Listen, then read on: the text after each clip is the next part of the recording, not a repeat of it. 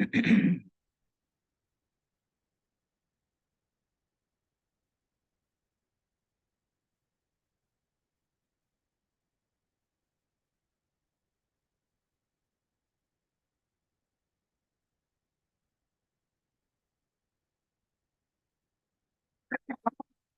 there. Hi, good morning. How are you? I'm okay. How are What's you? okay then? Oh, it's always like a little bit of a nervous anticipation, like excitement mixed with anxiety. Yeah, right. So, hey Uh, there. I always tell people before big things, no matter what happens, Leo, it's Oh, just the way we it's planned always it. like a little bit of a nervous anticipation, like Sorry, excitement mixed hold on with 1 second. Anxiety. Hold on Yeah. just 1 second. So- I always tell people before big things, no matter what happens, Leo, it's like a bit of a nervous. just the way we planned it.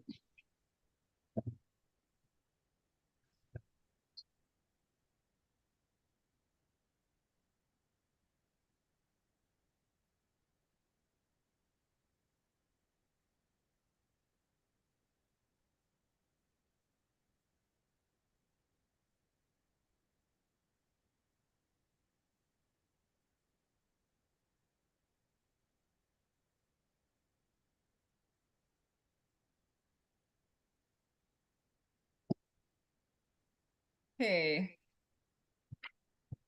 can you hear me?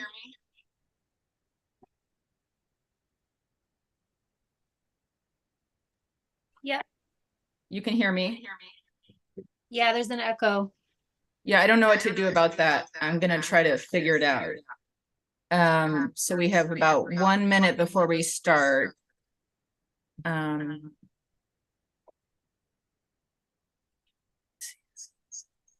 Astoria, I'm gonna make you and Robert the co-host. Um,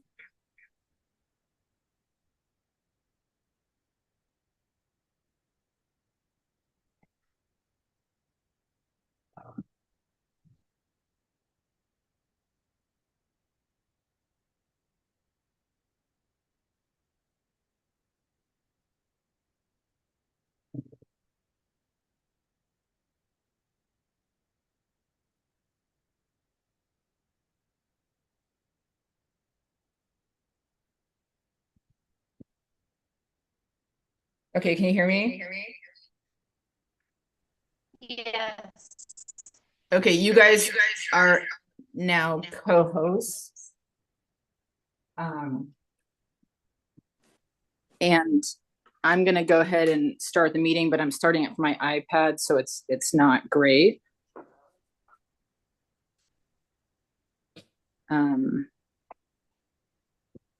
And I'm just wondering if we want to change the how it's like viewed right now.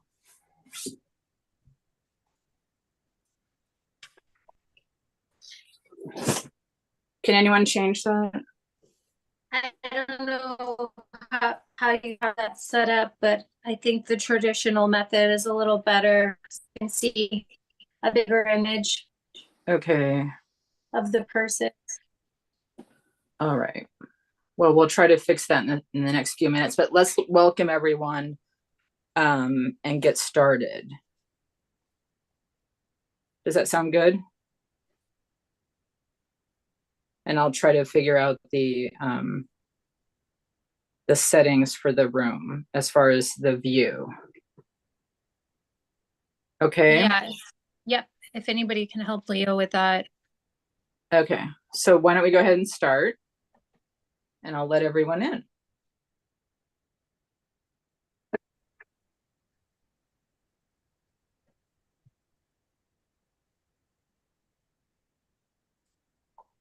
Welcome, guys. We're just getting started. We're having a few technical difficulties, but we'll fix that in a moment. So we're just going to wait a few moments until a couple folks join. Okay. And I would ask that folks go ahead and mute themselves upon entry to the room. We are having a few technical difficulties and we'll figure that out in the next few minutes. Cecile Hansen, the head of the Duwamish tribe, she had an emergency meeting this morning. She's done 2 events for us so far with an opening prayer. And so what we've done is she sent acknowledgement that she's praying this morning for us, acknowledging that the Duwamish tribe is not a recognized federal tribe. And she has opened 2 events for us talking about the injustice of that. So we just want to acknowledge her and her presence and the fact that she's praying for us today and how important it is to acknowledge the land that we are on, which for us in Seattle, that's Duwamish land, but for others, they may be acknowledging other land that is the Native peoples. And we are doing this event because it is so important to raise up the Indigenous voice in the movement and to do so with consciousness around the history of penalizing Indigenous folks who were practicing their sacred ways on these continents that we now reside on for those of us who come from colonizer heritage. And we are not here to blame people. We are not here to hate on people, nothing like that. But we really want to uphold the fact that Indigenous voices, have a history of trauma with coming out of the closet, and that it's actually quite significant to hear from these voices. And these are not the typical voices that we hear from. These are folks that have suffered or been on the underground or are less known, as well as some famous voices to draw the crowds, hopefully. So, but let's welcome it up. Astaria, do you want to say anything else before we begin? Okay, we may have lost her, but Astaria is the, okay, go ahead. Thank you. Yeah, just gratitude for this event. I think this is a really legendary one. This one's gonna go down in the books for sure. And yeah, I know there's a bunch of people that are already ready to watch the replay. They couldn't make it today, but yeah, I'm really grateful also for all of the different voices that have honored themselves and their lineage by showing up today and speaking and offering, volunteering their time, because there's no they're not being paid to do this, and so this is by their own kindness and wanting to offer their wisdom and consciousness to humanity that they're showing up today. So just gratitude for that as well. And gratitude for all the participants that will be popping in and out. Gratitude for the people who are helping with the tech, and just the whole Entheos Society team, everybody that's showing up month after month out of the kindness of their heart, because they believe in the overall mission of what we're doing here. So thank you to everyone.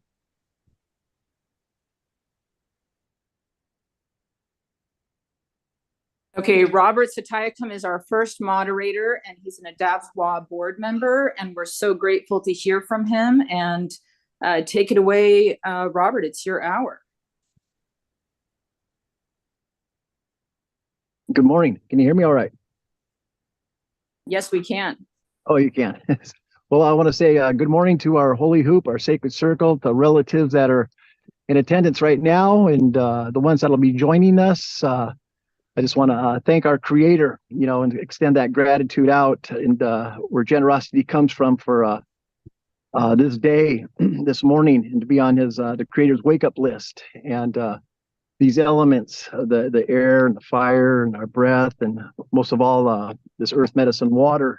For me, it's what brings us all together, the like attracting the like. And just want to be grateful for this plant medicine that we're discussing, that we're talking about, that we're advocating for, that we're speaking on behalf of, and the teachings, since time immemorial, these teachings that have healed us, that have cured us and allowed us to remain and still be here, and for us to be able to share what we know, what we've experienced, and the impact it's had, and some of the testimonies that the medicine has brought to us. So I just want to ask the Creator to put a blessing on each of us, our hearts, and our minds, and bringing them together today, so we can have a great 24 hours of sharing wellness, the cure, and inviting people into our holy hoops and sacred circles that are and that is. So thank you and good morning. My name is Robert Satayakam of the Puyallup Peoples, the Puyallup Nation down here near Tacoma, Washington. My father was Chief Robert Bob Satayakam. My mother is Suzanne Satayakam Eads. And I am Eagle Clan and Deer Clan.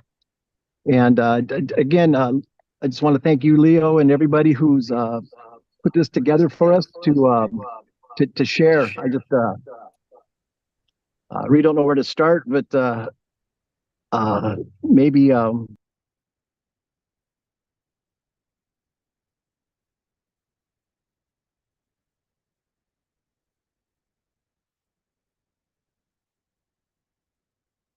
Serious technical issues. I think, Robert, you're muted. Robert.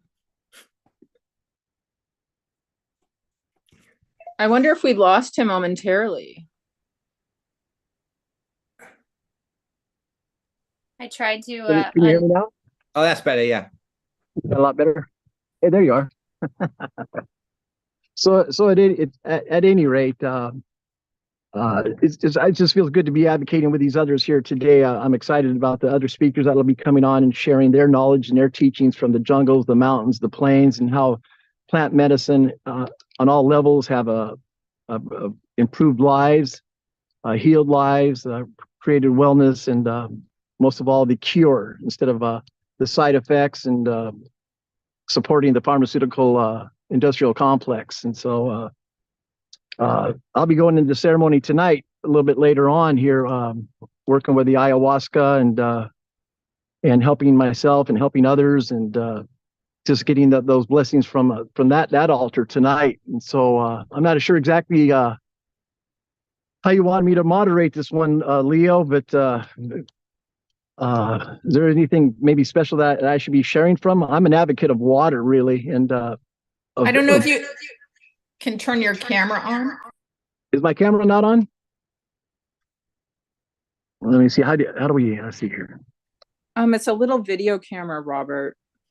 Yeah, every moderator is so different. Ruben George is joining us at 10:30. So you have 20 minutes to kind of, I don't know, maybe for me, I'm always interested in how you handle the objections from the Indigenous community that they think you're crazy because you're preaching this, psychedelic stuff.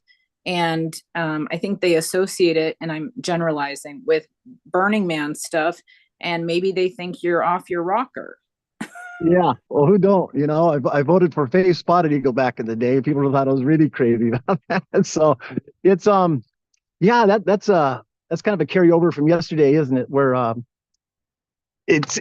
we had talked about, or I shared that there was this effort once here with Manifest Destiny to kill the Indian and save the man. And I was sharing with Leo that as much as we like to think that we're still carrying on, or and there are, but I find in my experiences that we've been separated by the dollar, separated by education, no education, separated by religion, and traditions, I guess. And so we're in that killing the Indian and saving the man, we all got thrusted into this school, and some there's still graveyards there at those schools, but that's what started it, and we've assimilated or emulated or adopted or joined in, and now we have governments, now we have flags, now we have schools. And so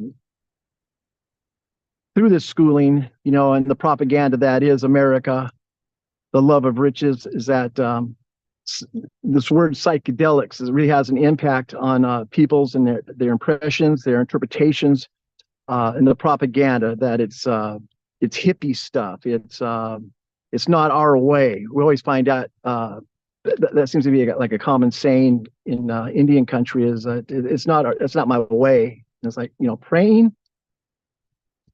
You're telling me that praying isn't your way. What is the Sundance about? What is Sweat Lodge? They're in the Inipi. What is Uweepi ceremonies? What are the Native American church, our peyote ceremonies? Like it's all about prayer. It's all about drawing a relationship to these elements. To connect and reconnect and advocate for our planet, this Earth, our mother. It's wanting and seeking and ever increasing our mental health, our physical health, our spiritual health, and well-being. And so when I mention these other ways, maybe I'm at a sweat lodge and say, like last weekend I was in this other circle, this other holy hoop with these, and so was there, and he was conducting this ceremony. And I'd like to invite you. Is that it's what? It's peyote? I thought, is that legal?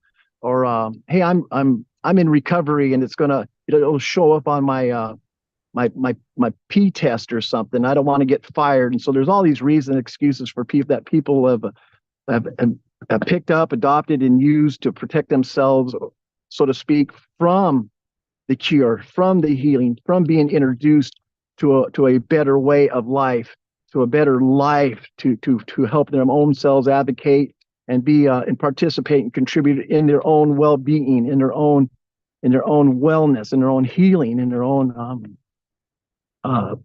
search for the cure. And I have just like endless testimony of people healing, receiving the cure from about, you name it, whether it's mental or physical. I've seen the healing, and including myself, and so it's unfortunate. And that's what the blessing is of this next 24 hours, and the guests that are be coming on and sharing and advocating for this planet, for our mother, this earth, and her pharmacy, what she has to offer, whether it's a hape, whether it's a peyote, maybe it's sage, it could, any of these plants, they have the cure, they have the vibration, the frequency to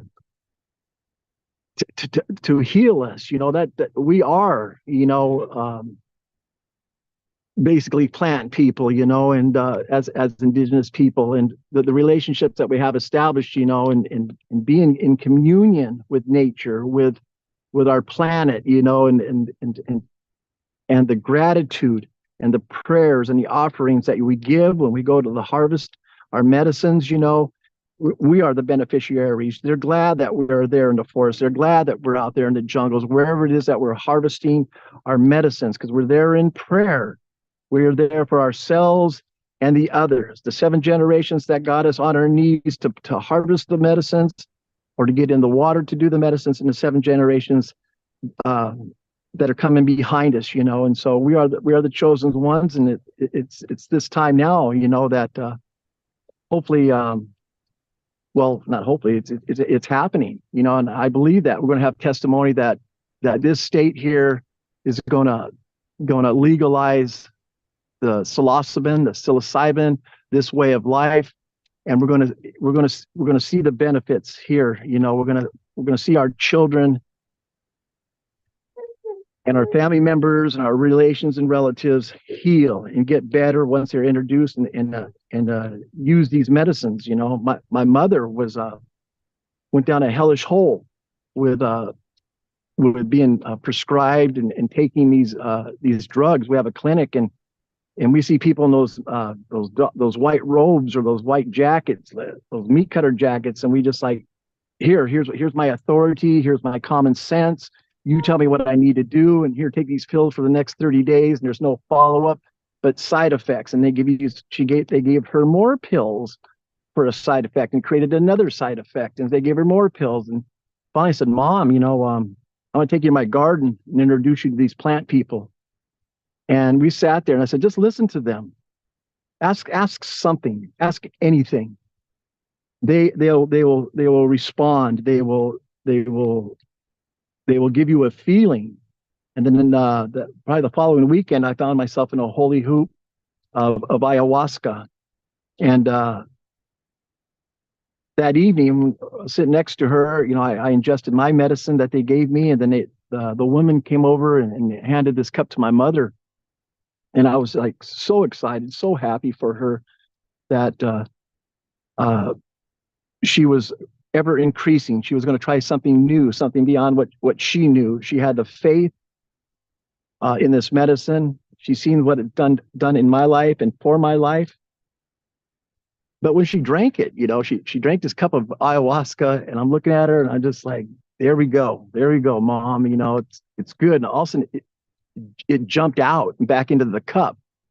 I was like, did I just see what I saw? And the woman that handed her the cup saw it, looked at me, and went back to the altar, and they had a discussion, and they came over, and they're talking. I said, hey, are you on any medication right now by any chance? And she was saying some things. I thought I heard like some Klonopin in there and stuff. And I was like, holy mackerel, Mom, I didn't think to ask if you're on these medications. I apologize to you.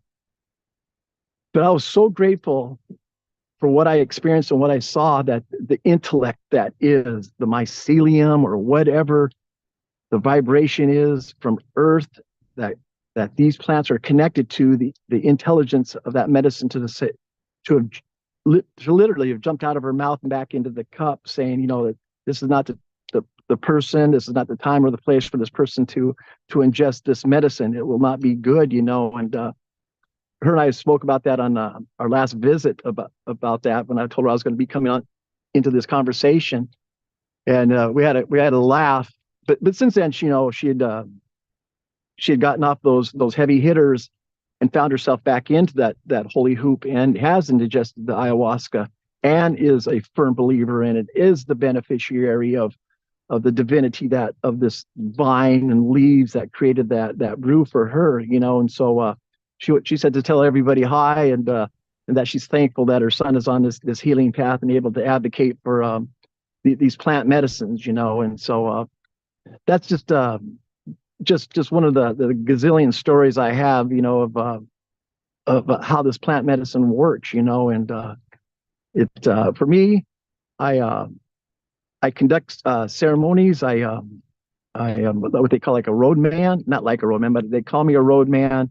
I receive my staff and the medicine from my brother Kenneth the Gay, down there from Lower Greasewood, down there in Arizona, and I find that how do I want to say, I find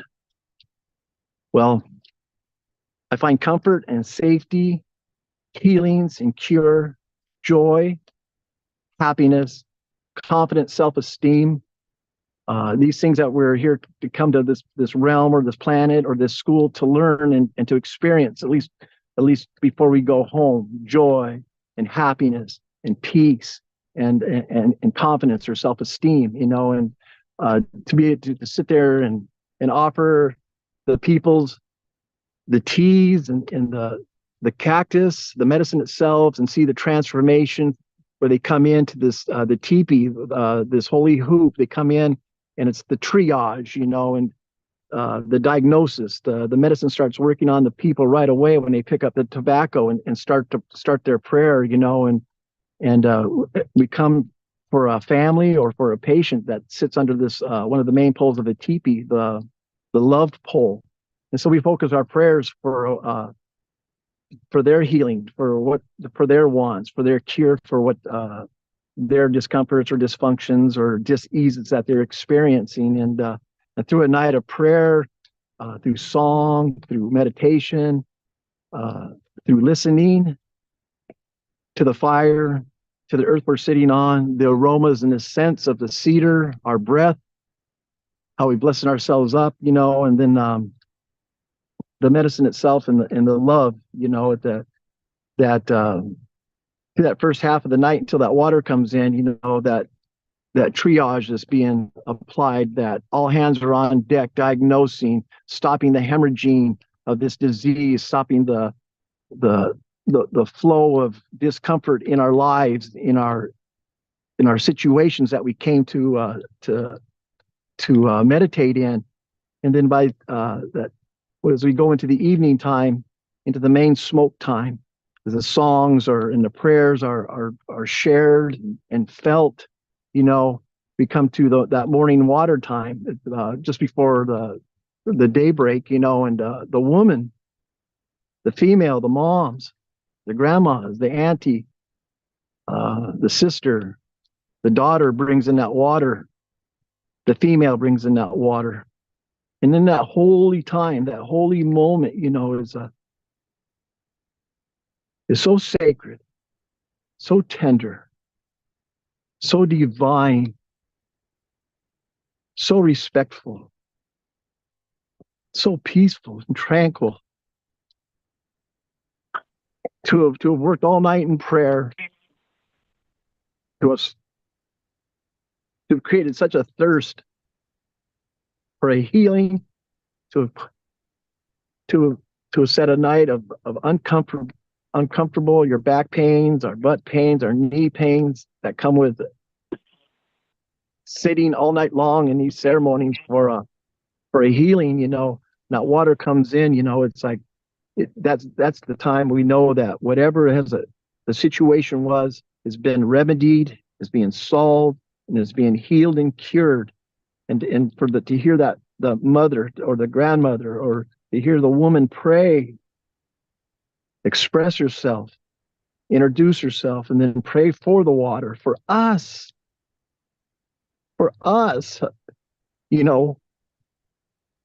to be blessed with that water, to be blessed with the medicine and how it works together,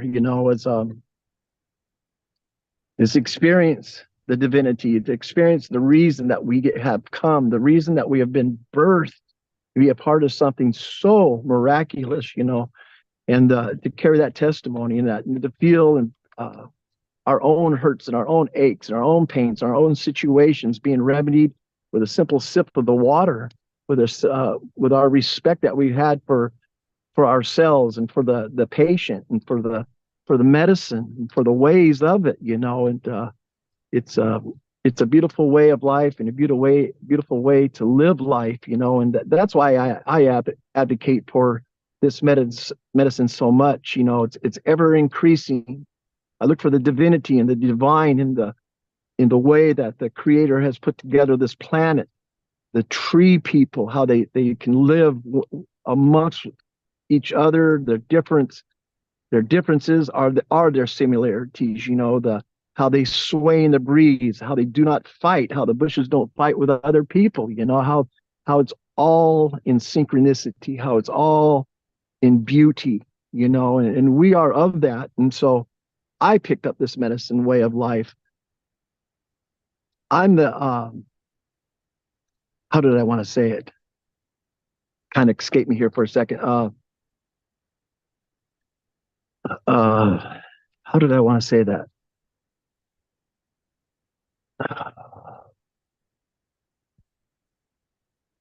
It'll come to me, but how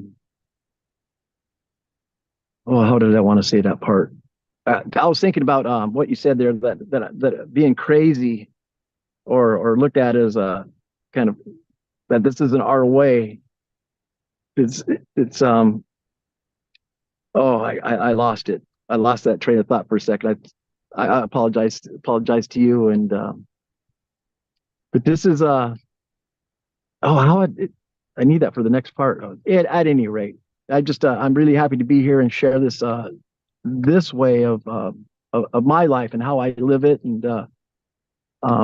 getting to the truth of the matter, and helping these medicines help me be the best Robert I can, the best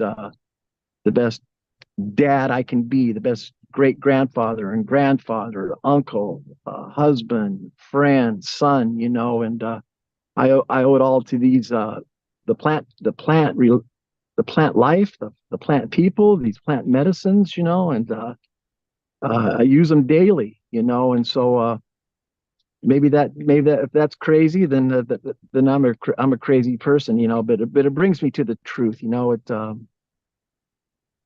the divine essence of life, the tranquility of life,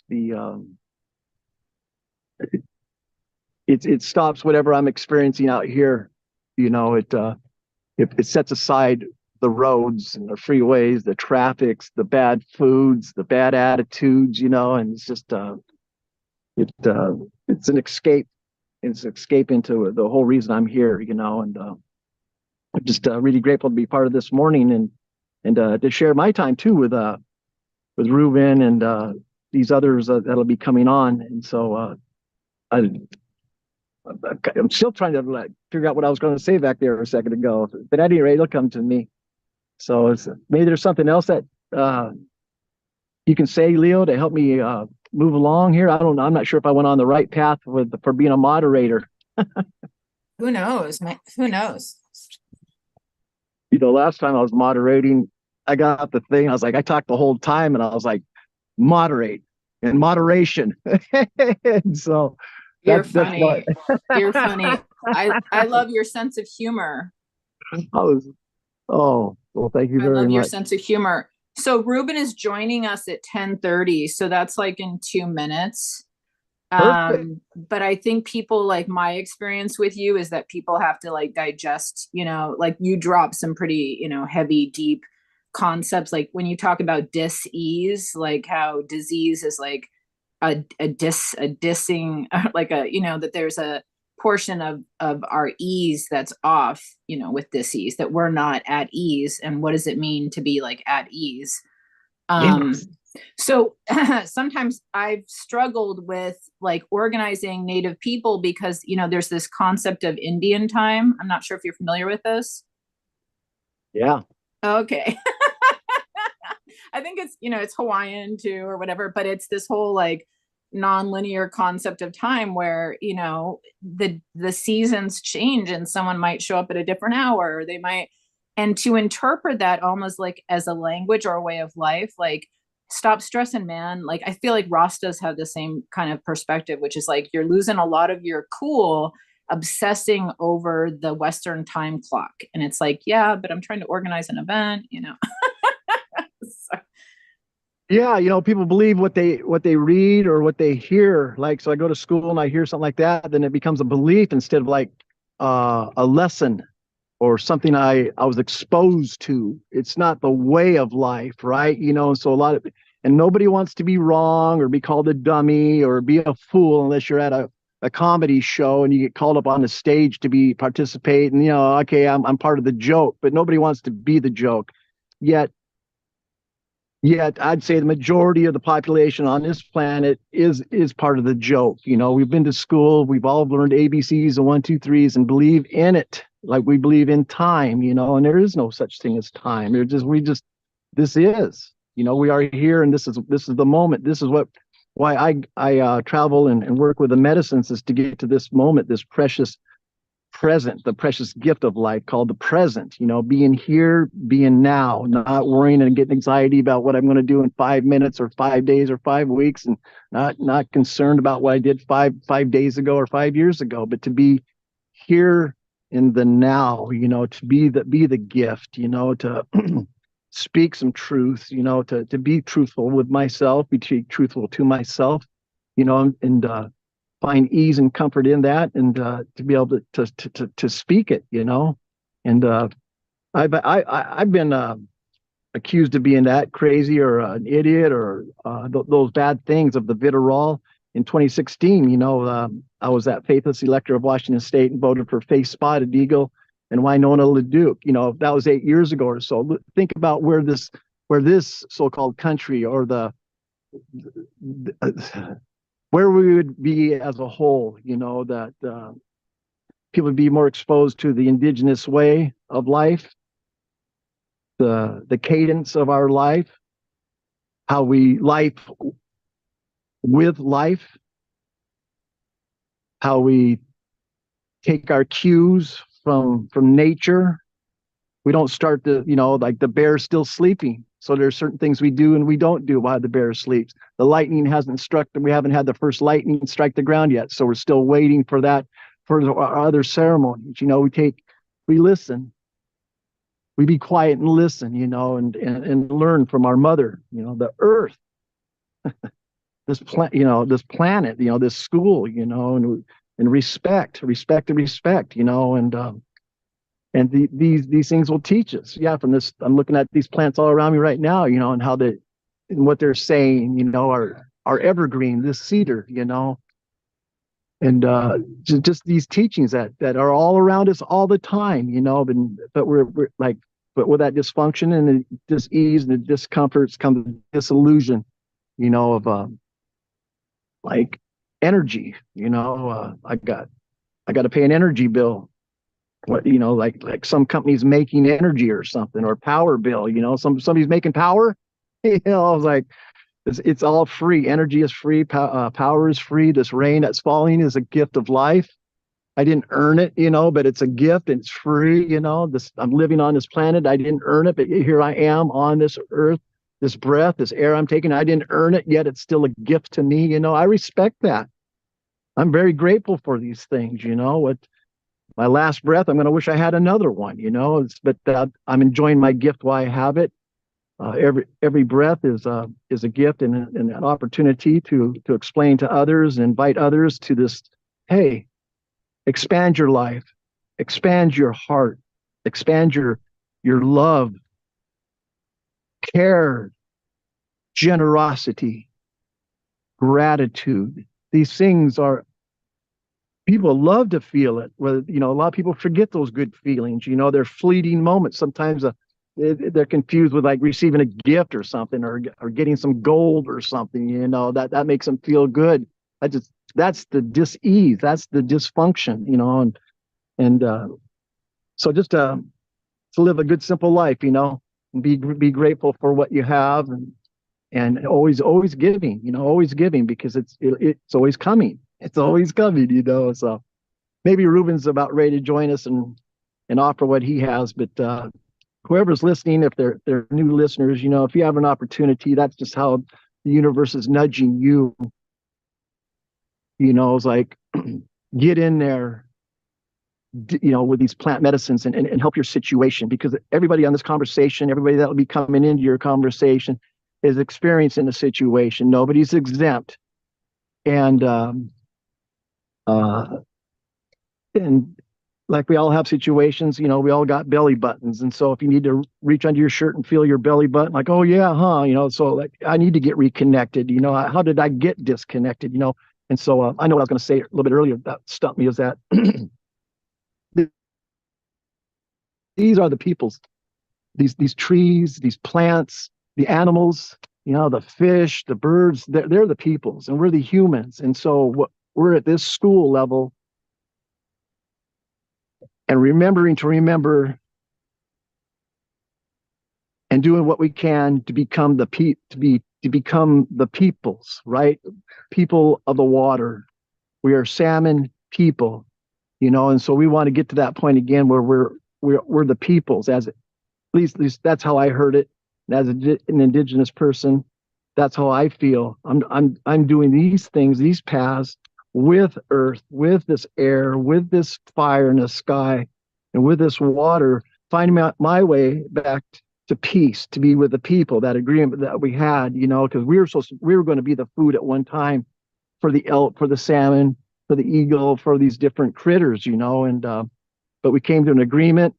A bloodless battle was fought with the bones and the sticks that the Creator gave us, Shlahal. And that way we came to an agreement that we would take care of this so-called Garden of Eden. We would take care of this earth. We would make it better than how we found it, and that's why we have our first fish ceremony, like we're keeping our end of the bargain. We don't want to become the food, and we're on our way. We're on our journey to become the peoples and leave this realm of being human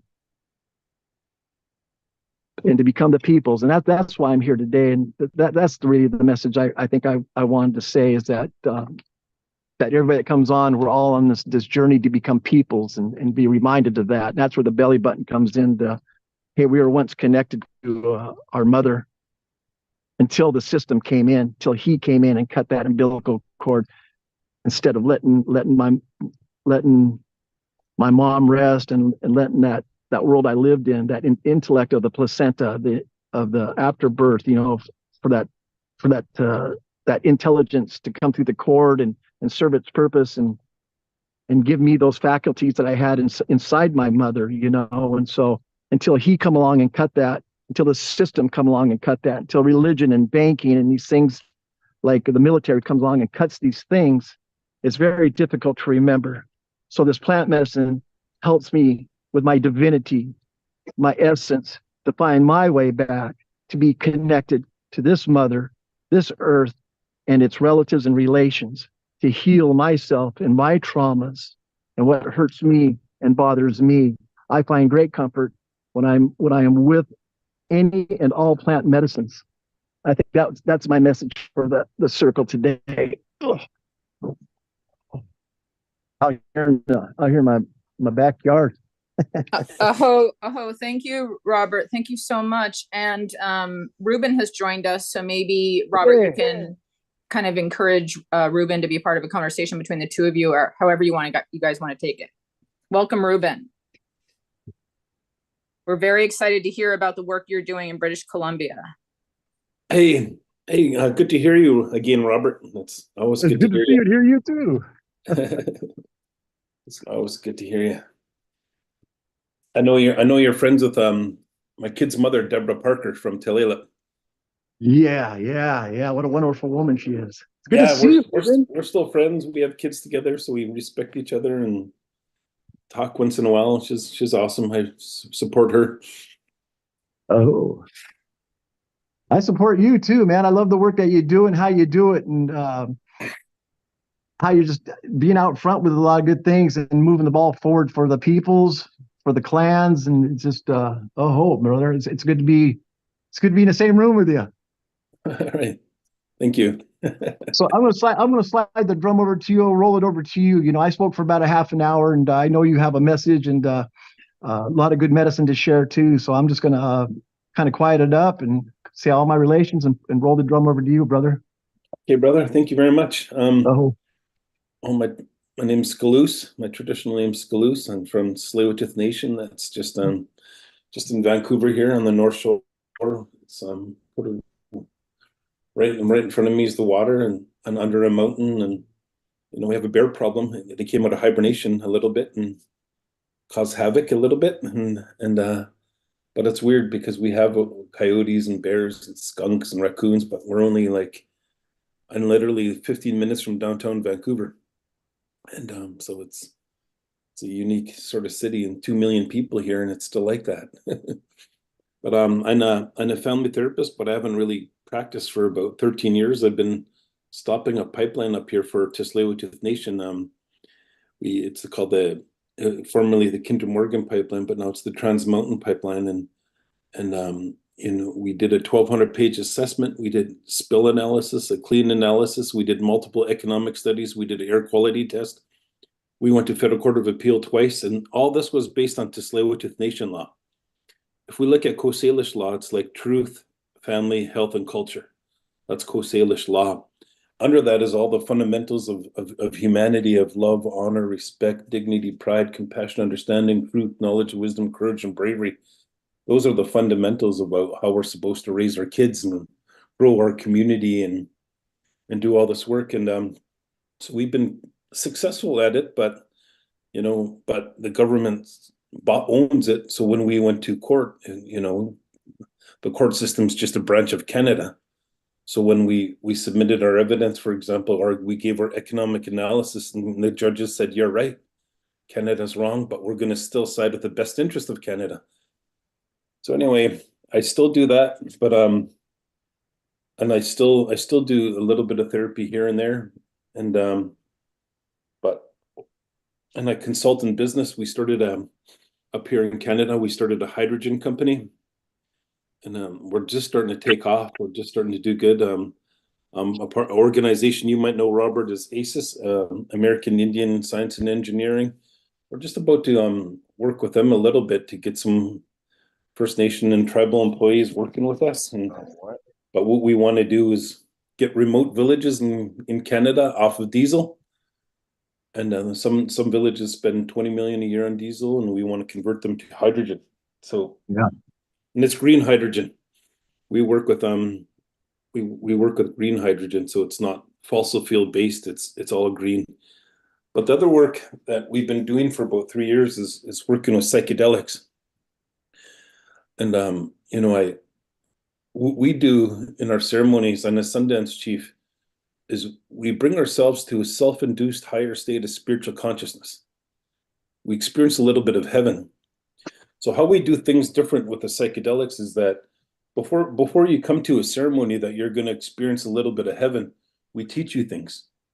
We teach you smudge, sweat lodge, pipe ceremonies, vision quest. We teach you those things. And each one of those things is intricate and could take a long time to learn. Mm. And when you're ready, we introduce you to higher state of spiritual consciousness. So I'm adopted by two families. I do Coast Salish ceremony. I'm part of the leadership here in our longhouses, but I am adopted by two families of Lakota descent, one in Canada and one in the States. And both of them made me their Sundance chief. So I run a Sundance up here in British Columbia.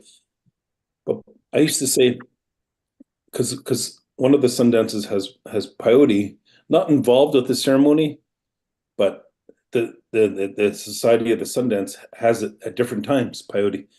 And I used to say, don't take something that brings you to a higher state of spiritual consciousness until you could get there on your own, self-induced. And I changed that thought because when we started working with this medicine, and I like golden teachers, and that's one of the primary things we work with. But then we have a mixture that we use that is a lot more gentle for elders. And I've seen the benefits that came out of it. So far, we serviced about 100 elders between 60 and 87, and the results are phenomenal.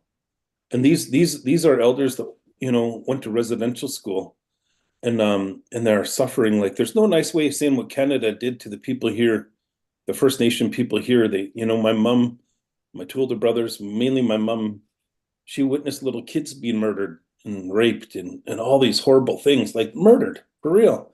A nun kicked a baby in the head. And sorry for saying this, there's no nice way of saying this, and this is the truth, because my mom told me this. But the baby, the little kid died right in the classroom. And so what they're coming with is a lot of trauma, but there's intergenerational trauma. Each and every one of us here know that there's spirits that exist that we create. When we could come together with somebody and create the spirit of love, we could do that. We meet somebody, we fall in love, and then every single culture in the world recognize that, and they do a ceremony to honor that love, and they call it marriage. But that love is a spirit. It's a spirit. But two people could come together, like the nuns and priests did to my mom and all my elders, and they create a spirit of trauma. And that spirit of trauma is like an open wound on your arm. It needs stitches, and it needs antibiotics, needs a Band-Aid. And that trauma can be passed on for multiple generations. We see in studies, modern studies today, they say 3 generations, but what we believe is 7 generations that a trauma could affect you. So what we do in these ceremonies at a higher state of spiritual consciousness, that's when you experience a little bit of heaven, is we close those wounds. We close our own personal wounds of trauma that were inflicted on us, but we also close our ancestral wounds. We close those. And that's what we've seen with the people that we're working with. Mm. People come out of residential school, and one of the elders, she's in our documentary, and she says, I raised my kids tough and they're all doing good, but I raised them too tough without affection. I have grandkids and I want to hold them and I want to love them. And one session, she came out holding and loving all of us and hugging. And she liked it so much, she put her adult children through the program. She's putting her siblings through the program. She's adult grandchildren she's putting through our program. And it's just amazing to see those wounds and those generational wounds in one family being healed. So altogether, we put through about 300 people, and it's just sort of just friends and family right now. And we did recently get a $2 million grant from Canada to work with the synthetics that was ketamine and MDMA.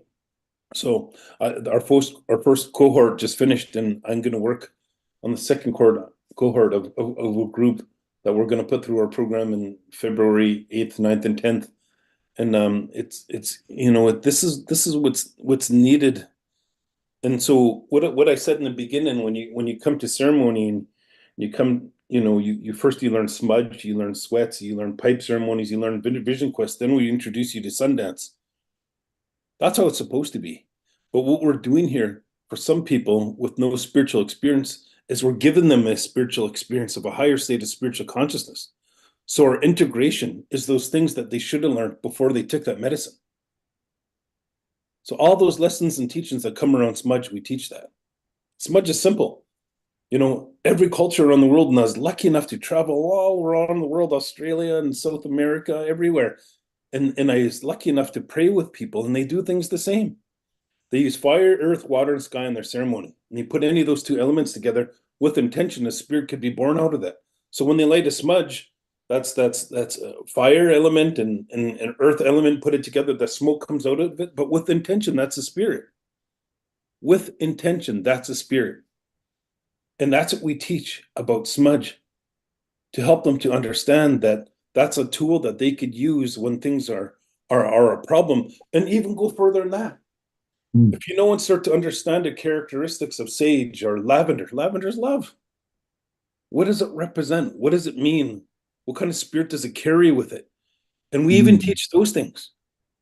What medicines are you using? And one of my friends, she goes, "Oh, I'm going to go learn ayahuasca." And I said, "Oh, really? Holy smokes!" And I said, "Okay, that's a hard thing to learn." She went down there, and she's in the jungle, and there's thousands of plants there, and they picked up a random leaf and said, "Eat this, and only this until it speaks to you." I said, "Wow." I said, "That could take a couple hours or a week." And she goes, "That's true." And I said, "You're going to be there a long, long time." And she's been there 10 years. But here's the thing, she's been there long enough to know that she's not going to run the ceremony. She found her place in being a helper in that ceremony. And she's 10 years, she's been still learning it the way you should learn it. And that's sort of similar with this medicine, but we got to be careful, but they're trying to create governmental guidelines and how we should do things. But you know what? We did that grant, but we're upfront telling them, said, "You screwed up the Indigenous people of Canada. Now we're fixing them. So don't jump in there and tell us how we're going to heal people." But one thing that we're lucky enough is the people that I work with, each and every one of our group, our core team, they're 30 years of self-induced higher state of spiritual consciousness in the ceremonies of their longhouses or their sundances or whatever it might be. So the transition from it's the same, but it's different. A Sundance is the same, but very, very different. And we never cross those paths with one another in these ceremonies. I never talk about Longhouse and Sundance. I never talk about Sundance and the Longhouse. And that's the same with this medicine. But what I do know, and what we do know, is those fundamentals to achieve a higher state of spiritual consciousness.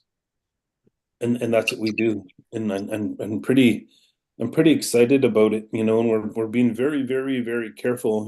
It's like our intake forms are 11 pages because we want to be careful, make sure it's safe. We don't want to give somebody who like myself, an alcoholic and drug addict, and I haven't used or anything like that for 28 years, but it would be important for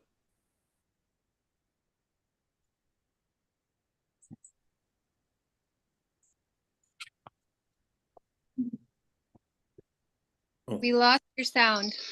yes, and I didn't do that. Yeah, it's my fault. I went to mute Jill next to him, and Ruben popped up instead. That's My okay. bad. Sorry. That's okay. And so we're very careful in what we do. And one thing I believe about ceremony is also you have a right to leave if it's disrespectful to you.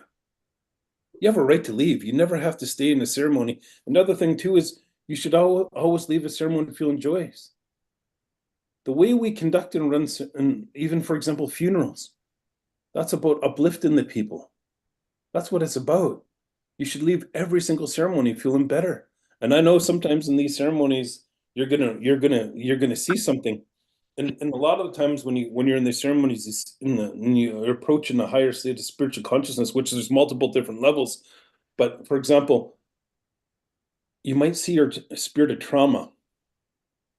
You might see it, and it's annoying because what it could be for a lot of people, it's just an orb or something, it's just a little symbol. And what it represents is the trauma that you lived through, but it's the spirit of trauma, and it could be anguish, hurt, pain, hate, could be all those things, and you have to face it. Mhm. You have to face it, but spiritually release it and let it Mhm. go. Surrender to it. Surrender to it. And that's what we do. That's what we do, and we're excited what we do. We work with some good doctors, some good friends. Dr. Gabor Mates is part of our advisor group. We hang out once in a while and do ceremony once in a while, and a lot of good people that we work with, and it's I think I consulted a cannabis company. My kidneys went bad, and I was using CBD, so I believed in that medicinal use. 70% of our clients go to our dispensaries for medicinal use, and I think that's great. We service a lot of elders with CBDs and with their aches and pains, but how we opened those marijuana dispensaries was within First Nation sovereignty. So we went to a nation and said, hey, you know what? Well, we'll give you all your laws and bylaws about opening up a dispensary on reserve within First Nation law, not Canada law, not the provincial law, First Nation law. And they couldn't do nothing. They couldn't shut them down, and they didn't. 7 dispensaries still, and they can't do nothing. So, and that marijuana is not from our territory, but we still did it within our sovereign law. But these medicines are from our territory, and we have the right to do the same thing. And I tell you, no Canadian government's going to come in and stop us from healing the people that they screwed up, which is my people. And that's what we intend to do. So I did a 2 weeks ago a journey for some investors, and they're pretty keen on working with us. I have a friend who's been coming to ceremony now for a year. His family might donate an island to us, which is 30 minutes out of Vancouver, to build a center there. And so we're slowly moving forward, and it's been taking a long time because I'm doing this at the side of my desk, but I'm working with a lot of really good people, and we got a documentary that I'll put in the chat, but that'll explain and see some of the people that we're working with. You see my first cousin's light skinned is one of the speakers in there, my mom and my auntie. So I'll put that in the chat. Thank you. That's a lot of good work. That's bold, to assert yourself like that. And I like the way you put that we're healing ourselves from the traumas that was inflicted by these intruders and their ways, and their way of life, and how it's had that dramatic and traumatic effect on us, and the stealing, and like what you spoke about your mom's stories, that we know about all too well, and it's not easy doing this kind of work, to make ourselves vulnerable to do this sort of work, and confront our traumas, those that are ours, and that we're exposed to.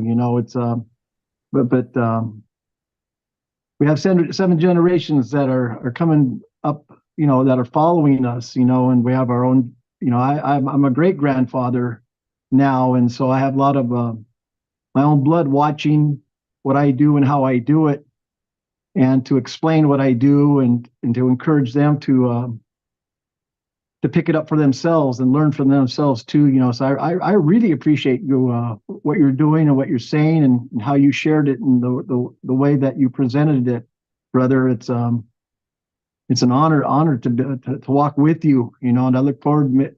I'm encouraged now, and I want to come up and see what you're doing and how you're doing it. Our people down here, and in this urban setting, it's really difficult, and it's easier just to pick up a bottle, or to go grab a pill, or to whatever. We can see it; they're laying everywhere around on our res, and in the cities. And so you encourage me even more so, and I just really I'm just in admiration of your work, and your advocacy, and your medicine, and how you are, man. It's a good honor to be with you this morning. I really appreciate you, brother. Yeah, we'll invite you up. Right now, it's friends and family that we're helping, but you're for sure a friend and brother. So and I invite you up. We do two different types. Even when we use golden teachers, you could take 2 grams and we chop it up really finely and we boil it in water for 20 minutes and it's 2.5 hours about because Uh-huh. when you eat the actual mushroom, it digests, so it makes it longer. And it sort of takes away the nausea. Not sort of, in most cases, it takes away the nausea too that you might feel in the very beginning. Yeah. But also we have another protocol that we do that's also about 3 hours, and we do it that way because, like I said, some of our elders are in their 80s and almost 90, and they're not going to do a 6 to 9 hour journey. We want to make sure they're safe. So Yeah. yeah, we could arrange a couple of you come up and that'd be good. Debbie has partaken in some of our ceremonies with us. Deborah Oh, Parker. yeah, good. Yeah, everybody should be exposed to this way of life, and confront their own truths. You know what I'm saying? And to experience, like what you said, like a little bit of heaven, huh? You know what I'm saying? To get a glimpse of that's why I told my wife Liz. It's like during ceremony one time, it was it's really strong, but in its wearing off time, I was saying that as a married couple is like we know there's going to be a time when we got to go home, but boy, to get a temporary glimpse of where we're going, in that spiritual world, it sure is beautiful, and the peace and the tranquility and the just to be there for a moment, that little bit of time.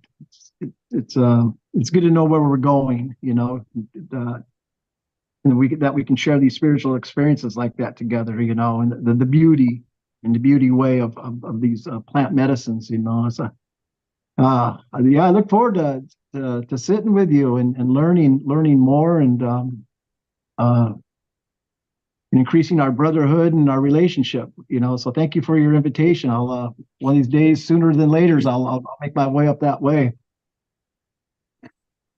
Just got to get past the border. I've been kicked out a couple of times already. I just want to go visit my relatives. They're like, no, I don't know. So I'll get up there. Well, I could get a letter to you, Oh, and then it usually works when people even come in internationally, get a letter to you, and yeah, so yeah, it'd be good. It's with this medicine too. It's like Sundance. We don't eat or don't drink for 4 days, nor dancing, and then we hopefully achieve a higher state of spiritual consciousness. And for some people, it could be just 30 minutes of that bliss. And but here with that medicine, when we do it right, it could be a long time. And yeah. The spiritual insight that I'm finding is pretty neat. It's pretty neat. And a couple of times we got together with a bunch of spiritual leaders, and what came out after was pretty profound when we do a collective, because we do, as we traditionally we live as a collective, as in a community, and so there's communal ceremonies that were a part of that, and so there's a communal higher stage of spiritual consciousness that we can achieve, and that's what we were able to do in this ceremony. So it'd be awesome to do that with you. Yeah, to be divinely guided, to bring those blessings into this world. It's that's powerful stuff, man. That we're walking together. That's for dang sure. I'm understanding all the things that you're sharing. I'm going to experience that tonight. I'm going into ceremony tonight again, and I'm just really excited about it. And just being with it. I was telling this other person there. I said a lot of people think the mind is the brain. The mind is up here between the ears, and I said that's the brain. That's the muscle, like my bicep or the calf in my leg. The brain is just the muscle. My mind is right here underneath my heart. This mind And that's why, like you said, for 4 days, to prepare your diet and to watch what you're exposing yourself to. I said, my mind is my belly, is my gut, that's my mind. And so, like, when you talk about that nausea, that's that it's the triage, right? It's working on your mind, it's clearing out your mind. Sometimes we get well and get that out of us so that medicine can really get in and do the work that it needs to do, that is necessary for our healing, for our cure. Does that make sense to you too? That the mind is a gut instinct, that I knew it when I heard it. I felt it right here, and I go, that's your mind. They call it a stomach or your tummy, but to me, that is my mind, and so I'm careful, like, what I'm putting in, what I like to drink. So it's always pray with my water, and so I'm looking forward to clearing my mind tonight and receive a healing, receive a blessing tonight. Yeah, And I'll bring you up too. I'm gonna use your name on that altar that I was with you this morning. That there's going to be a time where we're going to be together. I'm going to get that hug from you. I'm going to feel that brotherhood, feel that love, and the anticipation of praying together. It's a lot of work. I know what you're doing is a lot of work, and it's not always easy, but man, you're doing it. It's good to be talking with the tip of the spear up there, and I look forward to learning from that, and maybe I can find a way for it to be a part of our community down here, and more available. One of my teachers said, I had a friend that was going to come down and learn Sundance and help me out when I started running a Sundance. So I talked to my spiritual father and said, I need him to do this. And so I said, should we teach him? And he goes, no, be careful how you say that. We're not going to teach him. We're just going to show him our way because he already knows it. That's like, you, bro, you know it. We're just going to show you a new way. True story. Really good. Thank you, Rob.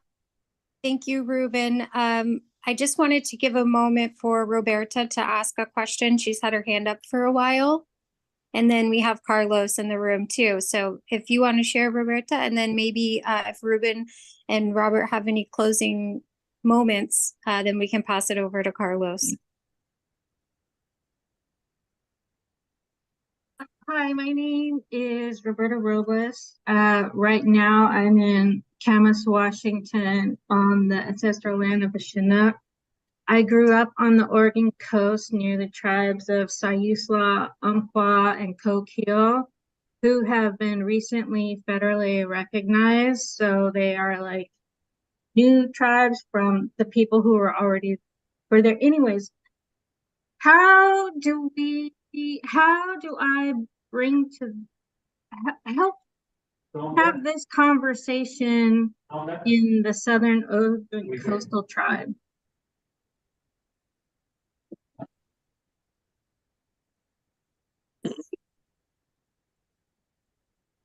How do you bring this conversation to your people, you're saying?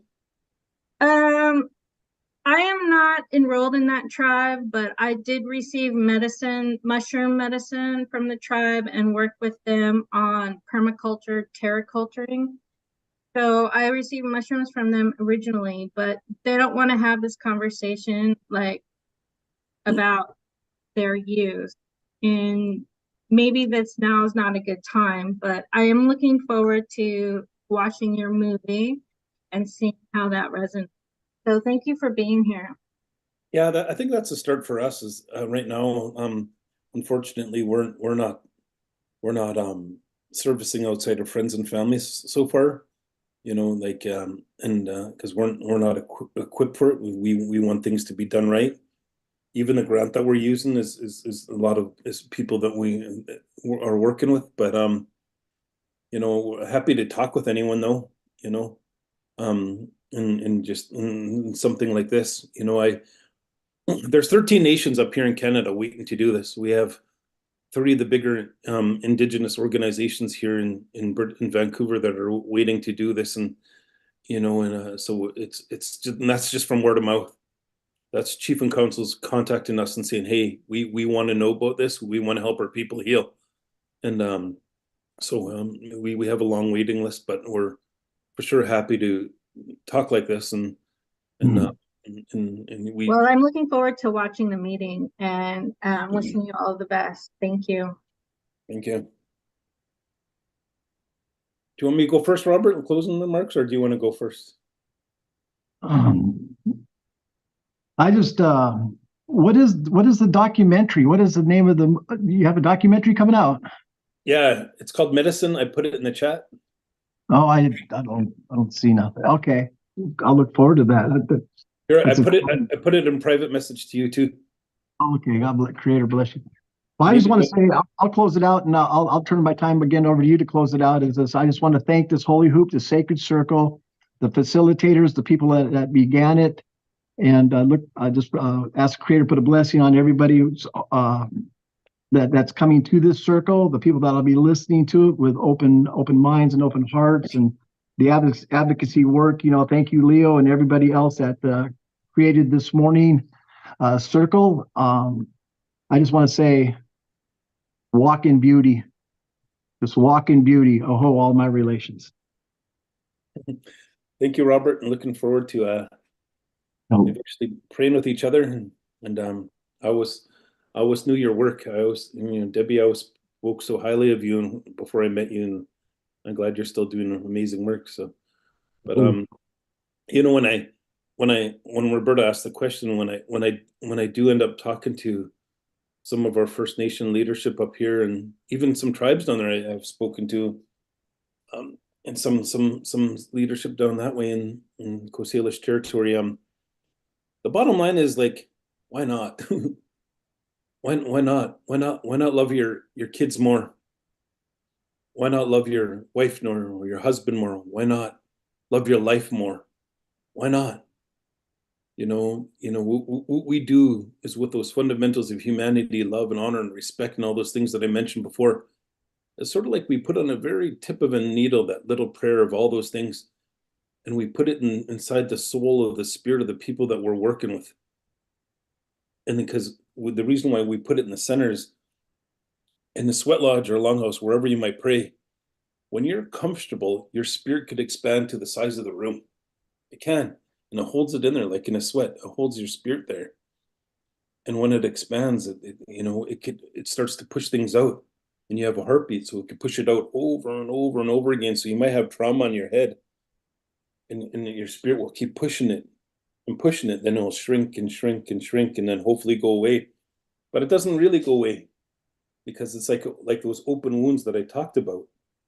It turns into a scar. And remember this: I have a spirit, and I was a horrible person in my addiction, disrespectful to women, physically hurtful to men. I was an ugly person, and I found freedom in these ceremonies. I was carrying guilt of all the bad things that I did, and I said sorry in a ceremony. And I said sorry many other ways too, to a lot of people I heard. I said sorry, but in ceremony, I sincerely said sorry, and I released that. And I wasn't a prisoner of my guilt anymore. And that's freedom. And then also, I was a prisoner of all the shame of all the bad things happened to me when I was a little kid and growing up, and all the abuse I went through. I was a prisoner of that shame. And I forgave in ceremony. I closed that wound. And you know what? I could breathe after that. And that's the healing that it brings. So when we put in that needle of that prayer, of those fundamental teachings of humanity inside the soul of somebody, and it expands, it pushes those things out. And in these ceremonies, it really pushes those things out. So and I'm thankful for that medicine. I'm thankful for that gift. It's a spirit. All these things we use have a spirit, and it deserves the holiness and reverence. It does. It really does, to make it work properly. The holiness and reverence, it needs that. It really does. And it's a live being, like of a spirit, like our own spirit. And when we put our two spirits together, that's our experience, and it should be holy, should carry it with reverence. So why not? Why not heal and be better? Nothing wrong with making good people better.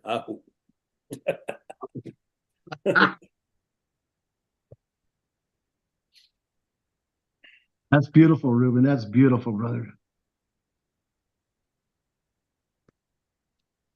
Thank you, brother. Looking forward. I'll put my phone number in your chat to you, Okay. and you could take that. And but thank you, everybody. And look, Carlos is good to see you, brother, and thank you.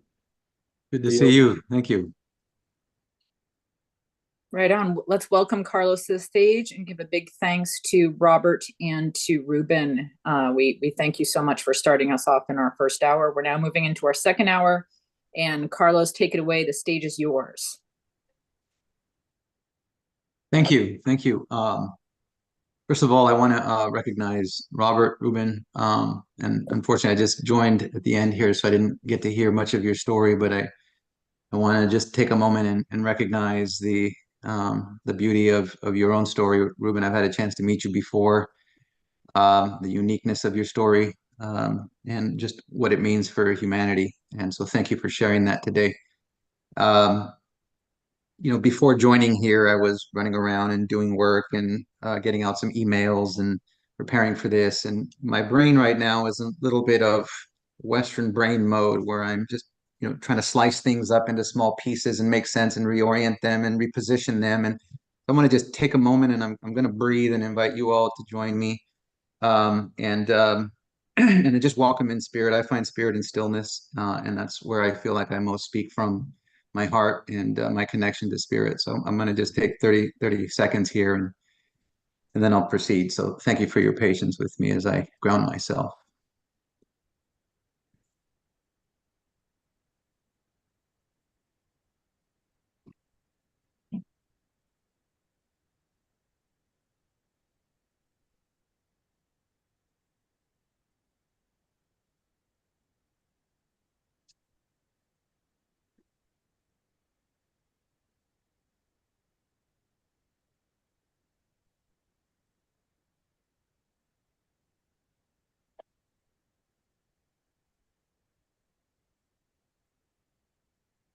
Thank you.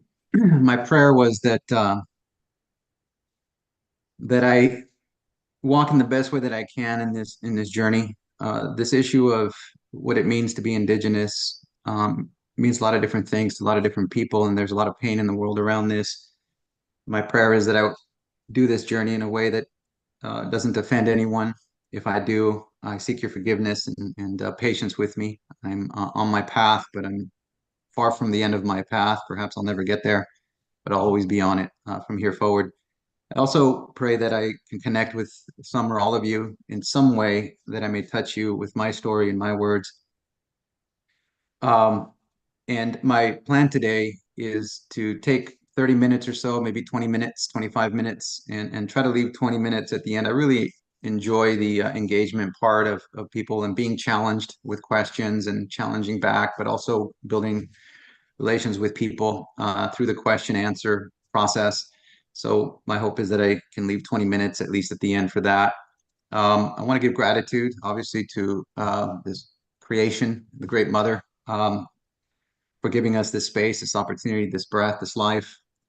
I want to give gratitude to the Ohlone people, whose lands we're on, to the Chochenyo, who are the specific tribe of the Ohlone, who are currently on this land and have always been on this land, and to all the beings on this land whom we now encroach upon, four-leggeds, our flying relatives. So thank you to them for accommodating me here. Also want to thank Leo for putting this together, and just staying focused on bringing us important voices. I stepped away from the plant medicine movement and the psychedelic movement, in which I was very involved in about 6-7 months ago. And I did so because I just found that it was, for me, as someone who was both leading in the movement for the decriminalization of sacred plants, with a belief that government should not govern our relationship to nature. Being a person who was trying to find his own path back to his indigeneity was a challenging path to have in front of full view of everyone, being criticized, challenged, in many ways, attacked for expressing my beliefs at the time. I had to step away, and I stepped away to ground myself and really connect with where my path goes. And that's what I'll share with you today. It's the current state of my path, and I'm sure it will evolve. So I say all of this with great humility. I want to start with just a reflection on my own story and what makes me self-identify as a person who walks the Indigenous worldview. And it took me a while to understand that I've always walked that worldview. And I know that means different things to different people, so I'll make sure that I also define that for myself. So I was born in the United States, and quickly we moved to Mexico, to a little town in the center of Jalisco, known as El Limon, Jalisco. And my father and his people have always been from that land. And there's a mountain there, and that mountain is their relative. They have always related to it. It has always been part of their family. Um, as much as any family member, that mountain is their family. And it took me a while to understand what that meant. And when I did, it was very significant in my understanding of expanding my walking in the Indigenous worldview. And so as I was raised there in my early years, up until I was 7, my parents divorced. I spent a lot of time with my father in the fields, and he would take me out with him. These are lands that his people have always farmed. These would be the Nahuatl speaking people. And he would show me how they farmed, and ancient methods and new methods, and we would rub the dirt on our arms, the mud on our arms, to prevent the sunburns and prevent insects from biting us. And in such a beautiful way, I was rubbing the soil and the earth of our ancestors onto my body at the time, and it just really shaped who I was as a human being. Soon thereafter, my parents divorced, and I came to the United States, where then I was raised after the age of 7. My mother, also Mexican from Coahuila and Guanajuato, they fled from those areas when they were young because of the Mexican Revolution. And for those who don't know much about the Mexican Revolution, it was a revolution of people in the margins of Mexico fighting to retain their lands, many indigenous, many mestizos, but it was their connection to the land that they fought to retain, and their independence in that connection during a time of great economic liberalism in the world, with the Rockefellers and Carnegies joining forces with the power brokers and the president of Mexico in Mexico City and other capitals to expand economic liberalization, agribusiness, oil exploration, all of these things into the margins of Mexico. So it was the classic clash of colonial expansion, continuous colonial expansion and capitalist expansion into the margins of Mexico. And so the revolution occurred. My grandfather was killed, and as a result, my great-grandfather, my great-grandmother migrated to the United States, brought her children with us. And as many people who may have immigrant backgrounds, when you immigrate, you don't look back. You tell your children, look forward. And it's because of the hope and dreams that you want for your children to not suffer the pain that you suffered. And the beauty of that is that you do my ancestry did, particularly the matriarchs of my family. I had 7 aunts, 2 uncles. They really the aunts really held us and pushed us to, quote unquote, be successful in America. What they didn't unfortunately teach us, and perhaps what they were afraid of, was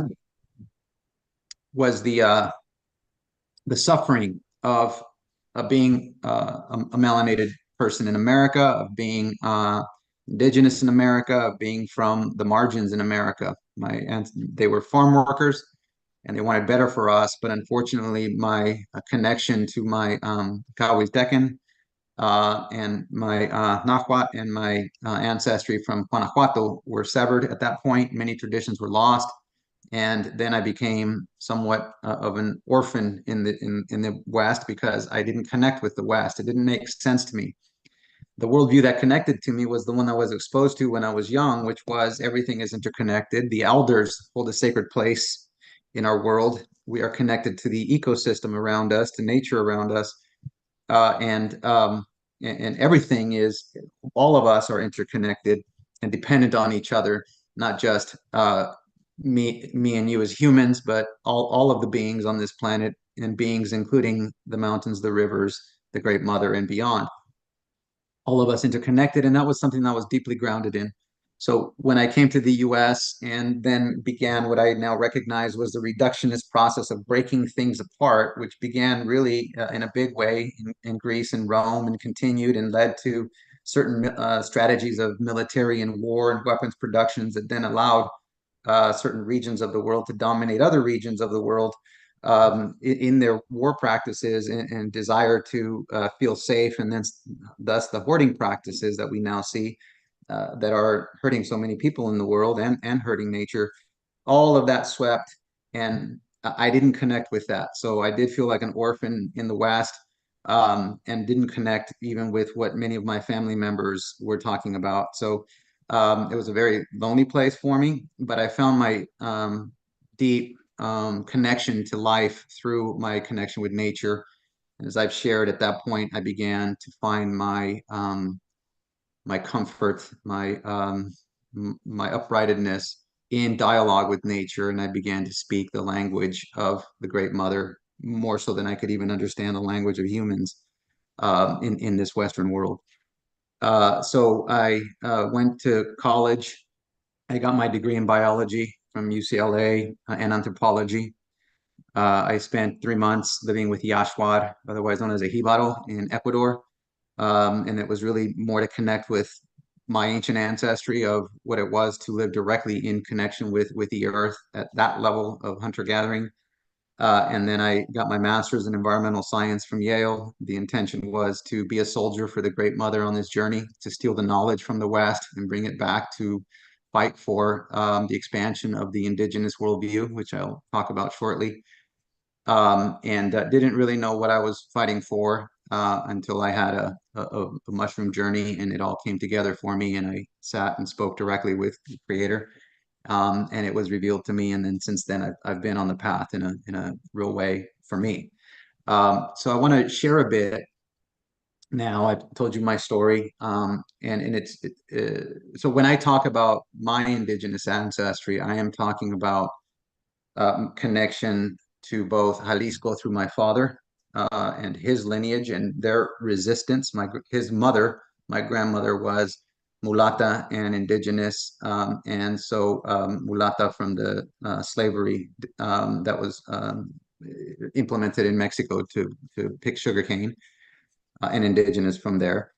And so the indigeneity there that has adapted to pressures of Westernism, and it's a different dynamic in Mexico than in the U.S., where reservation systems were created in the U.S. For all the beauty and as well as the suffering of that. In Mexico, it was different. It was sort of fend for yourself and try to stay alive. But the Catholic Church came in and tried to usurp all minds into its congregations, and so we didn't have the reservation system, so it was really adapting. And so the indigenous worldview there in many communities in Mexico has simply adapted, but become this hybrid of Westernism and deep-rooted ancient traditions. So it's that, and it's also the indigeneity of my ancestors on my mother's side, which I must honor, even if they don't still practice it. I must honor that it embedded in their suffering. And it's been extensive suffering, which has led to the early death of my cousins, many cousins, imprisonment of my cousins in the United States. All of that suffering is a testament to their indigeneity on planet Earth. So I honor both of those, and I recognize that they are very different than the indigenous experience of the Americas, I'm sorry, of the United States.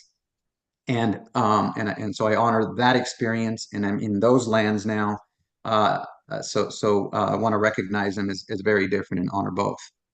My own indigenous worldview that has now evolved for me, and it's for me. Any of you have your own, and I honor all of yours. But for me, what really it means is that there are two ways of walking on this planet. And it's embedded in a recent book written by a Westerner. And the book is called The Mastery and His Emissary, The Divided Brain and the Making of the Western World. And it talks about, and I'm not saying I believe this, but for ease of communication, I'll say he speaks about two hemispheres of the brain. One is a hemisphere that is very much a Western-oriented hemisphere of the brain, which seeks to divide things up and understand them as a divided thing. So it's division, division, division, division, with the pursuit of understanding how things work at the lowest level in order to achieve things. And for me, that is very in keeping with how the Western mind works. There's a danger to that. And I want anyone who's embedded in that, I have deep compassion if you have not been able to find your way to stillness, because it is a very traumatic experience if you can't find your way back to stillness, which I'll get to shortly as the other side of the hemisphere. I believe many of the suicides that we see in the West, particularly among white men, there's a lot of suicides, and I believe it's because there's been such a separation from the other hemisphere of the brain. There's a lot of suffering embedded in the West, but there's also a lot of good things, such as all of this that we're doing here on this computer. So I recognize both good and bad. One of the challenges, I think, for people in the West is to let go of the supremacy that comes from the constant indoctrination that the Western way is the winning way. And it does have its merits, but there's also much suffering in the Western mind. And so the other side of the hemisphere is really what I call the indigenous worldview. And it's where I choose to live, because every day I'm indoctrinated. I am flooded by images and stories and everything about that comes from the Western perspective. You know, I'm part of a group and everybody's saying you should learn more technology and be better at technology, and not understanding that what they're telling me to do is assimilate into the Western worldview. I know enough technology. I don't need to know more. What I really need to do is connect with my indigenous worldview. So what is that? For me, and this is my walk, it's really beginning to understand the deep interconnection of all things and what that means when we're a family with all of creation. And, you can say that, and I can say things like the mountains are our relatives. And I realized one day in ceremony with one of my brothers, when I asked him, how long have you lived on this land? And he's from the La Jolla tribe in Southern California. And he said, what do you mean we've always lived here? And I said, you mean for like 35 years since the Bering Strait? And he looked at me like, no, we have always lived here. And it dawned on me, the story that I was telling about the Bering Strait was a Western story. It's not his story.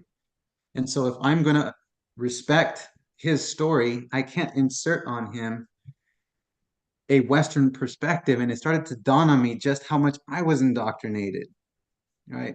And these are always changing, right? So today is 35,000 years that indigenous people have been in the Americas, and suddenly we find something that says they've been here 50,000 years. And so it's constantly changing. Science is constantly Western science is constantly changing. And so suddenly it was like, wait, they're all just stories. So why don't I just respect my brother's story?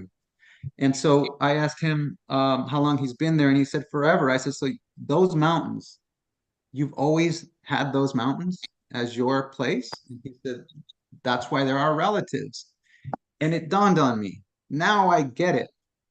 Mountains are relatives because we have always been here with them, and they have always guided us and been part of our family. So I went back home to my little town in Jalisco, and I sat and I prayed and I looked at the mountain, and it began to really fill into my being. Oh, we are family with all of creation, the rivers, the mountains, the four-leggeds, the solar system, the stars, everything that we know is us, and we are it. And this is the indigenous worldview. And I really bring it home with this story. The global indigenous worldview, and the one that I think that the Great Mother wants us to hold as much as we hold our own indigenous stories locally, which are also really important that we respect, because in that is beauty and suffering, and we don't want to dismiss those. But also at the global level, I believe the Great Mother wants us to hold that we are all indigenous to this planet. And that does not suggest that we ignore the suffering that has occurred in the last 500 years or 1,000 or 2,000 or 5,000 years and trying to dominate each other, but rather to see perhaps from her perspective. And again, this is my opinion, from her perspective, we are all her children. And she's trying to communicate with us right now that while we are stewards of these lands, and there comes great obligation with that, we are also doing great harm in our egoism, in our adherence to the Western worldviews, and not inviting in the indigenous worldview that we've always been connected to her and to all of creation. And so I bring it home this way. I want all of us to think about the place they grew up, and let's say that you grew up there and your family always grew up there, and those mountains that you saw or those rivers that you saw, they were always a part of your stories. They were part of your creation stories. They were part of your mythologies, and they were as much a part of your family, if not more, than your own earthly family members, because they were in all the stories of the ancestors going back as long as you had ancestors, which was forever. And those mountains or those rivers would be sacred to you. They would be as sacred to you as your own grandfather or grandmother. And let's say that one day someone from a mining company came to you and said, we want to take that mountain and cut the top off and mine it, and we're going to give you a whole boatload of money. Well, from the Western mind, they say, okay, well, let's look at money versus a mountain. It doesn't really mean much to me. Okay, I'll take the money.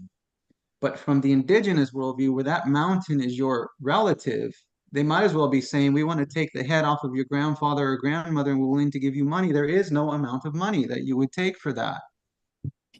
So when you get into conversations about our relationship with the planet, it does not mean, in my opinion, moving forward where we're at now, that suddenly we all have to go back in time. It means that if we integrate a deep appreciation for the land and what it means to people who are originally on those lands. In my case, it's the Ohlone, as I mentioned, and their relationships with the land, that we have to respect those worldviews and integrate them into decision making, so that perhaps as we empower those who have deep sacred relationships with the land, that they get to have an important say in what happens, so that whatever comes out of the end of that is something that those who find those mountains and rivers most sacred, they can be comfortable with.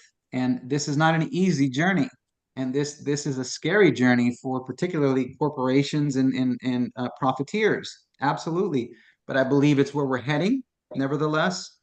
And if you look at what's happening right now in New Zealand, where recently the courts, one of the justices in New Zealand, who is Maori, and also a chief justice, they passed a law making the mountain and a river system there, designating them as human.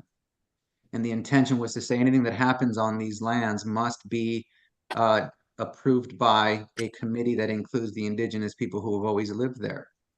This means that this will push us towards learning how to live in relationship with our great mother in a way where we hold all of her sacred. And anything short of that means that we will inevitably destroy ourselves as humans. So that's what I mean by the indigenous worldview when I speak about it. And I'm looking over here because I made some notes for myself. And as I mentioned, now to plant medicine, and then I'll stop and open it up.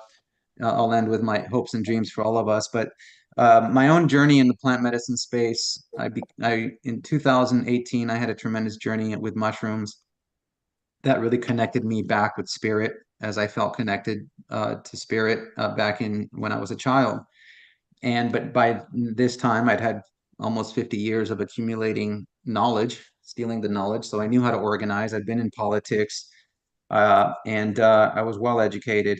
And my message was to liberate the plant medicines for those in communities like where I came from, who otherwise couldn't afford to spend a lot of money on a $5,000 clinical experience, and preferred to grow their own and experience their own. So we launched Decriminalize Nature in 2019, passing in Oakland in May of 19.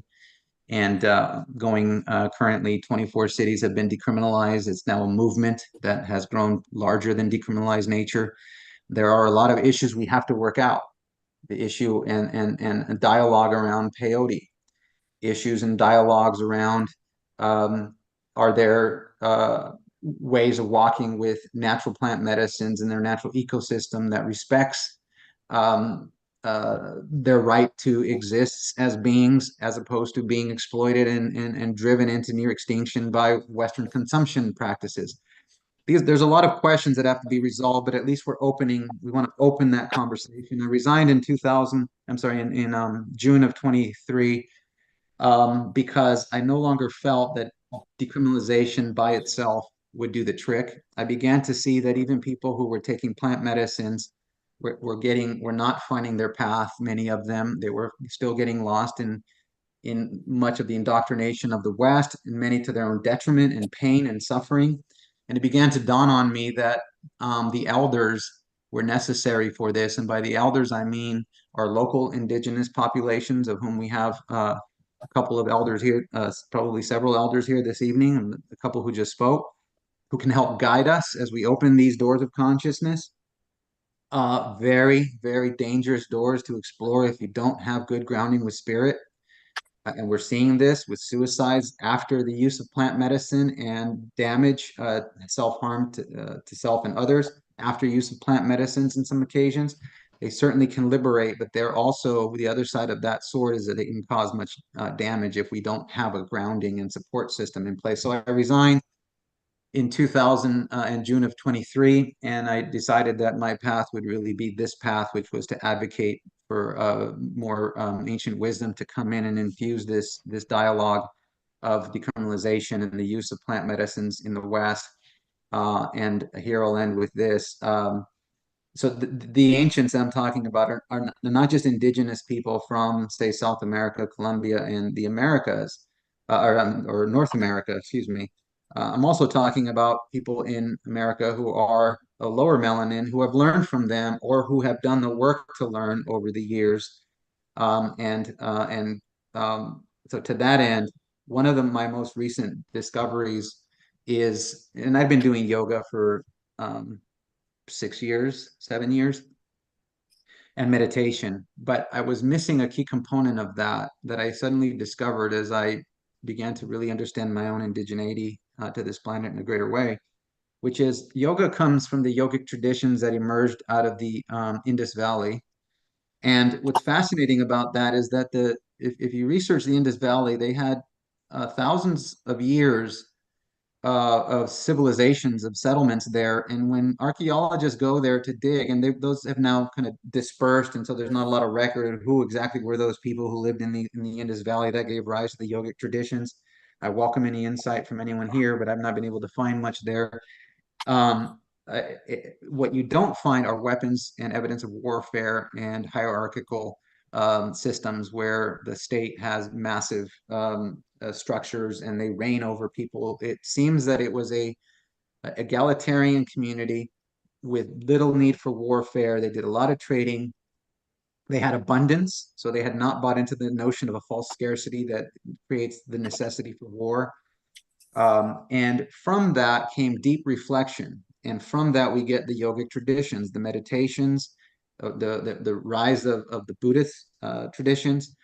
Some speculate that the Abrahamic religions emerged out of that. And so we had this place where for thousands of years we had deep contemplation, and from that emerged the contemplative sciences, or the yogic sciences, an internal science process that allows us to walk our daily walk in an upright way. And these are really sophisticated daily traditions, where I recognize that the medicine practice in the Americas with plant medicines is highly sophisticated, opening those doors of consciousness, coupled with, in my opinion, the yogic traditions, allows us to find a daily walk where we can walk in an upright way in deep connection with spirit, still immersed within the West and all the inundation of the West, and not lose our grounding to fear and suffering.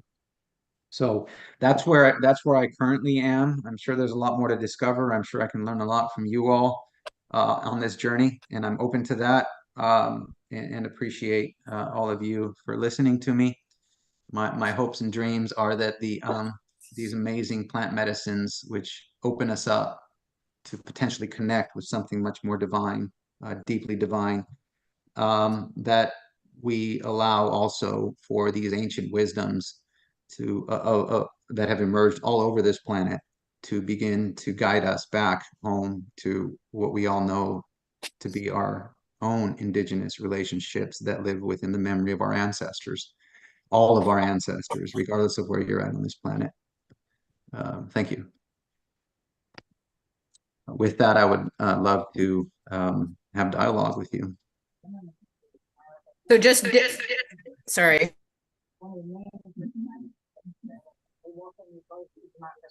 Go ahead and just dictate however you want it. Like if you want questions thrown at you, if you want to read questions in the chat, like if you want to ask questions of the crowd, just go ahead and yeah. Anyone who wants to ask a question, if you could just do me the favor of raising that little hand thing in your a couple of people reaction. have asked about the book, about the Left and Right Hemisphere book, which I think is The Master in His Hemisphere by Ian McGilchrist. But if you could confirm for the that's it. For Gil and Christina, who've asked about that. Yeah, thanks. Yeah, that's the book. And there's the follow-up, isn't there, with the 2 volumes, which I don't pretend that I've actually read either. Yeah, I'm still in the process, so I don't know either. And I want to, in these moments, again, recognize that we're seeing a convergence between the Western mind, and we see that in quantum physics and quantum mechanics, and the existence of the probability waves as underlying, underlying the particles and matter. That it's all probabilities, and we're walking in this field of the infinite. The convergence of the West is converging with Eastern and ancient indigenous understandings of the world and the cosmos. And so the reason I need to say that is because I always want to make sure that we understand that many understandings in cultures around the world have already long ago reached the understanding that the West is now coming to. It's just that the Western mind had to find its way there with steps, and which I honor. Let's prove to each other, which is an important thing, that I prove to you what I believe to be true. I love the scientific method, but it is an exploration of our external world. The internal exploration of truth, which has led us to the same place, has been going on for thousands of years, uninterrupted, in our indigenous cultures of the Americas and in the East. And so, yes, Ian's book is a great book that now is leading to an understanding that long ago, thousands of years ago, was already understood in many ancient traditions, and possibly all of yours as well. Sorry for that side note. I just felt compelled to say that in honor of our ancestors. Elena. Hello. Yes, thank you very much. I just wanted to mention what came up for me when you described like the 2 different worldviews, the Western one and the indigenous one. One thing that I felt kind of a bit pushing against is that it seems to naturalize the Western worldview as if this is an entity, like that's kind of like that exists. And the way I kind of I'm familiar with this critical lineage from South America. It's called modernity, coloniality, decoloniality, and the argument is very similar to what you presented, that this is a certain, like what you described as a Western worldview. So it's described as a very concrete outcome of a certain historical process of colonization, of how things, and like, so it's a way in which we are kind of separated from ourselves, from each other, from the earth. And this process of colonization, it's a logic that's ongoing. It's a process of a hegemony, and it's never complete. Like, so like through national identities and through all kinds of forces, like this violence is constantly being enacted. So it's not a natural kind of domain where this, like, so the violence is always happening because we, like, by we exist in an interconnected way, and for us to be okay with internalizing this Western worldview that requires so much violence, and it's never complete. So it's like people are always still interconnected in there. Like there are elements of decolonization and indigeneity present. And I find that to be more empowering than to kind of concede that there is this whole Western domain that's kind of functioning according to that worldview. And like you said, that even within academic and very scientific circles, there are lots of arguments that are very similar to what the indigenous worldview, whether it's from deep ecology or science and technology or physics, so many scientific points of view also advocate to what you described, and the interconnection of everything. So for me, it's helpful to present that it's not, like it's not a given over there either. Thanks. Thank you, Lynn. I really appreciate that, and invite you to, if you have any resources or anything you'd like to, any doorways that you'd like to post in the chat where people can learn more about the perspective that you're sharing, please feel free to. I want to elaborate and see this as an invitation to then elaborate more on this and just take a couple of minutes to elaborate my own worldview on that. So I believe that in the beginning there was awareness, non-awareness. And from that has emerged, from awareness emerged all of infinity. And we're a part of that infinity. This is my own origin story, and I don't suggest any of you should share it, but if it resonates, great. And so we walk in infinity, but our walk is, on the one hand, the terror of being alone. Is this all me creating this? Or are all of you real, and I am walking in this real world where I share it with you? And I think that is really the deep contemplation of some ancient contemplations about what is at the core. But I feel a certain obligation that if I go to you and I consider you real, that is my choice, that I have to now honor you as equally real as I am. And I know that I'm real because I'm experiencing this. And in order to honor you, then I have to say to you why I believe something that we share together on this physical plane is true. And I can't just try to force my opinion on you, because then it's authoritarian and it's aggressive, and then it leads to wars. So if I love you, which I love all of you, then I have to do my burden of proof of why I believe what I'm saying is real. And I think that's from where the scientific method emerges. It's the intention of showing you what I believe is true or not. And then you can challenge that through that method. And you can call it something else if you like to, but it's me proving to you what I believe to be is real. And so I think that's where that mind part of breaking things into smaller pieces comes from. And I think it's an important part of human existence. And I believe it's part of our origin as consciousness beyond humans. And then, but the necessity of colonization and war was not a necessity. And that's why I wanted to say, and so I agree with you on that, Elena, that we have an Indus Valley here that didn't experience war for thousands of years. And I don't necessarily think that were it not for the scarcity that was experienced and the fear and the strategies that emerged in certain regions of the world, and this is not to disrespect anybody's culture, but it's to say that what lives within us is the potential to be whole, which includes living with each other in a mindset of abundance. I never need to be at war with you. I never need to compete with you.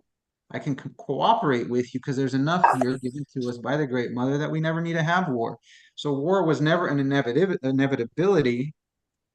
It was, but we have choice. And I think this is really what landed for me, what you said, Elena, that we have choice about, because within all of us exists another story which was equally true on Earth, which was a story of abundance, of cooperation, of mutual love.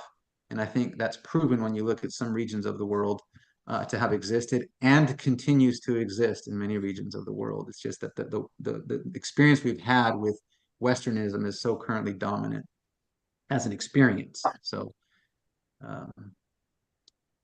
yeah. Thank you. Any other thoughts or questions?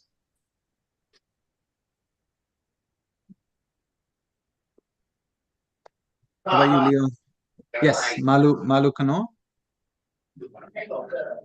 These niggas is moist, yes. They, Yeah, go ahead with your question. Go ahead with your question. Can you hear us? Okay, maybe we'll just mute for now. Jordan, welcome. Hi, Carlos. Hi, Carlos. Thank you very much. I had a question earlier, and I don't know if it made it into the chat. I was wondering if you could speak to how important it is that in this work we all learn to tap into our own inner capacities and capabilities to rediscover our own ancestral traditions.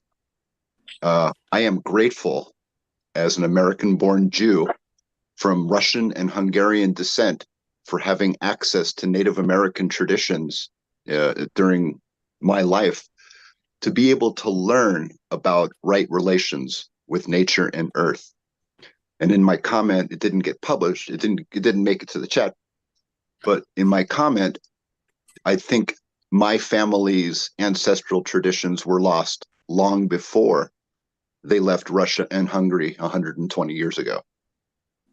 I was wondering if you could speak to the importance of why we need to learn our own ancestral traditions for our own healing. Thank you, Jordan. And I'll just say it is the highest importance. And again, in my relationship with the Great Mother, it is the only path which can lead us back to our good relationship with her. And so there's two parts to that. One is wherever we are at, we find ourselves at, in whatever lands, there are those there who have that relationship. So part of it is not looking so much, and this gets back to I think the Western mind, or the reductionist mind, I'll say, and the more interconnected, the whole mind, the interconnected mind. If you're pursuing your own ancestral path to learn and connect with the indigenous ways of your ancestors from the global indigenous perspective, I think that's where you find your way back to good relationship with the Great Mother, with creation. However, we should not overlook then the sufferings, the beauty, and the sufferings of those who have always been on the lands in which we're on now. And I say that in this way.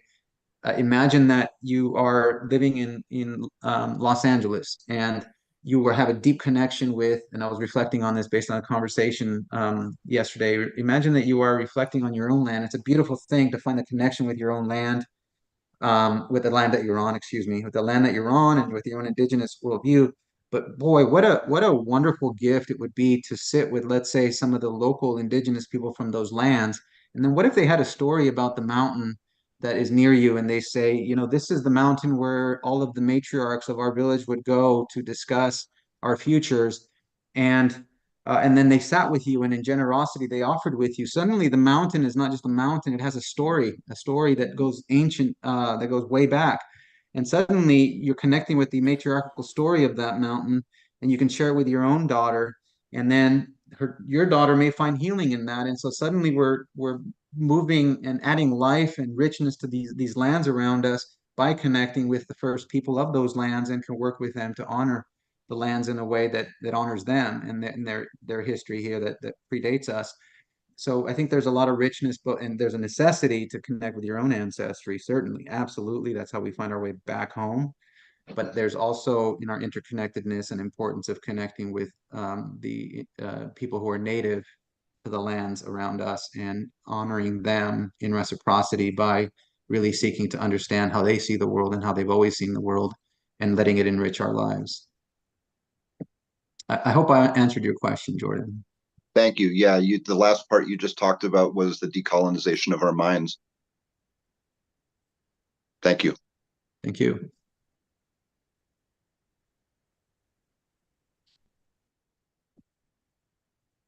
Well, I told Leo that I'd get us back on her schedule here to honor her her schedule. So I I'm have ahead a of schedule, question. I Leo. have a question. We have 2 minutes left. what one question is, I feel like we get uncomfortable. I put a message in the chat about the intersectionality with feminism as we look at Indigenous like treatment or how Native people are treated. I just feel like as a white community, like the white mindset gets uncomfortable, and I see a similarity with women in conflict where society is just like, it's either a cat fight that we all want to kind of surround women that are having conflict, or you just want to dismiss it. We don't want to look at women having different perspectives and respecting like disagreements, like respecting the philosophy that people can have different perspectives and be philosophers, and kind of giving the same respect that we've given these men that have sat around for, you know, centuries in tea shops being served, so they can kind of pontificate on all their diverse thinking and arguments and that kind of thing. And so I feel like we get uncomfortable with Indigenous folks having different perspectives, like peyote, whatever, you know, and it's like, no, there has to be like one Indigenous perspective. And then like, we have to be like good advocates. If we're not Indigenous, we have to be good allies and support that, like that one perspective, when it's like, wait a minute, why aren't we allowing or just acknowledging, like, we don't get to tell people they only get two choices, or, you know, just, it just seems like we want a very simplified version of whoever the other is. Thank you. I'll speak to that in this way, that my own healing process and expanding my worldview in many ways has been my deeper connection with my own femininity. And what that, because it is resonant with the Indigenous worldview of expanded, of stillness and of embracing different worldviews. So to the extent I can offer that feedback, and I can't offer a lot beyond that, I agree with the feminine voice being critical to expand our collective discussions in a good way right now, and forever. And peyote is a good example of where that needs to happen. If I could just chime in just for a second, just to add on to what Leo was saying. Can you guys hear me okay? Brian, are you trying to talk? Yeah. Can you hear me okay, or can you not hear me at all? Can hear you now. I just want to speak up a little. Yep. Is that any better? Yes, much. Okay. Yeah. So just a real brief comment, because I'm kind of multitasking, but I just wanted to say that I appreciated the comment that well, you know, I mean, it's a good comment that in society we're having we have a very difficult time, and this is, you know, can be generalized to a lot of subjects in terms of having productive discourse. I don't want to go too off track, and I'll keep this short because I know we're at time, but I think part of the problem there is the mediums in which we are having discourse. The rise in new technologies like TikTok and Twitter and these short form things seem to have been having odd sociological effects in our ability to actually have long form discussions. So I just wanted to say that exactly what we're doing here, these 24-hour events, long form podcasts and things of that nature, I think that those are what is necessary along with other things in order for us to just have these conversations that are necessary. Because I think Leo said something like, you know, things get called like cat fights and stuff. It resonated with me that, you know, I see breakdowns in our ability to have conversations that are constructive, and I think that's a good point, and that you know, that is one of the things that makes these webinars very valuable, and that's all I wanted to add on. Thank you. I'll just give a 30-second to a minute reflection, which is that, you know, I was listening to a podcast with Sam Altman. Some of you don't know him. He's the one of the leading voices in artificial intelligence and the CEO of OpenAI, I think it's called. And it gets to the core of, you know, is AI dangerous or not? And it's really a question of what part of humanness gets to emerge as dominant, right? Is it our reductionist competitive side? Is it our empathetic, compassionate, loving side that is inherent to us? To speak to what Elena was mentioning, like the essence of who we are as humans, I believe to be is love, and it's just really to what extent do we give that life, enable that to have life, So what Sam Altman said was they asked him, what is your take on, because, we're all now participating in this arena that's quickly emerging into artificial intelligence. They asked him, is the future bleak or is it hopeful as a leading voice in artificial intelligence? And he said, well, it's hopeful if we can learn how to embed artificial intelligence with empathy. And that's, I think, the challenge for everything we create, is to what extent is the person holding the weapon empathetic, loving versus competitive and warlike. Well, thank you for listening. It certainly feels a little indulgent for me to spend all this time talking, but I appreciate you all being here and listening to me, and I'll hand it back to Leo.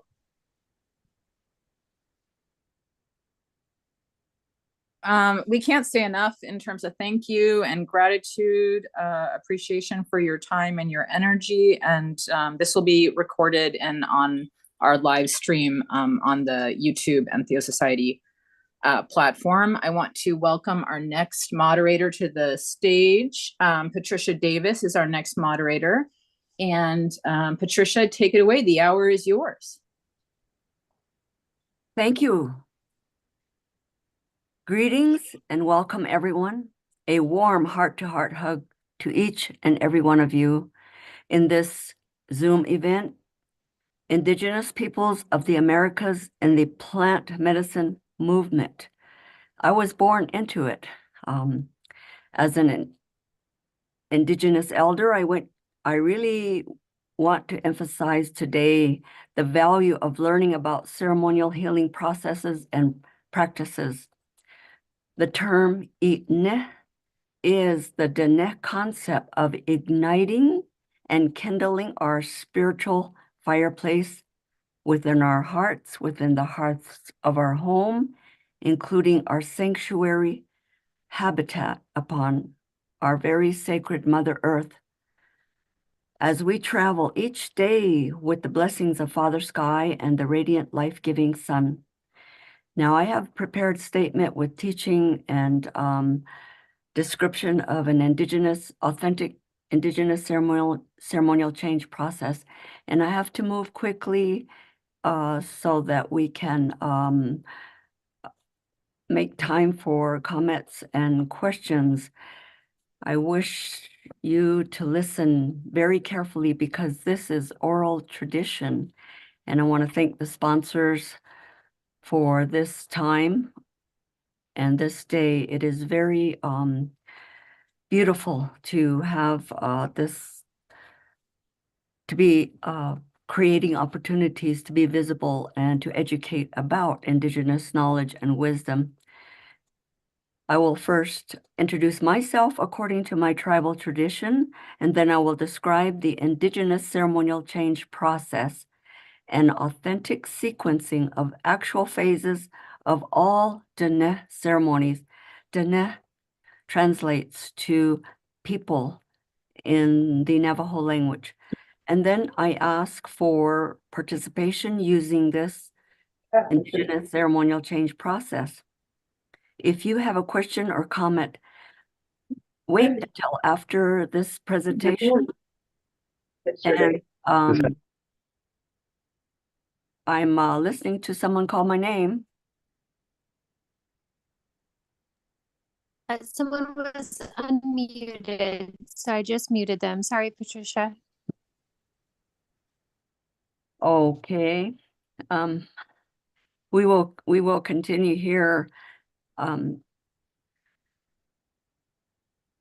will first introduce myself according to my tribal tradition, and then I will describe the Indigenous ceremonial change process and authentic sequencing of actual phases of all Dene ceremonies.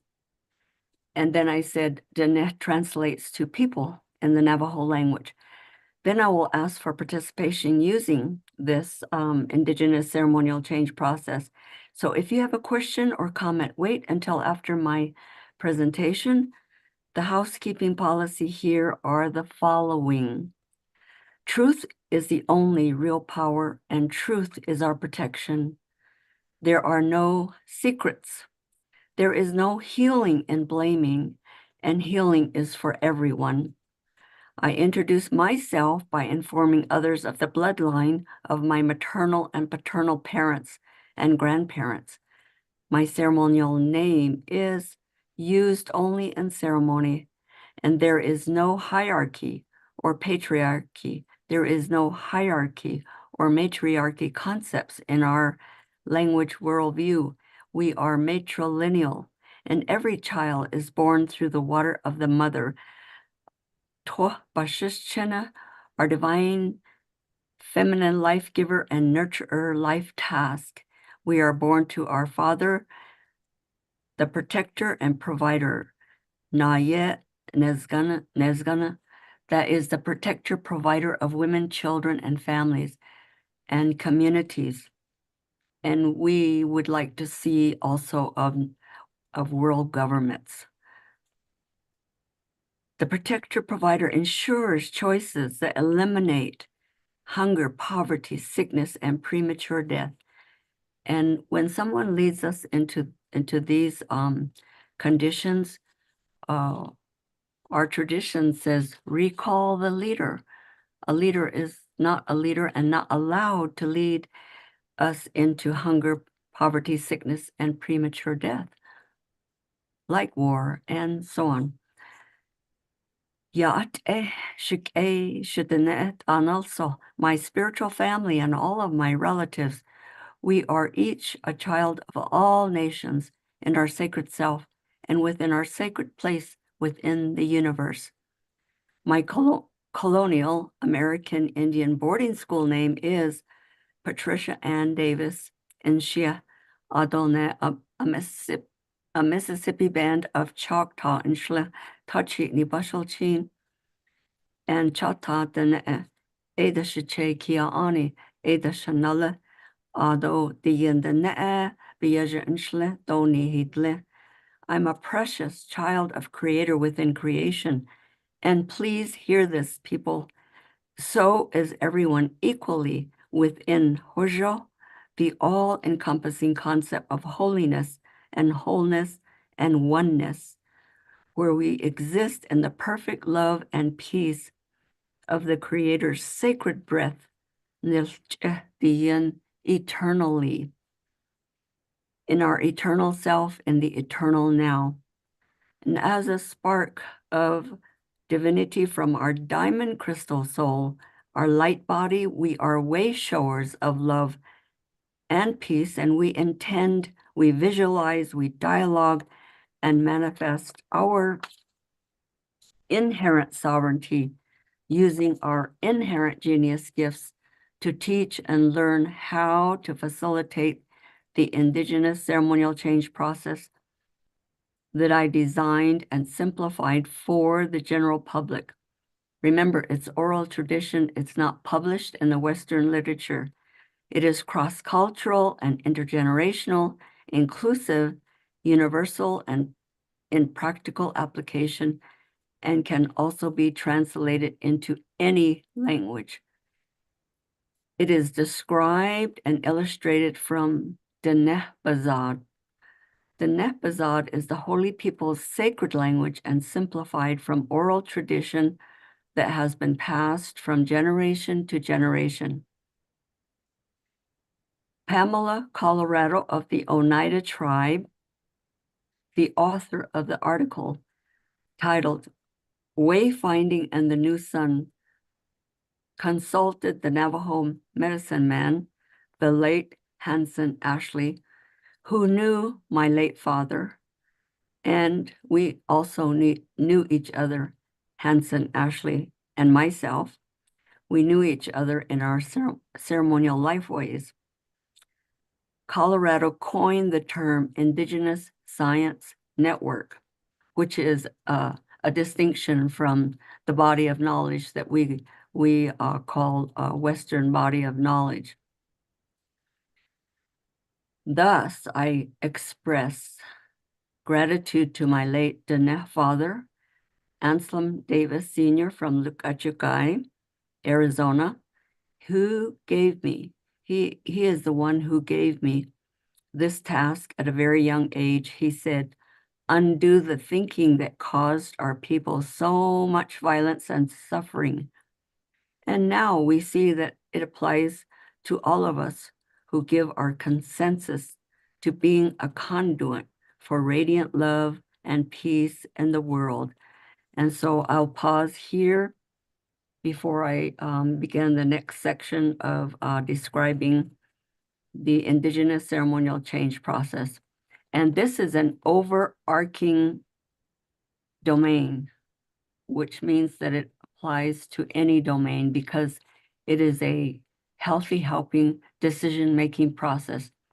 Unhealthy helping is when we help people to stay the way they are, when they are when they don't know and they don't know that they don't know that they're trapped and entrenched in a thinking system that causes so much violence and suffering to everyone. I don't see any hands up yet. Would anybody like to make a comment or ask a question about what I have said thus far? Yeah, I don't really know how to use Zoom. So I don't know how to raise my hand on here. Can you hear me? Yes, I can hear you Oh, well. okay. Yeah. My name is Ushwal, or Taquias one is my full Indian name. I'm from Oregon. I was raised by my three grandmas, and I guess I just have to let you know that I've been on the same path of as you, creating my own way with using the psilocybin, just using my basic indigenous knowledge, and I understand that the indigenous mindset to heal our world is key to bringing us back from the brink of destruction. So I'm really glad to hear to know that there are other voices out there that are kind of on the same path as I am. So I really appreciate you and what you're saying right now, because I understand that that I what I'm trying to say is that there's a lot of people out there that it's going to be hard to reach, and we have to come up with a plan to be able to reach these people. I so anyways, I'll forgive me, I don't want to blabber on too long. Plus I'm not too good at using the Zoom yet. It's kind of I'm a really personal kind of individual, so I got to get used to video chats and so forth. I don't even know how to use the Zoom, so I don't even know how to put my picture on here or whatever. But anyways, I'll let you continue. Sorry. Thank you very much. You're getting your comments across very well, and I appreciate you for what you are doing, because I could call this a community of practice. That's all of the people who are a bridge for revitalizing Indigenous language and culture. And in my own personal childhood, our ceremonies were made illegal. Our language and our culture was outlawed, and I survive with my father and Tachitni and Kia'ani clan medicine people. We had to hide. And so it was my father, when I was 8 years old, when he initiated me in all-night ceremony. He is the one who put me on the path. He never went into the public himself. He stayed in his ceremonial fireplace. And I observed and participated and learned from him of when I observed him healing 3 generations of people. And so when he said, undo the thinking that caused us so much violence and suffering, he actually is the one who put me on the path to create these opportunities to be visible, to educate.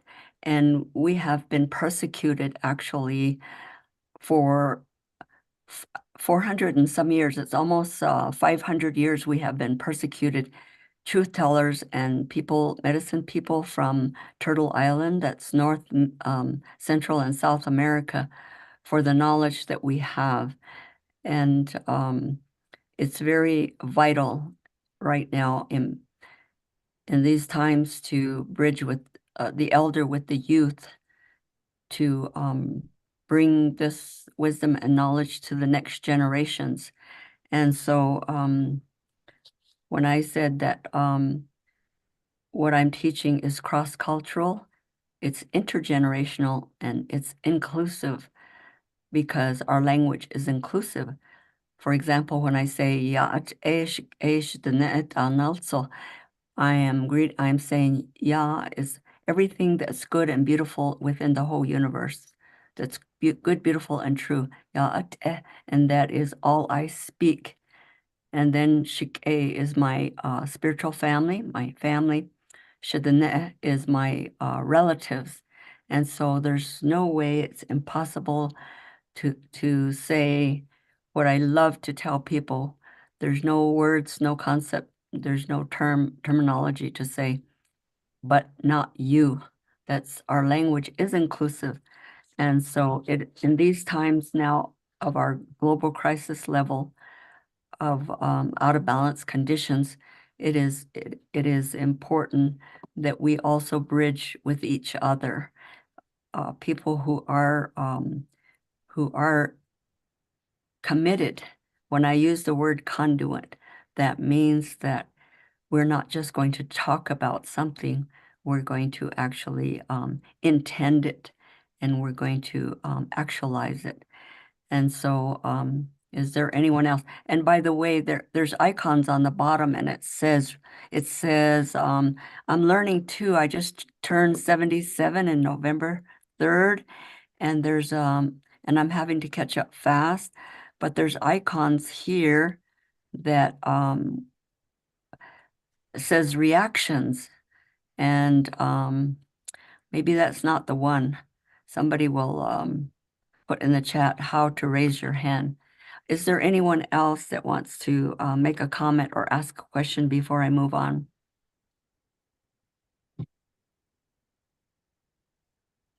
Okay, and then I have I'm gonna try to pay attention as well to the chat, and someone's talking about matriarchal. Remember, I said at the beginning, Indigenous people, especially my late father's tribe, we are not matrilineal. I mean, we are not matriarchal. We are matrilineal. And so please hear me. That means through our bloodline, through the clan, through the mother. We don't have king and queen. We don't have emperor, empress. We don't have hierarchy, patriarchy, or matriarchy language in our tribal. And I'm using, what I'm teaching comes from ceremonial language, the Nehbazad. It's not coming from English. It's coming from describing the ceremonial language. And so I see, is there another person that is has their hand up? Or speak up, someone, because we have only 1 hour here and there's a lot to say. Anyone else? Okay, Shane. Yes, I thought I saw a hand go up. There you Yes, are. ma'am. Thank you for your time and wisdom.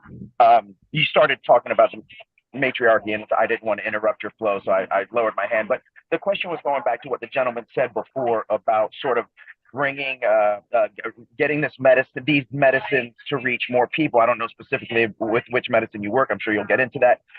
Say ayahuasca, for example, getting these medicines to the people seems a little fraught for me because while the medicine has come out of the jungle now for a reason, I think that not everybody is ready for the medicine and not everybody is ready for the message of the medicine. So I tend to believe that sort of those who are called, so rather than bringing the door to somebody, I believe, my personal opinion, and I want your wisdom on this as well, but sort of opening the door, giving people the opportunity to safely experience and work with these medicines rather than trying to come at people with them. I'm just curious about your thoughts on that. Thank you for your time. Well, thank you very much for that question because it is a core issue in terms of what is a safe and supportive place for a person to empty, for a person to identify what is out of balance. And myself, I am not initiated to any plant medicine other than peyote. My father was a roadman and he was initiated back like 1934, 35, and he was already a practicing medicine person uh, before I was born in 1946. So I wasn't born into this, and I do not prescribe. I do not take people through. I do not. I do not advocate because of the misuse of many plant medicines, and many people were referred to me who were using ayahuasca or magic mushrooms or other plant medicines. And I want to really emphasize here that there's no such thing as hallucination. There is no such thing as a hallucination. People are seeing into the astral plane, and the astral plane is a very dangerous place. It is not a spiritual plane. And anybody that teaches or talks about astral travel, it is very dangerous. It is astral plane is not a spiritual plane. It is the place where all of humanity's um, energy. Let's say it very simple. Energy is misqualified energy, and it's based on misunderstanding and miscreations. So these thought forms are in the astral plane, and that's what is our karmic task to clean up every person that comes onto the earth plane on a temporary life experience to clear up our own patterns and karma. And so they are the maladaptive patterns existing in the astral plane. And so I can only speak to what I'm initiated to. And like I said, I do not advocate. I'm not an activist either. I'm an advocate for what's good, beautiful, and true. I'm not against anything or anyone, but I am trained, I'm skilled, and I'm initiated by, like I said, Tachitni and Kia'ani are the two clans I'm born into. And my father was Anselm Davis Sr. from Lukachukai, Arizona. My mother is Choctaw from Mississippi. They met in Haskell Indian School in Lawrence, Kansas, and he brought her to his birthplace in Northern Navajo Reservation. I'm born there. I grew up there. I'm registered there, and I'm on the directory for traditional healers with the Navajo Nation. So that's my credibility, and I hope I have made it clear that we must be careful. I am certainly a person who is talking from authenticity, and so I hope that answers your question or your comments as well, because there's no such thing as high. People are saying they're going to get high and they have a bad trip, a good trip, and so on and so on. No, not talking to anybody in English. English is a trade and commerce language. We don't even use this word peyote. It's a toxic poison word. It has so many connotations to it. And we call it Diyin Azebe Nahaga. And the only purpose of it is to lift the veil of the Wetiko spell, the Wetiko sorcery, to lift the spell of of all the lies that have been miscreated in the astral plane. It's only to lift the veil to experience our true existence in the spiritual realm. And guess what? We're existing in this spiritual realm already. People are just asleep in the Wetiko sorcery spell. They call it Wetiko virus, Wetiko sorcery, Wetiko, it has all kind of names, but it's referring to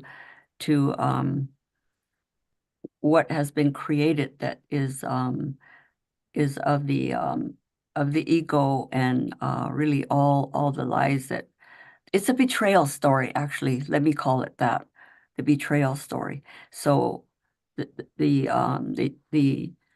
purpose of peyote is only to lift the veil to experience our true existence within the spiritual realm, which we are already existing within. And then show us our own patterns that we are to correct. And then people see their own patterns and then they get scared. And then they have no container context whatsoever. I myself only was brought up in the Diné Bazad language, in that safe context mean container. It's not a social used socially, and definitely not for entertainment. So I want it to be clear and to be thorough in my response.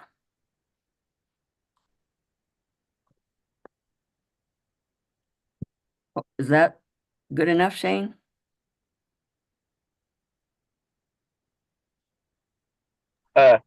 Yes, ma'am. I agree fully with everything you just said. As far as bringing the medicine to the people, I sort of think that the people should come to the medicine. I don't think we should, and because for all the reasons that you already know, and yes, and to learn our patterns and how to change them. I think that's what we call integration in many circles, and it's tossed around a lot, but often practiced. And so I fully agree with everything you said. Thank you for answering the question. And so what I have been initiated to is when people ask me who I am and what I do, I just tell them I'm a brain surgeon. And by that, I mean, we have ceremonies for singing someone back into balance, from their out of balance into balance with just singing. These are hatal. These are the singers. Myself, there's yalkit or hayatkit, the ceremony for talking. So right from the beginning to now, this is a ceremonial process that I'm taking you through in English. However, it's not English that is commerce and trade. I'm speaking English in a very specific way to convey the correct terminology that it's coming from. I can only describe it because there's no straight across translation. And so I cannot speak to any of the other plant medicines, and let those people who are initiated to that speak to that. And like I said, I am not public and do not prescribe. And even Asteria and other people have wanted to interview me and do a video of me about my childhood and growing up and experience and so on. I have refused thus far, and I said only unless it's a documentary. Unless it's a full documentary, so that I'm not misquoted and not misunderstood. And so that's the way it is for me. Anyone else? And we'll move on. It's already half of the hour here.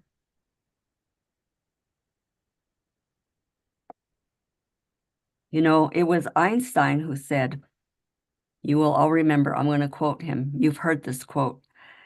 We cannot solve problems by using the same kind of thinking we used when we created them. We cannot solve problems by using the same kind of thinking we used when we created them. So that's what I'm referring to, is the betrayal story is we betrayed the creator. Humanity betrayed the creator, and then betrayed themselves, and then betrayed others. That's the betrayal story. And so that's what I mean when I'm talking about people don't know that they don't know that they're trapped and entrenched in the Wetiko sorcery, and anything that is twisted around from the truth to a lie. A lie will never be true, no matter how many people believe it or how long they believe it. And that twisting around, we have two words. When someone is using twisted thinking to con, to scheme, to fraud others, to take advantage of others, to harm others, to send living spirit curse or group living spirit curse, then when they're ignorant, they're just ignorant of it. We call that dikis. That is a person ignorant of their twisted thinking. But when someone is using living spirits curse or group living spirits curse, that means intentionally sending hatred, jealousy, anger, and so on. And when it's a group living spirits curse, they don't have to know each other. They can just know you, and they can all be sending it to a certain person. And these terms in English are from the Shinto masters in Japan. They're not a religion. And what I'm talking about is not a religion, and it is not philosophy. It's not Western philosophy or Eastern philosophy. It's not theory. It's not academic theory, and it's not religion.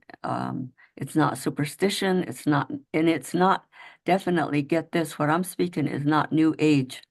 And also it is not paganism.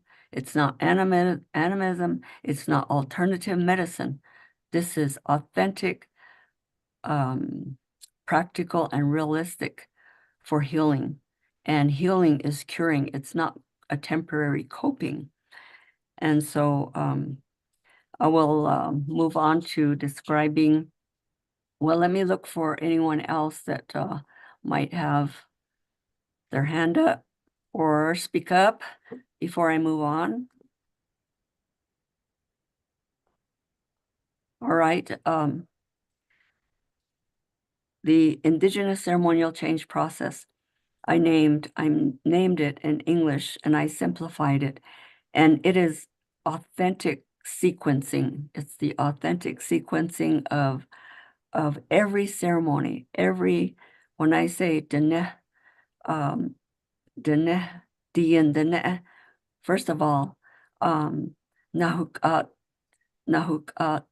diyan dene, or nahuk diyan nahuk dene. Okay, that's the holy earth surface people.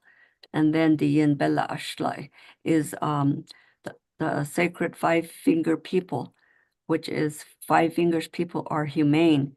And notice when I said holy earth surface people and sacred five-finger people, that is an example of our language is inclusive, because I didn't leave anyone out. And so when I say indigenous, I'm talking about every person whose body, our body, everybody's body is the earth, water, fire, and air. Our body is earth, 72% water is within us, and fire is temperature. It's our brain synapse. It's the electrical in our spine, and then the air, earth, water, and then fire. And then air is is the perfect love and peace of Creator's sacred breath that we are existing in the body or out of the body. And we are existing in the environment also of Mother Earth, and also the oceans and rivers and lakes, and the female rain and the male rain. And then we are existing in the environmental radiant sunlight. So the sun is fire, and then there's a fire in the fireplace with the fire by friction, that we also have fire within the electrical system of our homes. And then we have also So that's earth, water, fire, and air is our constitution. We're existing within the environmental earth, water, fire, and air. No one can exist outside of or separate from. This is the fundamental basis of equality. And so this is all we need to know to make decisions, yes or no. We just need to discern, yes or no. It is either constructive and death producing or destructive and death producing or constructive and life affirming. And so I will continue describing the Indigenous ceremonial change process. And I described how I use the word Indigenous as inclusive of all people indigenous to the earth, water, fire, air, within the earth, water, fire, and air of the environment. And then ceremonial. This is not ritual. This is not man-made ritual. I'm using the English word ceremony. We don't even have a word for ceremony. We have to know the diagnosis of it. What is it? What's the name of the out of balance? And then you know the ceremony. And then you know the herbs. And then you know so on. So we have a specific name. I'll just say 5 major ceremonies are life renewal, before birth, anytime after birth and during one's life journey. And then there's protection from all the toxins that we ingest, and including beer, wine, and whiskey, people. And also the maladaptive emotions like beer, wine, and whiskey are ingestive, but also the maladaptive emotions like fear, anger, jealousy, hatred, and so on. I have a whole list. They're maladaptive. Those are toxins. So we have a protection ceremony for that to shield us from that. And then the next one, number 3, is cleansing and purification. So the cleansing and purification is the emptying of all the lies and the toxins and poisons that we ingest, or that we use our criminal mind to call in to tell our body wrong information, like fear and anger and hatred and so on. We're not using our sacred self intellect, and we're using the criminal mind to use our thinking for what it is not for. These are terms that are coming from when I say the word giz, twisted thinking through ignorance. And the word ceremony then is first one, life renewal, protection ceremonies, cleansing and purification, and emptying ceremonies, and then 9 days of spiritual renewal, and the last one, journey to spirit world. Those are 5 major ceremonies, major categories. And these are ceremonies that keep us in the intention of win-win, constructive, and life-affirming decisions for those benefits. And we are reframing, or we're eliminating the I win and you lose and winner take all. And those are destructive and death-producing decisions with those consequences that we are now experiencing. And also the next one, this Indigenous ceremonial change process.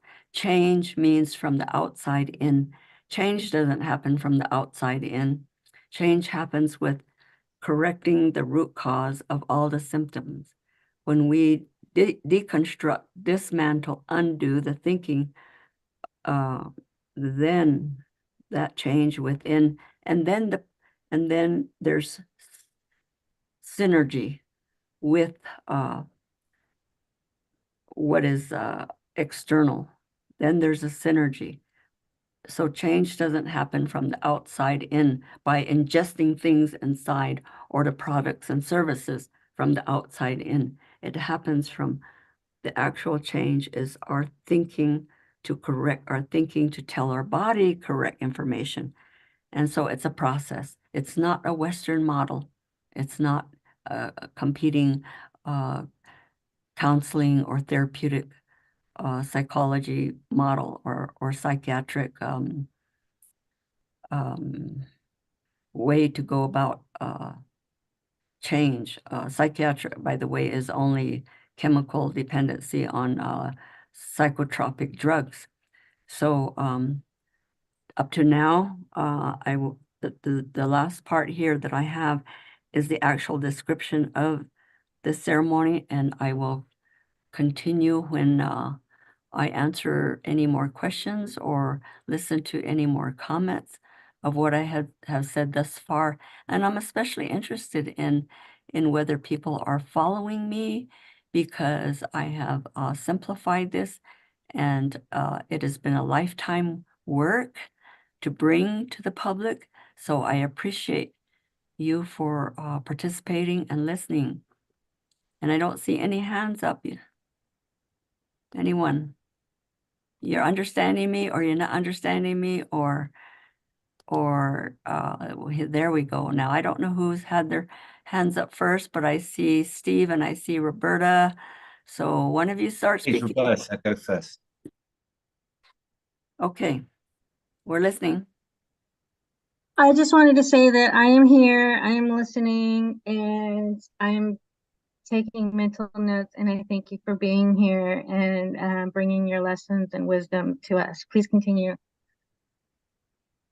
It's good to have feedback, because I'm really taking a risk in this domain here with plant medicines. But I was invited because of the misuse and certainly the misconduct taking place by all the rascal gurus and rascal shamans. Yeah, I think we need to be really careful with these medicines, and the explanation of the astral plane really hit home that some of these medicines are opening up these astral planes like DMT and ayahuasca. And I really want to raise my hand and caution to not all of these medicines, they're not all the same. They have different access points. And so ayahuasca and DMT are very powerful. I did do an ayahuasca ceremony with the shamans in Ecuador, and I think we should stick with mushrooms and cannabis, because that's the plants that are from our land, and we have the expertise and experience with those medicines instead of the ones coming out of the Amazon. So where your medicine is coming from, what it's native to, is where you should be aligning your practices and your ceremonies. Well, thank you for the caution, because like I said, I don't make decisions for other people, and I don't give advice. I do take a lot of referrals from people who were not in a safe and supportive, and were not successfully experiencing what they thought they were getting into, and so I'll just say that much and go on to I think I see Francine. Francine, is that you, my friend? It is. I'm looking at your name, and then I see your face, and there you are. Nice to see you. Thank you for coming to talk with us. Thank And you. you've been listening this whole time? Grandmother, I was just led here organically, and I popped in and I saw you, and I said, thank you, Creator. And thank you to Astaria and the whole platform present listening. I am so grateful for you, Grandmother. In so many ways, I feel like you've been a blessing by bringing these wisdoms from the Indigenous, but from a solid, grounded place. And I am here, Francine DeGiorgio, but also known as Yahira Lobos. I'm a conduit here, and in North America. And I am a neurodivergent woman who started my journey in awakening 10 years ago. And I gave up all drugs and alcohol. I do not take pharmaceutical drugs. Plant medicine was what awoken me with mushrooms for years. But when I got sober, my question is, and it's for all of us here in North America, and I feel that I'm here to be a voice and for you to be able to help us understand or understand some things a little bit more clearer. For one, there are many people that are giving me calls as I am a conduit, asking me if they should go into these plant ceremonies. And ayahuasca, I never took ayahuasca myself or peyote. I think that I come from in the past, South America. I'm from. My mother was Mexican, and here's her picture. So I am indigenous in this lifetime, but she died when I was young, and I was told by Great Creator to never take those, ayahuasca or peyote because I wasn't really balanced and I suffered a lot of trauma. And I had a woman recently, and I wanted to ask you this. I've had a lot of people tell me that I need to take ayahuasca to clear any imbalances when Great Creator's been telling me, don't listen to them. They don't know what they're talking about. And for years, people have been really spun thinking that the transformational music and art festivals and the retreats were the way to go, and that ayahuasca is the way to God and to Mother Earth. But this woman calls me recently and asked me, hey, join me in the ayahuasca ceremony. I said, grandmother, I don't think so. I'm a neurodivergent, and all the people that walk with me are as well. And I don't think I want to say I know enough about that to say that I am safe bringing these people in. But I wanted to ask you, is it correct of her to say that she doesn't have to do anything?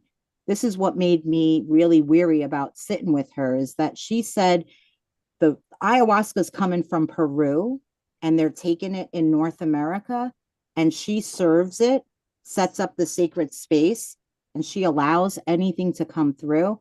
So I wanted to ask you, does that sound like a safe setting? And don't we need more? I didn't hear coming from Peru, and they're taking it in North America, and she serves it. It's live on Zoom, but I think we need to listen to you, Francine, and there's some interference here. We got it now? Are we clear? Can you hear me? I can hear you now. Okay. There was some disturbance, right? I get it. So I just want to ask the question about the facilitators of ayahuasca are thinking that they're hollow bones. And I consider myself a hollow bone, but I wouldn't take people through a ceremony because some things could go wrong, correct? And don't we need more trained people that are more than just a hollow bone for Great Creator? I know that this person's probably a good person, has a good heart.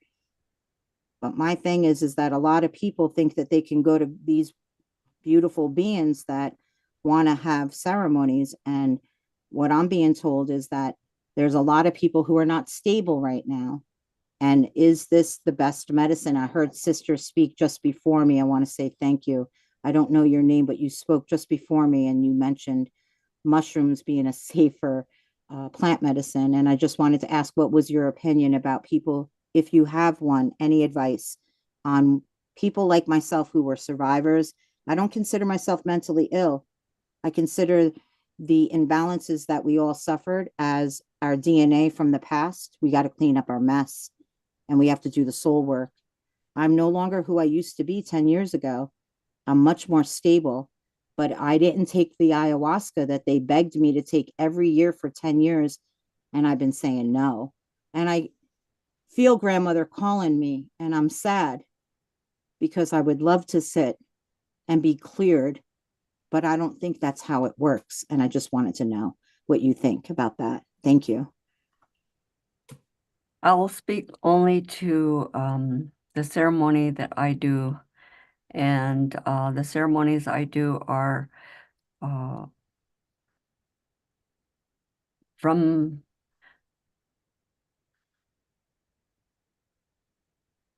the context or container, which is every person is a spark of divinity. We are a light body. And then we have I'm going to use the word soul. We have a sacred self within. And then we are earth, water, fire, and air. And so the truth, the simplicity is in this truth, and the truth is in this simplicity. So what I'm teaching and what I'm taking people through ceremony, even very, I don't know what to call them. They're exorcisms. And I don't need to use anything other than follow the process that I'm going to speak out in the next few minutes, because it is our own sacred self within, and our own intuition and our own conscience. We have a whole brain thinking we call the Eholzen, holy thinking. So that's conscience and moral reasoning. And that's what I teach people, how to access it and use it for what it's for. And then we're not looking to be taken advantage of and going into dangerous places with people. If I don't know their language, I'm speaking from my own tribal, spiritual, sacred, ceremonial language. And I'm not going to give advice or make decision about what people do, except to say, this is what I'm doing and how I'm doing it, and have a lifetime of credibility, international credibility. I just returned from 3 weeks in France in July and 5 weeks in December and January of people who would verify that the ceremony I'm going to describe to you, that it is simple, and I teach it, and it's beautiful and powerful because it's been used for thousands and thousands of years. So I will spend the next 7 minutes just going through this, and then I think our time will come up. But it's so wonderful and beautiful to see you. Thank you. Thank you. Thank you. Thank you. We will talk again. Now, the indigenous ceremonial change process that I teach and that I facilitate myself, because I designed it from authentic ceremonial process. It is a systems level change, and it leads to correction, like I said, and to curing, not a temporary coping. So number one first is it's naming what is out of balance. What is the out of balance condition? And then what is the root cause? We must name the root cause that perpetuates the out of balance condition. This is the key to healing right here. This is where healing is right here. And then that is the first phase. The second phase is emptying. We call that ilko. And this emptying is from the maladaptive emotions that perpetuates the root cause. And this root cause, we must deconstruct, dismantle, cleanse, purify all the obstacles that are preventing this internal change by changing our thinking to tell our body correct information. This is the emptying phase, ilko, we call that. And we empty without judgment. This is key. No judgment, no condemnation, no punishment. We must describe and inform and clarify. We do not, in ceremony, we do not do venting, ranting, blaming, or scapegoating. That is Western therapeutic models and modalities. And so the emptying phase is to deconstruct the root cause that perpetuates the out of balance condition by talking it out, crying it out, singing, drumming, dancing, sweating, and vomiting. And herbs, special herbs for throw up herbs and sweating in the what we call tache. Tache is the sweat house, and also by dancing, drumming, chanting, crying, and talking. These are isko, emptying. There is the reframing, which is then we awaken and we remember our sacred self intellect and ourself as a precious child of creator within creation. This is the key for healthy helping within ourself to recover our sacred self within our sacred place in the universe. And this reframe process is the phase where people, when people perpetually polarize themselves into adversary and conflict, then they are making win-lose and nobody wins, destructive and death-producing decisions. So people can intend and make win-win, constructive and life-affirming decisions for those co-creative and co-creative solutions by using our power within to have power with others.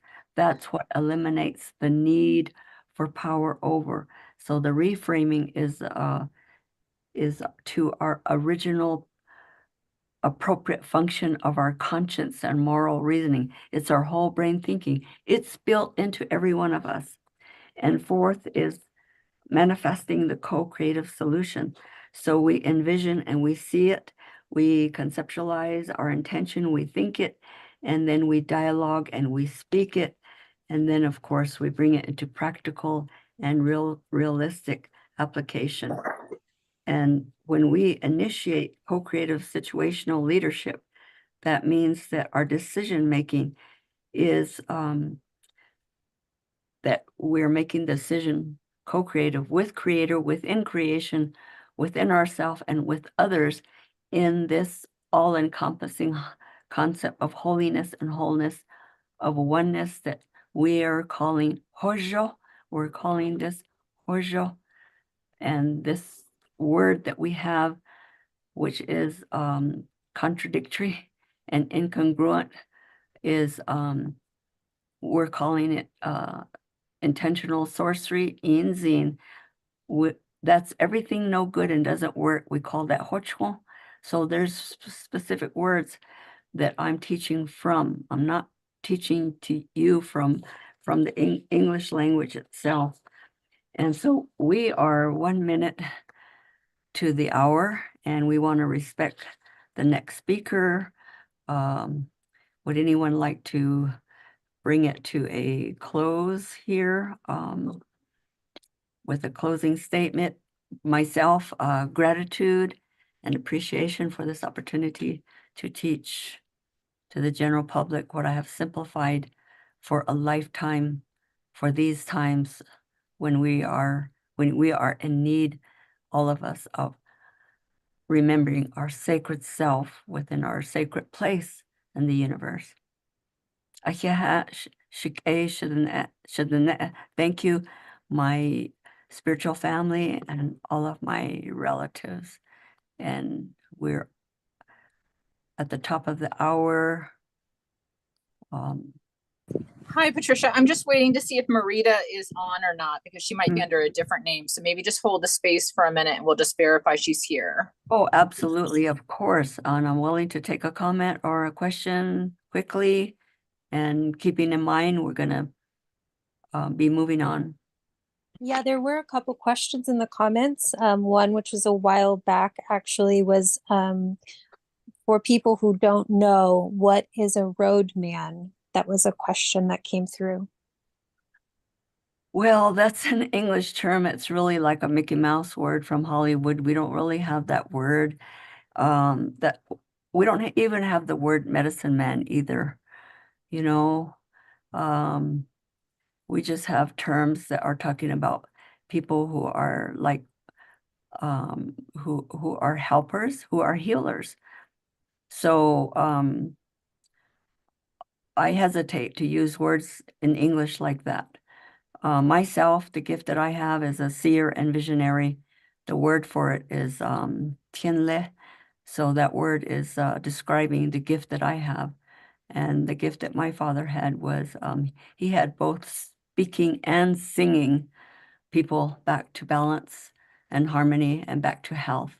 So that's a brief definition of that word. Yeah, I would like to say something real quick.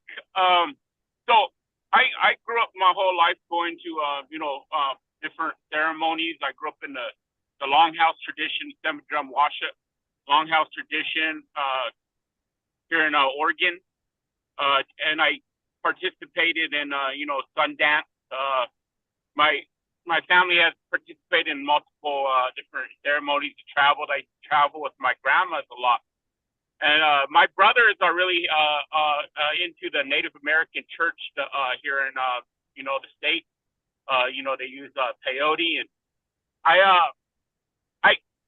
I participated in it for a while, and I felt that how they do a lot of things, like they use that word roadman to describe the person running the ceremony. So, and I don't like using roadman or shaman either. I consider myself a light worker or a elder boy.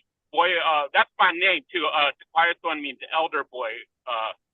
And my grandmothers gave me that, and I've been resisting my power for a long time, or who I am. I've lived through a lot of confusion and hurt, and I've always known that there is something wrong in this world. Ever since I was a child, there's something deeply wrong here, and I've always known this. This is one of the reasons why I never cared about trying to buy a house or building up my credit, because I knew it meant nothing. These things are very small in the universe. And the shrooms showed me this thing. A raven came to me when I was in a heavy trip, and my connection with the shroom plant medicine is very organic, and it came to me by surprise. And ever since then, I started using the basic indigenous knowledge to do my personal ceremonies, and to show other natives that I grew up, that I know. I'm heavy into the native community here, and I know I got a lot of friends that are struggling from drugs and alcohol. And so I decided to start a church to bring this medicine to my people, because there's no way they could afford to go out and get the thousands of dollars of treatment. And I think it needs to be done in a indigenous manner anyways. Yeah. With that being said, I'm running into some pushback from the peyote community with my brothers. They don't see the psilocybin as the same thing as the peyote. They think it's a drug or something, and they look at marijuana. A lot of them look at marijuana the same way too, like I'm just a drug addict or something. Oh, you're not. We need to. What did I heard? Oh, you're forsaking the ancestors, the old ways, because you're dabbling in something that is considered not traditional. But you know what? Peyote doesn't grow here in Oregon. Shrooms do. Shrooms grow all over the world, and so I argue this, and I intend on not giving into that, because it has had me question my power. But I know who I am, and I know how strong I am with this shrooms, with this plant medicine that has shown itself to me, and I could heal my people in the way that's needed with this shroom, with the traditional indigenous knowledge. So I'm on the same pathway as you, as trying to share a very basic outline on how to use this plant medicine with indigenous knowledge. Interface. I've become more interfaced over these times. I started getting interested in esoteric knowledge, ancient Egyptian knowledge, Buddhism, so forth. And I feel that there's a basic indigenous knowledge that needs to be taught and told. And so I am 100% with you with what you're doing, and I understand, and I would like to be able to connect with you. Yes, you can find me on Facebook, Indigenous Wisdom Institute, and my personal page to start with. But I'd like to make some statements here regarding the term Native American Church, and the U.S. federal government pretends to give us some kind of spiritual sovereignty, which only the Creator does. There's no human being that can authorize our spirituality and our sovereignty. That's what my own father said to me. And so these terms, the American Indian Religious Freedom Act, it's not a religion, it's not a church, it's not any of these things that you're saying in the English language. So I don't subscribe to any New Age terminology or activities or controversies for that reason. And I just stay on the path that I was put on by my own father, and being simple and truthful, and teaching what is authentic. What You know, is I have to say that there's a lot of people in the communities that don't want certain traditions taught. Like my grandmothers were really concerned with our traditions and our ceremonies being just taught Well, blatantly to that's the reason everybody. why I started out with saying there are no secrets, and healing is for everyone, and there's no healing and blaming. That's why I started out with that, because I keep within my own integrity, my own transparency, and my own leveling and truth telling. And let's check and see if the next speaker is here to be respectful of the time for them. Yeah. Yes, thank you so much, Patricia. Marita is here now in the room. And Thank you, everyone. Thank you so much, everyone. Thank you, Auntie. Thank you, Grandmother. Thank you for sharing your wisdom.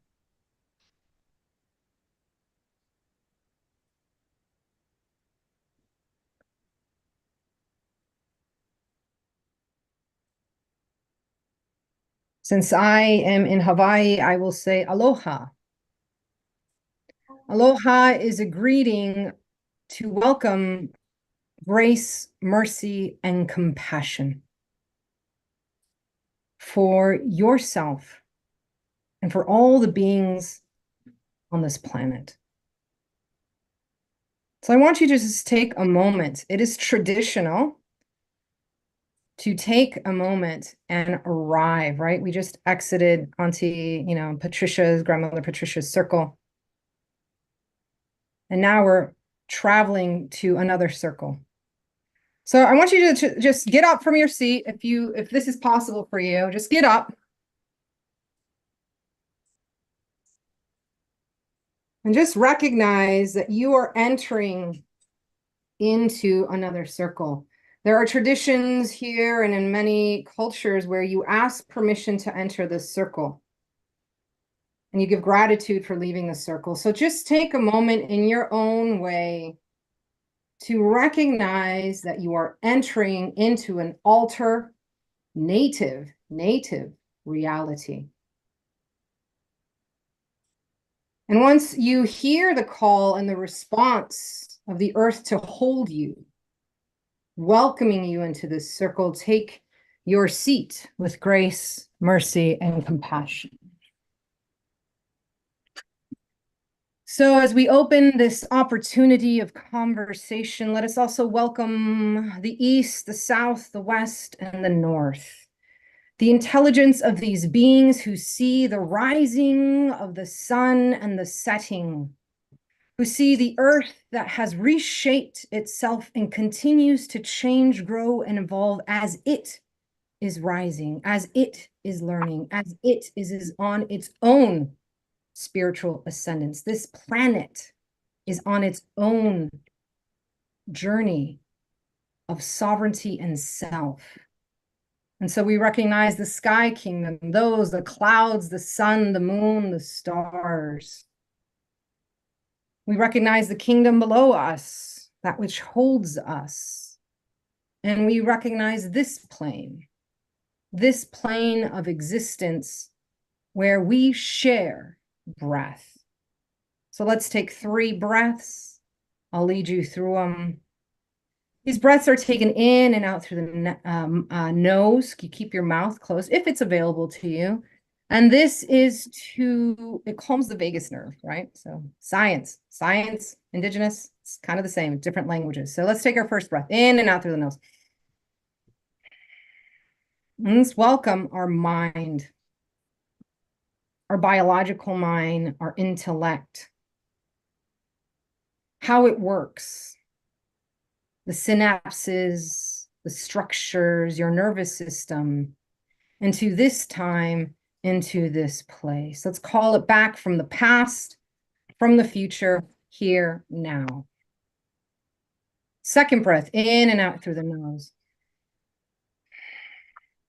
And let's welcome your body, your physical, human, biological body, muscles, tissues, bones, and marrow, the ligaments, your blood, your vessels, how you flow.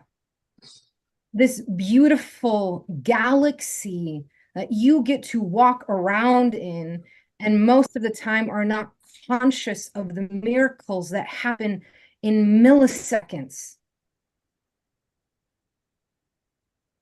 In and out through the nose. Welcoming what in my circles we call the essence. You might call it the spirit. You might call it the soul. Whatever for this circle is welcome. And I want to bring your essence, the spirit, the soul, into this time and place in its evolutionary cycle.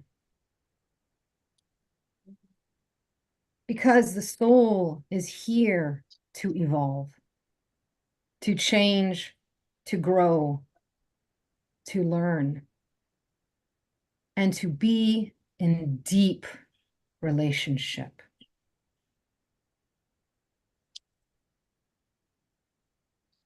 And take as many more breaths as you need. And imagine yourself that as you're breathing in, you offer that breath to the plant kingdom. We are in a symbiotic relationship with the plant kingdom. As we breathe, so we are breathed. As we breathe, so we are breathed. As we breathe, so we are breathed. That connection, that symbiotic relationship that we have is so important to nurture.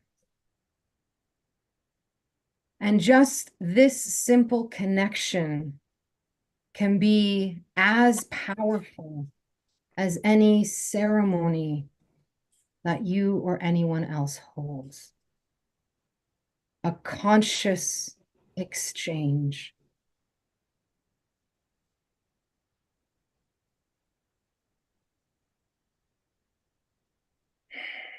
And as we settle into the space, we'll start having a conversation. And the first conversation I want us to have is that of sense of place. Where are you right now in the world? Where are you sitting? Where are you driving through? What is the biosphere around you that is supporting you? Beautiful, 15 children screaming. What grace.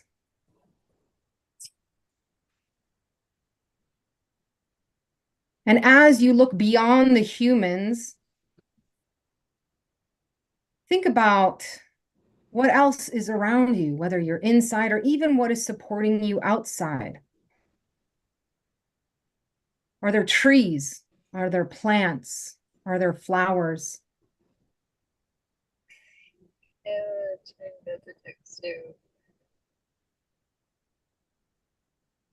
Take a moment to thank them. Take a moment to thank them for being here, for supporting you, for wanting deep relationship. And this is sometimes the first step of alternating your realities, from shifting from a Western world of colonized mentality, of creating value and of taking and of domineering, into the native way. Deep reciprocal relationship. And reciprocity is the key that opens relationship. Reciprocity can look like doing simple acts, such as our attempt to recycle, even though we know that's not happening anymore in the world. Our attempt to clean up trash on the side of the road. Our attempt to eliminate our carbon footprint. Our attempt to plant plants for the pollinators. Because as we know, when the bees go, so does all of life.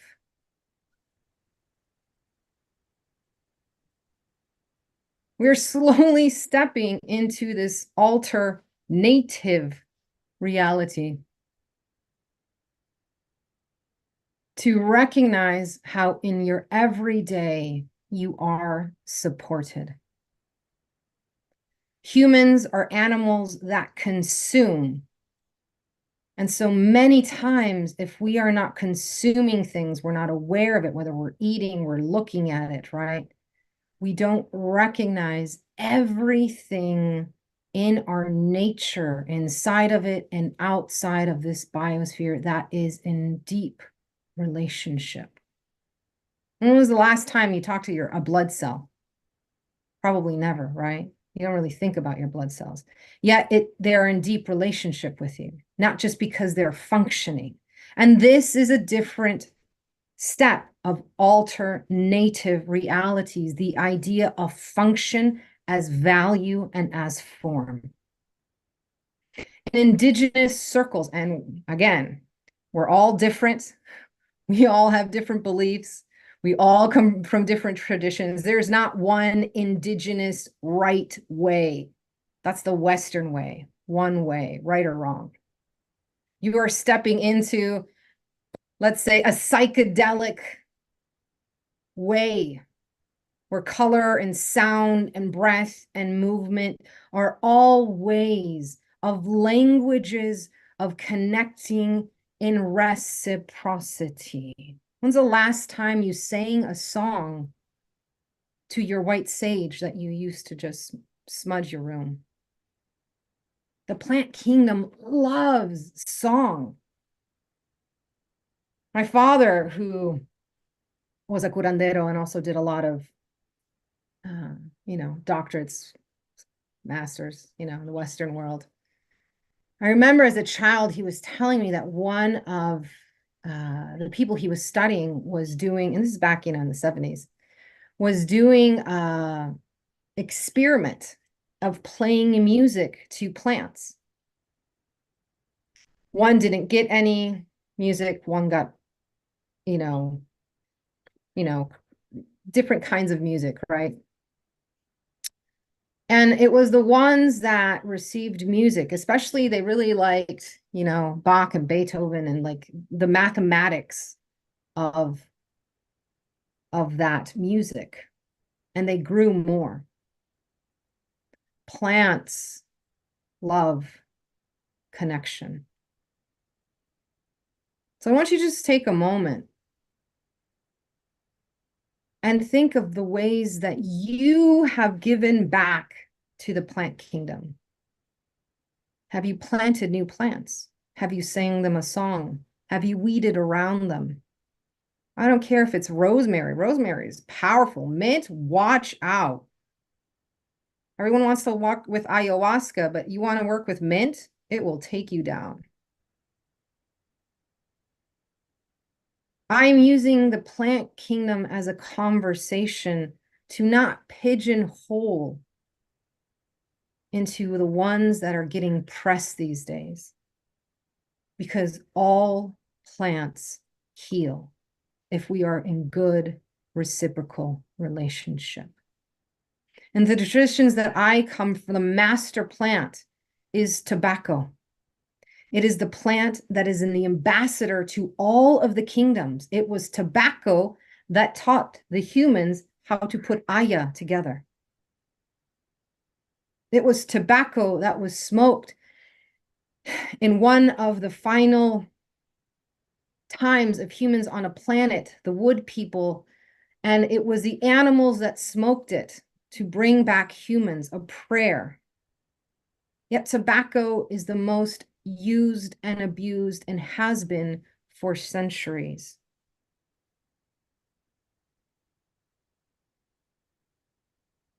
What is your reciprocal relationship with the plant kingdom? How are you taking those steps to build deep, sacred relationship in the traditions I come from? If you ask to do a dieta with me, or you're asking to sit with una medicina, you are asked to take a fast of a minimum of 1 year before you go back and consume it physically. And that time period of that 1 year of not having the medicine but sitting with it is extraordinary. And if you've never been given that opportunity, because it's an opportunity to have and connect to the slowness and the silence and the different language that the plant kingdom speaks in.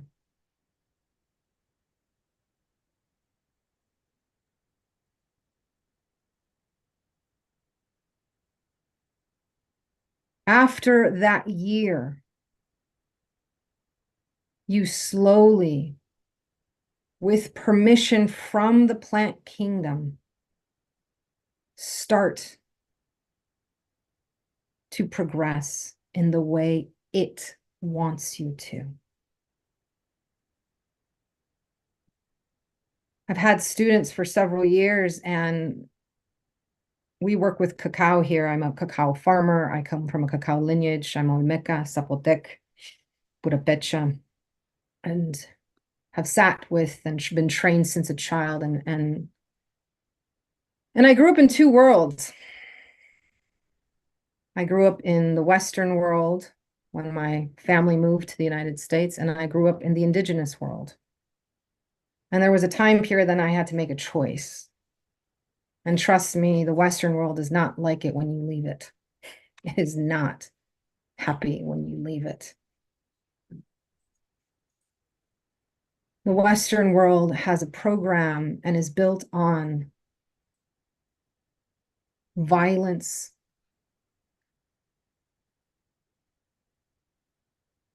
and the reason that we must address this is we must address the violence that we all have as beings who are human.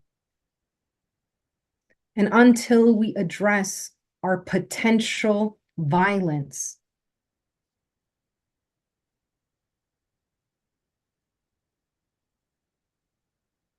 then we cannot embrace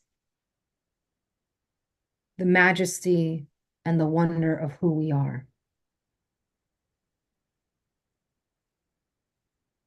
When my students come to me, they say, Marita, what is my takeaway? And I say, I'm not Grubhub. I'm not Uber Eats. I don't do takeaway. We work with slow medicine. It takes time. And so that means that we take small steps of building sacred reciprocal relationships. And the first one is you ask permission. You might hear the call of cambo, of cacao, of tobacco, of all the beautiful mushrooms out there. But that call, you must also then pause and ask permission to engage at the level that they choose.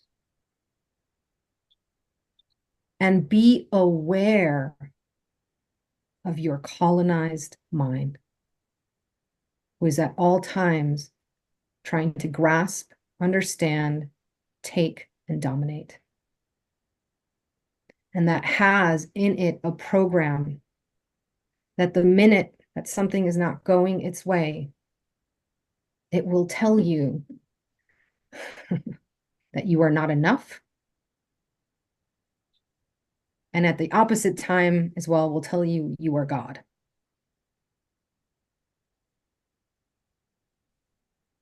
Beware of that trickster energy. We have a tradition that I come from where you are taught to stalk yourself, to watch yourself, to watch your habits. One of my favorite quotes in the world is Mahatma Gandhi's, right? And it was quoted in a very interesting time. And I believe the quote is from 1913. And if you take a moment to look at what was happening in the world in 1913, yoy, woo, we are there again. Your beliefs become your thoughts become your words become your actions. Your actions become your habits, which become your values, which become your destiny. Everyone's trying to hijack that. Everyone's trying to find the quickest way, the 7 steps, the 3 steps, the 45-minute ceremony. And they go right for beliefs. And then everything becomes dogma. An easier way to change your destiny is to look at your habits, which create your values. What is your habit of self-talk? What is your habit of engaging with other kingdoms on this planet? First of all, how many kingdoms on this planet are there?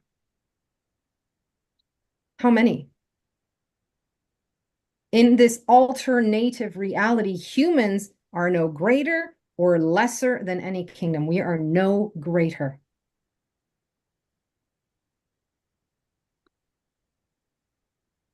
And we love big spirit animals. I am the wolf. I walked with wolves. I am part of a pack. And that whole idea of the lone wolf is not real. But that's a whole nother conversation. The reason that I'm taking the time to slowly enter and engage before we really talk about plants is that we have to realize how many things we are bringing into the circle, that we are doing it consciously and unconsciously. And the reason is, as I tell all my students and all the people who want to come in and be shamans, I say, if you have something unresolved, it will show up in your circle, and it will be a human being, and you will have to deal with it.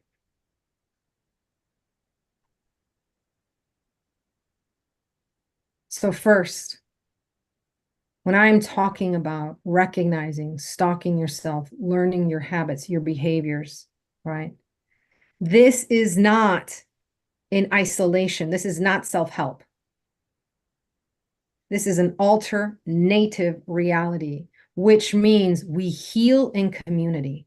That's why that term that you heal generations when you heal, the reason is because your grandmother was there, your uncle was there, your papa, your ex, everyone in the community came in and witnessed you. And the power of being witnessed means that when you forget, because humans forget, it's just who we are. What did you just say to me? We forget. We need witnesses to remind us of our journey. Some of the witnesses that we are wanting to engage with is the plant kingdom. And we're asking a lot from them. We're asking them to deprogram us from colonization. Woo, Madre de Dios. We're asking them to heal our traumatic wounds. We're asking them to witness us, whether consciously or unconsciously.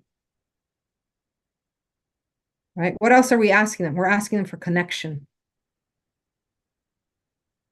And many times then we're asking them, can I share it? That's a lot. Right? In a world where you're swiping left or right, depending on whether you want to be in a relationship, you're going in with a lot of agendas, a lot of expectations. And it's so important then that if you have high expectations, that you're going to give a lot back to the kingdom.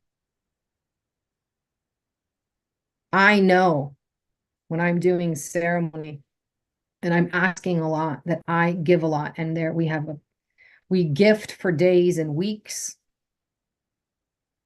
We give back.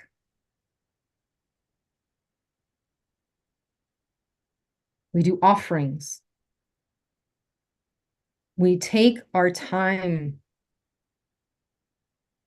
and only work within the guidelines we are given. That's why, when everyone's like, oh, what's the ceremony going to be? Put the pamphlet up and bring everyone in. I'm like, I can't really tell you. I can give you a theme. But I can't set you up for expectations that when the plant kingdom says no, I go by what they say. I am not a human-centric person. And I say that, and people are like, oh, yeah, cool, Maria. Yeah, cool. You talk to plants and animals, and that's cool. Yeah, that's cool, cool, cool. No, no, no, no, no, no. I am not a human-centric person. I will always listen to the kingdoms that I've been in relationships for 40 years that have been passed down to me for 2,000 to 3,000 to 4,000 years before I listen to a human being. It drives my wife crazy because she'll be like, you need to do this and this and this. I'm like, yeah. And then 2-3 weeks or a month or a few go by. And then all of a sudden I said, you know what? The rocks are talking to me today. And that tree that I had to, redo. Yeah, they kind of said that. And she's like, oh, good, you're going to listen now.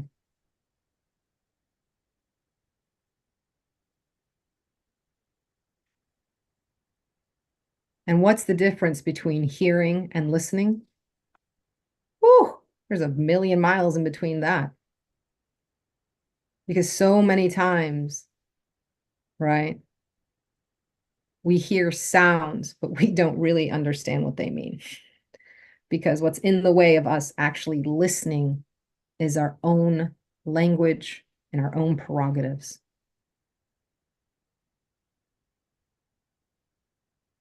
So let's just take 3 breaths to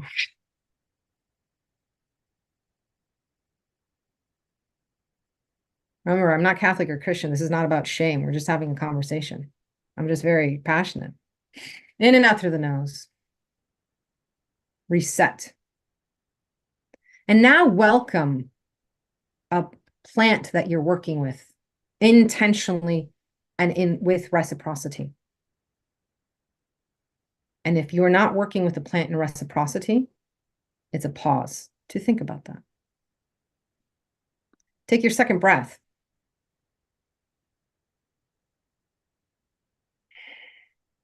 Bring into your consciousness into an invitation. The part of you that communicates with the plant kingdom. Do you talk to it?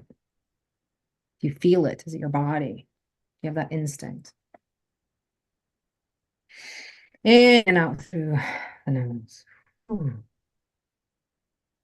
Ask Mother Earth to hold you a little bit more, a little bit deeper.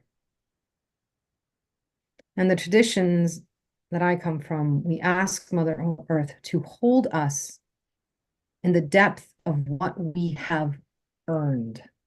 There is an earning here, and the earning is relationships with reciprocity. Now, of your own free will and choice, we will continue. If you don't want to continue, at any point, you can leave this circle, come back to the other circles. Free will and choice. This is real free will and choice, not what's out there. So take a moment. Do I want to continue engaging? Muy bien. Los que se quedan, se quedan. Los que se van, se van. Muy bien. Con gracia. Now, with aloha, grace, mercy, and compassion for yourself, for all the beings on this planet, for the Aina, the land that is holding you. Ask this plant to reflect back to you if you are in good relationship with it.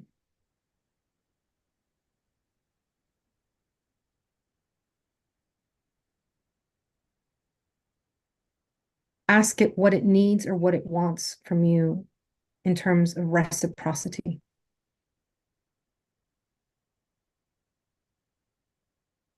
Ask it if it wants to go deeper with you.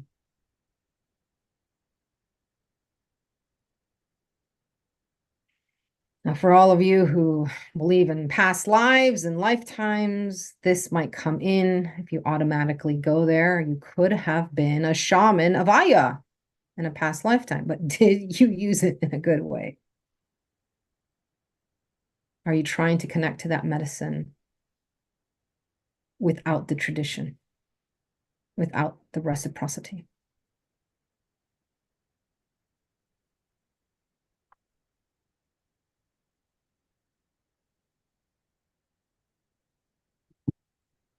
My wife says amazing, beautiful things all the time that I'm just, And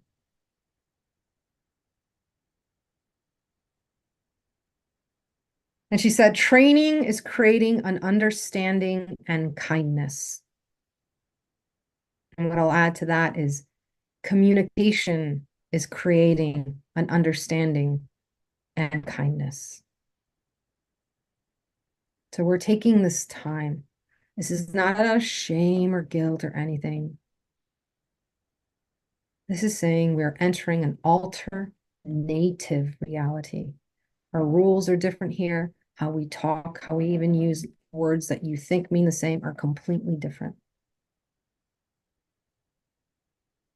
Muy bien, we've done that. Next step. Ask this planta if it will be an ambassador for you to the rest of the plant kingdom, or is there another ambassador that needs to come in? What is an ambassador? I love ambassadors. This is the reason why. An ambassador understands their culture. They go into a different culture, and then they negotiate with kindness, grace, mercy, and compassion. They try to see what is the best for everyone. And last time I checked, I don't speak all the languages of the world. I don't speak all of the plant languages, not all the human ones, not all the animal ones. So we need an ambassador who is a translator, who can vouch for us. This person comes in a good way. This person is learning to come in a good way. And when I say good, it's not the Christian good. Right? No shame, guilt, grace, mercy, compassion. Right? We're deprogramming right now. This is fun. Muy bien.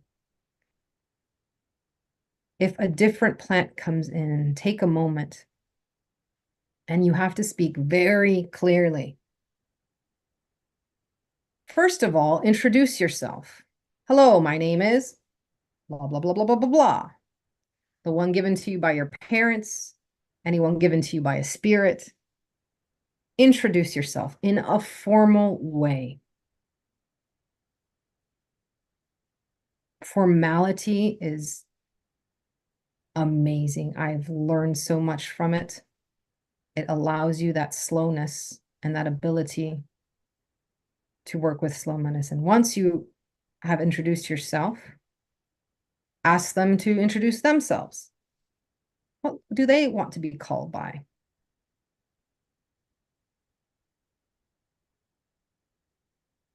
What is the language that you've agreed upon?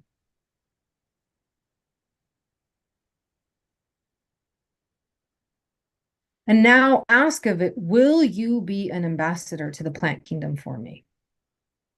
Will you help me as I'm growing and learning and evolving how to build relationships? Help me. I don't know the rules. You're not supposed to know the rules, right?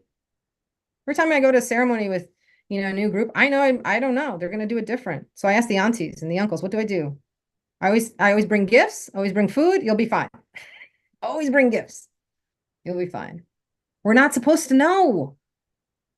You are not supposed to know. Remember, that's the Western mind. I must be an expert of everything and conquer it. Ha! Sácate con eso. Grace, mercy, compassion, love. Breathe in, breathe out. Grace, mercy, compassion, love. Breathe in, breathe out. Grace, mercy, compassion, love. Breathe in, breathe out. Grace, mercy, compassion, love. Breathe in, breathe out. Let go of needing to know, of needing to be perfect. Leave your wisdom at the door. Allow yourself a sense of wonder and awe.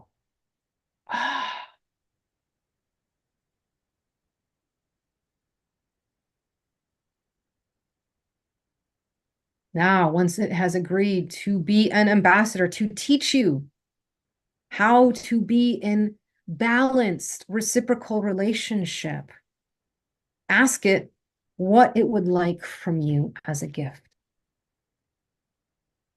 Maybe it's a song. Maybe it wants you to get up and dance a little bit.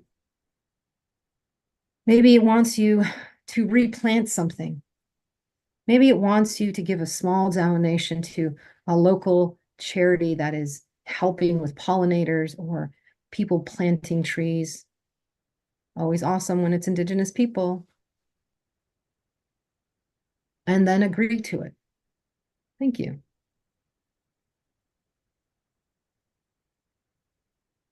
And now this is your teacher. This is your ambassador. This is who's going to teach you how to speak, how to gift, how to be.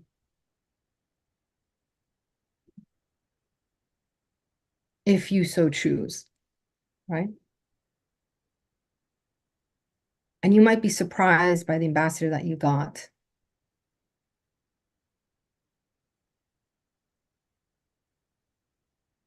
So at this time, I'm going to open up the circle. If there are any questions or comments so far, if you want to share who stepped forward to be an ambassador, if you were surprised about that, if you're like, this is all bullshit, that's fine too.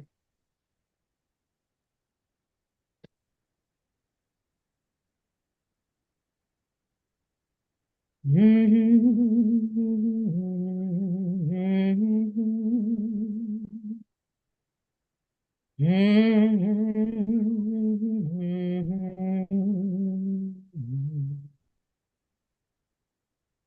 mean, I can keep talking. I can talk for a long time.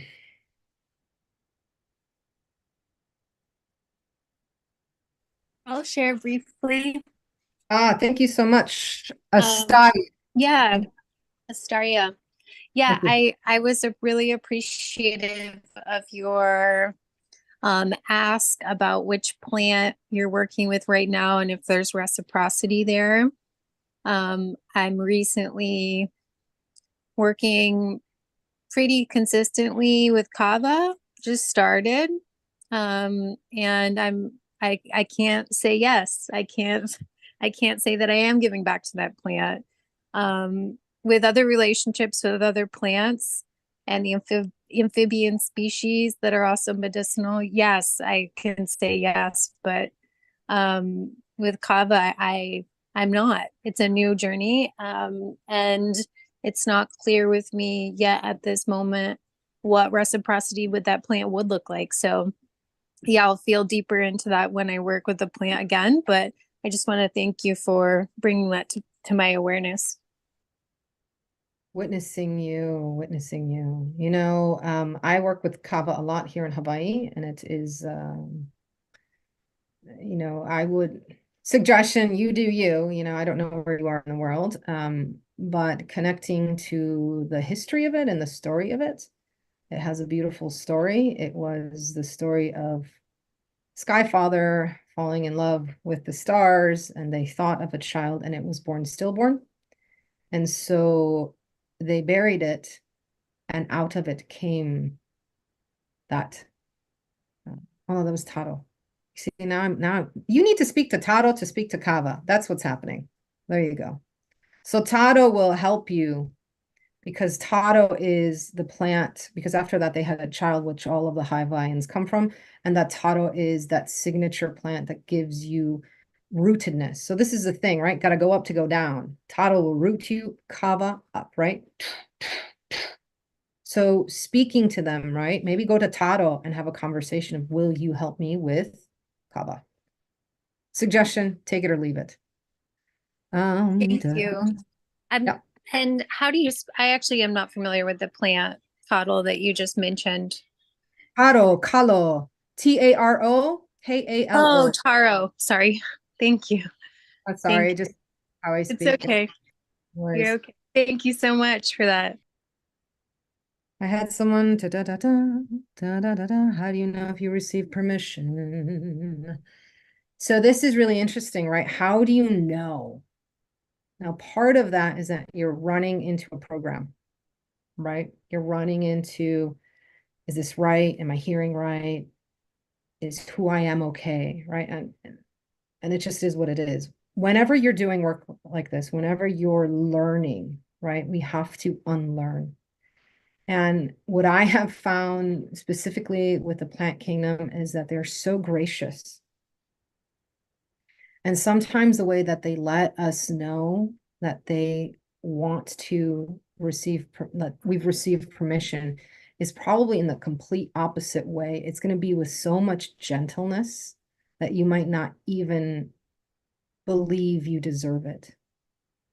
So if you're looking for that disciplinarian, maybe that plant you went to is not a disciplinarian like that. Chamomile. I don't know if anyone connected to chamomile. I don't know if you know chamomile, how powerful it is. Chamomile is an amazing communicator. So sometimes what you can do is if you're not sure, because you don't understand the language, right? No sé, I don't understand. No speak the English, right? Entonces, what you can do is go to an amazing communicator like chamomile and say, can you help me communicate? Will you be my ambassador to communicate as I learn Ava, Taro, Kalo, all the different things, right? Help me. They're amazing, amazing. And they, in their nature, scientists don't understand it. Like chamomile just heals. It just heals the plants around it. It just is, again, science is an exploration of a question. Everyone thinks that science is the definition of something, but science in its inception as a language of awe is not to finalize a point of reference. So I'm saying this because we're just learning how to weave all of these languages. And when we're entering into an alternative reality, we want to stay connected to that sense of awe. I don't know. How many times can I ask this question? And you will learn more because then you become a field. The plant kingdom can plant itself. It's super cute flower.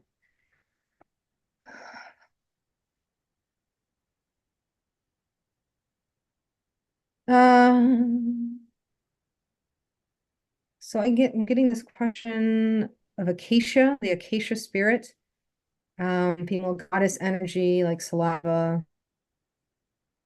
Salvia. Oh my God, dyslexia. It's really not my friend sometimes. Are you asking me or are you just asking anyone in the group? I just wanted to know. Yeah, I just you were talking about these different like spirits, and I just was curious if you had had any interaction with those spirits. I recently had done acacia and felt like there was like a female energy goddess kind of figure that I was dealing with, and I hadn't had such a strong interaction of a female entity since my experience with salvia. And just looking at how it's used like ceremonially in Mexico, as far as like seeing it used more like religiously as like Mother Mary or what have you. And I'm Jewish and I don't identify with some of those archetypes, but I identify with kind of the female goddess energy, and it kind of rocked my world. So I was just kind of curious your perspective on like the different spirits, I suppose, and the female ones or what have you. Okay, so I am trans, I'm non-binary. So in the language that I use is never to be like masculine, feminine, because I also come from traditions where we believe in transcendence and people being able to hold different spirits, even like so many of our gods or goddesses, whatever you want to call them, are both they, them, and in their journey of evolution, they hold both and they present at different times. So first of all, I would say it's, I'm Jewish as well. So I'm Indigenous and Jewish, and I grew up in a Irish Catholic high school. That's a whole nother story. And so when you say everything that you were saying to me, right, with the archetypes, where I would go to actually is I would go to corn. And the reason I would go to corn to ask this question, right, is because the original representation of Guadalupe is Tenochtitl. Yes, I think I'm saying the name correctly. I think I need to ground myself. There's a lot of energy in here. And it's the creation energy, and it was represented by corn. So I would go to Corn Mother and have a conversation and say, how do I, because also you have then this image that has been taken and colonized, right? And put into a religion. If you go further down the journey with corn, you'll see that this presentation of the spirit is a snake energy actually of creation. And it was the only god that wept in the streets of Tenochtitlan when the conquistadores came, wept for her people of what was about to happen. And there's a lot of resurgence of that. The tie has never been severed completely with Corn Mother. And so I would go to her and ask, like, what is mothering? And can mothering present itself as female, male, or trans? And the reason being is that there's a journey here of having a conversation, of meeting. Take it or leave it. That's what I would do. I always refer my teachers, my students, and my teachers, because my teachers take a lot of my stuff, back to the kingdoms. If that doesn't help you, are you really good with the mineral kingdom? And if you work really well with minerals, sometimes the minerals will help you. Yeah, no, I'm definitely open. Yeah, I would go to corn and start having those discussions of what is, of all of that, because it's rooted in Mexico. And it seems that a lot of the plants that are coming forth to help teach this class or whatever this is, this circle, are root plants. We had taro pop up when I was trying to describe Ava, right? Now we have corn popping up. And corn also, again, if you want to go back to like one of the most powerful plant allies, right, is corn, because we are the corn people. In the creation of the world of humans, of who we are right now, we are the corn people. We are created out of stars that were milled together to create the corn people. And so having a conversation of What does it mean to be from the stars and be rooted here? What does it mean to be remade? What does it mean to transcend? What does it mean to be planted here and grow where you're planted? And then all of the stuff that gets in the way from that, right? Everything that is programmed, right? Because the minute you breathe, not only are you born and you're dying, but you're, you're programmed. You're programmed in the womb. You feel the effects of your mother, of, you know, of what's going on in their life. There's programming that happens. And so I think sitting again with grace, you know, mercy for yourself and for this discussion, just open it up. You know, will you talk to me? Can you guide me through this? That's what I would do. That's what I would suggest. It's whatever also you feel comfortable with.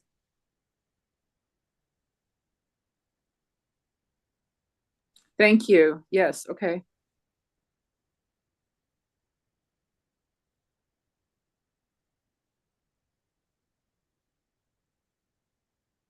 Are there any other questions?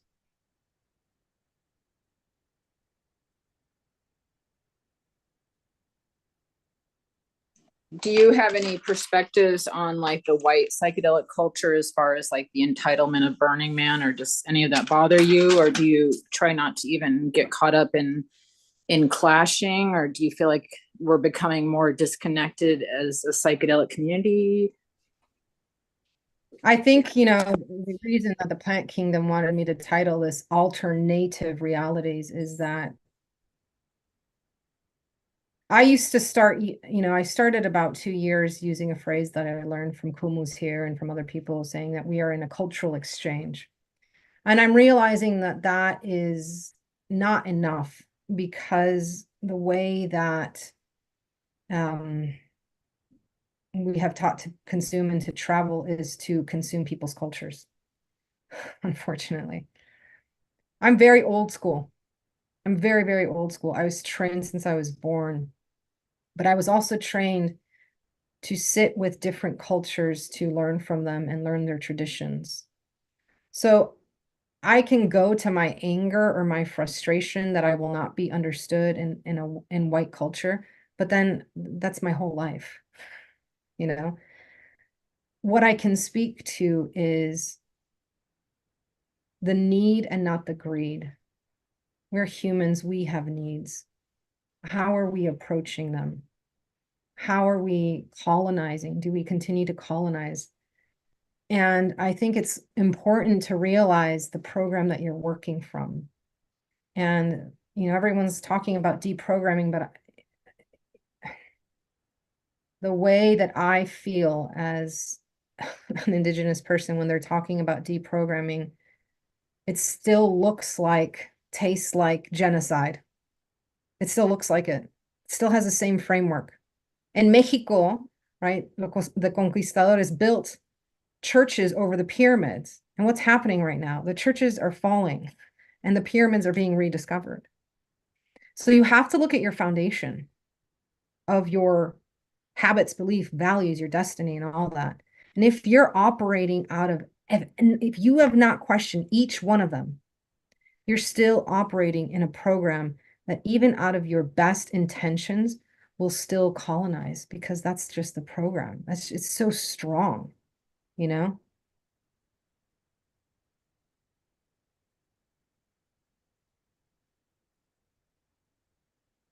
So I have visceral reactions to your question, you know, to what's happening. And for me, it's like I want to cry, because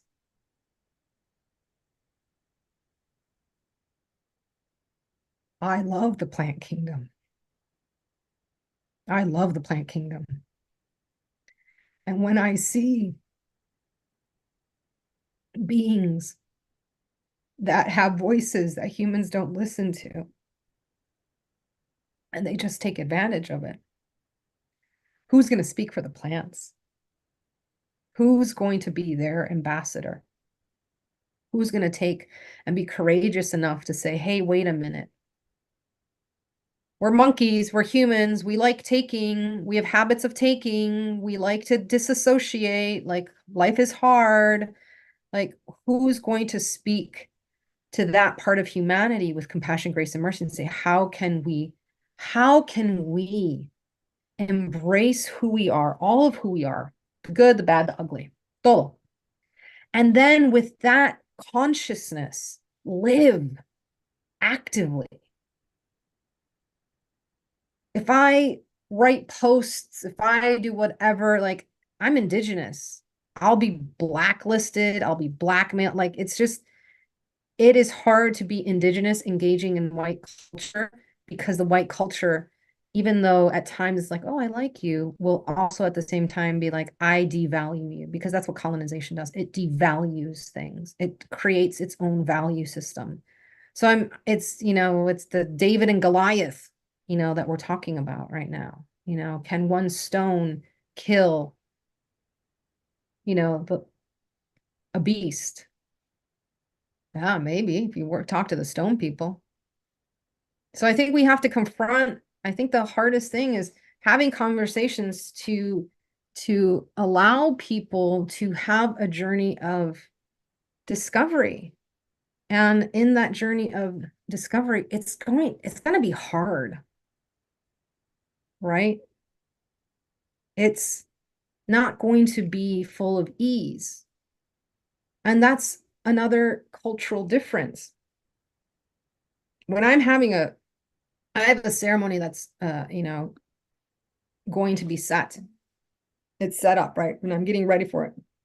Usually the week before, like, my life goes crazy. Shit goes crazy. Like, shit that usually does not happen. And in my culture, that means, oh, it's going to be a good ceremony. In white culture, it's like, oh, it's not easy. It's not flowing. Well, I'm not going to go. So we're taught different. We're taught, again, we're not trying to trigger each other and stuff like that. We have tons of trauma, but we understand that there's a certain amount of water, that when you put the fire on and you put the pot on to boil soup, water, whatever, it's going to boil. And we understand that. And so again, ease is a disease in white culture. There's this concept that everything is supposed to be easy, that you can do whatever you want, you can take whatever you want, that, traditions, like, nothing is kapu, right? Nothing is off these days. And I agree with what Patricia said, but I also say we have to be cognizant of how we're using those words, because you have Indigenous elders say, of course, listen, listen, listen. I said, but what ears are you listening with? If you haven't taken the time to decolonize, then you're listening with colonized ears. And your taking then does not mean reciprocity. You consume the way that you were taught to consume. And there's nothing wrong with that. That's the thing. There's nothing wrong with that. You're doing your best where you are at that point of time. And I think it's really hard for people to grasp and even to understand, because they're so addicted to being good people, is that we create harm consciously and unconsciously all the time. We do. We just do. We create harm. And that could be misunderstandings, loss of translation, like simple things. Like, I remember my mother, someone said something to her when I was really young. They used in Spanish from a different country that was really horrible in the Spanish that she grew up. Like, they literally called her like a whatever. And it was a mistranslation. She was greatly hurt.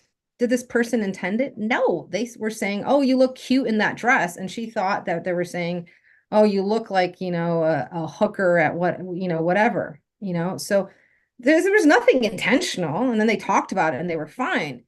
But we have to be open to that. We have to be open to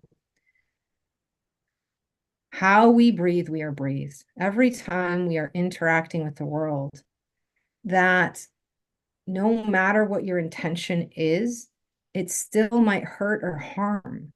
And you can't stop it unless, you isolate yourself. And even then, you're cutting yourself out from the world who you are supposed to be a part of.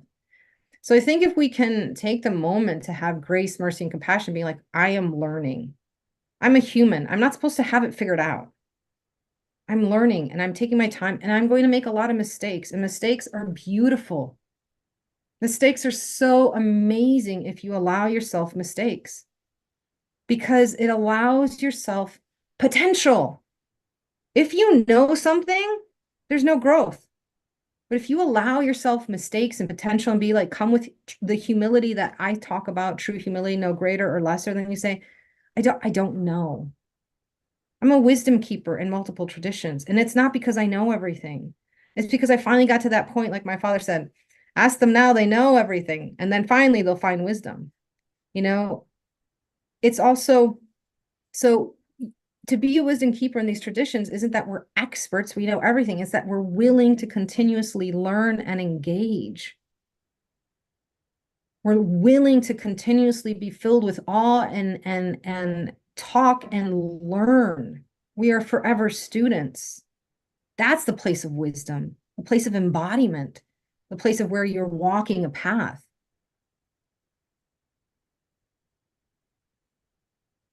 Yeah. Yeah. Awesome.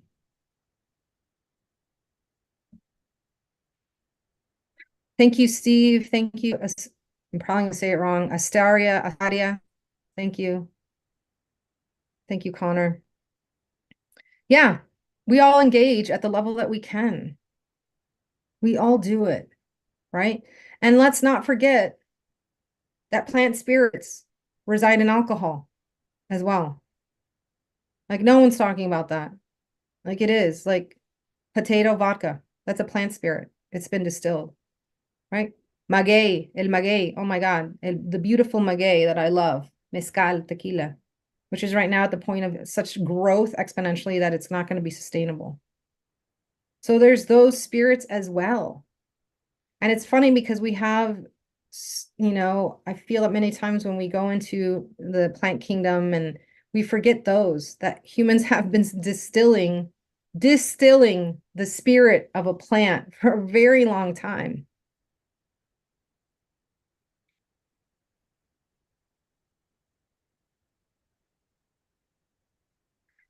Any other questions?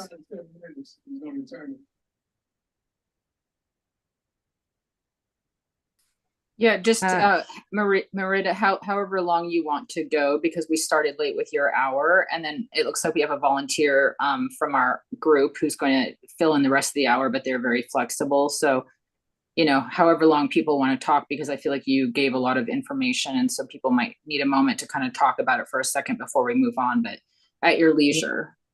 I have a tendency of doing that. Oof, I'm sorry. I try to do it slow and then, you know. Elena. I just wanted to say thank you so much. It spoke to me very deeply, and I'd like to learn more. If you have any like kind of resources or things like a mailing list or something, can you just point us to? Thanks. Yes, let's plug the plug, right? You know. So I have different opportunities where you can learn more. You can follow me on Instagram. I have 2 accounts. One is the Path of IX, which is the Path of Ish, the Jaguar Path. And you can go online and follow all of that. I write a Substack, so that's, you know, free. I have a podcast, Walking with Our Shadow. That's also free. Always donations are, you know, we do love the donations because they do help keep these things alive. And the other way to engage with me is Cuatro Manos y Cinco Volcanes. It's online. I am a cacao keeper for centuries. So I do teach. So I have a class coming out with cacao starting February 10th, and we're just going to sit first with the spirit of cacao and then see if there wants to be more engagement. I have, unfortunately, because I've been trained, and I say unfortunately, it's because I'm learning. I keep learning how to teach these things. I'm trying to engage at a slower pace with people because coming to my stuff is like going to university lectures, and I'm trying to tease it out. So I've created now levels. And so we have levels for cacao. And then also at the Path of Ish, I'm starting an 18-month circle. I've redone it all. and we're calling it slow medicine. And the first year is going to be working really deeply with understanding the directions. And I know it sounds basic, but it's literally like what you need to know. And each of those directions will have plant medicine involved, will have animal spirits and stuff like that, but it will be held by that. And you can do a level 2 as well that is plants involved. So there's a lot of ways to connect. Yeah, Path of Ish, walking with our shadow. Yeah, thank you. And Cuatro Manos, Cinco Volcanes Farms. If my wife was on here, she'd, be able to do that, but she's teaching a class right now. So, but yeah, and the last thing I do want to talk about cacao is because if you'll give me 5 more minutes, is that okay? I want. Yeah, sorry, it's taking me a second to unmute myself. Yes, very flexible in this hour. Victor was sick, and then Roberta is taking over. So it's very flexible. It's all whenever you're done. It's totally fine. So I want to tell you the story of cacao because it won't leave me alone. Are we okay hearing a little bit of a story of cacao? Yeah, that Yes. would be great. Yeah. Okay. Yeah. So in the creation of the world, right? In the beginning of time, when there was just water and land, we have introduced to us this energy of Kulkulkan, Quetzalcoatl, the feathered serpent. This energy came from the planet Venus. And in the planet Venus, it's not just love, it's also war, the separation. And in the creation of the world, you see this energy working very in incongruence and not congruence, right? With a different energy. Some call them, let's call them the energy of lightning, right? So you have the snake and the energy of lightning working to create and destroy at the same time. And you have creations of different humans over and over, right? The last humans before us were the people made of wood, right? And these people who were made of wood were strong of mind and strong of body, but they had no heart, they had no connection to spirit. So they went out and they just literally consumed everything, right? Just like everything. So then, there's a lot of discussion what to do. And the kingdoms of the world got together and say, we need to destroy the humans. They're going to destroy the planet. Please get rid of them, right? And within that conversation and in that destruction, there was, what are we going to do with the corn people? And so the corn people were created. And the corn people were given that gift of gratitude. That's what we'll call it today, the gift of gratitude, to be grateful. The ability to connect and to speak and observe their area, their biosphere, and therefore be able to be grateful and have that resonance of gratitude. As the corn people grew and evolved throughout centuries, we forget we're human. So there was a time where we had one breath that connected us with all. And then we forgot that. And so we had to go in and we had to learn 2 breaths. And now we're at the time of 3 breaths. But let's get back to Quetzalcoatl. Quetzalcoatl loved humans, loves humans, Quetzalcoatl. And in this world that they created them, literally went through the underworld, bled, to sacrifice their blood to bring back the bones of humans and make humans that we have now. Now, in that love, Quetzalcoatl also saw that the humans were going to forget again, because that's who we are. And so the story goes that Quetzalcoatl brought cacao from the paradise of all of the gods. Now, everyone always thinks it's above. Well, the paradise was below. Why? Because the earth is what's the most nutritious thing that we have. And so the cacao tree presents to us a tree of life. And I want to take a pause there because there's so many cultures that talk about a tree of life. And we always think it's just a tree. Some random tree. No. Tree of life is God, a creator being. And so the cacao as a tree is a creator being. So literally took a creator being from paradise and planted it here. And didn't just plant it, asked the earth, will you hold and nurture this? Tlaloc, will you reign? Will you help me? So they became the treaty that kept this cacao tree alive. And I'm inviting you on that journey because I work with a lot of plants that through their misuse and abuse have lost their cachet. And as someone who carries a tradition since the Olmecs, someone who is a farmer here in Hawaii, and it's really hard to be a farmer here in Hawaii, we plant in sacred ways, we grow in sacred ways, and we teach in sacred ways. So I'm inviting you to consider sitting with Hawaiian cacao. It is the most expensive in the world. And the reason it is that Hawaii is expensive. There's no labor, no slave labor, no child labor involved like most of the other cacaos in the world. And we give everyone and we pay everyone who does work for us living First Nation wages. So it's very different. She has a very different energy. It has a lot of the energy of Pele. So if you're at a time period in your life that you're like, I don't know, Pele teaches us how to create from the unknown.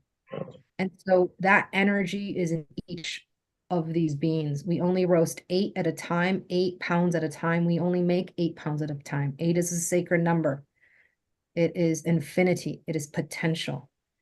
We follow moon phases. We follow the Mayan calendar phases. We follow the Mahina Hawaiian moon phases. Everything is done. So small batch, hand batch. Again, Hawaii represents 1% of the cacao made globally. We present 1% of that. So very, very small, very different medicine. And we invite you to try some, sit with me in February, just to start to learn. And yes, I started doing this years when I knew that cacao was going to get overplayed and everyone was going to be a facilitator. And now people are making cacao without ceremony. So I invite you, if you want to be reintroduced into a really old way, really, really old way of sitting in relationship, we kind of went through it today. Come and try the cacao, come and sit in some of my circles. And in the meantime, please make sure that you remember that you are beloved. You are beloved. And you are enough. That is why the plant kingdom has decided since the beginning of time to work with humans. That is why cacao is here to connect us to our heart, to remind us to be grateful. So in these last 3 breaths, I'm on the Big Island. I want us to take 3 breaths of gratitude. And you can send that gratitude to the plants that you've been working on. You can send gratitude to the earth. You can send gratitude to yourself. And just take this moment as we close this circle, as I think the east, the south, the west, and the north, the guardians above, below, and on this plane, to all our ancestors who were here, the ancestors, including the plant kingdom, who are here, highly invested to help humans as they grow, change, and evolve, as they allow grace, mercy, and compassion to deprogram them from the state of colonization, of creating value, so we can get back to how we were created in love, through love, beings and creatures of Mother Earth with value inherent because we are created, not because we have to prove to someone who we are. I hope today you might find a way to love yourself and share that love with the earth and all of the kingdoms on this planet. For my people, all my ancestors who have given me permission from the plant kingdom here, from all the plants and the animals that support me here in Hawaii on this land, I thank you for your time. I thank you for your journey. Thank you for being here. Thank you for continuing in a good way. Shide.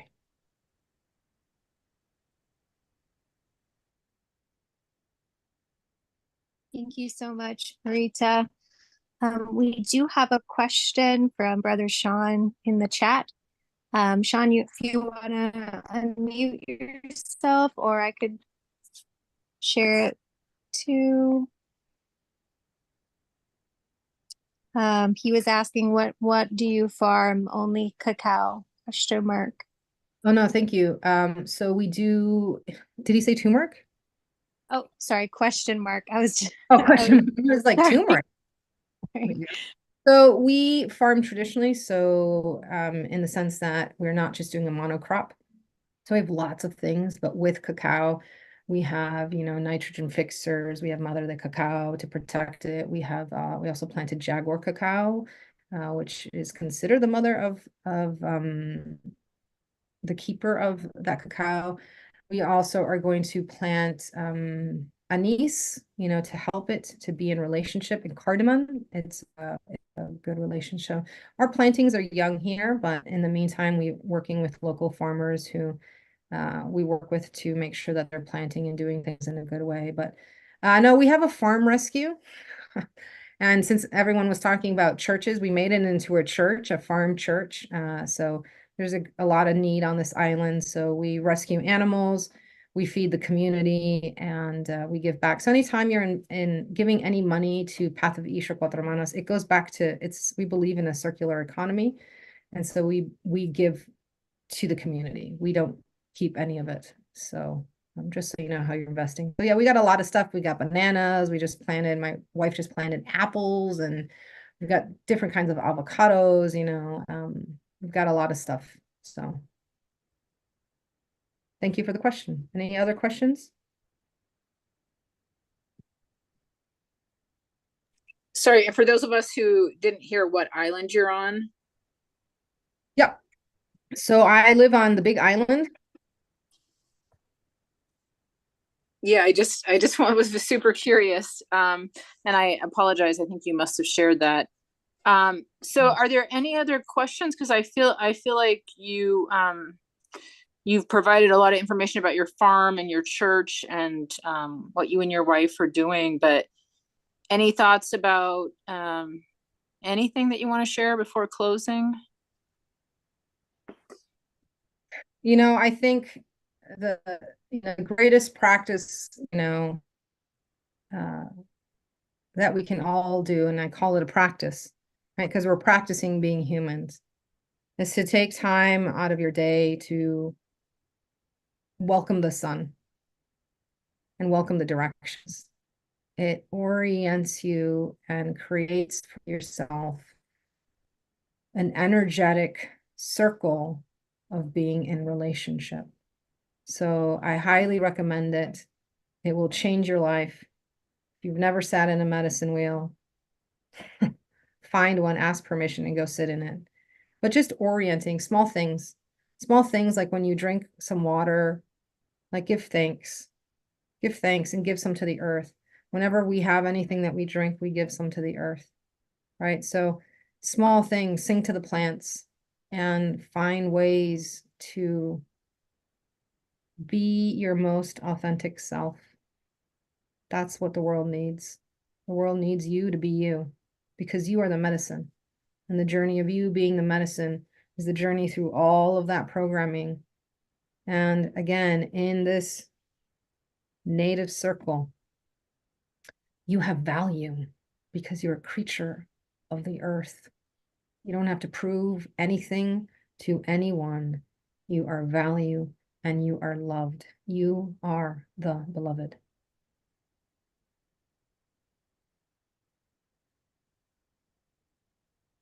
So thank you for this time. Any other questions?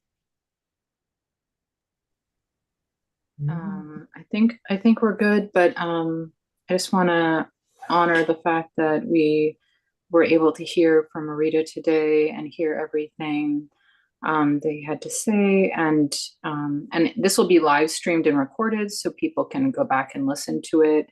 Sometimes we have to digest things over time. I see lots of thanks in the chat. So just wanting to thank you for your time and your energy and how powerful that was. and welcome our next moderator for the next hour. And so I really appreciate, it sounds like, Roberta, that you are willing to help us out for the next hour.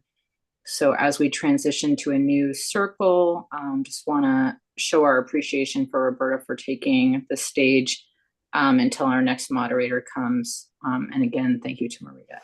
Okay. Thank you. I was inspired to raise my hand to continue the conversation on relationships with plants. And so I wanted to talk about my relationship with beach grass. I am from the Oregon coast where the Long White Dune meets the Siuslaw River. I was taught by the local indigenous families there how to forage and find magic mushrooms. And it was a very important part of my early processing of my trauma. That's about 30 years ago. So I've been in relationship with this medicine for a very long time. But I took an academic viewpoint or lens on my approach to that relationship. So I did a lot of academic work studying European beach grass on the Oregon coast. There's a lot of people who were talking about native or not native in the scientific community. There's native species and non-native species. There's endangered species. There are protected species. There's a lot of different classifications that, in this context, a European beach grass is a non-native species, but the local indigenous community found that it holds the dunes together. So if you plant these grasses, the sand dunes hold in formation and they grow every year. And what it is anticipated to be good for is a tsunami break. As we continue to encounter greater climate change impacts, tsunamis on the Pacific coast are known to the local population. So these new, the European beach grass being actively planted has changed the look and nature of the Oregon coast sand dunes. And so through all that work planting and being in relationship to the beach grass, we also learned how to find the mushrooms because that's where they grow. And so the European beach grass to stabilize the sand dunes, and the mushrooms grow at the base of these plants and can be harvested in the fall. So the other important benefit of this plant is it has created nesting spaces for the snowy plover. The snowy plover is the cutest little tiny little bird. When they're first born, they have these fluffy feathers everywhere. So they're just super cute. But they were endangered after the introduction of dogs. Dogs would just kill their nest, just tear their nest apart. So what we have found is that during certain times of the year, if we restrict dogs from being on certain beaches, we can protect the nesting, the winter nesting of these birds. So you may think you are in relationship to like chamomile or mint or ayahuasca, but these plants are also tapped into the structural systems of our earth. And so we have the capacity to think about terraforming and changing our environment in natural with our plants to give us greater protection and places to grow food. This is the higher forwarding that you see now on the Oregon coast was not like that 30 years ago. It was flat and the sand just moved around everywhere. So no plants could ever survive there. Well, now that we have this European grass that's been building up the sand dunes, on the other side of it, we have habitat for native species. So this is an example of indigenous population contribution to the local community in terms of their knowledge of the botany of the area. And so I got involved. I started working for their nursery, and we planted European beachgrass all over the place. And a lot of a lot of white folk were like, why are you planting a non-native species? Like, don't you want indigenous species only? And it's just like, that's what I love about the conversation we're having right now. We're all indigenous species, and plants can do well from other areas if we move them in, and keep an open mind about what these plants can give us. So they have given us extra habitat for mushrooms to grow in, right? We didn't have as much habitat for these mushrooms before the beach grass was planted. So now that we have the beach grass, we have all of this new places for mushrooms to grow.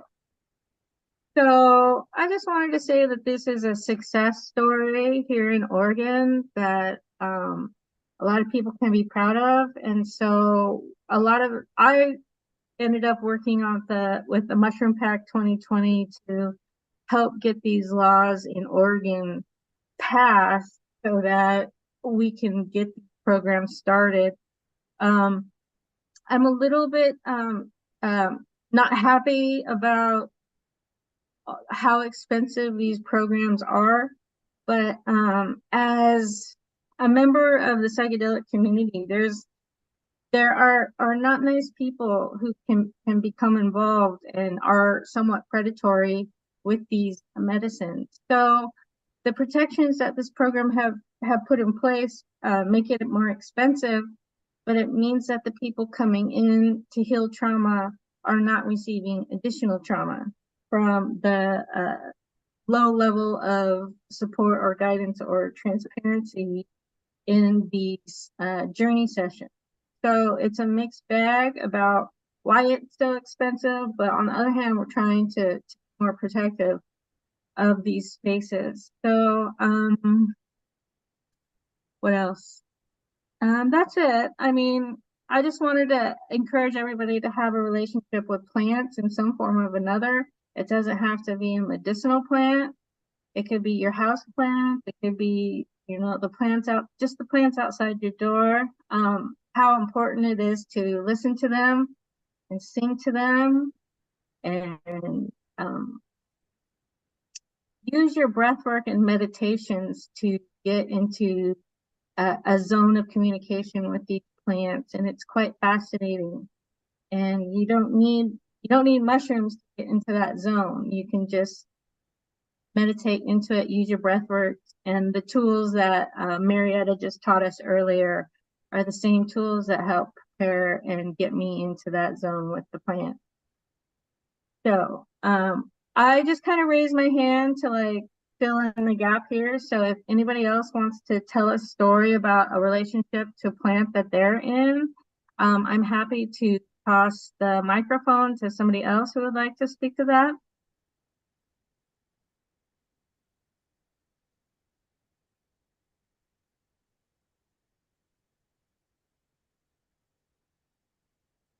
Sorry, can you repeat the question? I'm filling in the hole for somebody who was unable to make this time slot. I wanted to tell the story of beach grass and mushrooms, and I was inviting other people to discuss any plant relationships they have and how they cultivate that relationship. But I'm not sure. Maybe we're ready to move on to a different topic besides plant relationships. No, I hear you. I had something to share, but it wasn't in relationship to that, so I don't want to shift the conversation. So I would probably refrain from speaking at this time because there probably are other people that want to speak to relationships with plants. Is there anyone in the crowd that's interested in maybe commenting on preserving native species?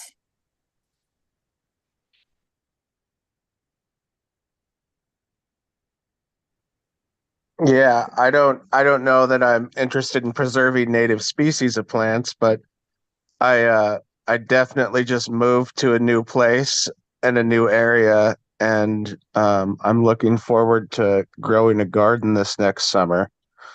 That's something I've never really done, and I'm looking forward to have more of like a close relationship with food and be able to go outside and grow things that we're going to consume. I remember when I was younger, we had a huge garden, and I really enjoyed going out there and working in it. And I think it's just something I'm looking forward to. So, Steve Jobs had made a comment on his deathbed that I found very interesting. I saw last week, and the comment he made was, "Eat your food as your medicine, or your medicine will." Or what did it say? It was something like, "Eat your food as your medicine, or your food will be medicine."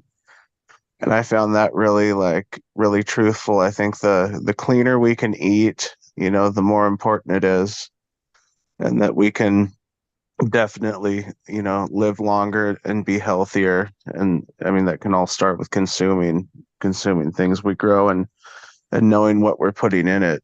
So where we're at right now, we live in the largest wheat producing county in the world, or the United States, one of the two, but they make more consumable wheat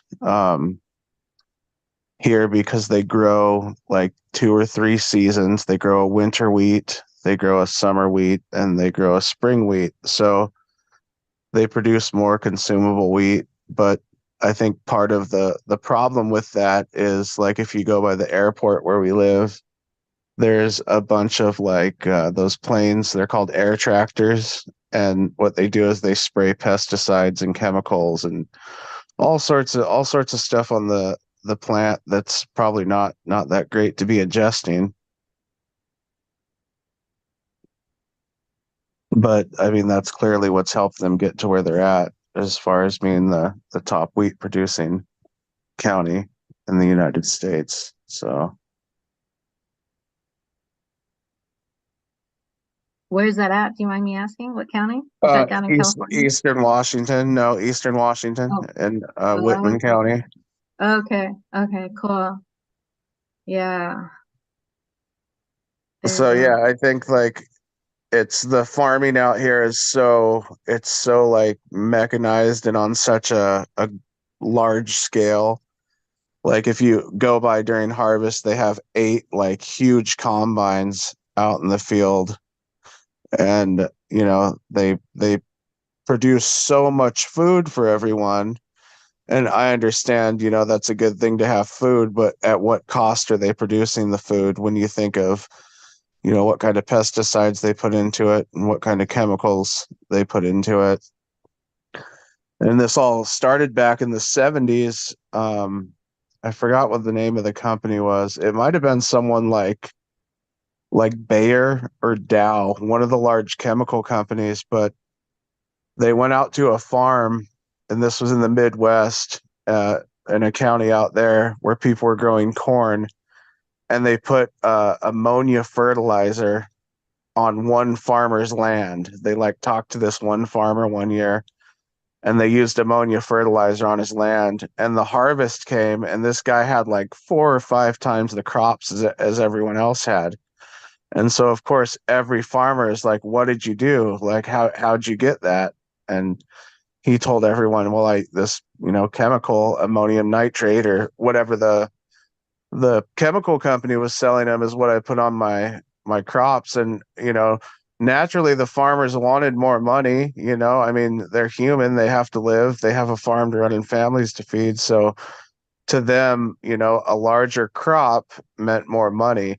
So the next year, and generationally after that, up until today, there's new chemicals coming out all the time with fertilizer. But I think something we forget is, up until like the 60s or 70s, we had a very clean food supply in America, or at least a fairly clean food supply.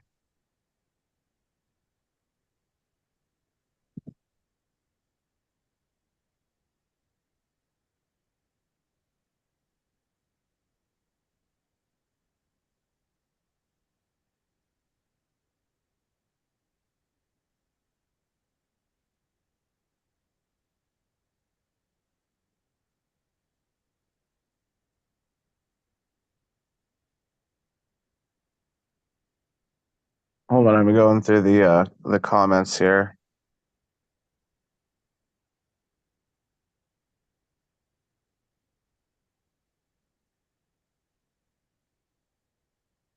So yeah, I think Connor made a comment saying my favorite saying is the plants we need most are usually in our neighborhood, backyard, or local, and that's very important. And that's true for sure. I think that historically, as civilizations grew and people like grew and civilizations grew, people had everything they needed around them. And so I definitely see what you're talking about. One thing I've noticed the last few years is the restrictions and even giving fines on. Yeah, thanks for that. I can't really speak too much about all the pesticides and whatnot, but I generally try to eat organic as much as I can afford, and have graciousness towards those who can't and have to food that is within their budget. But yeah, I do know that out in Eastern Washington, the local indigenous communities are still harvesting what are they called? Root vegetables. And so we're trying to make sure that those areas are not publicized. So we don't want people to go and try to force what should be the tribes. And so, but it's also coming up to ahead with the solar panel farms, and the conflict with all these new clean energy projects are actually, a lot of them are going up on tribal lands over in Eastern Washington. And a lot of these tribal lands still have a lot of artifacts on the land that we know about. And so, you may think you know what the indigenous people policy or agenda are, but unless you talk to them, you're not going to know what their needs are, because they don't want these clean energy, climate, all these solar panels, because it's taking over where they indigenously harvested their produce. And so it's really, really important to not put your own lens on what you think the indigenous communities may want. I learned that lesson when I was in New Zealand. I lived in Auckland for 4 years, and in that capacity, I was a transportation planner. My day job. So as a transportation planner, we were putting together a regional plan and had to, New Zealand law is like so helpful to the Maori culture. These people like have so many laws that protect them. It's great. But one of the things we had to do was do consultation with them. And so I was like, okay, where's their maraes? They were not very rich. Not a lot of people had cars. And so I put together this whole plan on how to extend the public transport network out to their marae. And they were not at all happy about that at all. Yeah. Because they wanted their people to have cars and not have to ride the bus everywhere. So they were absolutely opposed to having a bus stop outside of their marae, because they wanted to drive just like everybody else. Why would we give them the inferior alternative? And I was like, well, it's because how many people in your marae have cars?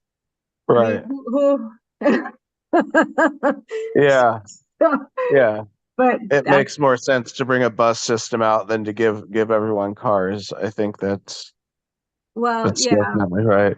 Yeah. So, we all want, all of these solutions for climate change. We need to get off of fossil fuel and we're stopping these pipelines, but the alternative has their issues as well to Sure. this community.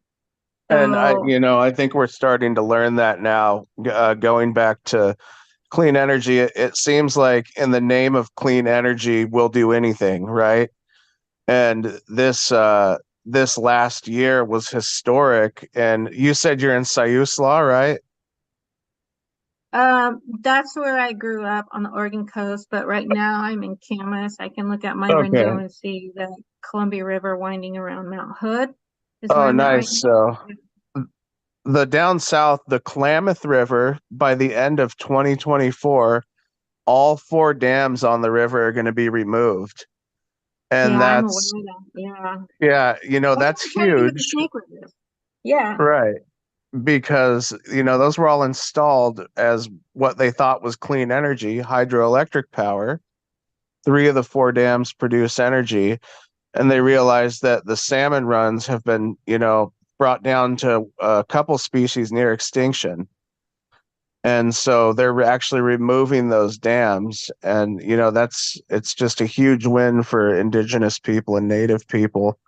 And, with the fight against kind of like climate change almost, But I think that the answer long term is a combination of fossil fuels and clean energy.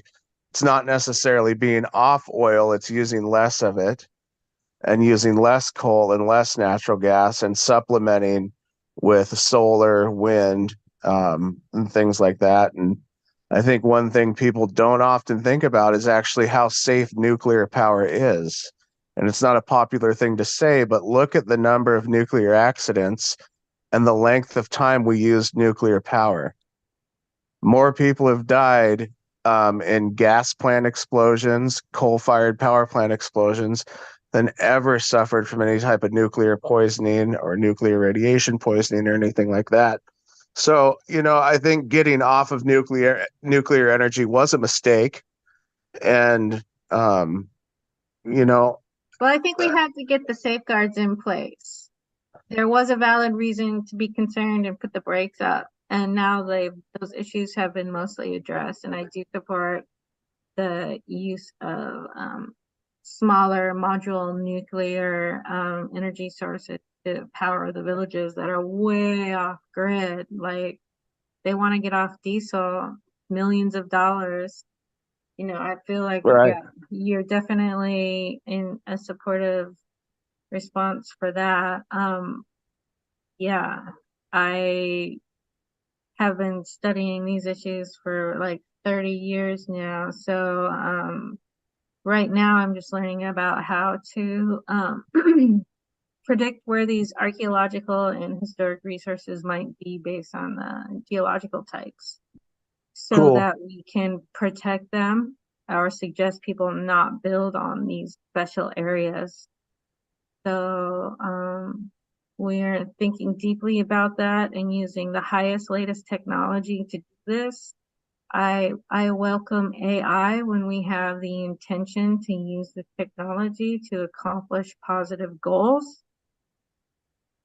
My thesis in college was based on was stolen by Google Maps 12 hours after I uploaded it to Gmail. So so my internship was over in the Dalles, and there's a bunch of like Google databases there, and Oh yeah, that's where Google had a huge headquarters there for a long time. I remember. well, they have a lot of data banks. It's not a Yeah.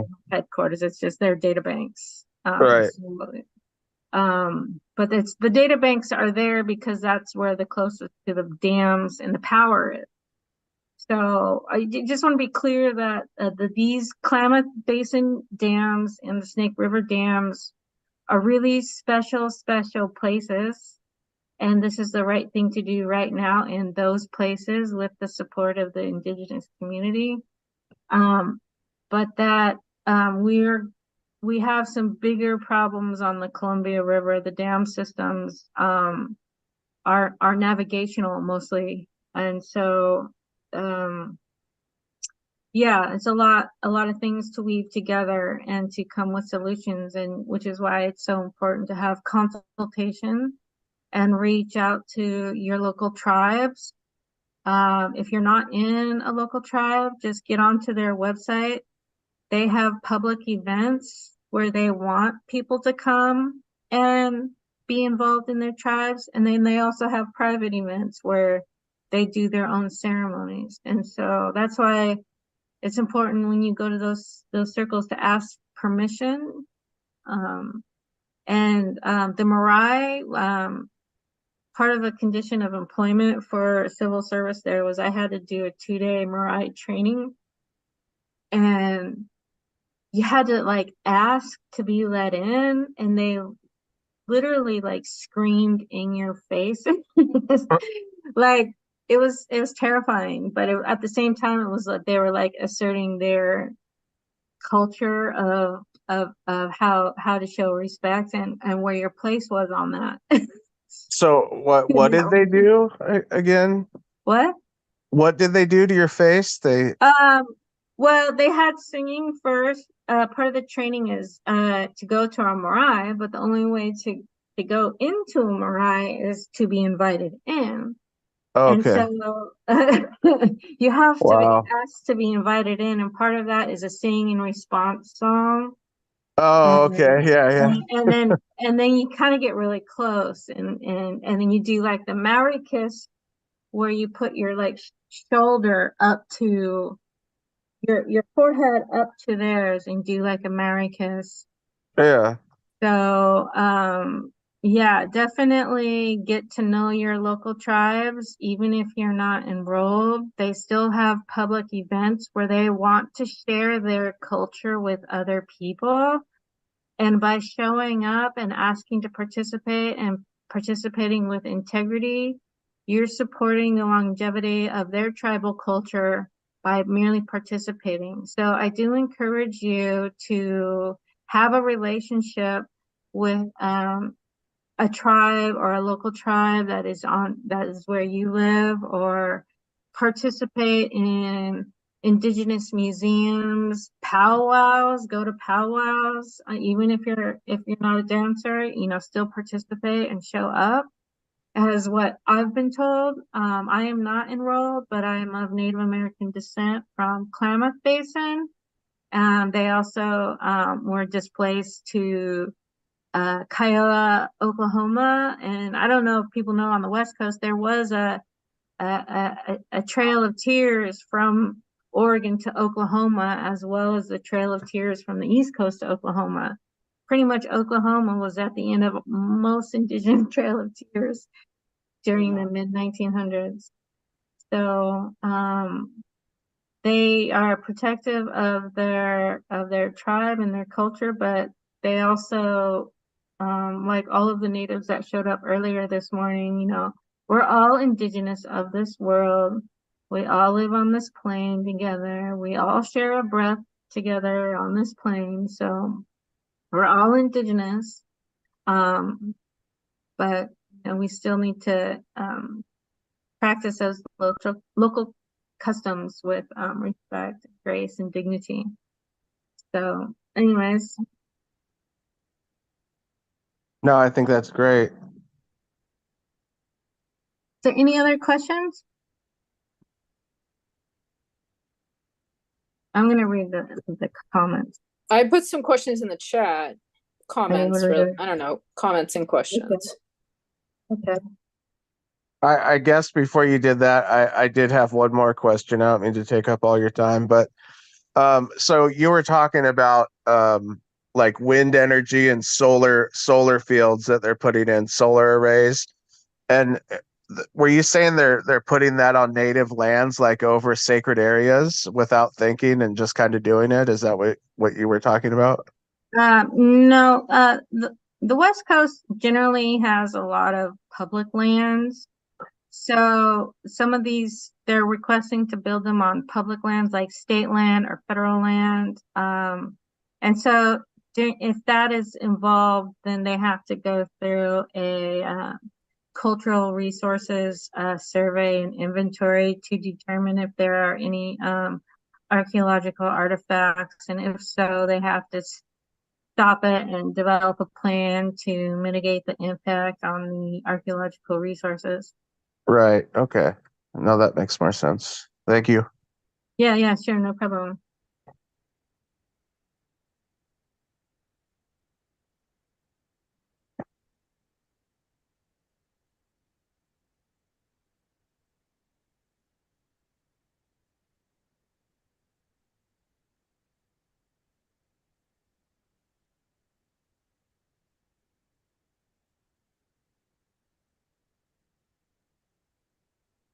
I'm just doing some breathing exercises. I like to do a counting version where you count in 4 breaths, hold 4 count, out 4 count, rest 4 count, and back in. So on the count of 3, we'll do an in to the count of 4, break to the count of 4, and then out to the count of 4. This is how I can ground myself into my local environment, ground myself into the Columbia River, which is where my soul feels the happiest. Yeah, this is a wonderful time in our lives and in, the wider scheme of things, to be here, to be bringing these medicines to everybody and holding space for people to have healing moments where they can shine their souls and tend to their soul flames and share that flame and that love to those around them. You have the light, and it's an honor to be able to share that with other people. And I'd also like to thank the people who have organized this event, getting 24 hours of people moderating, 24 hours of people sharing their cultures. That's a lot of work that went into this. I thought the flyers were done really well. I'd like to thank whoever posted this on Hecate's Network Signal Group, is how I found out about this event. So I want to thank Hecate right now, or Kazari, who's not here right now, but Kazari has done a lot of wonderful work to build community around the psychedelic movement in Portland. So if you get a chance to attend any of her events or her online event, it's always a wonderful experience, just like I'm having right now. So I'm also a mother of 2. I have an 11-year-old and a 13-year-old. And so that keeps me very busy. So I'm probably going to have to deal with some family stuff right now.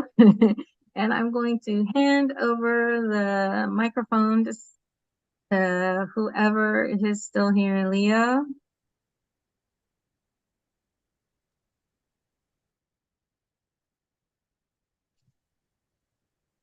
Well, I'm not sure where Leo is, but I am the 3 o'clock moderator.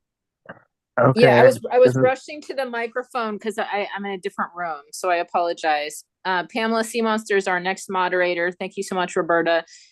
We have a 7 p.m. time slot that we may need to fill, so we'll keep you in mind to beg you for covering the hour again. But we want to welcome Pamela Sea Monster, and so grateful to have her on today. Pamela, the mic is yours. The hour is yours. Take it away. Okay, so I just want to start off. I don't know who's doing the technological part of the group, but it says that there's people wanting admission in, and I am actually blind. I just have a small hole in one eye, and so doing the technology portion of this might be a little difficult. That's no problem. I'll make sure I can get made a co-host and help let people in. Pamela, thank you so much for letting us know. Yeah. But if it pops up, I can do that. I just want to make sure people know if I miss it, please catch it for me. No problem. Okay. So I just want to start with a formal introduction. Weots. Hello, relatives. Salalakam Sista. My name is Fighting Woman. Seat Bedasawaklam. I'm the daughter of the sea monster man. And I'm Snohomish, Stahobchut. I'm Snohomish. I'm also Ho-Chunk and other Coast Salish tribes. And I want to do a quick land acknowledgement about where I'm at. I'm from the Stahopsh territory, but right now I'm currently coming to you from the territory of the people of the inside, the Duwapsh, the Duwamish people. And I'm out here in Chief Seattle City, above the mouth of the Duwamish River. So just want to make sure I'm acknowledging all our people where we're at. And I thought maybe I would start my hour with a traditional teaching. So I'm gonna just let it go and start. A tootie too hawk, a tootie too hawk. A long time ago when the world was new, the plants and the trees, they believed they were people. A tootie too hawk, a long time ago. A long time ago when the world was new, the winged, all of them, they believed they were people. A tootie too hawk, a long time ago. A long time ago when the world was new, the four-leggeds, they believed they were people. A tootie too hawk, a long time ago. A long time ago when the world was new, the beings in the water, the salt water and the fresh water, they believed they were people. A tootie too hawk, a long time ago. A long time ago when the world was new, the human beings, they thought they were people. Just wait. There was a time on the earth in this part of Indian country where all of the beings were considered people. They were given the respect of people. They were given respect, wisdom, generosity, courage, all these values, all these things they believed that everyone had.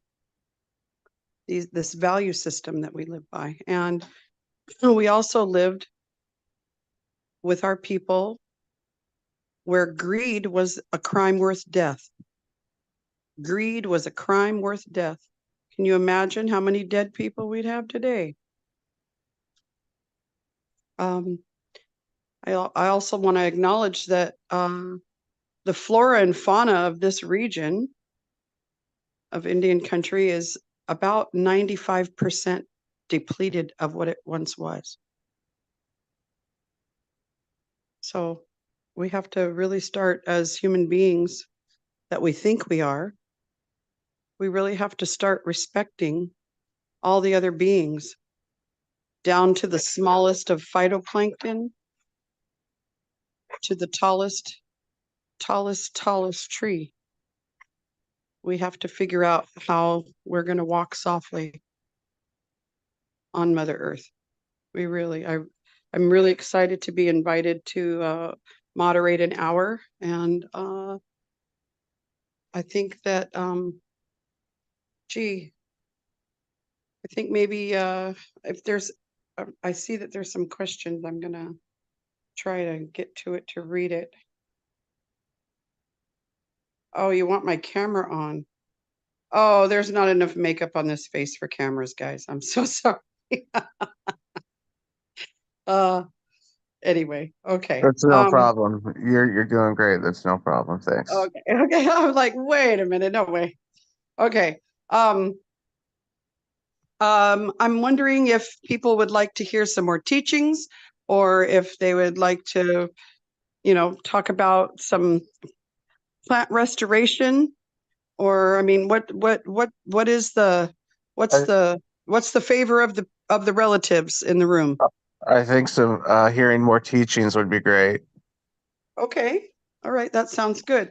So I guess I want to start. I want to start by saying that when you hear a teaching, it's what you understand to be.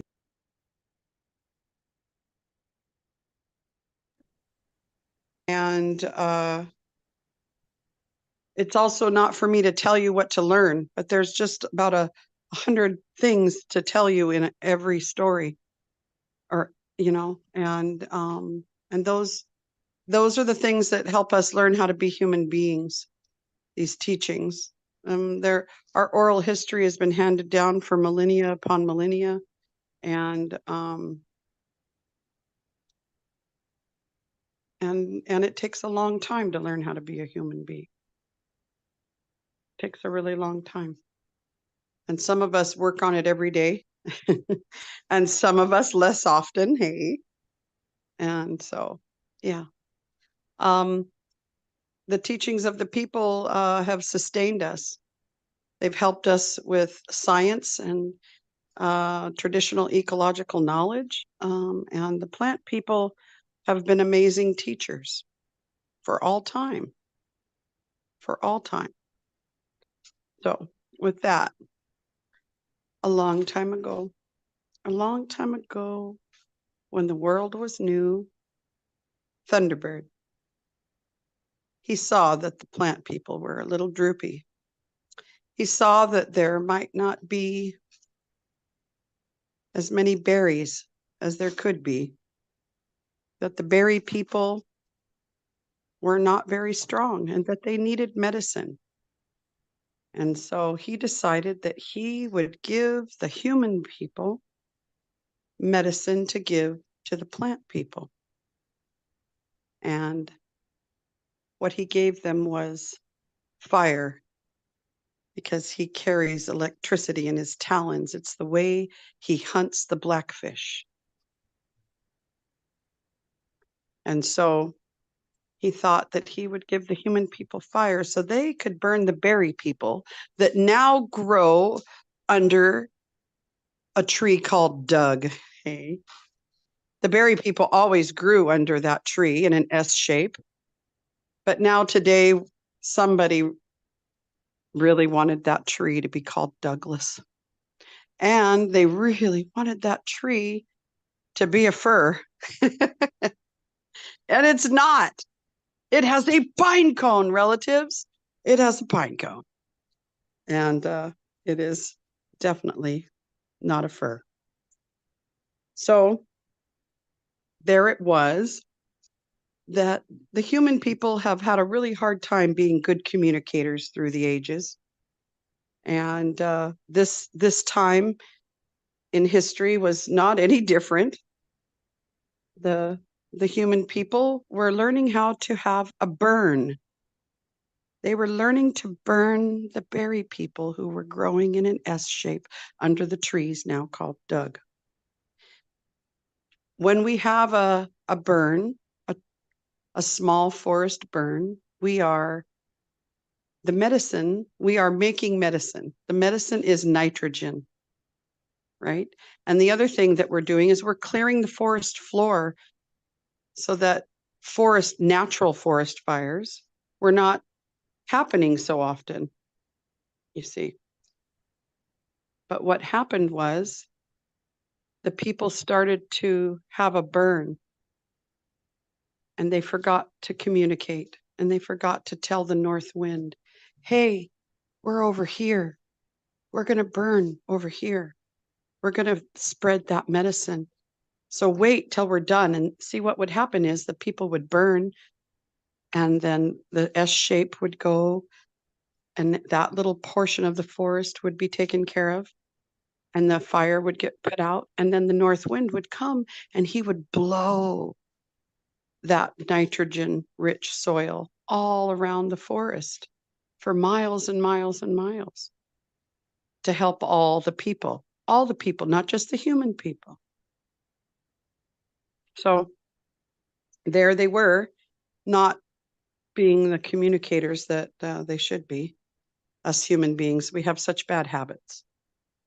And the north wind came in and he was blowing and blowing and he thought, I'm just going to clean over here. And he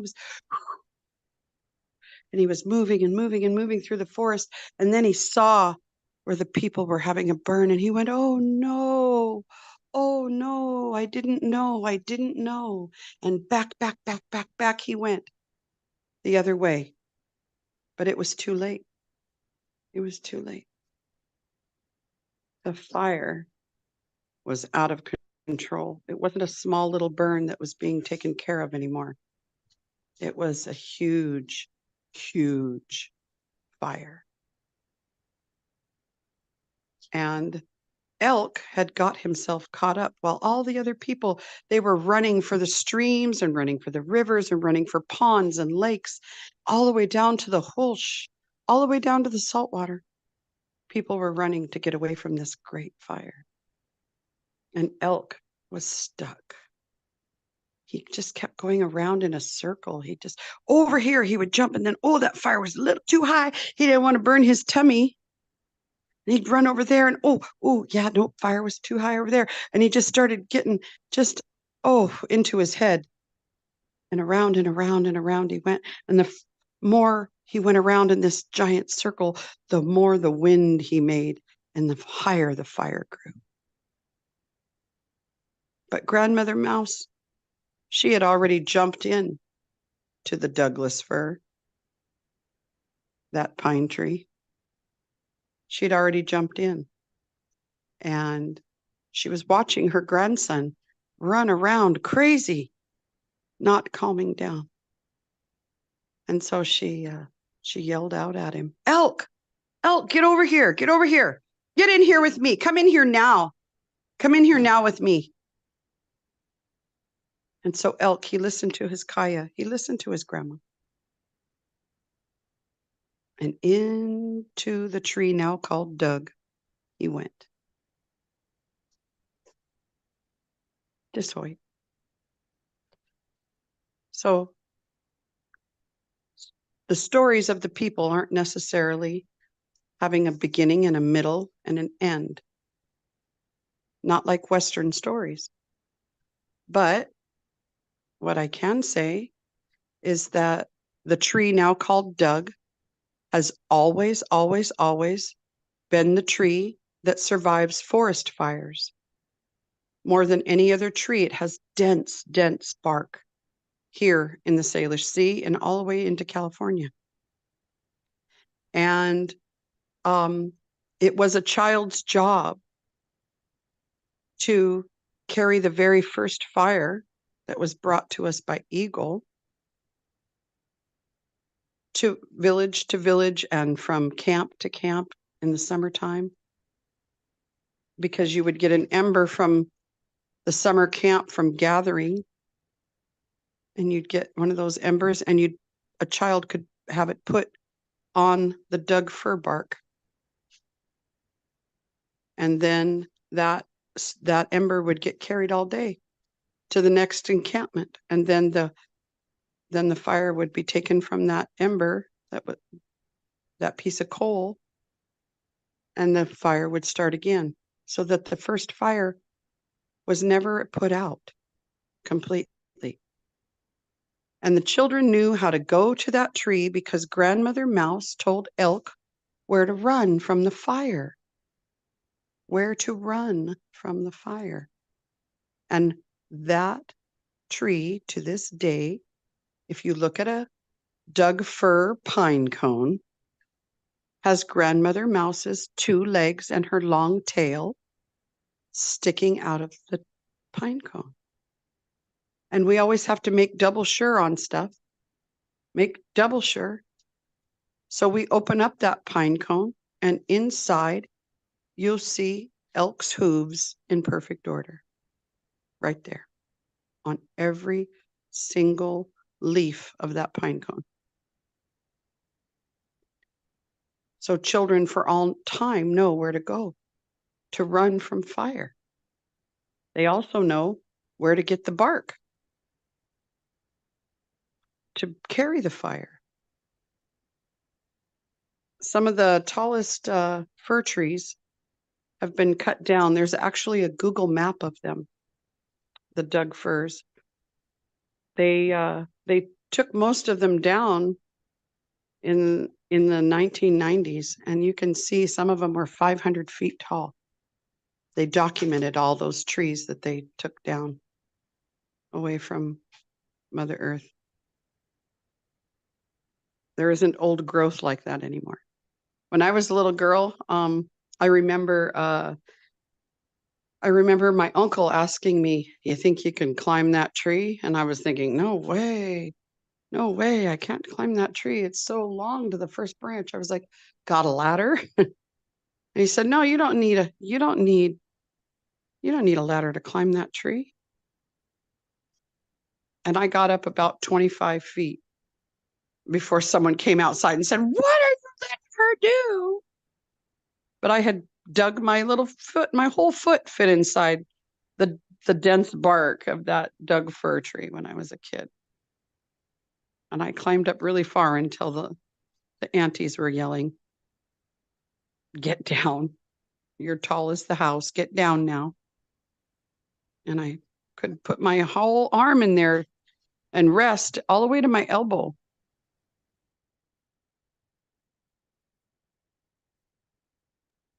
It was pretty amazing then, and it's something I fondly, I really think about that now. Gee, where is a tree like that I could climb today? That's not just new growth, because we're so busy being greedy, Such a crazy thing. Oh my goodness. Hang on just a second. I apologize. I've got a little boy here. Just give me 2 seconds. I apologize.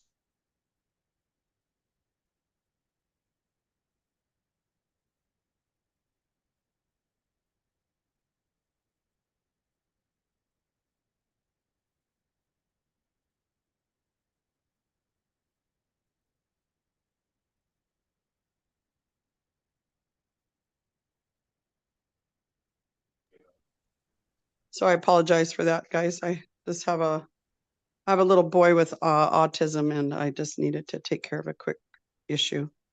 So I apologize. Does anybody have any questions about that story? Maybe a reflection they want to share, and then we can take a few of those and then go into another plant story.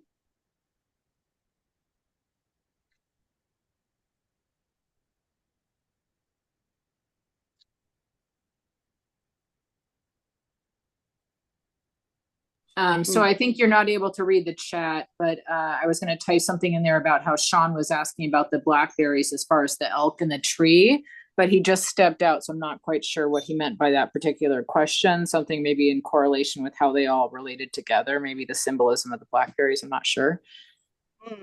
Well, blackberry has a whole nother story other than the story of elk that I'd be willing to share, but maybe we should wait for him to come back. Maybe they wanted to hear that.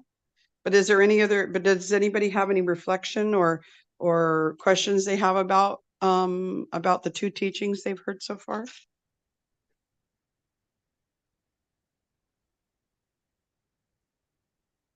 You're welcome. You're welcome.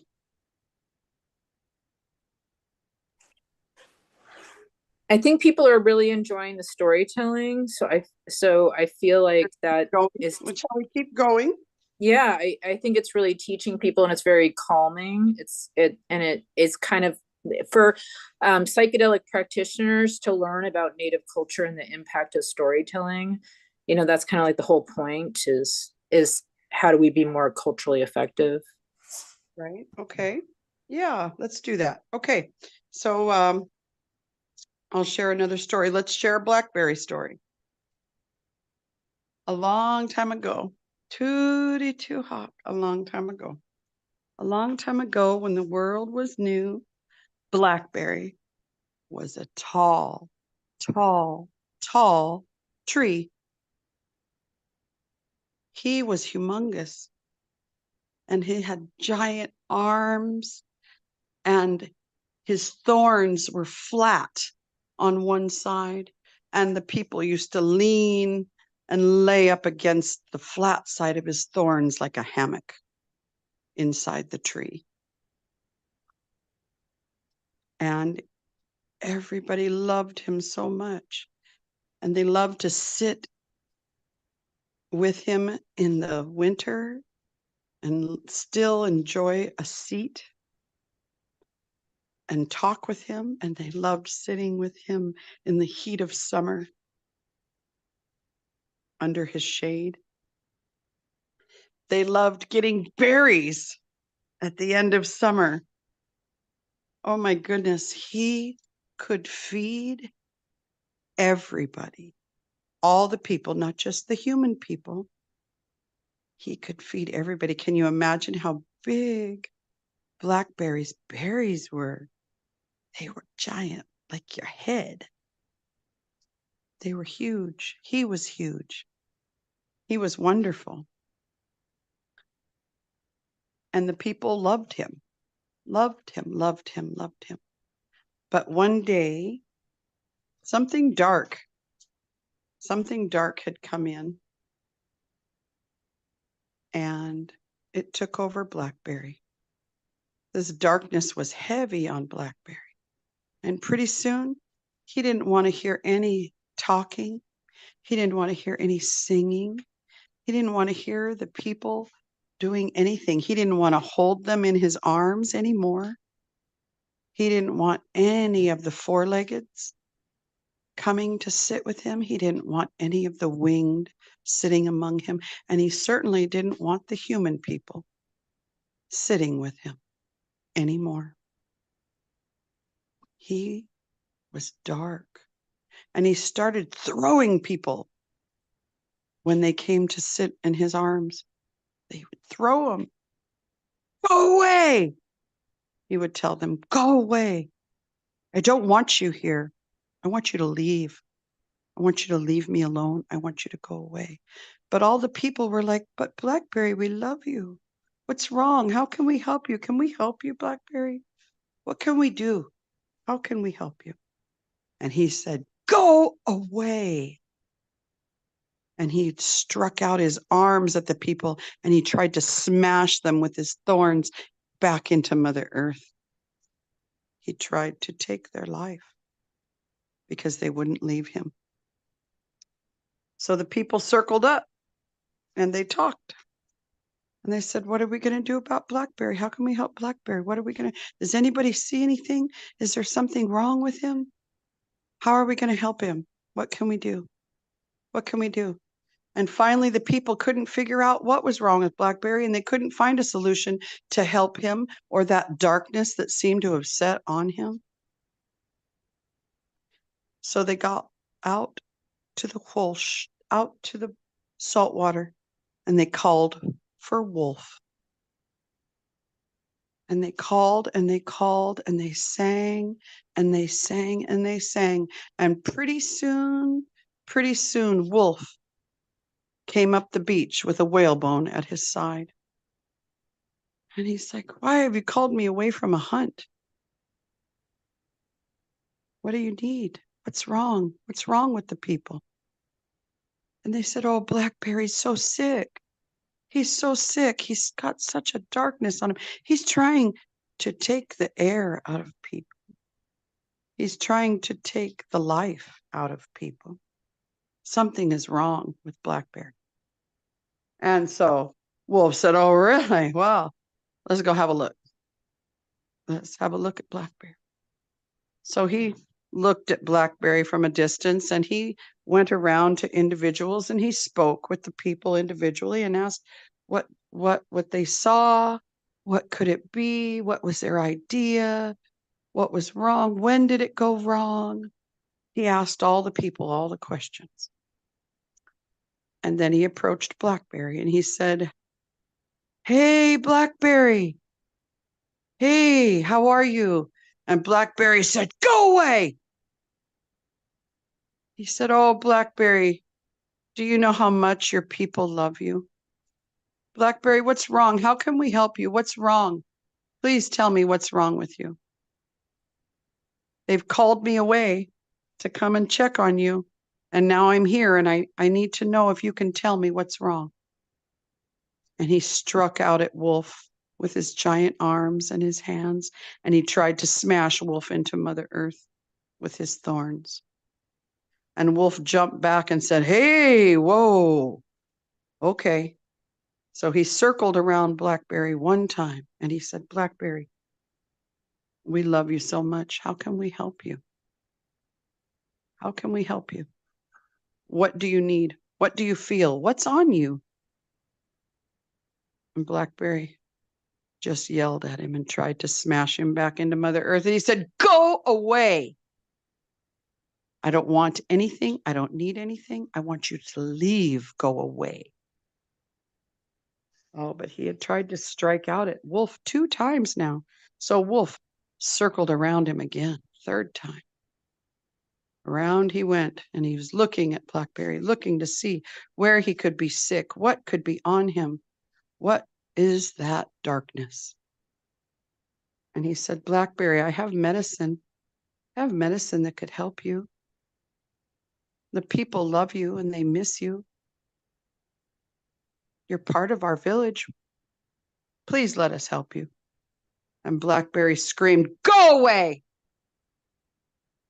And he tried to smash Wolf back into Mother Earth with his giant thorns.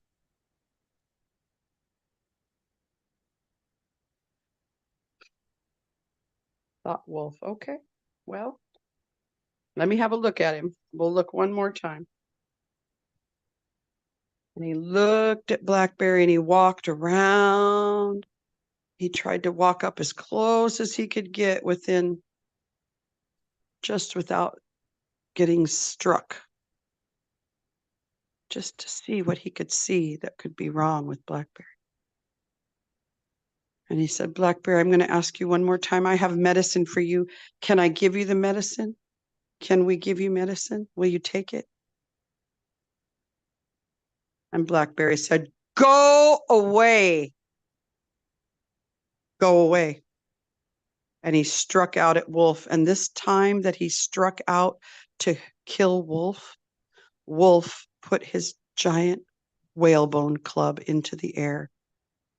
And he blocked Raspberry's arms from attacking him. And he began to beat Blackberry with that whalebone. And he beat him and beat him and beat him and beat him and beat him until Blackberry is what he is today. Blackberry is no longer a tree, relatives. Blackberry crawls on the ground like a vine. Blackberry has tiny, tiny, tiny little thorns that cannot hurt anybody. And Blackberry is covered with the white powder from that whalebone.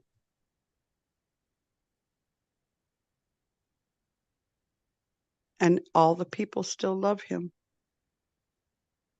But he really didn't want that good medicine. Dishoit. Today we do know that blackberry is a vine. The native blackberry, the indigenous blackberry, is a vine. It crawls on the ground. It is all of those things, but it has a really nasty cousin, relatives, and his name is Himalayan. Hard not to love the yummy, but it is a horrible invasive that is just creeping out and creeping out the light and not allowing other indigenous plants to live. I created an ethnobotanical garden. I helped create an ethnobotanical garden in the city of Linwood, Washington. It's called Stolja Ali, Place of Medicine. And when we started in that park, There was about a 25 feet tall blackberry briar of Himalayan blackberry. And as we started removing that large mound of crazy blackberry briar, more and more and more indigenous plants came out, and we didn't have to plant a lot right there in that spot. Pretty soon, the ferns were coming out, and the deer ferns and the fiddlehead ferns and the sword ferns were coming out. They were the first to arrive out. And that was really amazing. And then all kinds of false lily of the valley was coming out. And then we just started adding and adding more plants and more plants to the garden, and it has become an amazing place. And the indigenous blackberry grows there really well. But we had to get out its icky cousin so that the light of day could come. And the light of day could come and take care of it. So how are we doing, relatives?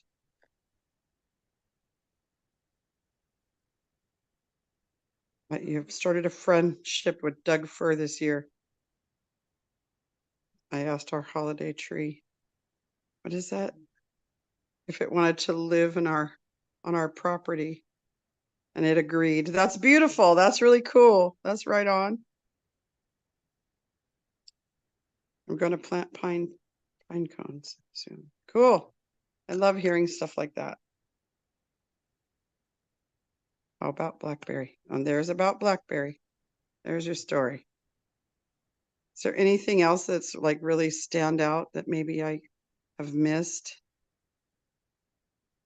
that people are asking? No, I appreciated the story that you told. The stories was very nice. They're very relaxing. I enjoyed it. And then, so we do have a question about is there a moral meaning to the story about blackberry? Its dark side and not wanting to take the medicine. So, like I said in the beginning, we don't have a moral. I am moralless, my dear. I don't have any morals. I don't have nothing to tell you like that because I'm not a colonial storyteller. And our traditional stories are teachings.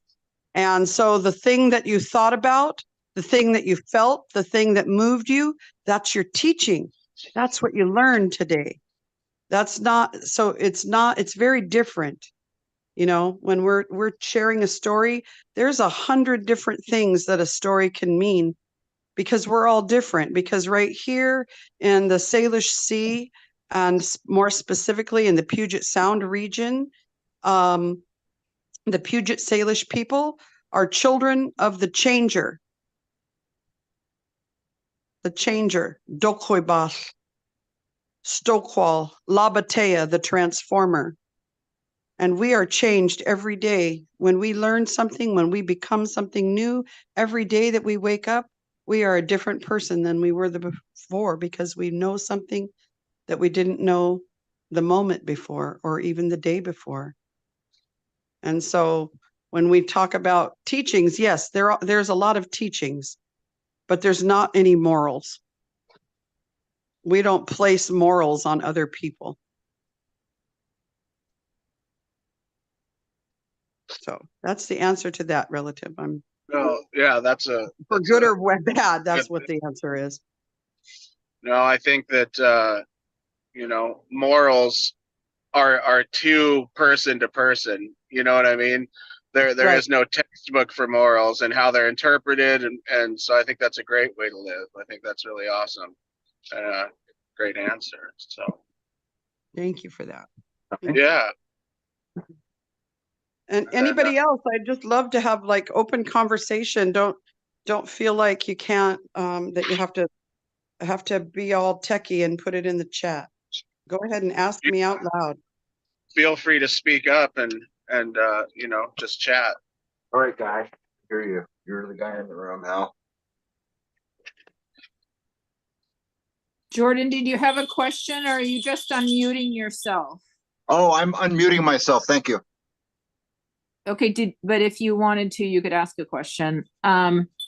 So Pamela, I'm curious where you think of the colonizer in terms of like 12-step and just different concepts around like Native people being scared to try plant medicine, and how like the US government has deliberately tried to like put alcohol very close to reservations and kind of purposely wants, I think, the Native person, addicted in this country's history, and just like how to educate Native folks about the psychedelic movement, but also they already know about the psychedelic movement because of peyote and the Native American church. And so those conversations can be difficult. Oh, whoa. Wait a minute. Okay. So I'm not just educating Native people. I'm a little offended. I'm also not here to educate about a psychedelic movement. I think personally that, and also a good roadman is not pushing you on a psychedelic movement. He's not a pusher. A good roadman is taking care of the spirituality of the people. And so I think that we are on two different planes when with what you're saying. I don't think maybe you don't quite understand the Native American church, or maybe you've not been with a good roadman. I think that all kinds of fungi are amazing medicine. And I think that it's about our quality of life. I don't think that before the new people were here, we had the kind of trauma that needed to be treated by that medicine. I don't think that was an everyday use in medicine as it has become today. But I think that it is an amazing, in microdoses, I think that it is an amazing help in the age that we live in. So I don't want to, I don't want to compare, drug addiction and the ability to maybe leave that addiction with the help of psychedelic mushrooms. I don't want to compare it to a spiritual journey with the Native American church, because I think that those are all very different person by person experiences. And I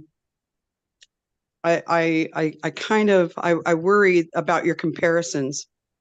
I worry that you've made a judgment about my people, and then just spoke out, and that took me aback. So I'm not trying to be rude, but I'm trying to be very very fierce with what I'm saying to you. I think personally, I think that there's a lot of good medicine to be had. Red-banded polypore has been an amazing medication for our people. It helped us survive things like the Spanish flu. It helped us survive things like COVID. It's helped us survive things like smallpox. Reishi. Yeah. What was that called again? I'm sorry, what was that? What was that called again? You said red-banded polypore? Yeah. Okay, interesting. Yeah. Yeah. Is it a plant or? It's a fungi. Fungi, cool. Yeah. Reishi, it's much like reishi. The horseshoe conches that are growing on the trees, like chaga. Those kinds of medicines, those are all fungi medicines. Not all mushrooms and not all fungi are psychedelic. But I will tell you that's who we are and that's where we come from. That's what we're going to return to be. Patricia, could I clarify? I just put my message in the chat that I think what I was trying to say was I was asking about drug addiction and the role of the drug war as it relates to Indigenous people. Okay, But I think I was also asking about the Indigenous movement, like within the psychedelic new frontier, because you see like a lot of new companies and things like this, but it's mainly white person, middle to upper class dominated. And then I had shared in the chat that I worked at Seattle Indian Health Board and I was a chemical dependency professional, but mainly it was like Suboxone and methadone that were pushed on the Native people there. Yes, yeah, that's and now there's a lawsuit right now currently against Suboxone because it destroys your teeth. And so not only it destroys your teeth. There, I'm gonna let me say some very controversial stuff right now. Yeah. Okay, let it loose. Yeah. Right. Okay. So and again, this isn't the opinion of all of my people. You know what I'm saying? This is just my personal thought. I think that there are amazing things about mushrooms that will cure the people. I think there are fungi all over the world, like ayahuasca, psilocybin, all of those kinds of things. There are different fungi all over the world that are curing people all over the world. And there is, if Native people have access to microdosing to help themselves get off of these drugs, that's amazing. Giving people methadone and Suboxone is horrible. People have been on them for years and years and years. I knew somebody that was on methadone for 10 years. You're just getting straight on pharmaceutical grade heroin. Suboxone, you're just getting straight on pharmaceutical grade permission to continue to use your drug. And it does the same stuff to your teeth and your body that other drug does. It's just legal. That's the difference to me. And they were supposed to be giving them that for about a 6-week period. I could be incorrect about the exact time, but I know that you were supposed to start out at a dose and then it was supposed to take you about 6 weeks and move down until 3 to 6 months you were off of that and into some other healthy program for your heart and your mind. But that's not what happens to Indigenous people. They just trap them in one place and then they take us and trap us in another place. Right.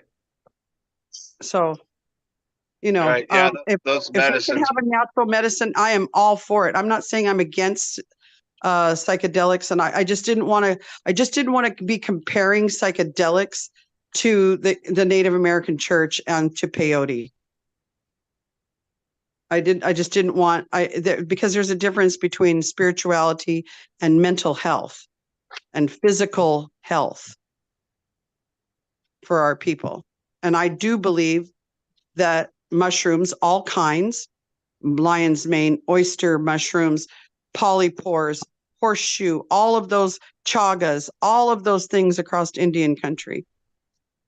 All of those things are super important to mental and spiritual health of the Indigenous people and all people who are here, because certainly Mother Earth grows them everywhere across Mother Earth. Absolutely. Absolutely. So I'm going to share one more story. It'll be a mushroom story. A long time ago, when the world was new, when the people died, they were hung in the trees. They were hung in the trees in canoe. They were wrapped up in a bag made out of ulal, cattail, or out of the cedar bark, out of the payats, out of that kaya payats, that grandmother cedar. They were wrapped in her bark. And they were put in that spirit canoe. And then our bodies swelled. And they swelled until they smelled. And the carrion birds would come and pop us open. And they would devour all of our meat and clean our bones. How beautiful. And the north wind would come and blow us out of our spirit canoe, out onto the ground, so that the bears and the coyotes and the wolves and the cougars and all the little carnivorous creatures could come and squirrel our bones away and eat them. That we become part of this giant, beautiful circle that is Mother Earth. We became part of her. But these new people came. These new people came. They came and they decided that, man, that canoe is really good. We should take that and we should dump that person out onto the ground. And so they did. And then they had this really great idea for all of themselves. They wanted to make a garbage dump under the earth. And so they started putting people 6 feet down, almost touching the water table line, to pollute the water table line with a decomposing body. Yummy water. And then they started making these boxes. Oh, they started making these boxes, and that was really starting with the garbage dump then. Because, you know, it takes a really long time to decompose in one of those boxes. But eventually, in 100 years or so, you know, that box is decomposed and probably your body started decomposing, but your bones were still there because nobody could come and take them away and eat them. But then the new people got really extra smart. Extra smart. And they started making those boxes out of steel. Stainless steel boxes. Let's put our bodies in boxes made out of stainless steel. And you know what? We'll do you one better. We got a new chemical and we will pump you full so grandma can wear her lipstick for 500 years. Oh, a garbage dump under the ground. A spiritual genocide. A spiritual genocide. You know, all of those fungi that grow in the trees, if you look at them from a scientific point of view, some of them are up to 30, 32, 36% human DNA. Why? Why? Because we were popped and our guts ran down the trees and they were soaked up through the roots of living beings. And when the medicine came out, we were part of the medicine for the future of the people. We became the medicine. We are not allowed to be the medicine anymore. We haven't been able to hang in the trees for 168 years. So if we're thinking about the next 7 generations, relatives, we have to outthink our colonizer. We have to outthink the occupier. There is an amazing place in Seattle that will let you decompose your body with mushrooms and turn yourself into dirt and give your family a bag of dirt. All your bones and everything. Because if you get yourself cremated, you're just sterile. You're not, there's no bioculture. There's no anything in that sterile ashes. But if you become dirt, oh, then your soil and your spirit and your life again. And your family can put you anywhere under the trees with a marker if you need, but you can still become the future of the people, the medicine of the people that you were meant to be. Fungi. to help the people live through things like Spanish flu and COVID and all other kinds of horrible viruses that the humans, who are the last to arrive in the universe, have brought upon themselves. So I hope everybody grows old enough to be a mushroom.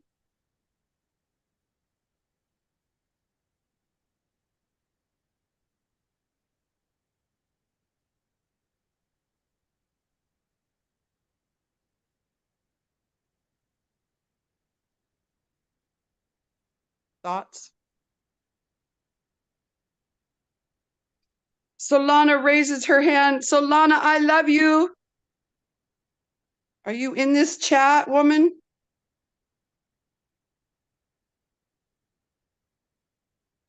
She may have stepped away for a moment.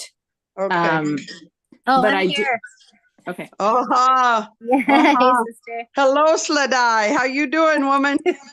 I'm Jevin in Delawende.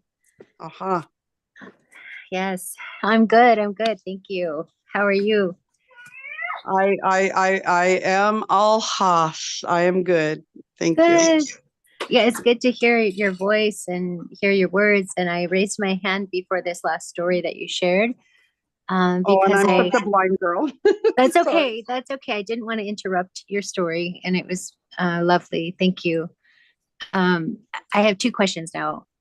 The first question was more like lifting my hands up to you in regards to when you first started speaking. Again, this is before the story you just shared.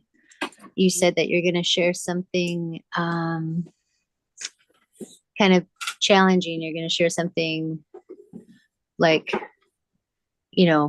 some hostility. You're going to share something that you might find some pushback on. And so I was still waiting to hear that, because everything you shared really hit the nail on the head for me. And I wanted to support you in that sharing and offer a term that I would like our medicines to be called as a mother's breath. So I wanted to lift my hands up to you and make that offering. But then the question of where did this last story come from? I'm curious about that. And then just to let you know that I love you and am here for you. Thank you. Oh, Solana, I really appreciate that. The last story is just the truth. It's just true history. Okay, good. It's facts. And, my cousin Johnny Moses is my cousin, and I have been, at his knee since I was little, and he was 20 and I'm 10, and he's like, you know what I mean? It's, and so all the things that he's passed down and all the things my dad and all my aunties have passed down, we know. Even people can document a Snohomish grave house on Google, where we had to stop putting our people in the trees. We weren't allowed to do that anymore. That's why we had culturally modified trees that were cut to hold the people, right? When they were small trees, we were procuring them. There were societies of our people who were just there to make sure that there was directions given. Recently, Snoqualmie saved a tree that was a culturally modified tree that pointed the way, right? And so if there was 5 or 4 branches on a cedar sapling, those branches were cut out so it would grow up in a V shape. So someday it would hold a spirit canoe, right? Yep. And you might have seen a tree pointing the way to the village of Stachos over there at the Capitol. They recently cut that arm of that tree off, but it was pointing straight to the village. Some people may have been in Woodland Park Zoo and been held by the trees. Those trees if you look at them, they're all pointing a certain way. That long arm going one way is pointing away, and it's pointing the way to the water. It's pointing the way to a village. It's pointing the way to a place to gather berries. It's a marker. It's a map marker. It's an ancient map marker. And so those are all true and factual things. And so we know that we hung in the trees. We know that we were the medicine. We know that scientifically now all the things that we were we were already doing are now scientific facts, and we can prove how much DNA, human DNA, is in the chaga, is in the polypore, is in all kinds of mushrooms, because we left the earth and we were consumed by all of the beings on the earth, and we continued an ancient circle of creation. So we know these things because they are part of our oral history. Right. Like Solana is an oral Thank you. history So I keeper. want to offer you some background for that story you just shared that is true. So if you're learning from he's also my relative, Johnny Moses. We come from the same mountain. We're the mountain people of the Salish territories. So the family who called the plants back. So the history and where you're speaking from, I understand now. You're speaking from being Salish, which is we are the same. Like we cut ourselves into her because we know we're the same people. Just to help support your truth and where the motivation is coming from, not just the mountain people of the Salish territories, but the mountain people. That means that we're the beginning of the hydromorphology of the Salish seas that holds the blackfish, right? That we called all these medicine. We have all these relationships and all these stories. And so that's where that story you just shared came from, is also from my family. And so I recognized it and wanted to offer that to support you in that, that when you're speaking about our family stories and your family too,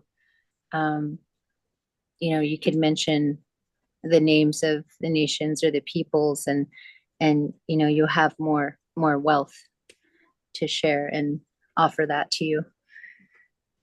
Thank you. Yeah, I appreciate that. Yeah, that's my blood relative, and our daddies were cousins, and you know how it goes. I It do. is. I just love you. Thank you. I love you too. Thank you. I appreciate, and I will remember to say, I'll take that advice given in a good way, and I will hold it in my heart, and make sure that I'm saying, and guess what? What?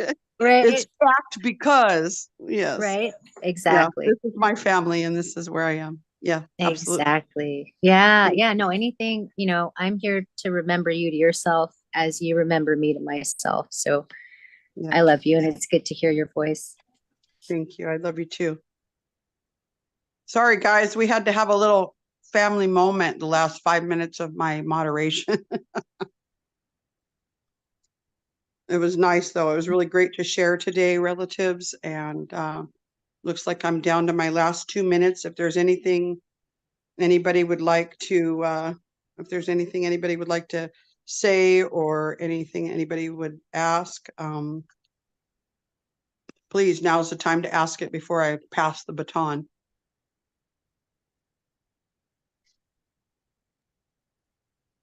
Pamela, this is Rhonda. Sorry, go ahead. Someone else wanted to go on? Anyways, it's Rhonda. Hi. Hi, Rhonda. I wanted to ask, I know you only have 2 minutes, but I wanted to ask about the gooseberries. If there's any little tidbit, I have planted gooseberries, and a friend of mine told me stories of when they were little, they would crawl under and hide under the gooseberries. I wondered if there was any Snohomish stories about gooseberries. Well, I think that all of our stories are regional. I don't think that they're specifically the way that other people separate us. Because we're all one language. The Chute-Seed speaking people were just different villages. They weren't different tribes before the Dawes Act. But Rhonda, I am out of time, and I would be happy to have a conversation with you about gooseberries and Woodby Island a little bit later tonight. I would love to talk to you about that. Okay, give me a call. And I will. Thank you so much. And thank you everyone for organizing this. Yeah, it's been awesome. Thank you.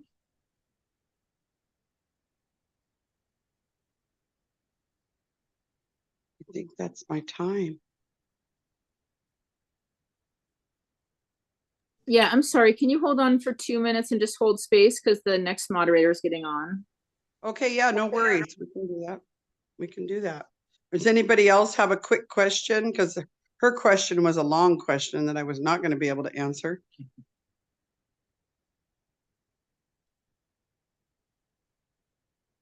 I do. Sure. Do you have that story about the mushrooms published anywhere? No, we're oral historians, and I have never thought to publish or profit, because I don't want to prostitute my culture. I've only ever told that story in different, venues where I've been storytelling at different times of the year. Most of the time I tell those stories during the winter and during the fall because, scary stories happen in October for the rest of the colonial world. And that's sometimes a little grotesque for some people to hear about their bodies being popped open and their flesh being eaten off. So, but I do not try to profit off of the traditional histories of my people. Not like that. Thank you for Not your by- response. Thank you. I was going to say that that's a beautiful response, and I feel very honored to have been in the room to hear it. So thank you so much. Thank you. Thank you for telling me that. I appreciate that. That's nice to hear. So I think our next moderator is here. He's under William Poitras.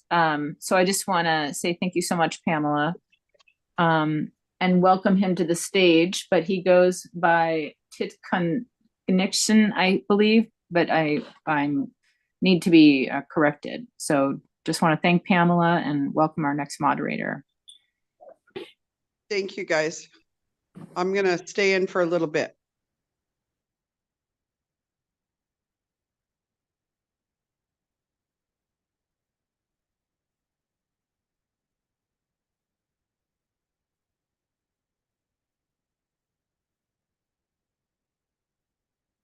Unmute. Oh, there we go. Oh. Hello? Hello, can you guys hear me?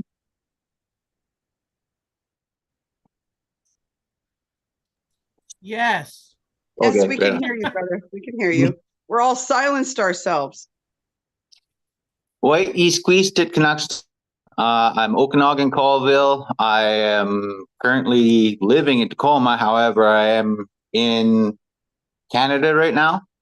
A little bit about myself.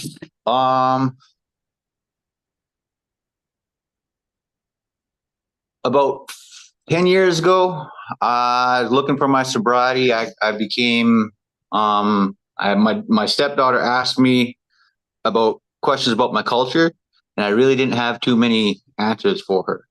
So I took it upon myself because she also had two younger siblings, which were my children. And if I didn't know the right direction to point them in, who would they have? So, during that timeline, I kind of asked some elders and started having to spend some time with them. And that's one of the things with our culture. I'd encourage you to go spend time with elders. With the loss of our elders, we do lose a lot of our knowledge. So for myself, that helped with my personal growth. So from there, I spent a lot of time going trying to work with our youth, creating traditional workshops, facilitations, teaching how to smoke meat, teaching how to butcher, hunt. I'm currently, the reason why I'm up in Canada right now is I'm creating helping create a program. This is actually the new Dreamcatcher office. So on this ranch, we're trying to create a program for our youth struggling with addictions and those who are looking for more cultural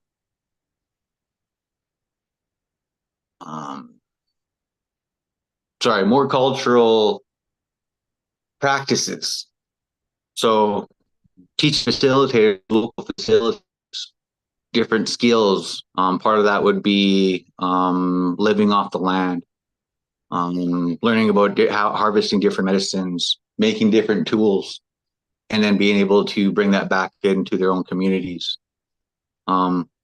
So when it does come to medicines, I have got to spend some time and manicured through different elders to learn different practices and how to harvest. And, a lot of that was spent time in ceremony and learning different protocols, what to share, what not to share, how to harvest, who to harvest for, harvest.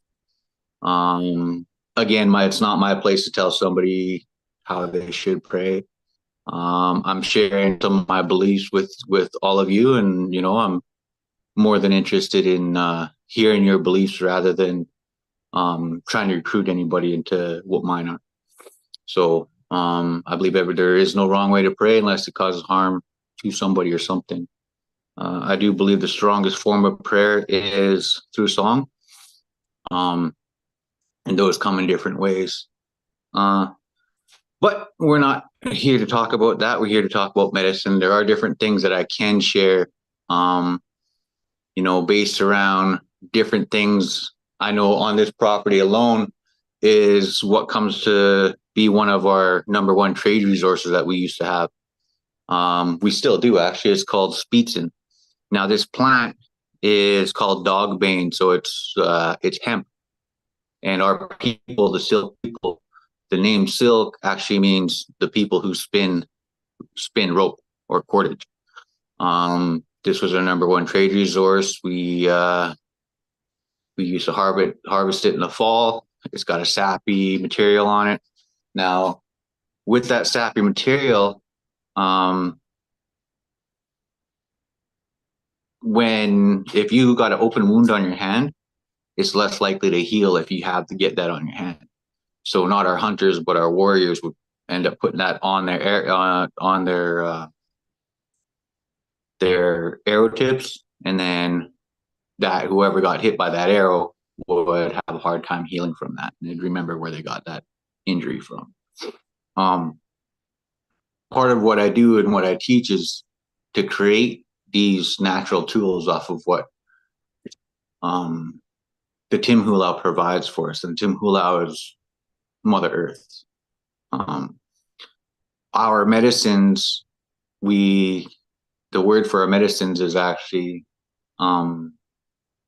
Marimston. Sorry, I'm getting a little bit distracted as I'm seeing people enter the room. It blocks up my screen, so I'm curious if you guys can hear me or not. However, I did grab a couple things to kind of help me explain. I've been making teepees all day, so I'm having a little bit of, I didn't really take any notes or whatnot. I'm kind of going off a whim here. But, going back to Speetson, which is our hemp rope, it was our number one trade resource. And it is also considered an invasive species when it comes to those who, like within agriculture, those who have hay.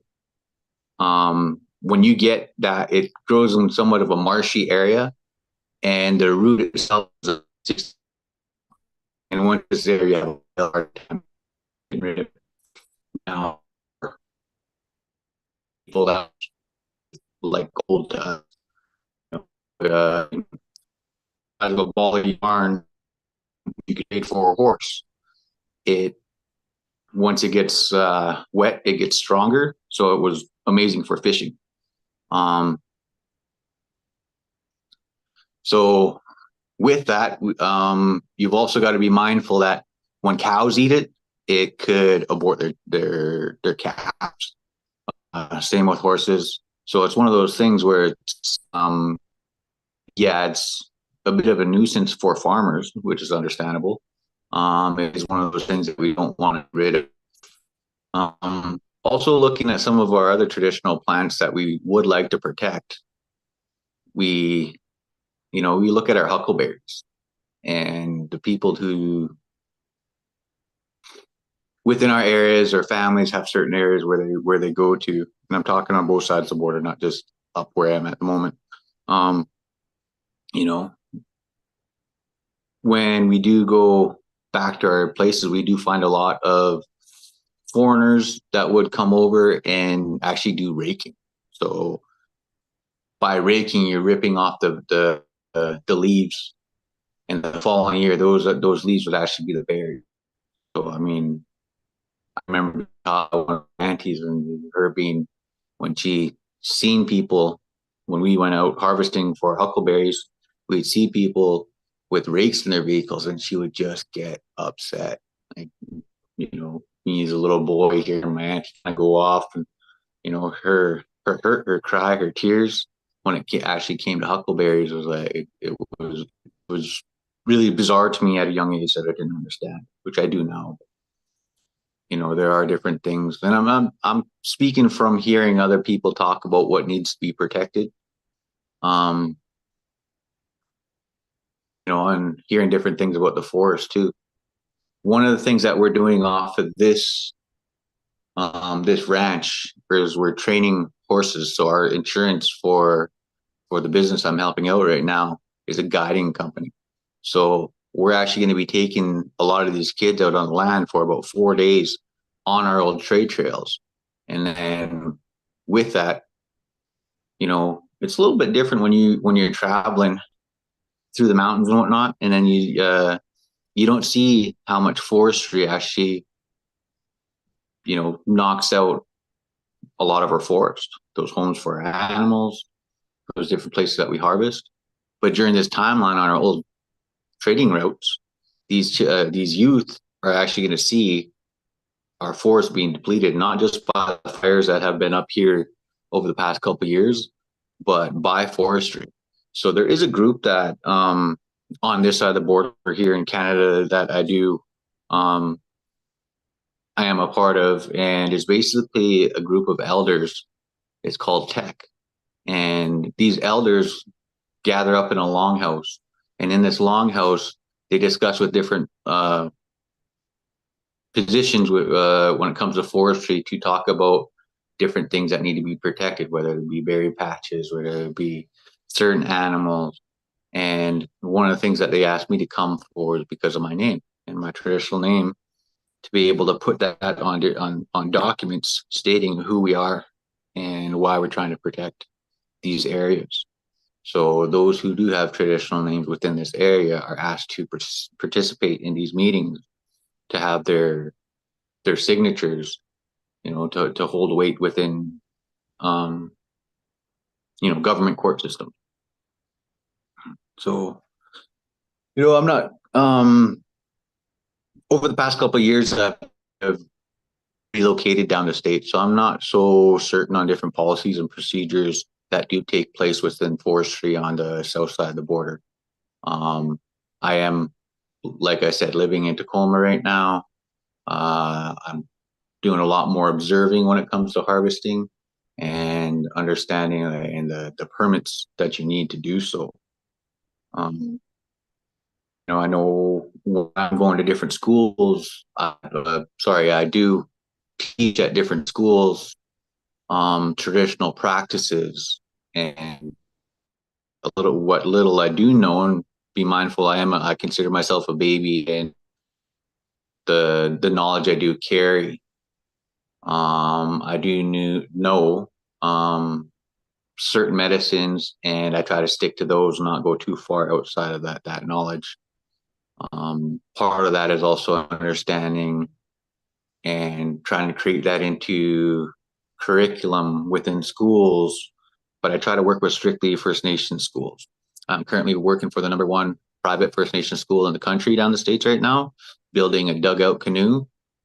This canoe isn't like your ideal log. It's a cedar log that has a lot of wear and tear on it. It's not something that I would normally get, but or choose to work on, because it is hollow and I have to fill the holes, and there's many cracks. But the reason why I did this is because it was considered a residential school, and at one time I did go to it.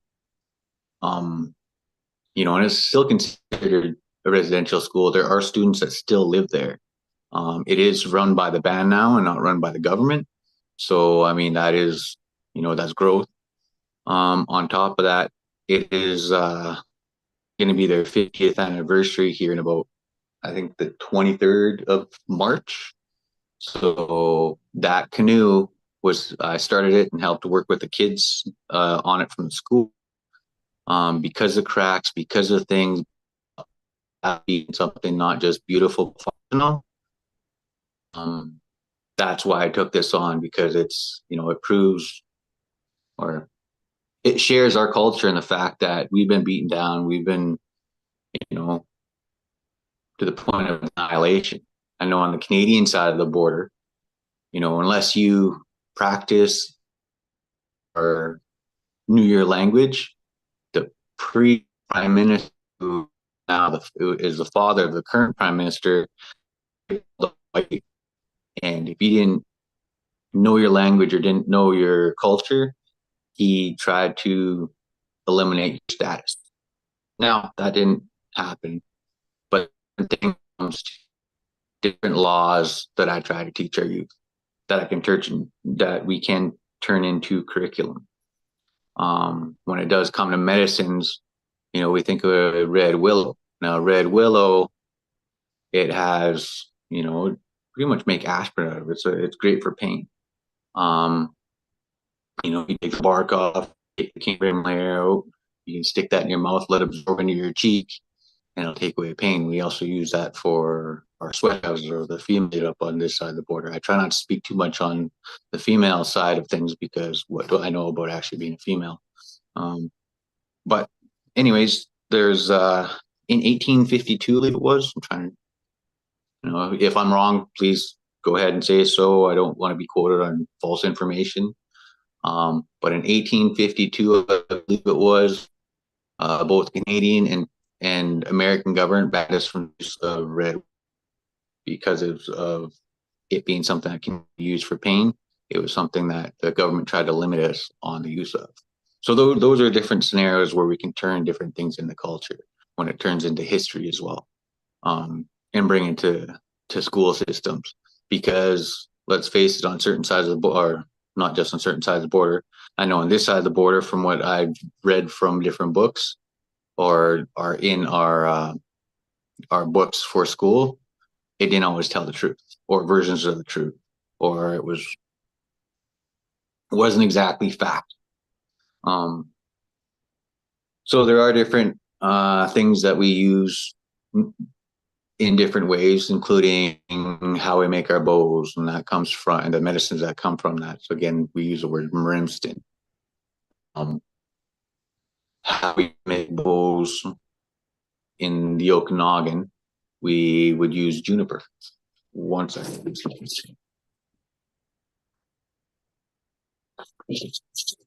So we find Fanny juniper. This here is one piece of Fanny juniper. Of course, I'm looking for something that doesn't have any kind of knots in it. I mean, it has an odd knot, you're gonna get that. But you're always taking this from the south side of the tree. The reason why you're doing that is because the sun's gonna hit it on the south side of the tree. So as you're doing that, you're not going all the way through the tree, and you don't want to break the cambrium layer all the way around, or that tree's going to die. So our goal here, when we're extracting this from the tree, is that when we take this from the tree, this comes off the tree, and the tree itself still survives everything above it, and then the sun itself will help it actually heal, as long as that cambrium layer around isn't broken. So you let that sit for a year, then you actually extract it from the tree after it's already got that gap, both top and bottom, and then you can extract this, and then you start peeling away your material, start shaping it. Now, this is more of a demonstration piece, so this is not completed. It's just more for bringing the classrooms and be able to show our students.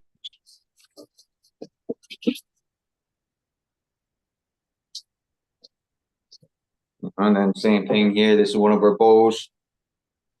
So this one was finished properly. And then,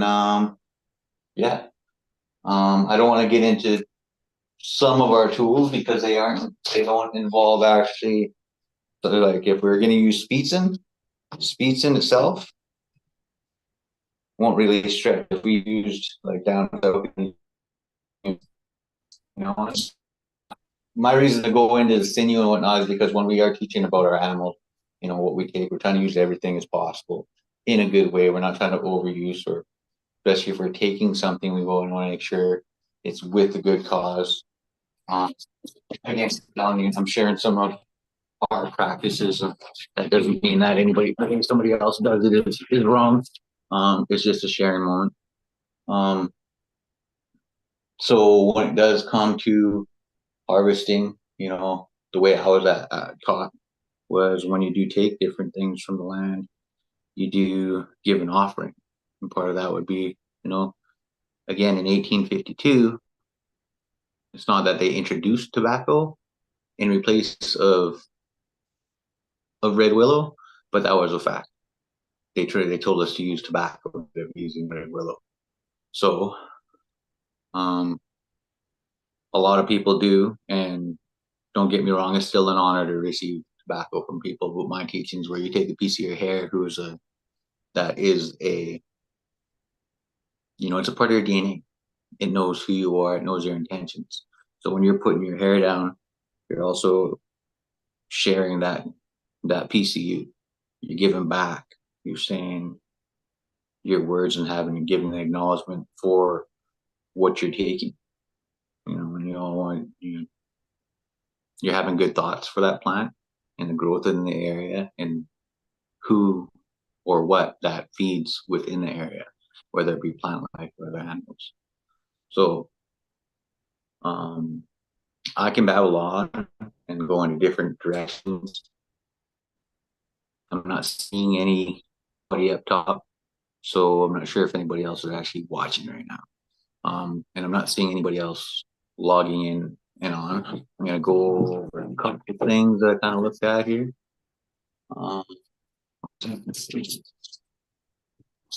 Sorry, people are listening and people are listening to the live stream, but it's pretty much your hour. If you want people to ask questions, just feel free to like tell folks, the audience, that you're looking for questions.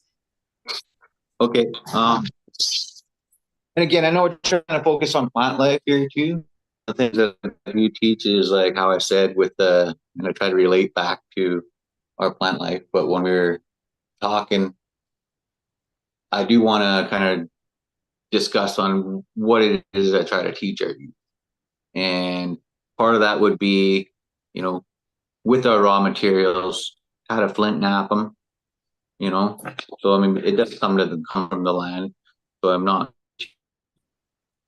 I'm showing appreciation of these different things that we get other than plant life as well. So I teach kids how to make these points, but then and then go to different territories and do the same thing. Now, if there wasn't something if this resource flint wasn't in another territory, what they might use is the bottom of the hoof of a deer or an elk. Now they sharpen that instead. So we also try to, as we're teaching something and we're sharing something, we do give them the opportunity to research what's within their own area.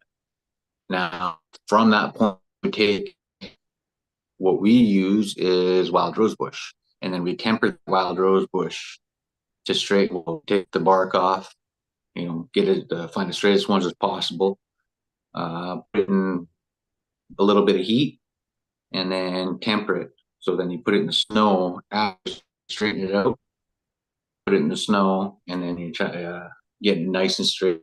And then we're teaching kids how to make arrows. You know, so it might take a kid, you know, 12 hours to make an arrow, but you know, it's that time and energy they actually put in there, and then they're learning these things along the way, how to harvest, what kind you're looking for, what time of the year is actually the best to pick it, and different areas that pick it, including on if they are picking something else, you know, teaching them that this is something that they're going to be consuming. You definitely don't want to, and we're always taught that, well, within this area, in the Okanagan area, you're taught not to pick close to town or by roads or whatnot. Main concern there Well, I mean, the further away your thoughts or the energy you're trying to bring home is, it's important to go somewhere else. Make the effort to go somewhere for what you're asking for. So, we're always taught if we're going to go do some harvesting, go up the mountain. If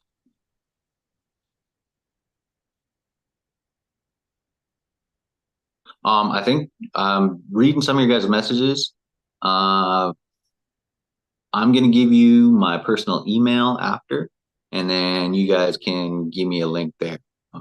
That it disappeared pretty fast. I'm on my cell phone. I'm not actually on a laptop, so I'm not sure actually how to scroll back and see some of the information. So maybe just as a reminder, somebody can tell me to give you guys my email after. But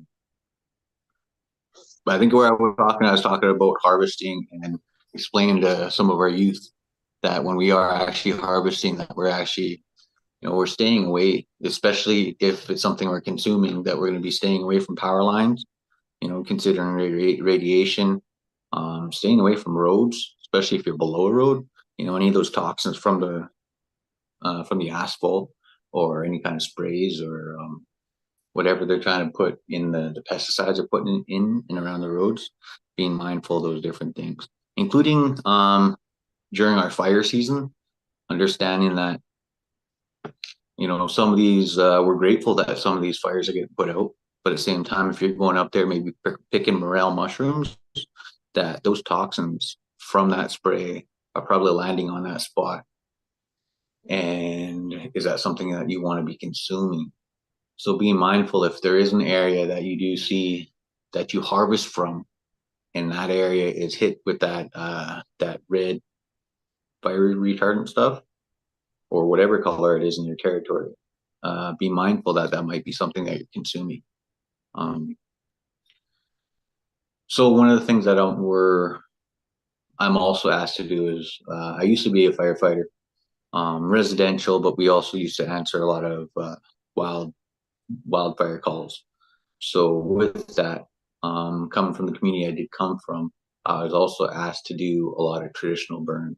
So with those traditional burns, recently I've just been like a week and a half ago, I was asked by a different firefighter that a trainer, he's actually, his name is Keenan O'Rourke. So during the fires 2 years ago, he's considered a fire expert. So he's the guy that does all the logistics for all the fires mobily within the province. So throughout BC, he will go to the fires. He'll make sure all those different materials, all the different safety spots or mustard points, materials, machinery, manpower. He's the guy that does the logistics for that. Anyways, he's asked me to go through different communities here within the Okanagan and create a training program, not only for youth, but for locals on bad lands to do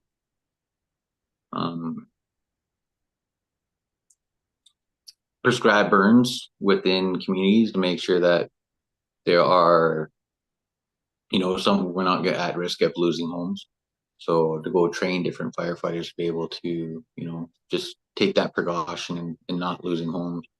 So, and if you guys know any other firefighters too within your areas, I think that's something that you guys should kind of reach out to because of different options for First Nations to be able to take those precautions. Being mindful that they all working with the fire department, so we're not putting ourselves or other people's property, lives or anything at risk. Just be mindful of that. I can read you the questions in the chat if you want. Sure. So one said, I love the wisdom and it makes so much sense to leave our own DNA as an offering. Thank you for that. Another one said, wanted to ask about the program you are in Canada assisting with. How did you get involved? And when you were young, you stated you did not have the cultural connection you have now. what do you wish for your children's future culturally? And then another one said, love to the firefighters.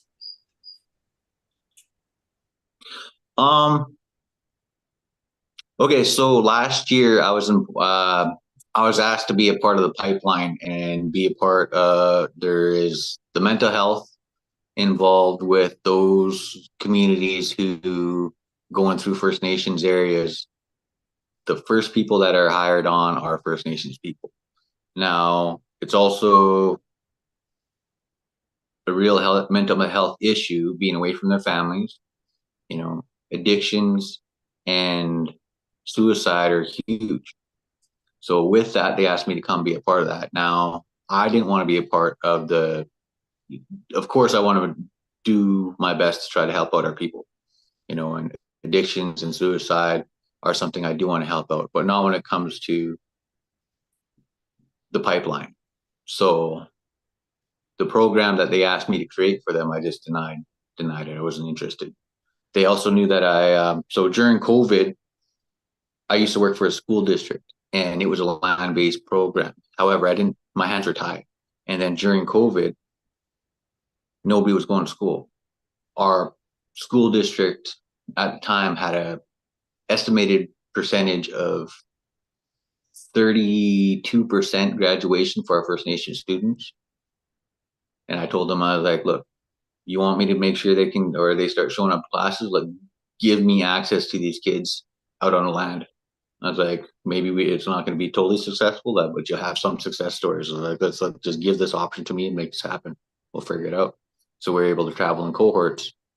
And then our graduation went from 32% to 96% for the year, including our own graduation,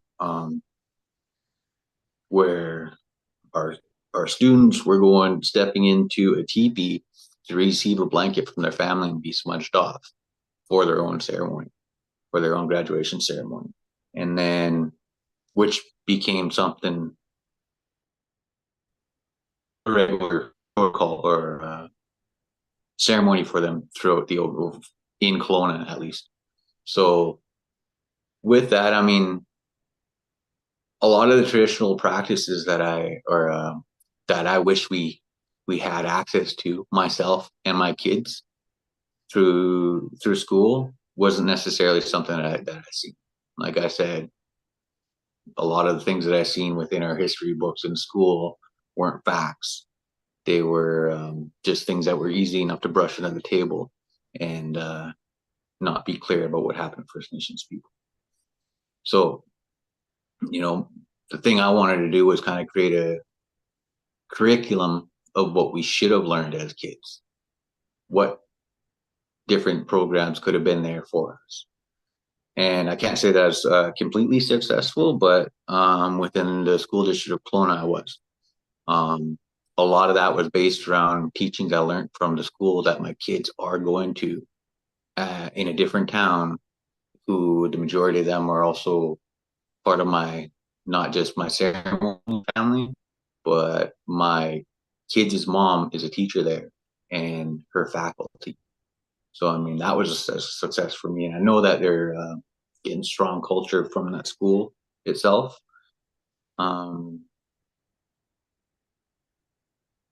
Sorry, I'm trying to remember the questions here.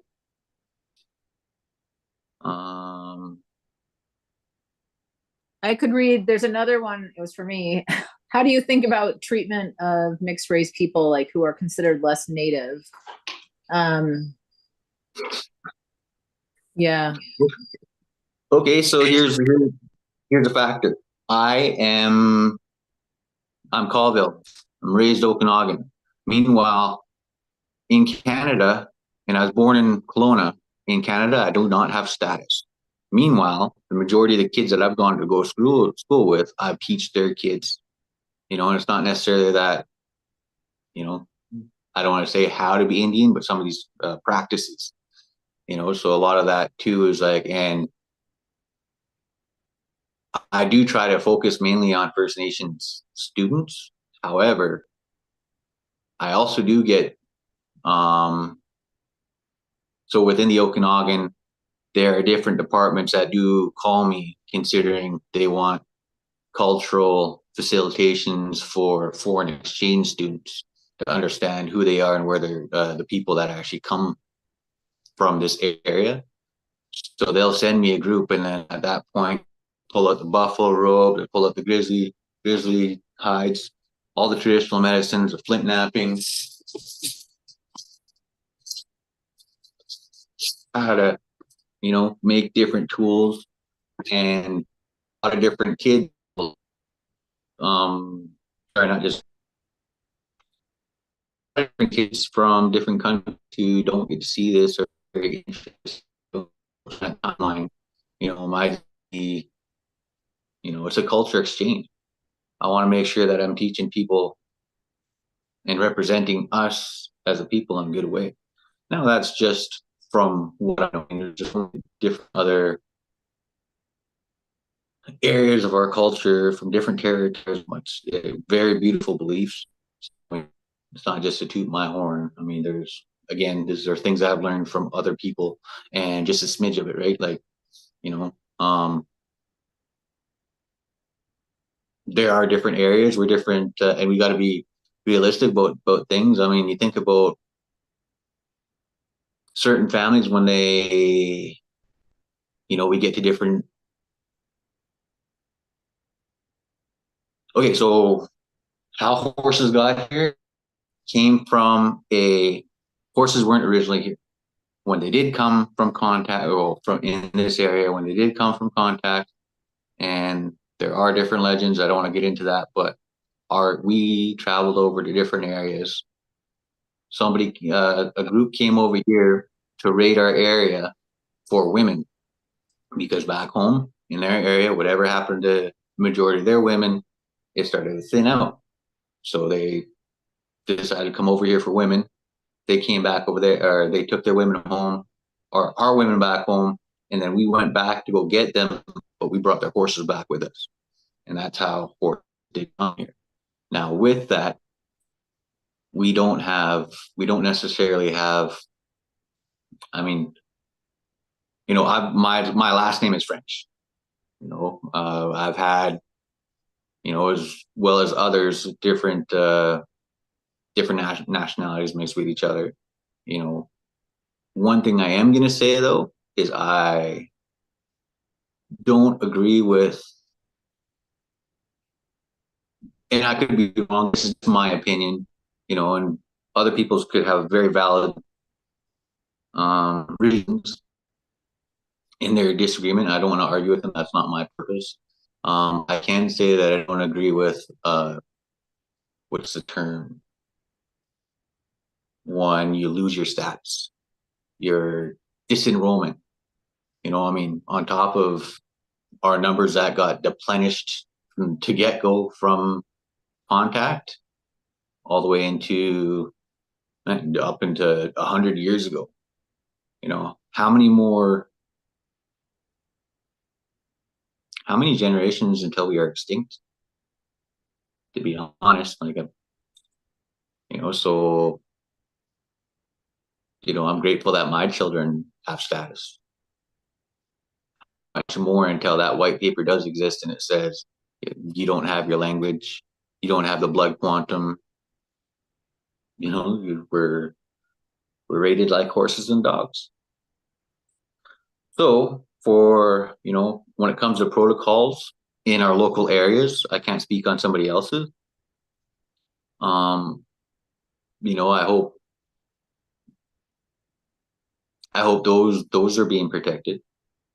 And again, those are different. I don't know. I just seen somebody say something about being racist. So I really hope I don't come off that way. Again, like I said, there's people have other very valid points. Can somebody read that to me? What that was? But like I said, other people have very valid points. And it's not my place to argue on that. Awesome.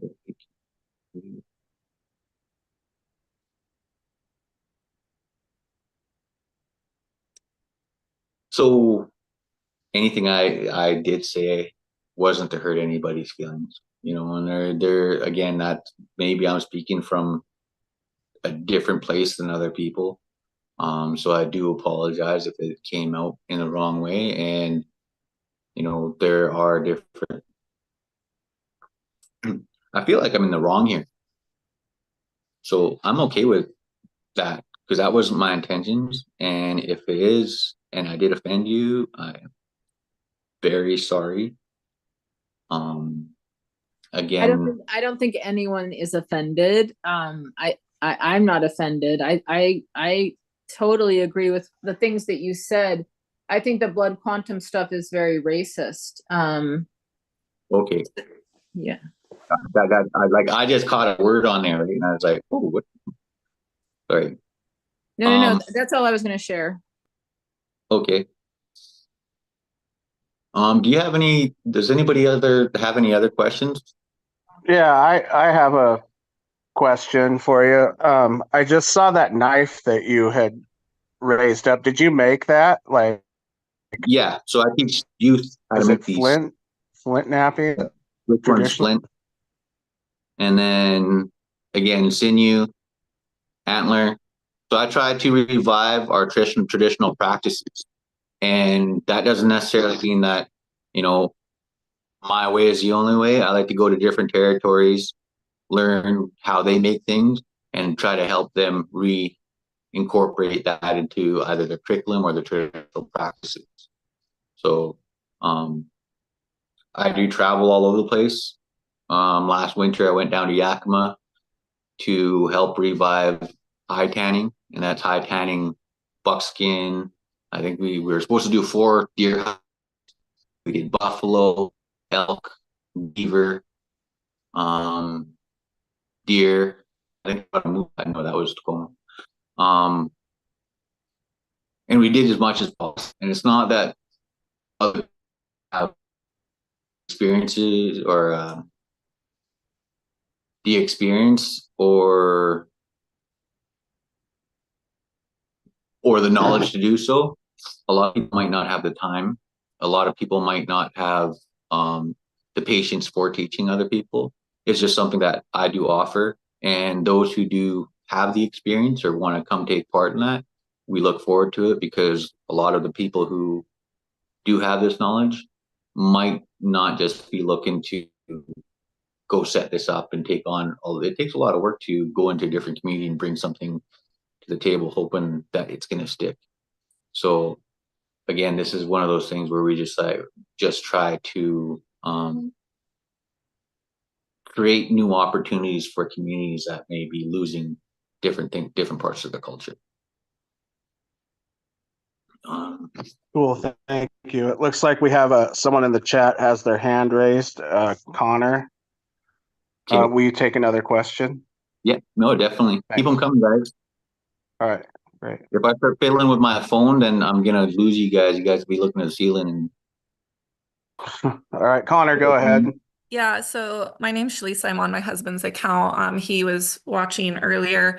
I missed the first part of your introduction, so I didn't get to hear your full background. But it sounds like you're fairly, sounds like you're really involved in like your youth programs and bringing them back into community and your traditions. And my question is a little bit about like I don't have any Native American lineage, but I've been really kind of looking into like reciprocity to the land that we live on. I am in Spokane, so nearby to Colville, which I think is where I heard you were from. And so how do you feel about people wanting to help? Like, is it something where you guys need like monetary support, or is it volunteers? Like, we'd love to get involved in supporting First Nations people coming back to their traditions and honoring those traditions so that they're not being pulled away into, colonial societies. I mean, obviously we all kind of have to live in some of it in some way, but how can we like support the youth of like your area? okay, so right now I'm up in BC and I'm Okay. helping kind of gather this up here. However, don't get me wrong, I live in Tacoma. I'm from Colville. My next thing is 1 second. after I get this program on the go up here, we're branching out into the state of Washington. I've got my business license, I got my business license, and I've also got my nonprofit. So what we intend to do is try to make it grow within the state of Washington first, and hopefully incorporate it within different different states. Again, we're just like right now, I'm currently in the process of kind of making sure this is the pilot program on this side of the border. However, I can tell you before 27th today, I think on the 29th, this same program goes to Washington, D.C. on the to see what we can do down there. Again, I'll have to share an email, and feel free to reach out. Thank you so much. Yeah, I'd love to connect more and see how we might be able to help support you and all the amazing things you're doing too. Thanks.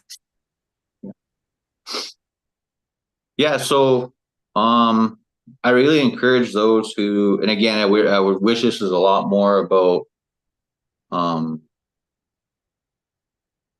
medicines or plant life.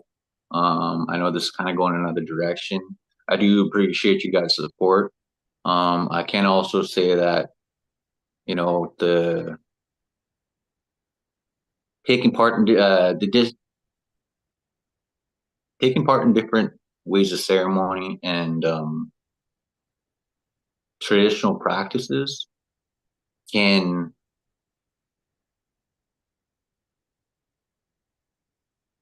either open or close doors on how you present yourself. So just be mindful. And one of the things that, especially with the program I'm trying to create, is also based around cultural sensitivity, especially when it comes to different things about ceremonies. Now, I have different people in my life, different teachers, different family members who have different beliefs and partake in different ceremonies for different reasons. And again, it's not my place to say or tell them my beliefs and protocols, but I will listen to them. So, I mean, because as long as they're doing well and their intent is to help people and help people in their personal growth, right? I can say that I come from addictions background. So, and I do have family members, my siblings, in dealing with addictions. So, my partake in traditional medicines are more based around personal growth, the surviving off the land. Like I said, I plan on taking kids by horseback out in the mountains for about 4 days, having them understand what it takes to survive 100 years ago. How to travel back and forth. Teach them how to make arrows, teach them how to dry their meat, preserve their food, gather medicines from off the ground, in the trees. If they're getting hungry, maybe we don't have the opportunity to stop, stop and actually cook. We're taking the bark off the tree and we're having that as a carb,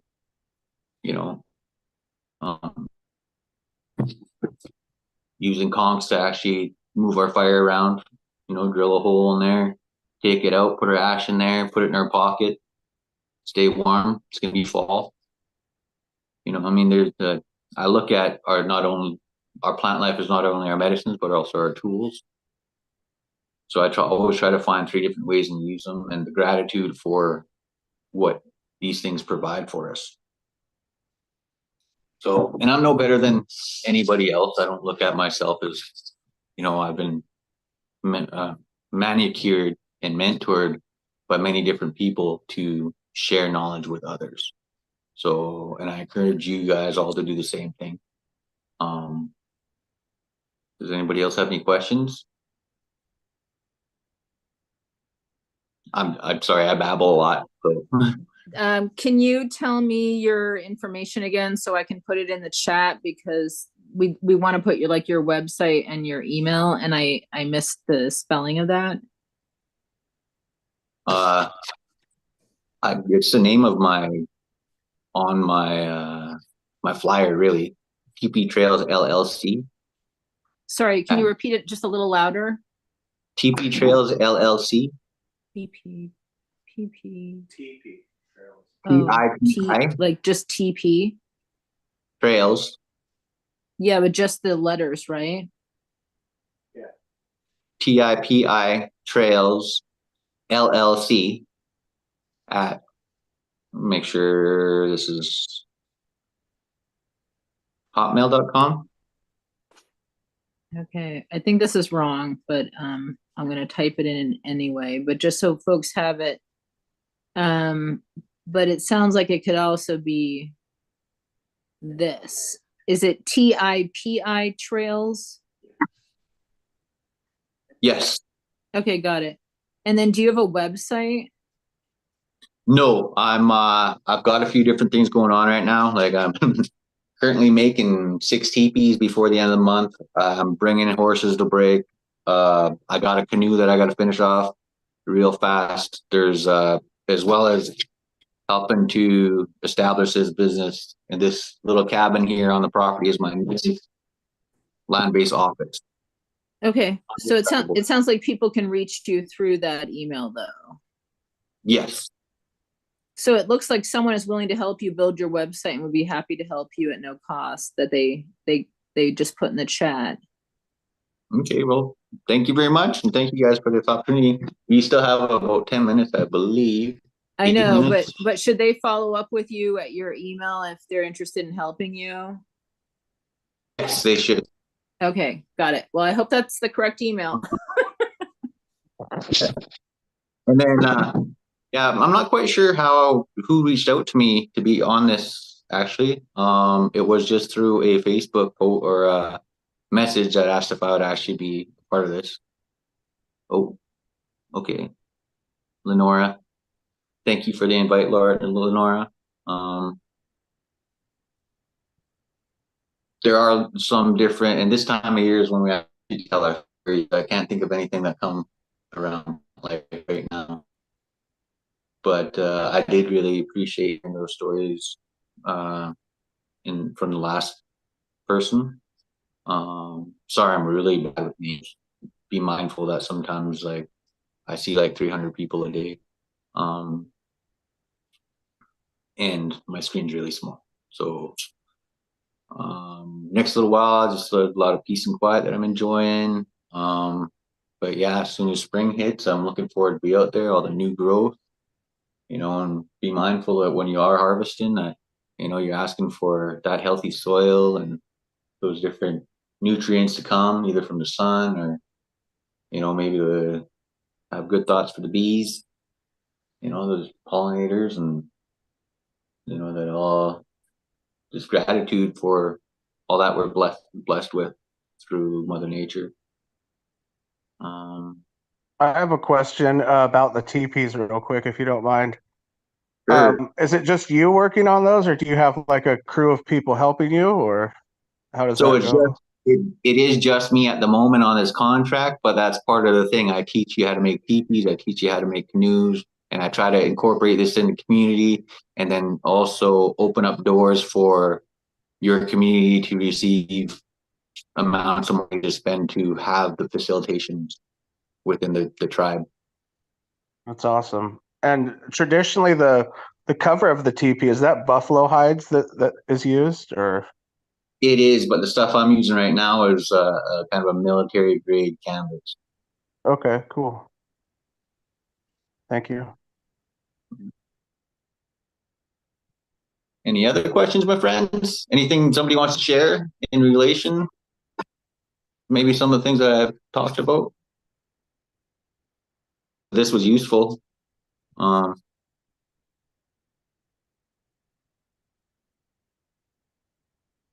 Who else here from Washington?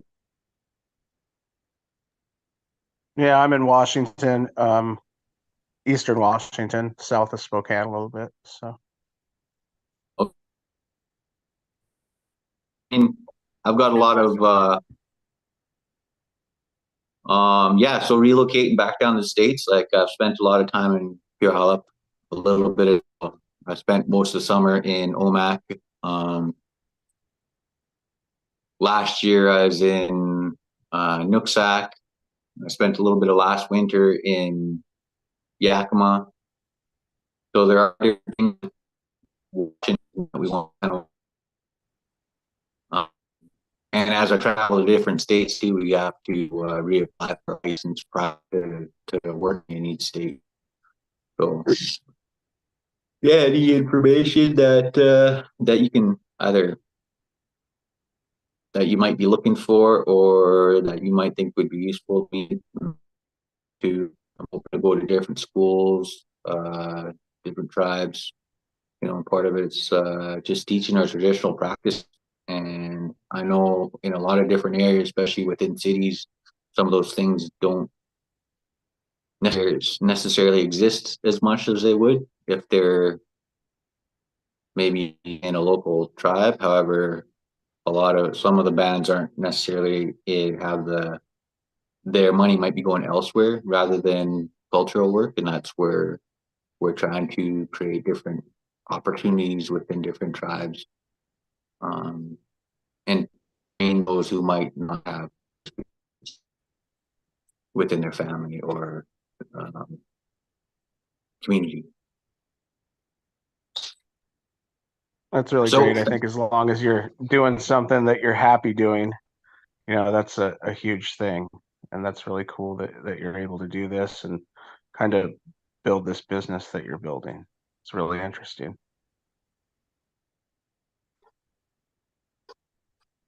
Is there any suggestions on different things that you guys might be interested in your community that I should just consider on different things that I might have to go into different communities with? You know, part of that is like I'm looking at kind of a list right now. Part of that would be like skipper training, get kids on canoe or community members on canoes, archery. You know, part of it's our firearms license. So in Canada, you have to have a firearms license. So hunting camps, fishing camps, learning how to fishing into how to make scaffolding, drying, wind drying. Solana had a question real quick. She raised her hand. Can you take her question before we end? Sure, yeah. Okay, okay. Hey, dear one, William, good to meet you virtually. My hands go up to you for the way you presented today. I felt a lot of humility, and my question and or invitation or offering is regarding the Canoe Society, like you were just now mentioning it. I was going to ask if you have any involvement in the canoe practice, because the territories that you mentioned are canoe people. So yeah, I was in Nooksack for some time, and I plan on. So I got to really, I would say I'd hurt my arm at my shoulder at the time, so I never really got to take part as much.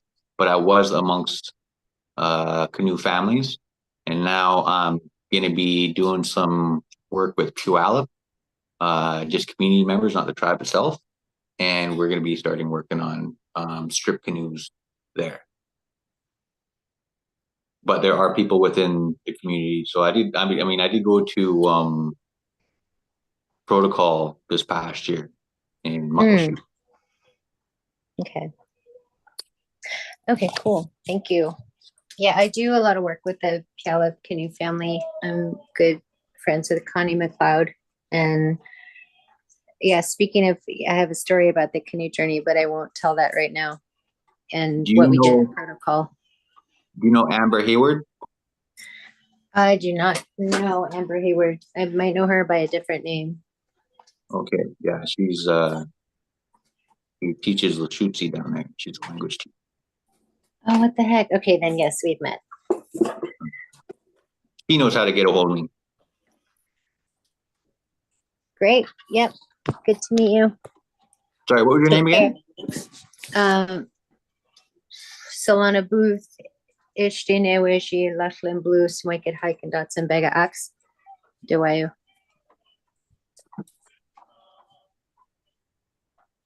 Okay, so that's my 5 o'clock. I really hope I was helpful. I'm really glad you guys were able to put this together, and thanks for anybody who took the time to listen to me. I'm getting back to sewing teepees here, but continue to listen to you guys. So I hope you guys have a good day.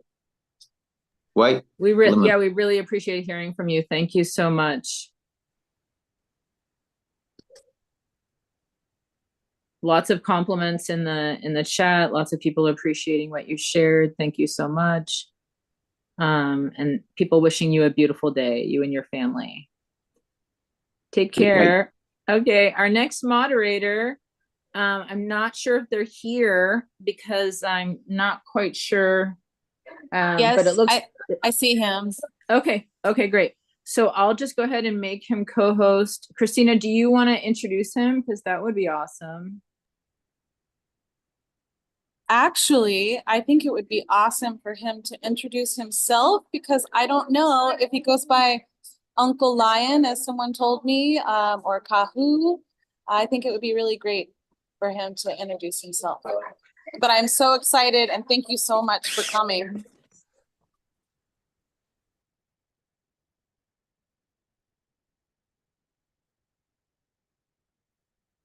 Kau ola nā kua I nāna mai kou mau pula pula.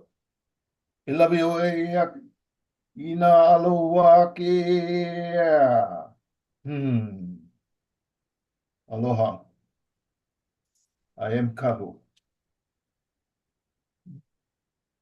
I live on the island of Maui in a very secluded area, high up in the mountain, off the grid. And I'd just like to tell you something about our Hawaiian practitioner healings. About 74 years ago, when I was about 5 or 6, 3 women decided my path. One of them was my grandmother, and she was a kahu. At the time, she was about 60 years old. The other one was her teacher, and she was about somewhere about 106 years old, and she was a kahu. And the other woman was my mother. She let me go into to those 2 women.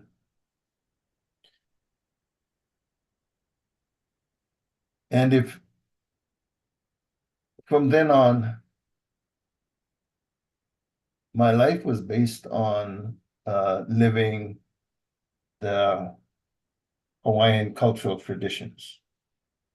I was never introduced to the modern world until I was 14 years old. So for that whole time, I was basically living as a student, as a helper, and learning, of which I didn't know. I thought that was the way life was. If anything they left with me, there were four important thoughts. I am known as Kahu. Kahu Lions, Kapioho, Okalani Naoni. Kahu is my title. And one of the things that left with me was one of the 4 important things was the question, what is a kahu? And I'm not going to answer that right now, but I'm going to move on to the next question is, what is the responsibility of an Indigenous practitioner in medicines? The third question is, what is the function of the healing practice? And the fourth question was, who is the actual healer? And they kind of impressed on me that as I go through life, I should keep those 4 questions in mind. I said I would not answer right now the question, what is a kaho? But the second question is, what is the responsibility of the indigenous practitioner in medicines? The indigenous practitioner is the one who brings the one who is responsible for the partnership. The Hawaiian healing is based on several things. Number one, the wisdom of our ancestors. Number two, the plants, the animals, and whatever the earth provides. And whatever the universe provides. It is a practitioner's responsibility to bring all of that together to work in harmony. The third question was, what is the function of the healing practitioner? What is the function of the healing practices?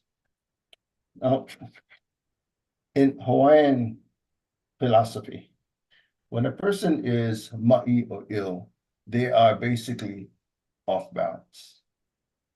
Okay? The responsibility of the practitioner is not to heal them, but to use the knowledge, the ancestor knowledge, the plants, everything to bring the person back to what we call pono, back to imbalance, so that the patient can continue to live a natural lifestyle. Okay? Not to bring the patient this way so that the patient would have to depend on the medicines, but just to bring them back to balance. Okay? And the third question is, the fourth question is, who is the actual healer? Well, I'm going to answer that later.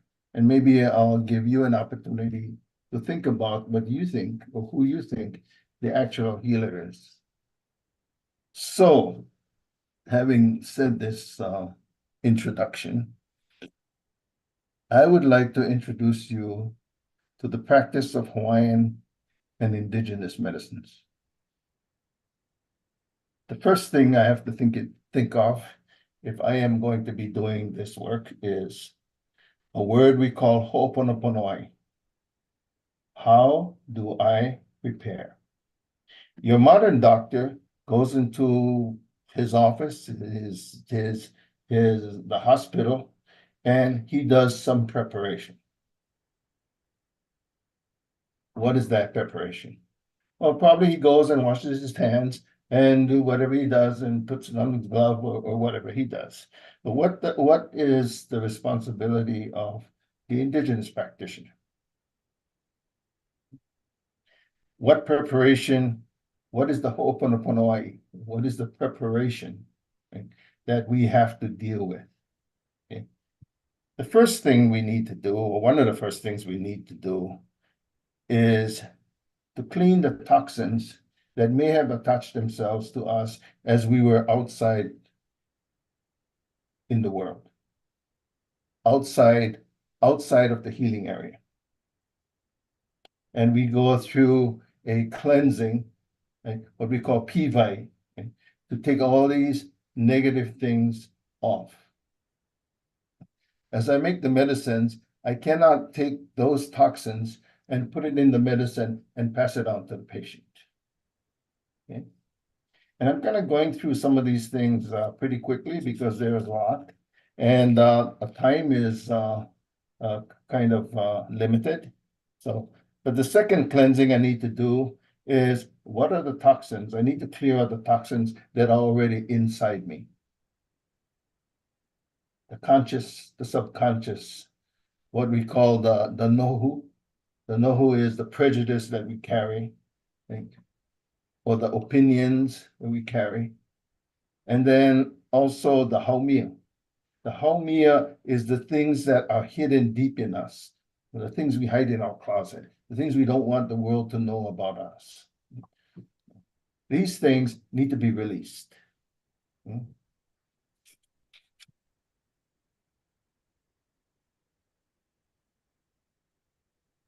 The next thing I need to do is I need to call back onto the ancestors. I need to reach as far back as I can for that wisdom that they brought, that they gave to us, so that I will be able to use that wisdom to work on with the medicines or on the patient, um, to help that patient along.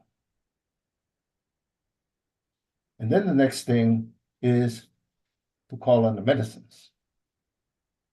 Call on the medicines. What do you mean call on the medicines? Well,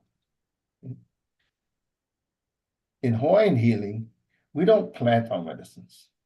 The medicines are already out there. I have to call on them so that they can identify themselves to me.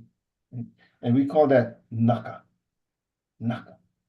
When we go in the forest, right, we call on that plant. And there may be 1,000,000 of these out there that I need.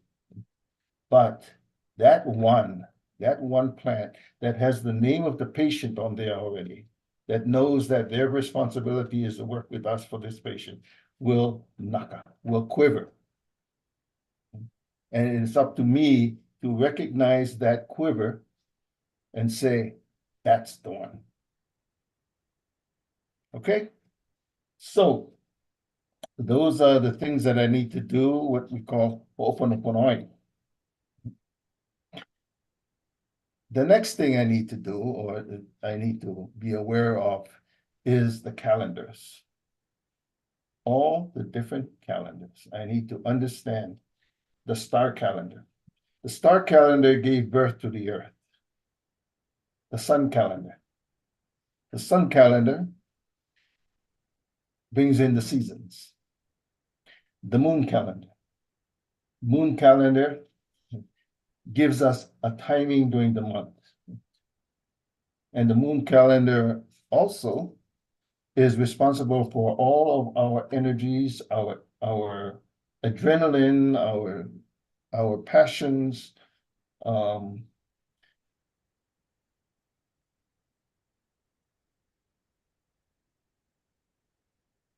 I also need to be aware of precession. I don't know if people understand what precession is, but precession is the wobble of the earth. Our earth makes a wobble once every 26,000 years. And as that earth wobbles, everything on earth moves and changes. Okay? Now, what does that have to do with helping a patient? Well, I don't have time to explain everything, but I can tell you this. It is very important to understand that. That wobble makes sure that you and the patient and the ancestors are in the right place on earth. Okay? So, and the other thing I need to do, or need to understand, is migration. Okay? These things make up our entire calendar. As Native people know, it's not just where you are at the moment. It is where you are in relationship, right, to the stars, the sun, the moon, the wobble of the earth, right?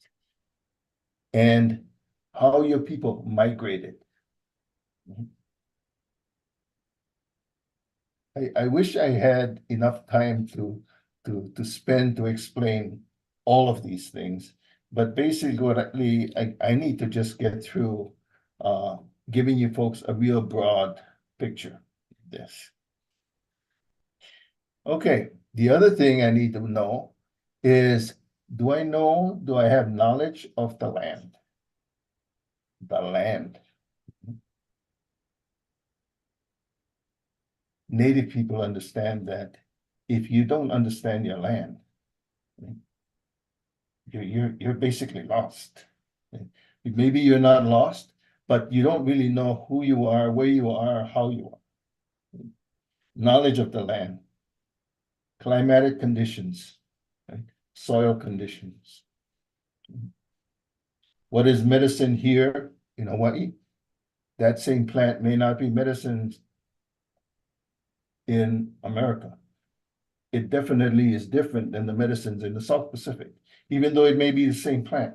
Right? The soil condition and the climatic conditions have a great influence on the medicines. And do we understand that? Or do we just say, I'm going to pick a noni and do this and it's going to do that?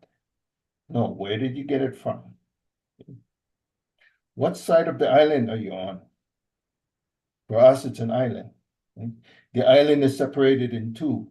One belongs to Kamapua'a, the pig god, and one belongs to Pele, the fire god.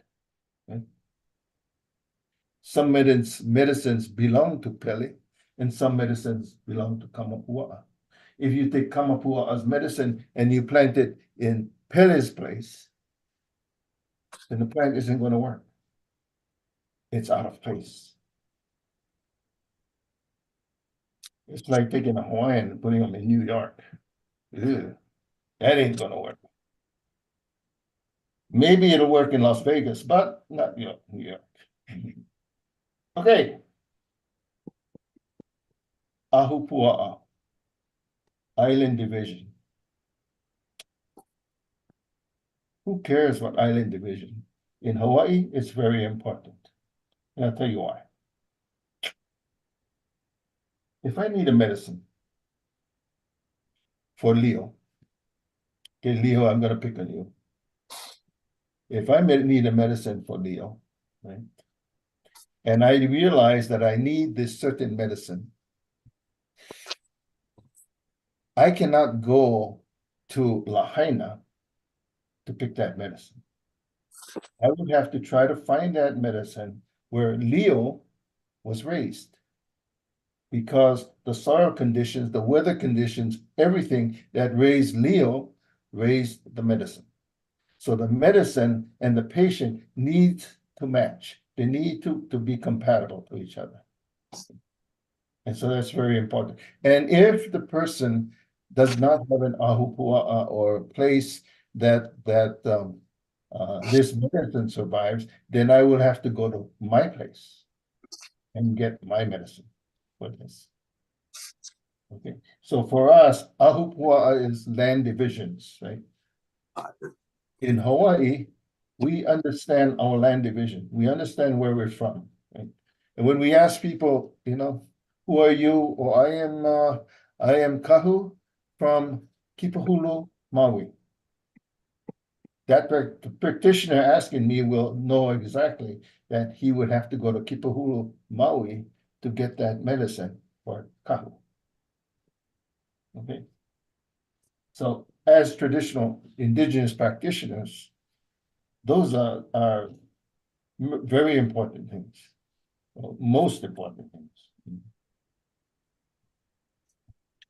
The other thing we need to understand is population.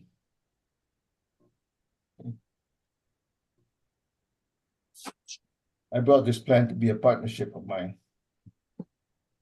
Now, where will I go to find this medicine? If Leo was from Lahaina, would I go to Lahaina to pick this medicine? Possibly. It depends. Right? What about the population that affected this medicine? Too much light, too much sound, pollution, things like that. If I can safely say that I can pick the medicine and put it in my mouth,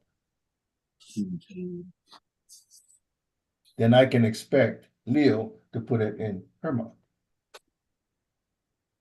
Okay? I hope I'm making sense here. Okay, moving on. Wahi. Wahi means place. And when I talked about knowledge of the land being in your right place, but now I'm talking about place in your status. So I call it status. Okay. For instance, Wahi. The first thing in Wahi that we need to understand is hierarchy. What is the hierarchy? The proper hierarchy. Where are we as humans in a place as compared to everything else on earth? What is the most important physical thing on earth when it comes to healing? Or when it comes to anything? What is the most important thing? A little rock. Why? Because the rock is a piece of Mother Earth herself. And things start with the rock. Not only that, the rock, the name of the rock is called Po Haku. Po, place of the spirit. Haku, keeper. You know, when you come to Hawaii as a tourist, and they will tell you, you can have anything, but there is one thing you cannot take from the island. What is that? A rock. Do not take our rocks. Our rocks are sacred. They are of a higher status than all of us. They are pohaku. They are the keeper of the ancestor spirits. Keeper of the spirit. And if you take rocks, the chances are, very shortly afterwards, you're going to be sending it back because something's going to happen. And they say, yeah, okay, you take the rock, you get bad luck. I don't know if you call it luck or not, but don't touch our rocks. Okay? Rocks is the highest. Okay? Now, I'm talking about hierarchy. Hierarchy for us depends on who sacrifices for who. The rock sacrifices itself, and they become dirt, soil. The soil, so the rock is the highest, the dirt is under that. Then the dirt sacrifices itself. It becomes nutrients, and they sacrifice themselves for the plants.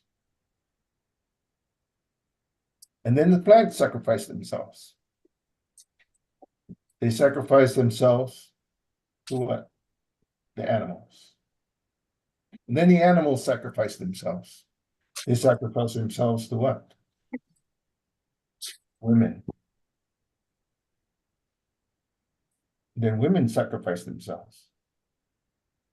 They sacrifice themselves for what? Humanity. As a practitioner, I need to understand this hierarchy and be sure that everything is within its right space and place. Everything bleeds for the next thing under. The pohaku bleeds, becomes lepo or dirt. The dirt bleeds, becomes nutrients for the plant. The plant bleeds, becomes food for the animals. The animals bleed, become food, nutrients for the woman. The woman bleeds. She becomes the sacrifice for all of humanity. Okay, I hope that I hope this does not confuse.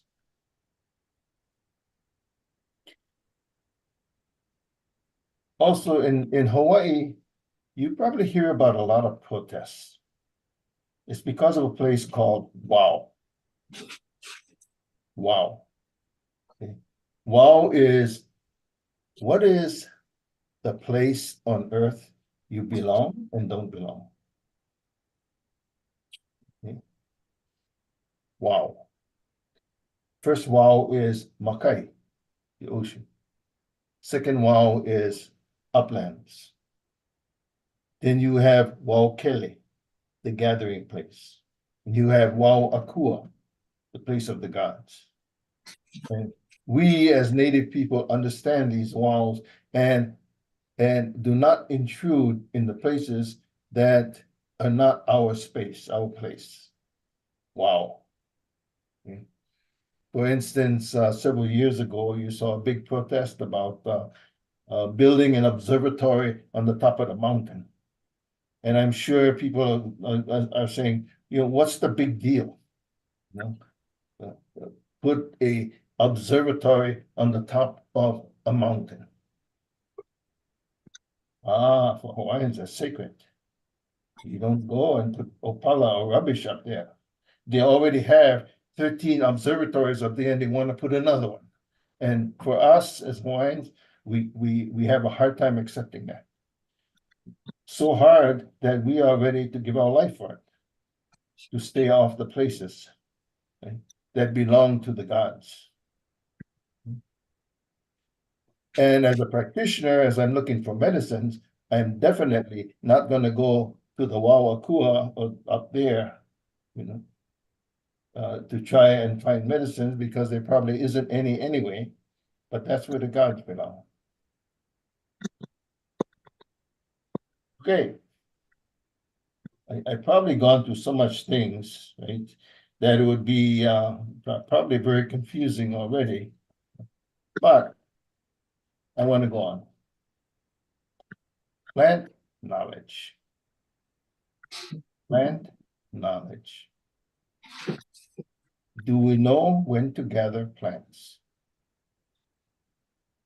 Internal medicines, we gather at sunrise. External medicines, we gather at sunset. When we travel, we always travel with our right hand to the mountain and our left hand to the ocean. When we gather certain medicines, we gather it with our right hand. Other medicines, we gather with our left hand.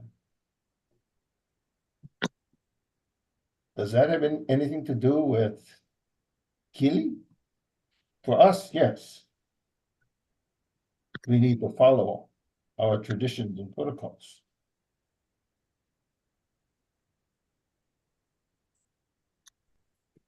Here's another companion I asked to come. It's called La'i. Everyone calls it tea leaf, but La'i. La'i means sacred. Okay? And La'i is going to help me explain even for the other plants. Okay? What is the healing side of the plant? The alo is the part that faces the heavens. Alo means face. Alo. It receives nutrients from the center of the universe called Uli. Uli sends this energy called Ha. So Alo faces Ha. Alo Ha. Alo Ha. Face the breath. The backside, well, first of all, what's important about that? If we're using the medicine externally, right, the aloe is the healing side of the plant. Okay? That's what we put on the affected area. Not the backside, not the kua. Kua means back. Right? But kua means to the past. Kua, akua, the farthest past. Amakua, our ancestor animals. Makua, right? Our parents. Kua. Kua receives its nutrients from Mother Earth all the way back to the beginning of existence. Just as important as aloe, but when we use it as medicine, right, we need to understand we're not going to put the kua on the affected area. We're going to put the aloe on the affected area. Okay. Kua is important, just as important, because if you take away your sauce, then your plant is nothing. So the plant needs both sides. But we understand that the aloe, the side that gets its nutrients from uli, that's the healing side. We also need to understand the plant itself. Okay. This is the nice plant. We use it for medicine. It also has a beautiful flower on it. Okay. Do we understand the plant? Okay. The whole part of the plant. Okay. Every part of the plant in some way can be used as medicine, whether it's the root, the kumula'au, the tree, the skin, the sap, the lala, the branches, the velau, the leaves, everything. But when we gather, it's very important to understand which leaves, which part of the plant, right, is the healing part. This is a typical plant. Okay? If I need these leaves, there's some things I need to understand. Number one, I must take an odd number. We never take even numbers unless we lost count. If we're gathering a lot of leaves and we lost count, we'll just take an extra one. Why? For us, that is the one for the ancestors, for the gods, for the wisdom. The others are for the patient. The other thing we need to understand is this little part up here of the plant that's called the mu'o. Mu'o. Now, if you were in my class, I would be having you repeat all these words, right? And then we'll probably have a test after this, but you folks are lucky. You won't have a test, okay? Okay, mu'o, right here. The most healthy healing leaves are the adult leaves around the mu'o. So when we're gathering, we go to the mu'o and we take the adult leaves. We don't go down here. These leaves are no longer the healing leaves. They're just as important. They're going to become nutrients for the ground. But the ones that we need for healing are the ones around the mu'o. Okay, where these tiny leaves come up. Okay.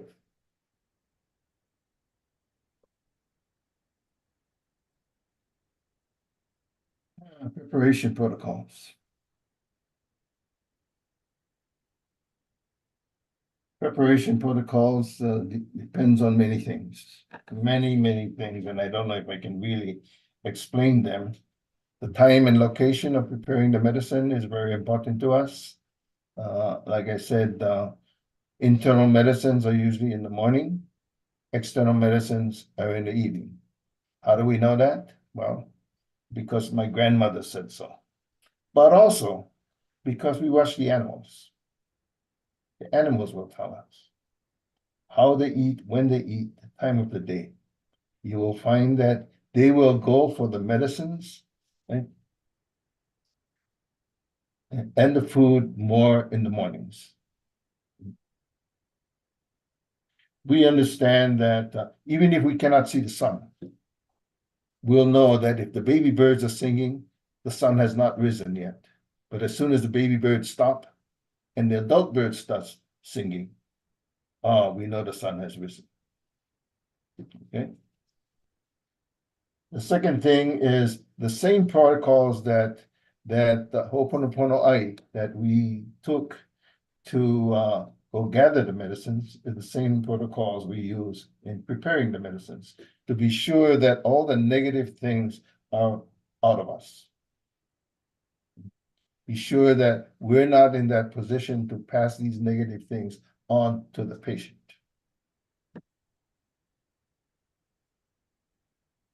Preparation. What do we use? Now, if we're true practitioners, we're going to use traditional things. Our rocks,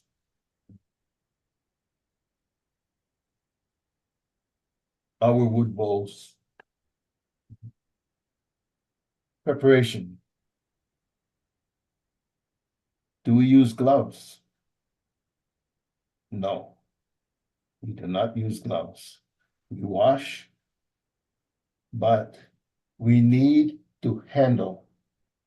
We need to touch our medicines. We don't separate. It's like eating. Native people, you see Native people eat with their hands. And sometimes I hear people say that Native people are not advanced because they haven't invented tools to eat, you know. But how we look at it is that when you separate yourself from the things that heal or the things that feed,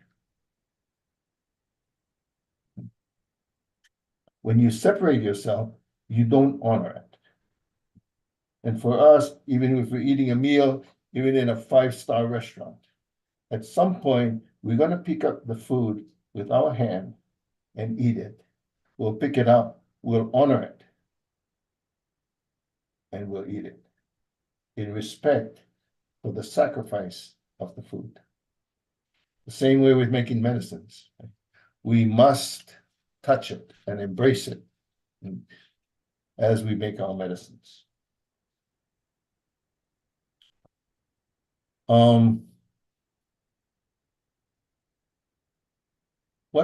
What happens to the leftovers? Of course, nothing goes in the trash. It goes back to the land. That's probably common sense for everyone, so I probably don't even have to explain that one.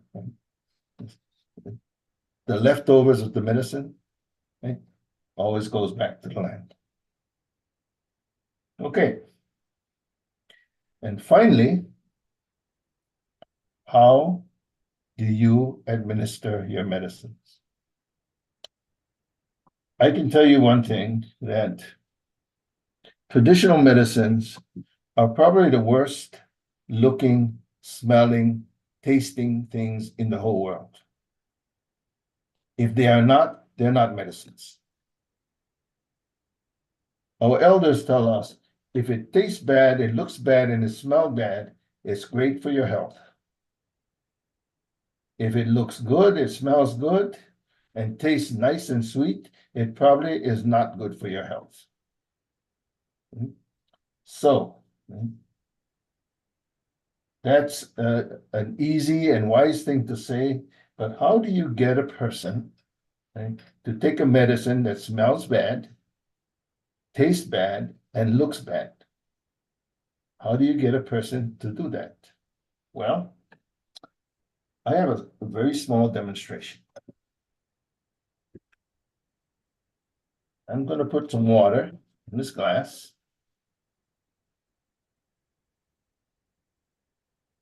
Okay.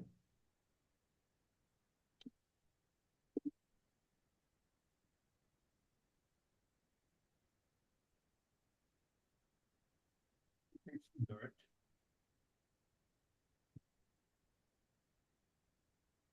Hold on here. And I'm going to put it in the water. And I'm going to stir it. And then I'm going to say, drink it. Because this is the medicine that helps rejuvenate the red blood cells. This is the medicine for the blood. And the patient is probably going to look at me and say, no freaking way am I going to drink muddy water. Well, how do I get the patient to do it? I got to do it.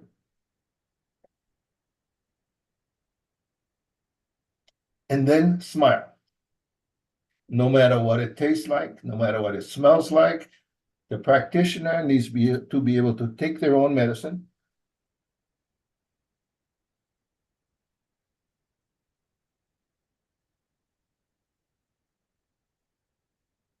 and smile. But I can tell you, Native people, women, drink this all the time. It's called alaya. And what it does is it It helps the iron and rejuvenates the red blood cells, especially women because they bleed. They lose blood.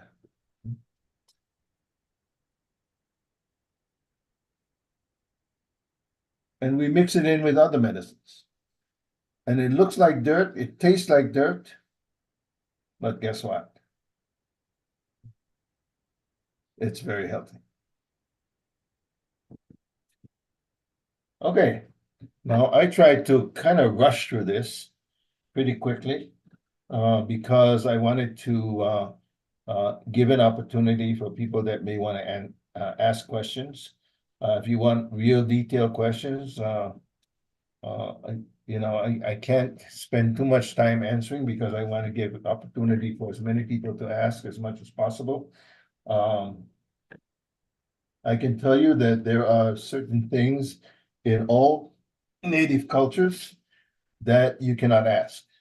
For instance, you cannot ask, "Oh, what is the meaning of your tattoo?" or stuff like that. That is forbidden. However, in this forum, I'm going to say you can basically ask almost anything you want. And if I think I cannot answer it or it would be culturally inappropriate, I will kindly let you know. Okay? And I realize that I rush through these things. I have students of mine that learn all these things. It takes them about 10 years to learn all these things that I quickly showed you. But I just wanted to go through it very quickly. And so, if there are any questions, please. But first, there are two questions I did not answer. The first question is, what is a kahu? And the reason I didn't ask that is because I'll tell you. A kahu is a keeper of the knowledge and wisdom that comes from the beginning of existence. As indigenous people know, right, when we can trace our genealogies and our existence back to the beginning, even though the beginning is a mythology, right, mythologies to us are real. A kahu has the responsibility to be able to help our people understand who we are all the way back to the beginning of existence. That was the first question. The second question, the second question I did not answer, it was actually the fourth question, is who's the real healer? And I'm kind of going to leave that, and if anyone can tell me who they think the real healer is, I'd really be interested to. What is that, Christina? Yeah, I was gonna say that my guess is that we are our own healers, but it's a collaboration between us and spirit and everything in between, the ancestors and the plants and the keepers of the wisdom. If possible, in indigenous cultures, we do not intervene. We don't go to someone and says, "Oh, I noticed you're not looking well, and you should do this and you should do that." No, right? The patient must seek the practitioner. And the patient must trust the practitioner, must trust the medicine. Otherwise, don't come. Go to the pharmacy. But when the practitioner gets the feeling that this patient really wants to heal and they are really going to follow the instructions. In some cases, in most cases, I'm going to make the medicines, but I'm going to teach the patient how to make medicine. Don't come back to me, right? Learn it and go heal yourself. And if it happens again, go heal yourself. Right? When the patient really wants to heal, when they really seek, and we don't charge for that. when they really want to make a change in their life, then they become the healer.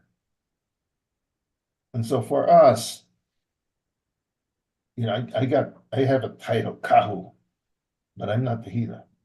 I just kind of bring it all together and say, here, let's do this, and let's see what happens. If you really believe and you really trust, then go for it. If you really think you can drink muddy water, then I can help you. If not, I can't. Okay. So I'm gonna put myself out there. I mean, I hope I don't regret this, but go ahead with the questions. Would I be able to possibly ask a question?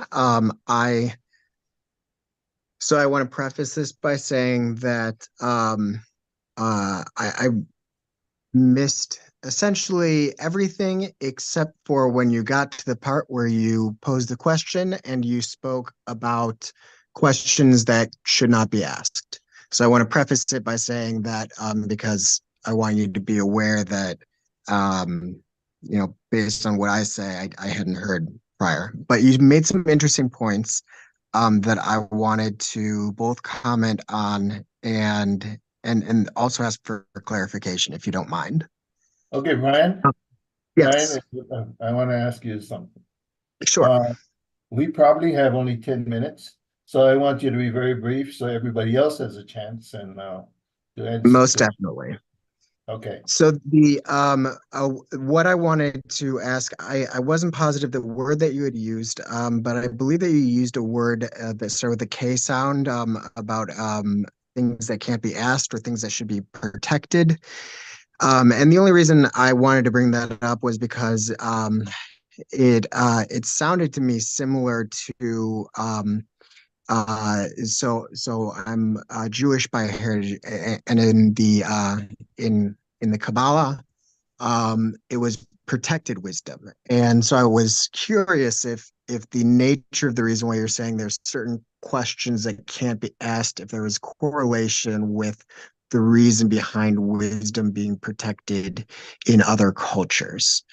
That's all I really had to say about that. And then I just also wanted to comment that I really love that the way that you formulated the fact that the individual needs to be a willing and engaged participant. And coming from a Western psychotherapy background, I just wanted to sort of point out the ties that has with the whole Carl Rogers theory of psychotherapy, which I think is a wonderful thing. I just had those statements, and I apologize that I missed the beginning, but I loved hearing what I got to hear. So, and with that, I will pass the torch. To answer the question about protecting the wisdom, that was not really what I said. That some things cannot be asked. I said more like tattoos and things that are more personal. Oh, okay. The wisdom is up to the practitioner if he wants to share that. Okay. But some things like, say, for instance, you know, what your tattoo means, or what about this, or what about that, more personal things. You know, to us as Native people, there are things that are very personal. I see. If you ask the question, well, for me, I kind of open it up. If I put myself here and I'm actually opening up our culture, our culture too. But that's what I meant when I talked about there's some things that should not be asked. I see. Okay, I understand. Okay. Yes. Who's next? Michaela, I guess. Hi, thank you so much for being here. One of my dear relatives is also Hawaiian, and I've been in many conversations with her around the nature of sensuality, sexuality, the role of women, choice, openness, I wonder if you received any teachings from the women in your life around things that we practice in the West, like monogamy, and if that is a cultural practice or just your thoughts on that. Thank you.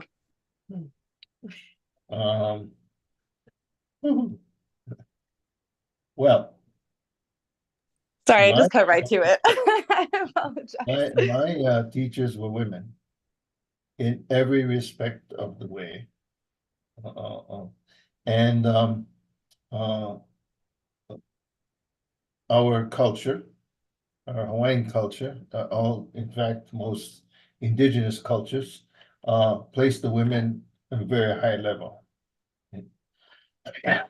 We understand that humanity depends on our women. Not only the fact that they survive and that they are healthy, please excuse me,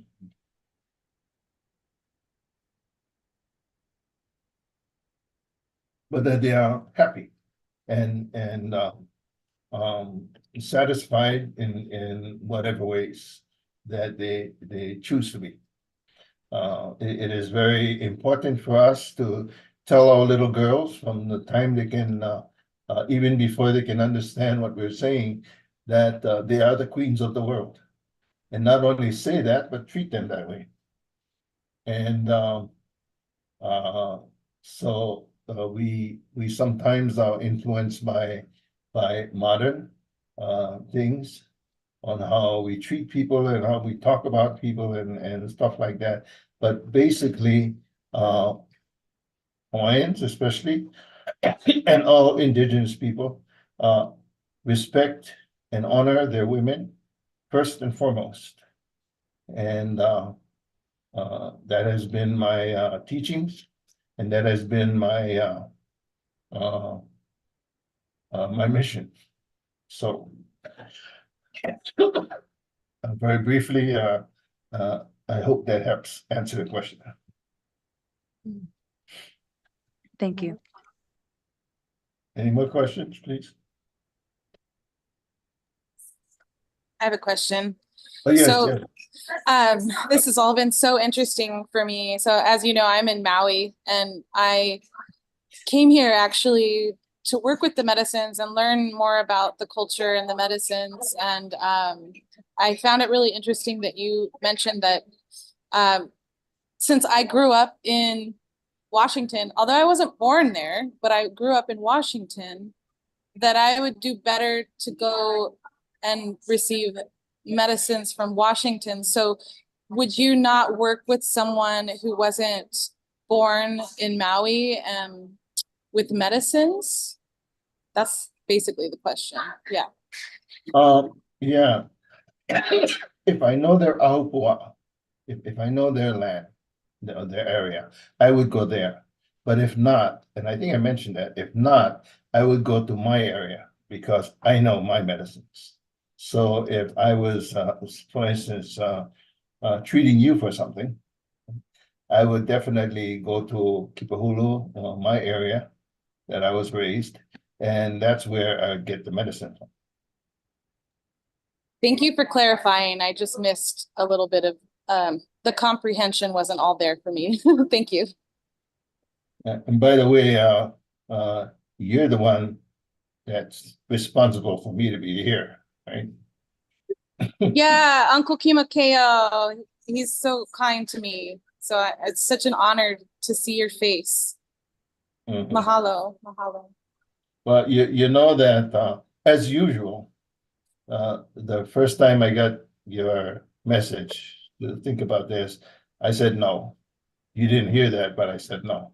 But then I talked to Kimukeo and we agreed that I should come and do this. So thank you. You and Leo are the ones responsible for me. Okay, Leo, I think you have a question. Yeah, I have to unmute myself. There's actually a couple in the chat too. Someone had asked if you could speak about the hierarchy you described and how it relates to hierarchy in colonial context, like power over nature. So I'm not sure if that question makes sense to you, or if you want that person to explain it, that's Elena. My question was about if the Indigenous people of Hawaii are the most recent kind of recipients of the colonizer's fist. Is their trauma like the most fresh as far as we're looking at how to be therapeutically and culturally relevant and work with Native and Indigenous people? But some Native and Indigenous people say no non-Native or non-Indigenous people should be doing healing with Indigenous people, period, because they can't understand their experience or their history firsthand, and that it needs to be someone who comes from the culture and shares the knowledge and the ways. So just curious if you had any thoughts about any of those questions, and we can ask Elena to repeat hers. Thank you. Okay, that's interesting because I had intended to talk about the colonization first, because that has a lot to do with why the health statistics of the Hawaiian people and most Indigenous people are such in bad shape. But I decided keep the negative out and just talk about the medicines and the plants. Are we the most recent? Probably not. Oh man. The Afghans. Okay, probably not, but we feel we're the most important, and all Indigenous people feel that way. We know that since 1893, when the United States invaded Hawaii and took over and made the laws that prevented us from being able to practice our own medicines and our own language and things like that, we have suffered because of that, and we have lost 80% of our population to diseases just in a few short years. But our elders keep us in line and keep that negative away. We don't need the negative. Number one, in 1988, Congress finally passed the Native Hawaiian Healthcare Improvement Act, which for the first time gave us the right to practice openly.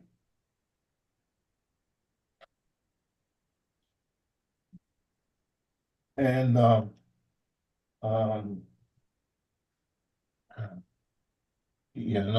it is very important, in my opinion, that traditional, native, indigenous, and modern must work together. Neither side has the answers for healing everything, and we can help each other. Definitely can.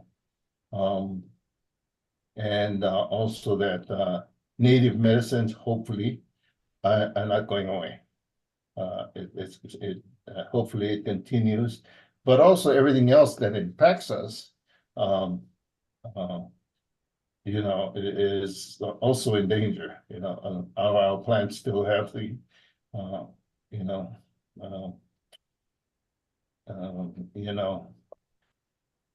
it's kind of sad, but we must, modern and indigenous must work together.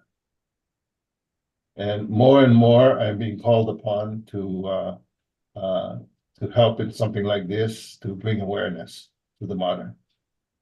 I want to thank all of you for the opportunity. I realize that I'm just about out of time, and it was very, it's something I don't usually do, but I thank you for the opportunity to come and speak. I should have asked for 3 hours because I would fill that whole time speaking. Yes. Kahu, I was gonna mention to you that we are planning on doing a a full 24-hour event if we can get enough support from the Hawaiian culture and the people here on plant medicines. So if you want 3 hours, you can have 3 hours. Okay, but I see, Leo, you have a question or something? No, I mean, I think we just would love talking to you all day and just appreciate you beyond words for sharing with us and telling us, you know. So there's a message in the chat that says, how do we stay connected with the teachings? Do you have a website? And if you don't have the ability to tap it in the chat, then I can type it in. But if you have like an email or a website that people can connect with you.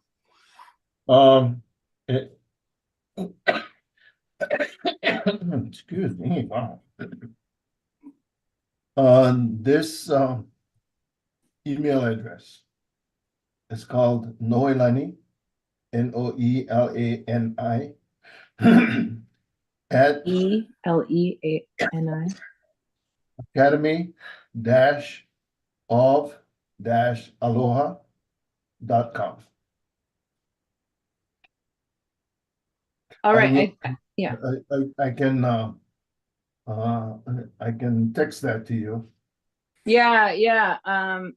If I put it in the chat, but if I spelled it wrong, then I'll correct it. Just give me a minute.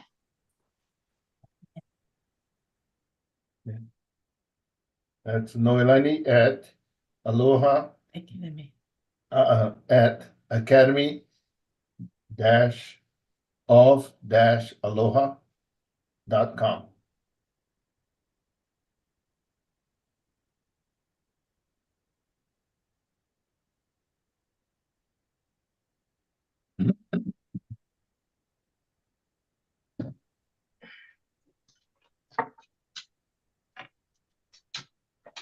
I think I have another email, but right now I put NOALANI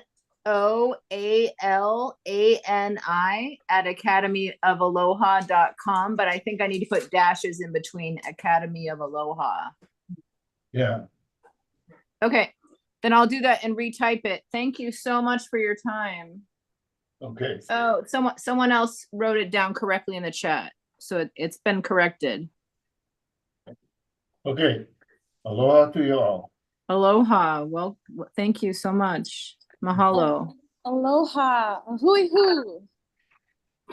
And so the next moderator is Lorraine Brave. We want to welcome her to the stage and pass over the mic. Lorraine, if you're here, you can claim your co-host abilities and just go ahead and take the room for the hour and share. Yep. Can you hear me? We can. Oh, yay. That's a start. Okay, well, that's good. All right. Well, thank you for inviting me, and I'm excited to be here. And for some of you, you've been on since 10 o'clock, so I think you ought to like stretch and move those shoulders back and a little bit forward. They say that sitting is the new smoking and cancer, but we're resilient people. We're going to figure this out. So doing that moving, reach the sky. You know, look up to the eagle. It's the bird that goes the closest to our creator, and kind of wave up there. And you know, the wonderful thing about the eagle, that the interesting story is that little birds will try to like tease it, and it can't turn around quick enough. So it'll just tease it. But because the eagle can go higher, it just keeps going higher and just gets away from them. So what a wonderful thing we could do if people were really bugging us, we could fly away. So kind of move those arms. You know, the best compliment, they say, is when you imitate something, and wouldn't that be wonderful to imitate the eagle? So just kind of moving your arms as we get ready to talk, and kind of moving them around helps your shoulders, helps us to focus when we move our body. If you turn your hands up, then going backwards. Yeah, all right. So hopefully you were okay with doing a little bit of stretching. So I'm a Mohawk from the Iroquois Nation. I was born in New York, and the interesting thing about the Iroquois is that Benjamin Franklin was our Indian agent. So we go way, way back, and we actually had a good relationship. And in fact, Benjamin Franklin was so impressed with their government process. We hadn't been in war for over 300 years. And how we did that as the representatives of the Six Nations, how we came together. And so he went back to what we call the founding father. And he said, if savage men can follow this law, certainly civilized men can. So our government here in the US is not copied after Parliament, but after the Iroquois. The one difference that we had that he didn't incorporate is that the women did the voting. The men held the positions, but the women did the voting. So it was the women who decided, the clan mothers, and when you interpret in English, it doesn't sound as nice, but the old women, they decided if we went to war or not. So wouldn't that be nice if we had something like that implemented today? Not to disc the men in our group, but it's an interesting thought. So I came to the Northwest in 1979, and I've been out this way. I lived in Canada for a few years, in Vancouver, BC, and lived in Seattle area. And then in 2010, I moved to Portland for a work project. It was only going to be a short time, and I'm still out here. So I moved from Portland. I just went over the bridge. I'm in Vancouver, Washington now, and I'm really enjoying living here. So it's been an interesting experience. I am now 73. I'll be 74 in June. I'm always learning, and I love the work I do because I work with people that care enough about others, they make it their life's work. So a lot of my work today is training trainers, how mostly to work with substance abuse in families who are at risk of losing their children. And I think it's interesting, and we bring together stories. I've done work all across the United States and Canada, and I've gone as far as New Zealand. And I learn something everywhere I go. So, and I keep learning, and I'm always open to it. But I always think about a story, my grandfather, when I was a teenager, he called everybody kids. Even if you were 30 or 40, you were a kid. And he'd say, oh, these kids, they go hiking and they get lost, and they can't find their way out. And, he'd tell me this over and over. And he goes, you just have to watch, this might not be true everywhere, but it is in the woodland.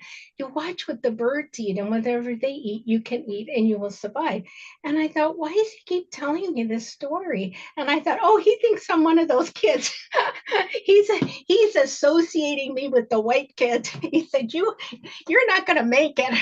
So I think about him often, but also in the interesting thing about storytelling and the messages is that it has different meanings for different people at different times. And you can hear the same story over and over, and it'll have a different meaning. And my dad actually took it one step further, and he said, a bird has a really small brain, but he could save your life. And you never know who you meet in your life that you might not like, or you don't think they have anything to offer, but they may have one thing that will be significant to you. So you always need to be open. And he was in World War II, and he said there was a man that he didn't have much respect for. And I won't go into that why, but my dad got blown up with shrapnel, and so his face was all bloody. They thought he was dead, but he had a nickname, High Tide, and it was on his hat. And this guy knew he was part of his group, the guy he didn't like. And he said, well, he looks dead, but I'm going to throw him up on the truck anyway, because then he'll get a good burial. And my dad he was in a coma for a couple of months, but he survived. And he was thankful to this person that he did not like. And so he taught me that lesson as a young person, is how important it is to just be open, that anything's possible, and to try not to have a lot of bias. And I think it's so interesting that now in my life, I do diversity training. I try to work with caregivers and helpers that are working with their community to be sensitive. They may not like what we do, they might not agree with what we do, but that to be open, that it might be the best thing that we need. And so and often, when, I do these trainings, whether I'm doing a team building training or, or retreat, or I always want to talk about the basis of why we're here and what it is, why we have to keep being on that healing path. And sometimes, on occasion, it happens more than once, people say, well, I wasn't here 500 years ago. And I say, I wasn't here 500 years ago either, but I'm impacted every day by those decisions, those policies, the decisions that, the government has made, that impacts me still today. So it's worth talking about. And a lot of my work has been around child welfare. And we have, some of the worst numbers of disproportionality. When they were researching the Indian Child Welfare Act, they said 1 in every 3 children in Native homes are taken out of the home. And of that, 80% are in non-Native homes. And why is that significant? Is it really is a form of extermination of who we are, and where we've been and where we need to go, and part of that healing process. And many of our children are being removed because of things we were taught in our families in boarding school. We never hit our children. We saw our children as a gift from the Creator. We were taught to hit our children, and now we get our children removed because we're hitting our children. In the same way that alcohol was introduced, it was a way to weaken us, and it surrounded us. It's everywhere, and now. Our people get arrested, go to jail disproportionately, or prison for alcohol-related crimes. So we're in an interesting time, because on the one hand, there's more and more awareness, but we still have this same kind of data that we have to keep bringing forth and talking about. So one of the first policies ever written for Native people was Pope Leo in the 1500s.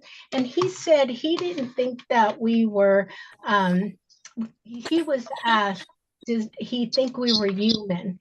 And he said he didn't know if Indians were human, but we should be baptized just in case. Why this is significant is because it allowed for policies of genocide.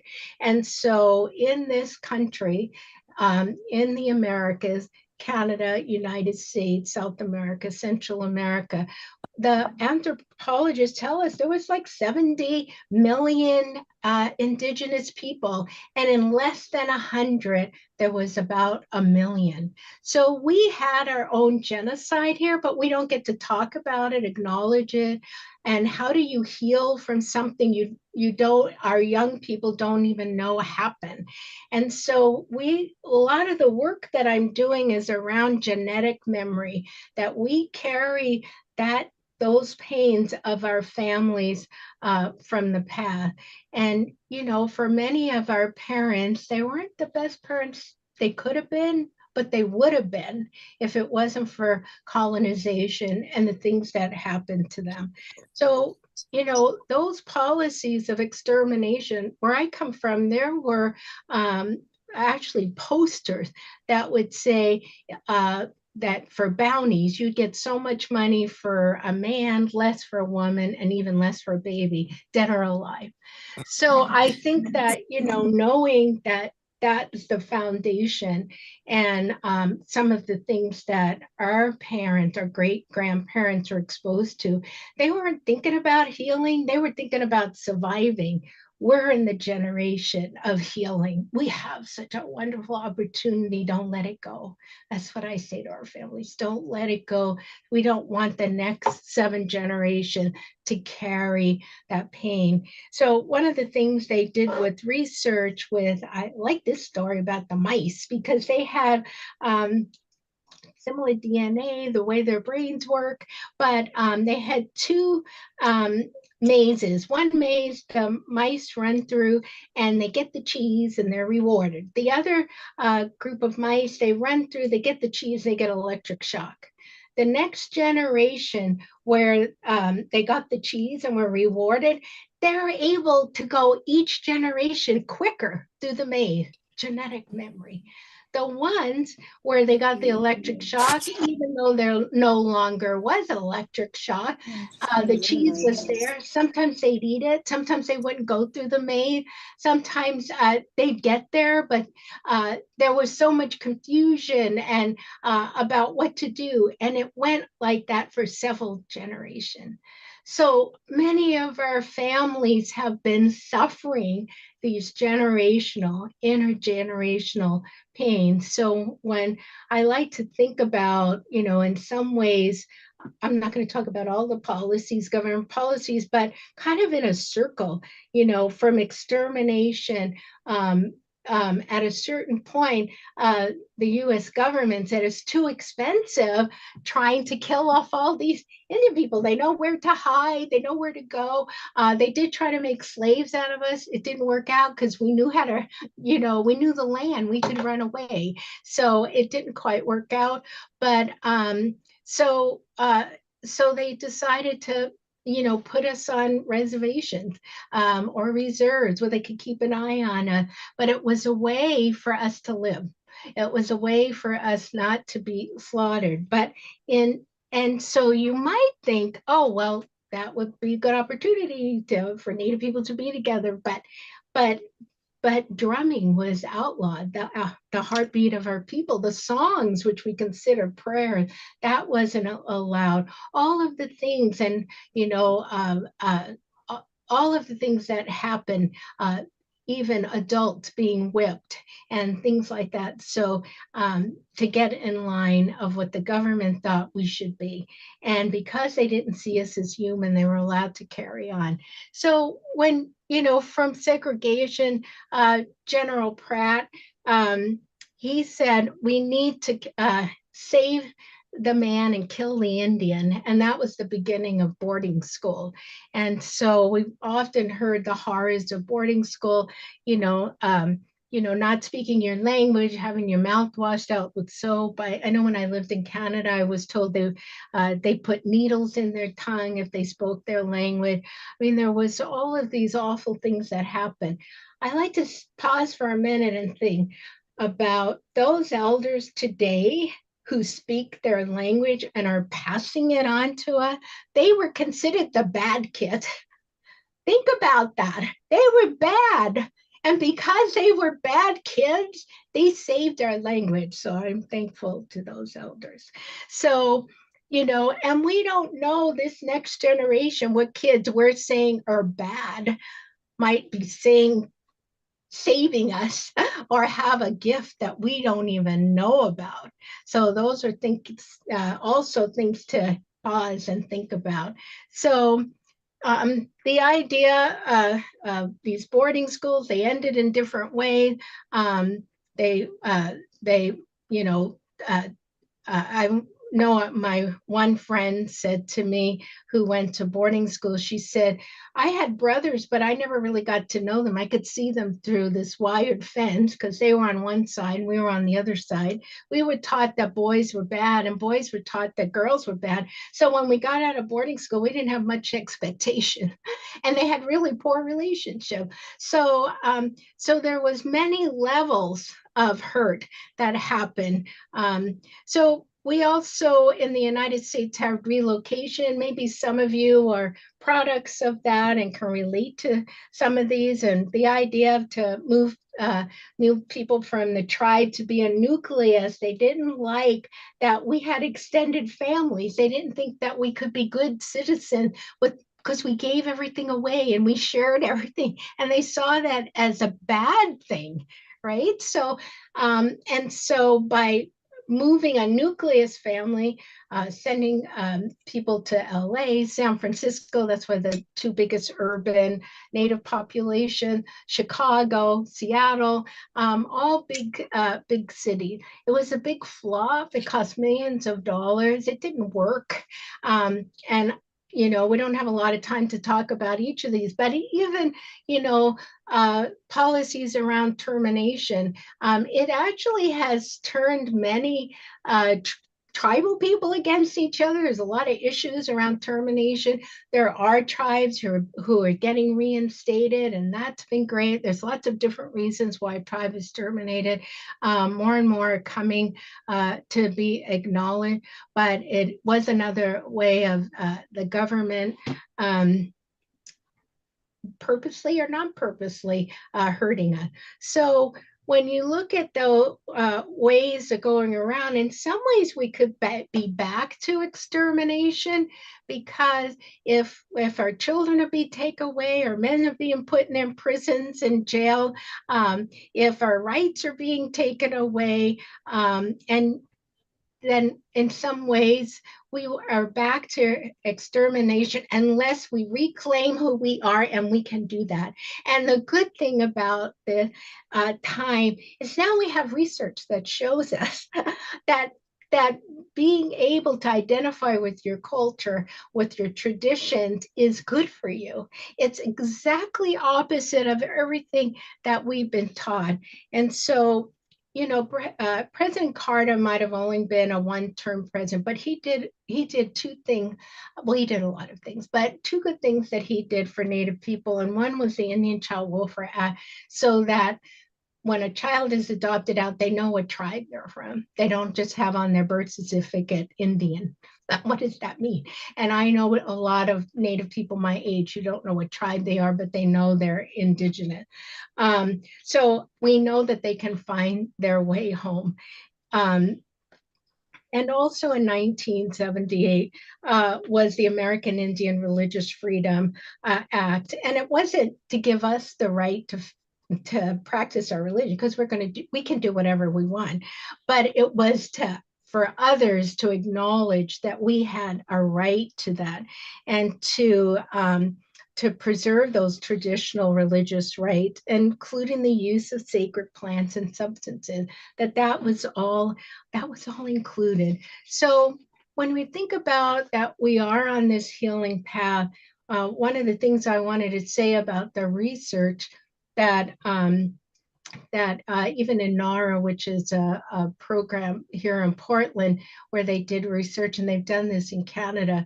So we know that young people and Indigenous people have the highest suicide rate in the world. And it's all during the identity years. And it's interesting because when you look at in the white world, there's a high rate of suicide around white men when they retire. Why is that? Because they identify with their work. So it's not any different. It's the same. Identity is a big issue.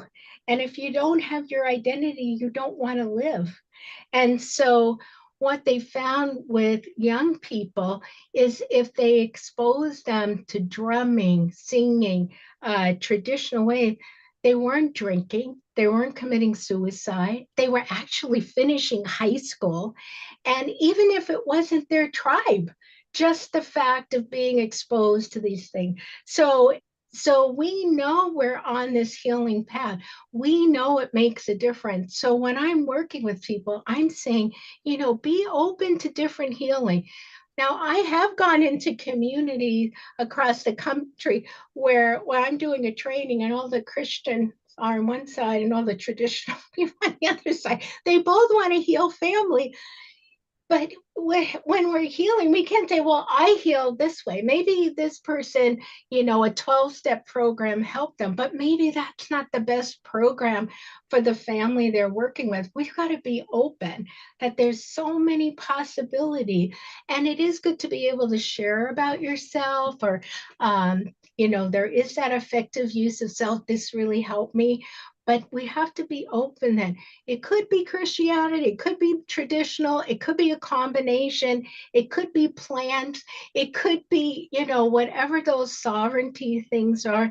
We just know that suffering is not a fact. It's a perceptive of what makes us suffer. So how do we help people see themselves as healing? How do we see themselves not only as healing, but healthy? And there are many different ways to look at that. And so it's, I hope you're maybe thinking about this a little bit, like what got in the way maybe of your community or your family looking to traditional ways of healing. Maybe thinking about that for a moment. We could talk about that more. And but also for non-native. So I'm also part Italian, and my parents got married in the 40s. So when my mother married my father, she got disowned. And so I didn't know a lot of my family, my Italian family. So, but I did go to Italy. And what I was amazed about is the Italians in Italy were like the Native Americans here. They know their relatives from generations back to the Renaissance. They know if they're part of the Medici. They have cement stairs, and they love that they're worn away because they say those are the footsteps of our relatives before us. And they say, Americans come here and they go, why don't you fix those stairs? And so what a different, concept when you think about that, that they're proud to know that so many relatives have walked on those stairs. And so it's important, like as we're here, to call upon our own relatives, our own spirit guides, or if it's guardian angels. And what are your spirit guide? Is it the two-legged? Is it the animal? Could it be the tree people that bring their strength? But we all have those spirit guides, but we have to be able to ask for them. Because if you ask for them, they will come and stand next to us and be with us and part of this healing. So one of the other things I learned when I was in Italy, because people would apologize to me about Christopher Columbus, which was interesting. And I learned that Christopher Columbus actually died in prison in Italy, that he was tried as a murderer and a pirate. Now, we don't get to hear that story here. Isn't that interesting? So there's always a lot to learn. What we can, and as Native people, we know we have to always be thinking about, is this information true? Or is this what they want us, whatever they is, to believe, or main system? But it's important to have allies, and I acknowledge that, and I am grateful that from that. And I was listening to NPR, and there was an African American professor from Harvard, and someone said, do you think there's more awareness of what's going on with how African Americans are being treated because now we have videos and things like that? And he said, no. He said, what makes the difference is we have allies, because somebody's got to be willing to take that video with their phone. Somebody has to be willing in the news to put it on TV. Somebody's got to be willing to put it in the newspaper. Somebody has to be willing to take it to court.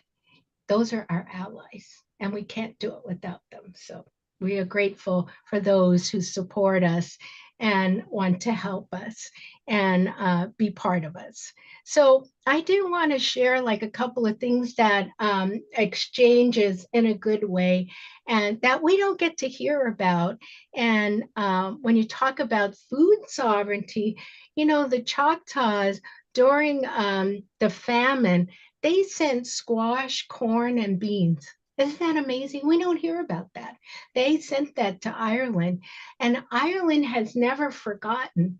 And so recently, during COVID, when they saw that the Navajos and the Hopi tribes were hit so badly, they sent them money from Ireland. That's amazing to me.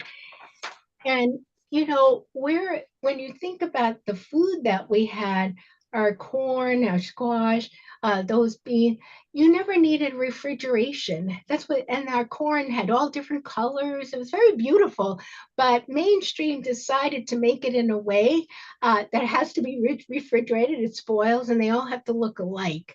So the Pawnees who were forced to move to Oklahoma from Nebraska, they brought their seeds for corn, but it wouldn't grow in Oklahoma.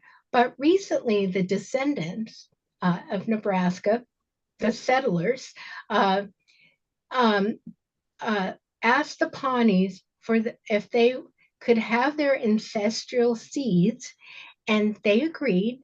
And now Nebraska grows the corn and ships it back to Oklahoma. That's a beautiful story. So we can help each other. There are wonderful stories like that. So the tribes in Minnesota had to fight to keep their wild rice from not being genetically engineered. And and they said, you know, it's the first solid food for a child, and it's the food before you go to the spirit world. That's how important that the rice is, that it's considered sacred. And that we've had that that Minnesota tribes have had to fight, and they keep fighting for that right. The Ojibwe tribe went to Peru to get their ancestral seed and for their corn and squash, because they knew it was high in amino acids, antioxidants, protein, mineral, unlike what we buy in the store. So these are interesting, I find, and I hope that you will think it's interesting too, I hope. So, you know, in 1855, the Treaty of Port Elliot, one of the important things that they asked for was the access to food like roots, game, berries, cedar trees, and fish, and that their first priority was to access to food and feed not only in their physical body, but also feed our spirit. And it is our link to the land to remind us who we are, but also where we come from. I had to write that down because it was so beautiful, and I don't want to mess it up. So when you think about working with people and overcoming bias, because people have certain ideas about the way things should be, that you know, that when we're working with Native people, and even Native people have biases. Sometimes they think they don't have biases, but they do. But it's not focusing on the deficits, and we all need to do that. And looking at the strengths that we have as Native Americans, our resiliency, our great capacity for forgiveness.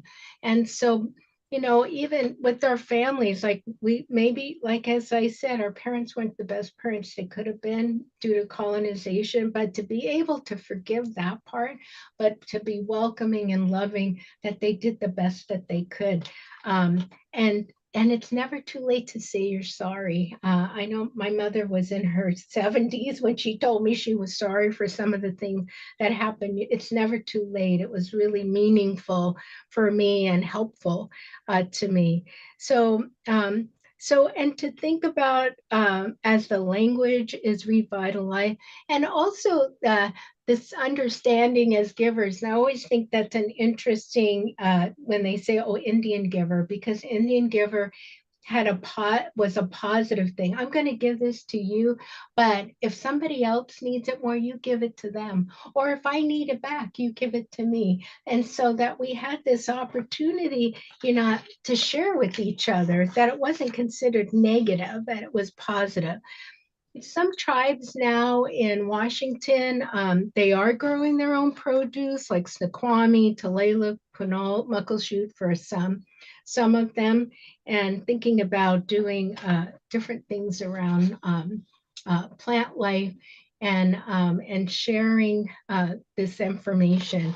I also wanted to say that there was a study done uh, um, where they did a breakthrough on John Hopkins, where they use psychotherapy together with psilocybin. I'm not saying that right. And they did for 4 weeks. And after that 4 weeks, that 54% was able to get off their antidepressant. That's a lot, right? 54, and 30 days later, they were still doing fine. So we don't know how many more after that. And this was done by a Dr. Alan Davis. And so there are starting to be studies to show that these plant medicines can make a difference for depression and different things that many of our people suffer. And, we often think of in Western world as medicine, as, Valium or Excedrin, which is good too, but also thinking about people as medicine. And, our healers, they knew what you needed. Maybe you needed a cup of tea, maybe you needed a song, maybe you needed to hear the drum, or maybe there was a person you needed to see.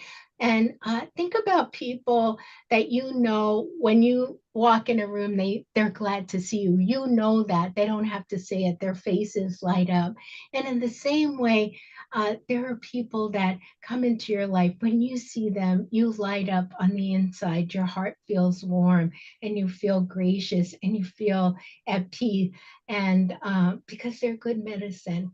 And so the work that we do is that, and we're constantly have to be warriors today because we have to keep pushing, this information, knowing the truth, trying to be open, asking people, to have an open heart, to think with their heart and not their head as we move forward. So I want to leave time open for discussion, but also, not only thinking about maybe what got in the way of your own community, but how do you see reclaiming our traditional ways, being open to plant life? What is that you see? Because we have such a wonderful group of people here. Open by saying it and opening it up to the universe, we invite it to happen, right? That's the beginning of how things happen. And so I'll end with this. My dad was a good traditional storyteller, but he was good in contemporary stories too. And and I would talk to him on the phone. I go, oh, I'm going to use that in my workshop. And he said, these 2 cars are driving down the street, and one's of a family and one's 2 women in a convertible. And one of the women stands up and she has a see-through blouse on and no bra. And as the car comes by with the family, the mother said, to the father, quick, cover Junior's eyes. And Junior says, too late. I saw it. She doesn't have a seatbelt on and she's going to get a ticket. So I like that story because we can see the same thing and have completely different outcomes. And so I'm really curious with some comments that you might have to say. So thank you. Okay, anybody questions? You want to put your hand up or write in the chat?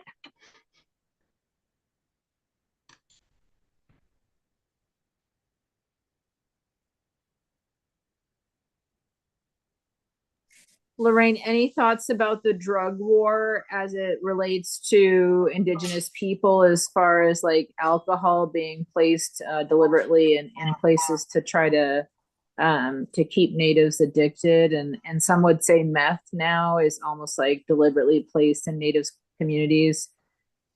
Just wondering what your thoughts are on kind of like biowarfare.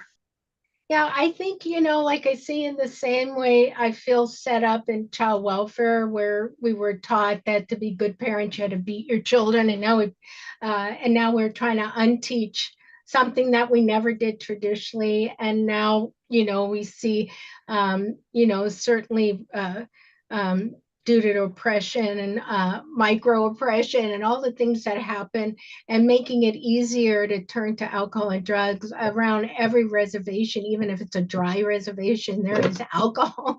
And you might have a little store that won't have fresh fruit, but it'll have lots of alcohol and the easy access to get meth. And as I shared, that disproportionality, more likely if you're Native and you're arrested, you're going to do time. And so whereas not to talk bad about white people, but if you're a white person, you're more likely to recommend treatment or diversion or have other things that are offered to them. That is not.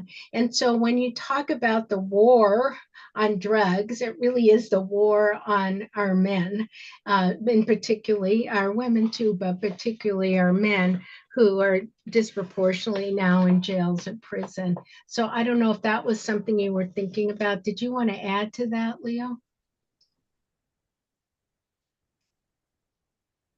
No, I mean, I think it's such a big topic, and I concur that it's a war on men.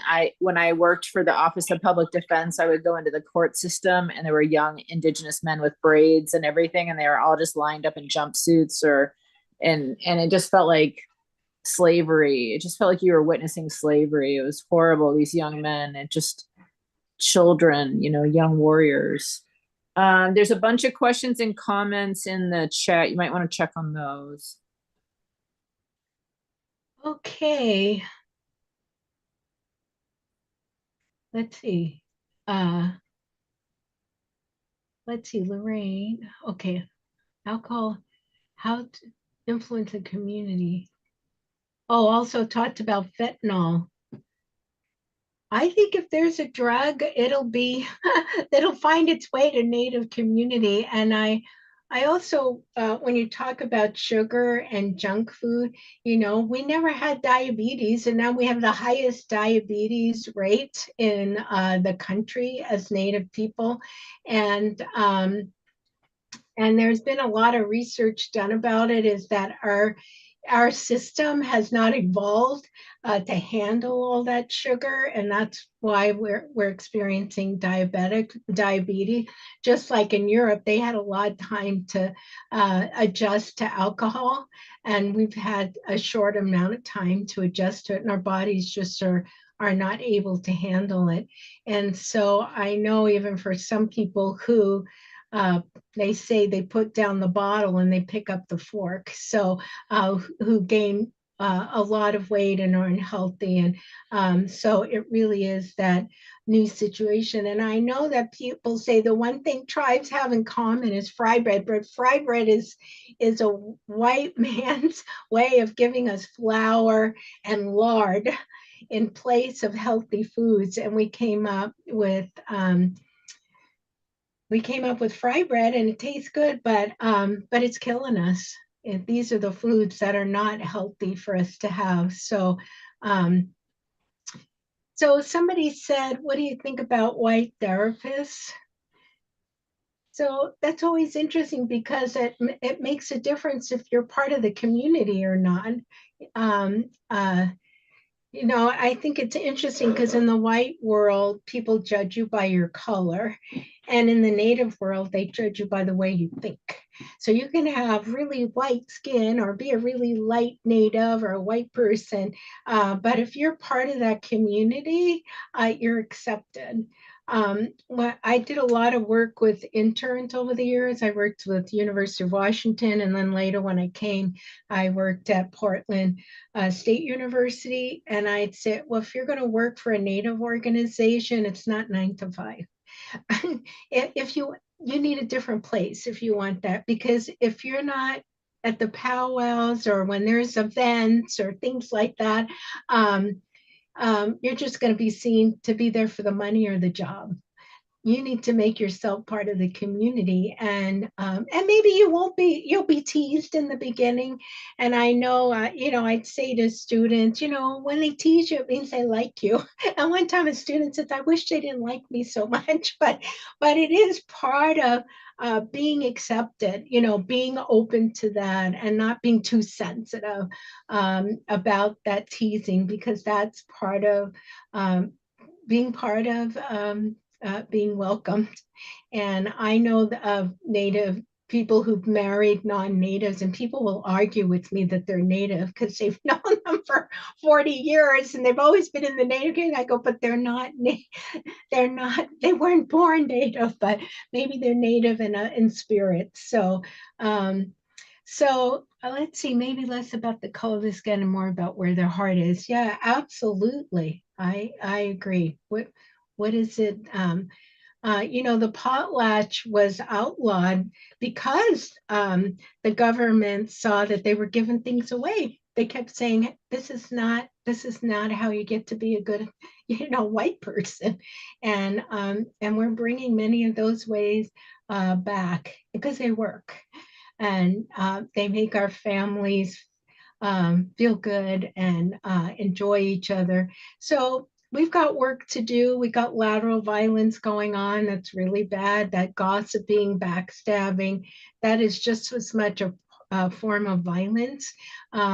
We have to be able to have compassion for each other, to believe that there's good in us all, and want to do the right things, right? Make the right choices. So as I said, everything might be not right for you, but being open to what's right for the people that's around you and just being open to it. Okay, someone said taking care of our communities is so important.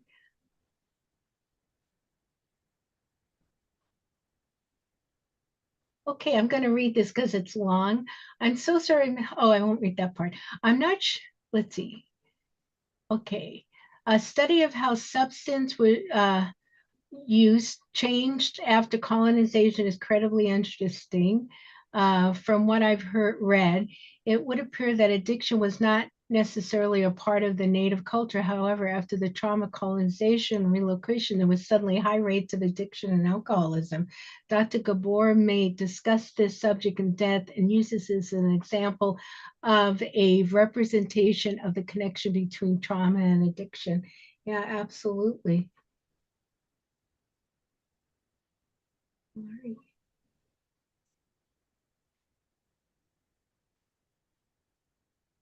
Let's see, you had a white therapist who didn't understand culture, try to superimpose an idea on you. All right. I don't know if there's other questions. So we also know that as Native people, we have the most non-drinking people of any other group. It's true we have an addiction problem. We have very few social drinkers, which I think is interesting. So we have a lot of people who don't drink at all, and those who have problems, and very few social drinkers. But and this has been a statistic for a long time, but we don't hear that. We just hear about the addiction. Oh, I see somebody has their hand raised. Is it red? Yes, hello. Thank you. Question. I'm also in what we now call Portland, Oregon area. As I'm watching all this psychedelic, legalization unfold, I'm curious if you're aware of Indigenous-led organizations that are also doing traditional medicine work outside of these kind of government regulatory frameworks. I met someone here locally who was part of the Native American Church. There's a lot of, activists, young people. I don't know if you could just comment upon that. And then related, someone had a comment about reparations. How do we, as white people, help contribute to the healing?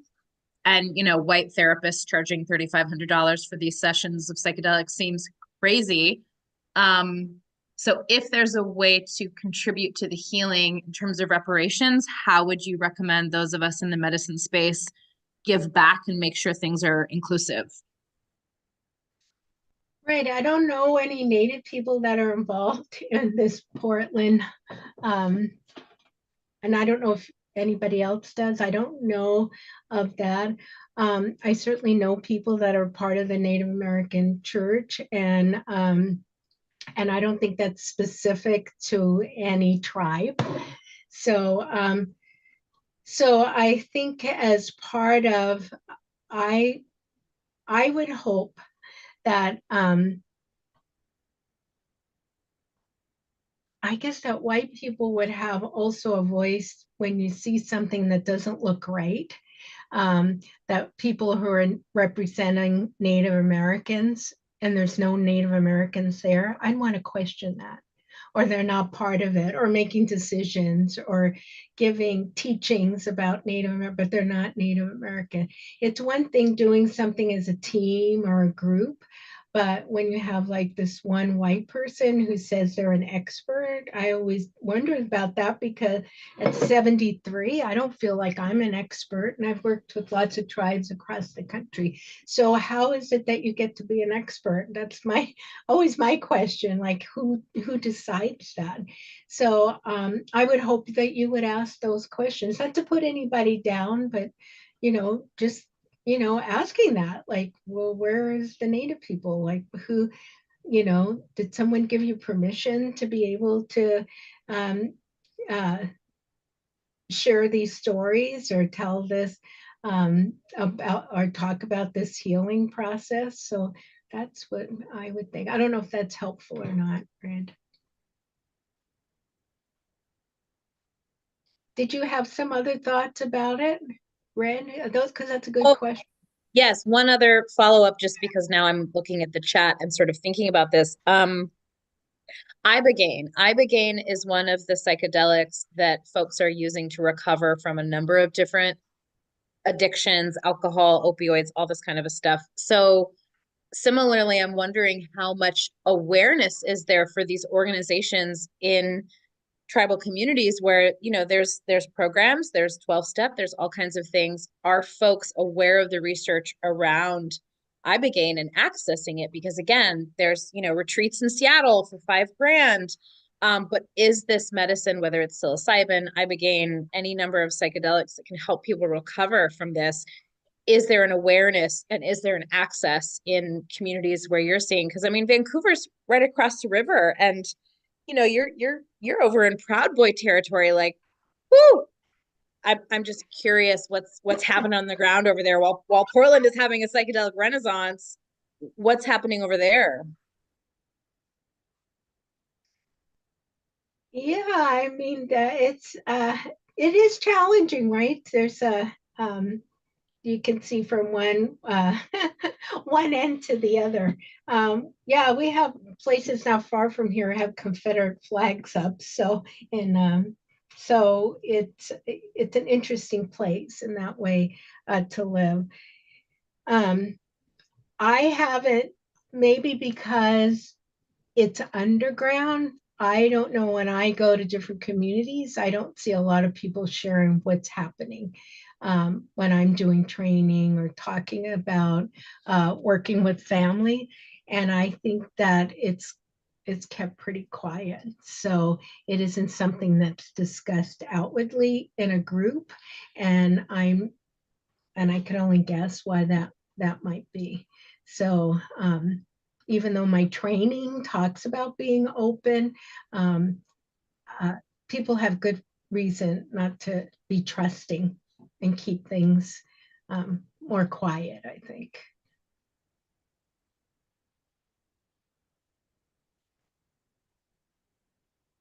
Now, do you know of certain tribes then in Oregon? When I went to the Horizons conference this past fall, I believe there was one, it was so disappointing, one person working in Indigenous communities in Oregon. And I'm going to try to remember her name because I pulled her aside afterward. Melanie Melanie Velez. I can't remember her last name. Anyway, I'll find it if you're interested. I would love to connect you. But I sort of said the same question to her. What's happening on the ground in communities that are more marginalized or impoverished? You know, there's casinos, but are there psychedelic retreat centers yet? And she said, sure, yes, there is an underground. As you said, it's definitely quiet for good reason. I know of one other I think Indigenous spiritual practitioner in Vancouver, but I'm just, you know, I'm watching these parallels unfold where certain marginalized communities continue to be totally under-resourced while there's just white therapists making money, charging thousands of dollars. And I'm sort of like, you know, they talk about accessibility and equity, but I'm like, is there anyone from the Native American Church even in this building? And when the answer is no, it's frustrating.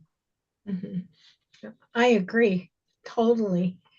You know, I met somebody once and she said, well, I got a Native name. She wasn't Native.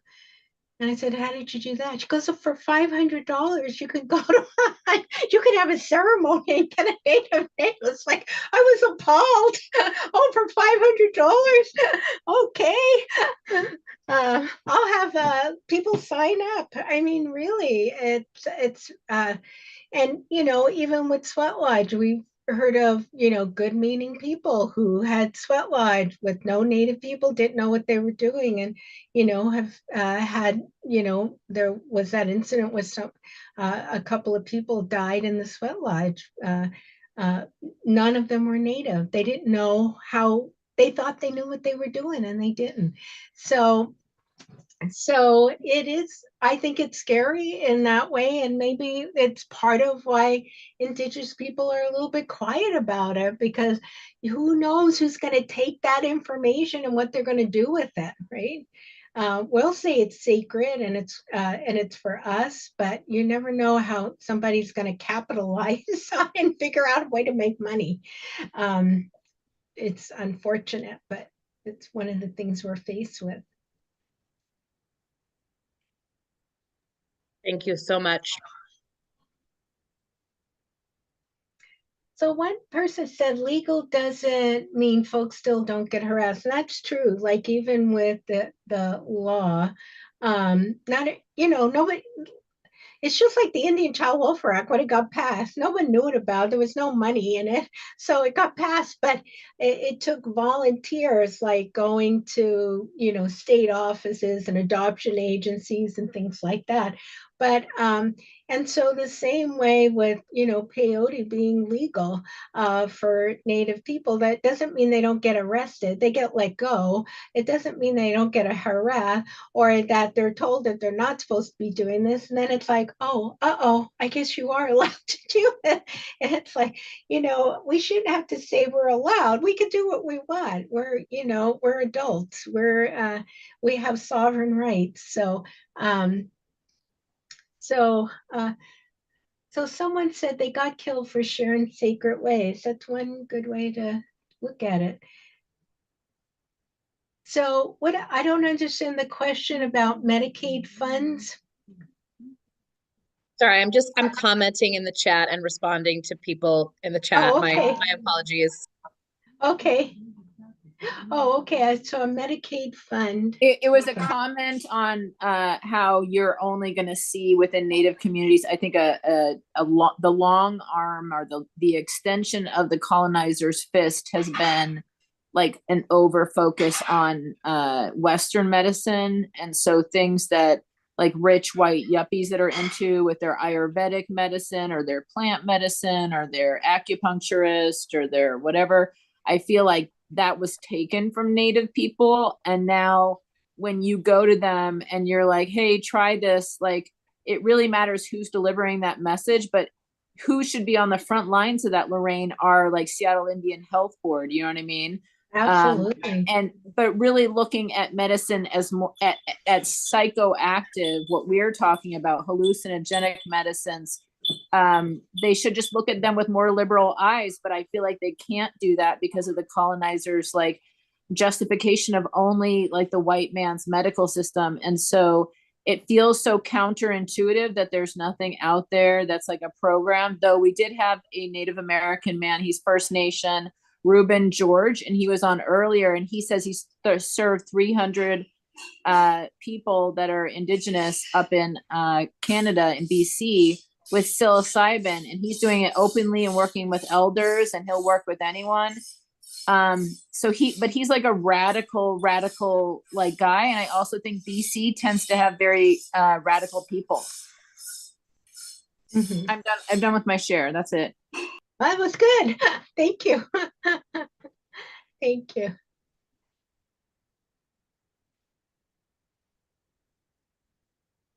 All right. I guess our time's up. So I want to thank you all for having me. Very open, wonderful discussion. I really appreciate it. And all the speakers that I've heard, I'm just wonderful spirits today. Thank you. We thank you so much from the bottom of our hearts. Really enjoyed your talk. Very informative and educational. And I love how based in history you are. You really are a good storyteller as far as history, and have appreciated your positivity. You're very positive in terms of being strength-based, and I've always loved that about you. So our next moderator is Eduardo Quires, and then Ronnie, the blue-eyed native, if he's able to join later. So Eduardo, the stage is yours. Take it away.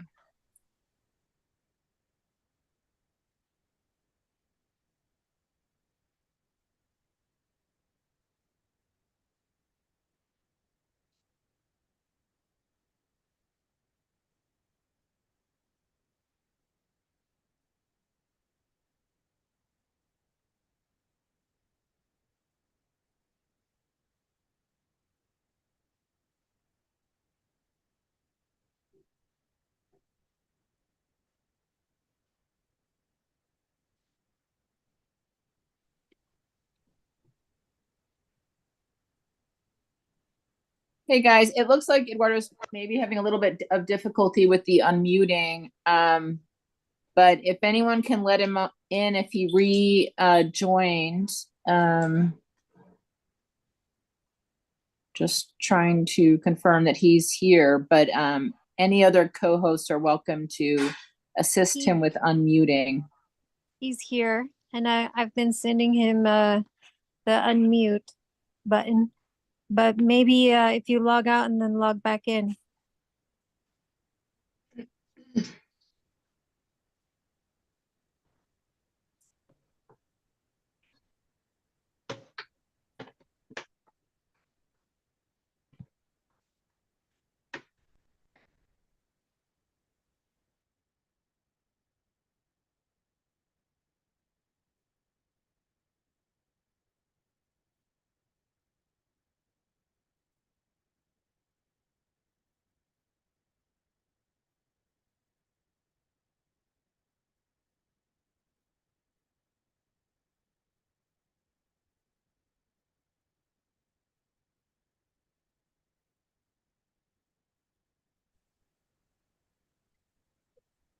Hello. Hello, welcome. The stage is yours. Sorry about that. I'm not sure what happened. Get my video on. There's my camera. Good evening, everyone. Sorry, let me take this off. I'm still recovering from COVID.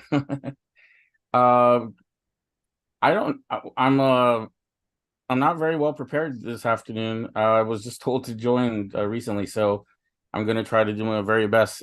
Following incredible people that I just listened to the last couple of hours is sets a very high bar.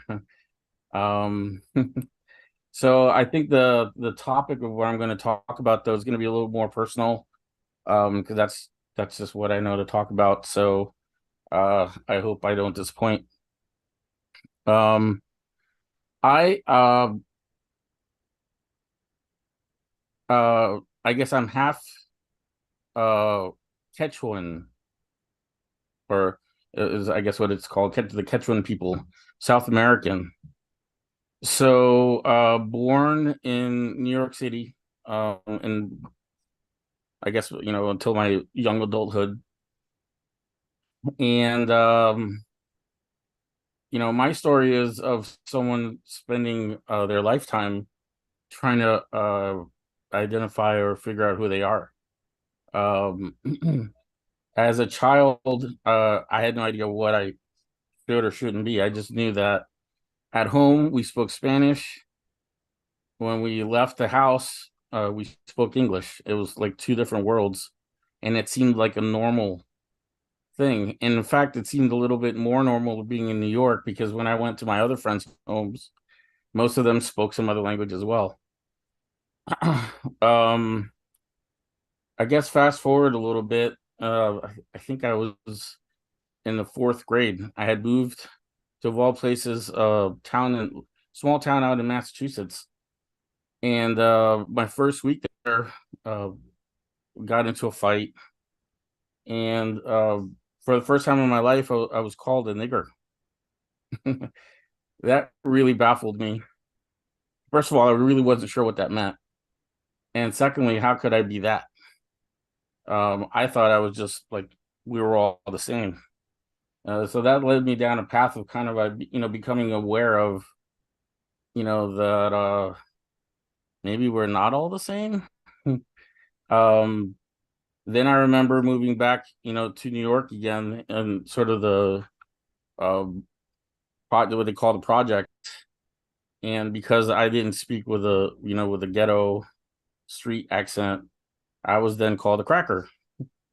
So I've been called out now, it's still in my young, in my youth, still called out, I guess, the both sides of this coin that this country keeps suffering from. The only other Spanish speaking folk at that time, at least around me, were people that were mostly like from Puerto Rico, the Caribbean. So they speak a slightly different form of Spanish, and the culture is a little bit different, but I thought maybe I'd identify with them. But of course I didn't fit with that either, because I didn't speak that style. But anyway, I guess the what's on my mind, I guess, to talk about is the subtlety of the racism and sort of hierarchy that happens, even within our smallest groups. I find myself sometimes talking to we'll call it typical Caucasian Americans that live sort of in their, no offense to any Caucasian Americans, but the ones that are kind of typical run of the mill, primetime TV, follow the rules. They have no idea what the experience is like for others, or even how subtle the changes can be. So even within, I'm going to speak just directly from my experience, even within our like Hispanic, culture, it's obviously a big mix, a genetic mix of European and the Native American, and then maybe a little bit of whatever else happens nowadays in the modern culture. But there's a hierarchy, and there's a leveling that happens. I have cousins that have the Caucasian skin and the blue eyes or the green eyes, and then I have other cousins that are much darker than I am and curly hair. And even within the cousins, there would be this subtle but real hierarchy that would form. And I wonder, this is kind of an open question, because most of my experience is dealing with more Southern American indigenous, but I wonder, that's something that happens with the more North American natives as well. Is there does that go on, I guess?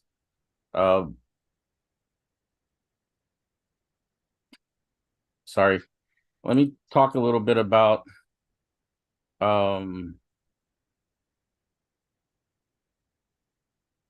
I guess some other quick memories I have. I guess I've always felt very close, like on an energy level when when I hear the stories of what's happened up here, up in North America with the Native Americans. One of the things that I always feel though at a loss is that it seems like at least it's in recorded history, what had happened. I'm sure there's still a lot of individuals that can only trace their heritage back to a certain extent. Um, the what happened back in South America, as far as I can tell, there's these general stories, but as far as knowing our history, it seems like it's gone. There's absolutely nothing there. So that's where I feel like I identify a lot more with some American Black American culture, where we only have 2 or 3 generations, or 4 or 5 maybe at most, that we can refer back to, and after that it's sort of dust in the wind. The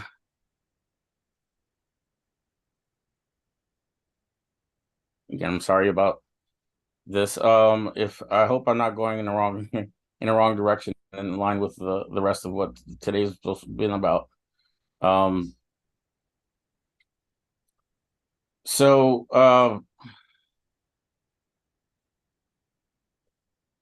I'm sure I could have more to talk about if I was better prepared. Does anyone have anything to say or comment while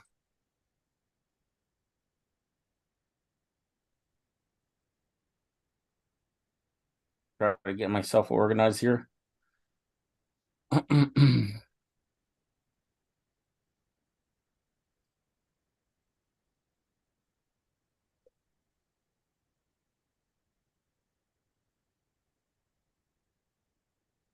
I've always been very interested, definitely though, in the pursuit of natural healing.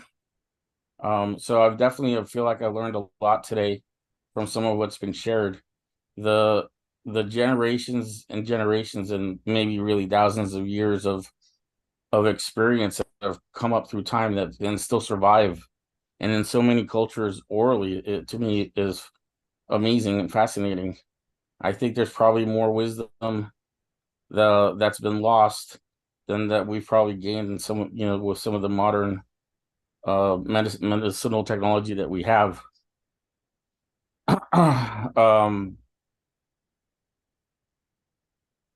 Ran out of that. I thought I was onto something I was going to talk a lot about.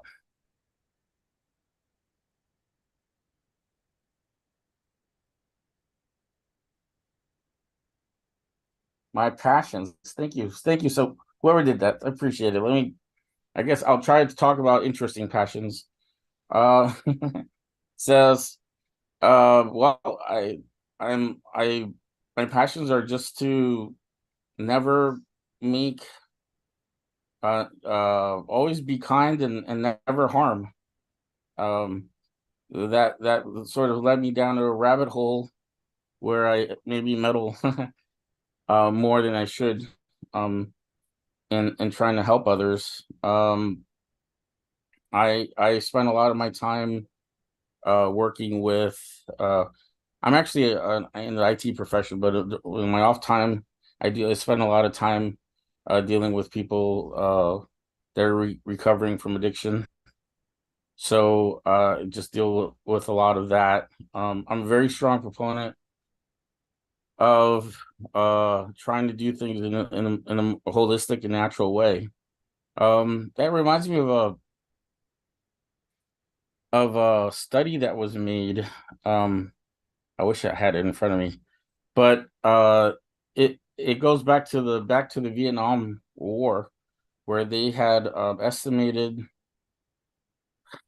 Please don't quote me on these. So this is what I think I remember, but they had estimated that at least a fifth of the soldiers that were out in active in the Vietnam War. I want to say it was a fifth of them. So I don't know how many hundreds of thousands of soldiers that might be, But that they had been exposed to and were taking heroin or opium regularly. And the there was a big concern, that they were going to come back and we were going to have to deal with a huge drug problem, which we did. But what they found out was that, when they came back, instead of the, whatever the estimated number was, 1%, I think it was, of what they expected is what actually ended up coming back and continued being dependent on the drugs. What they came back to as a reason for why they had so many people recover was that there were people that were coming back to homes that were not dysfunctional, that had families that were depending on them and supporting them, and they had a network, a safety net, a way to deal. And I think that's a close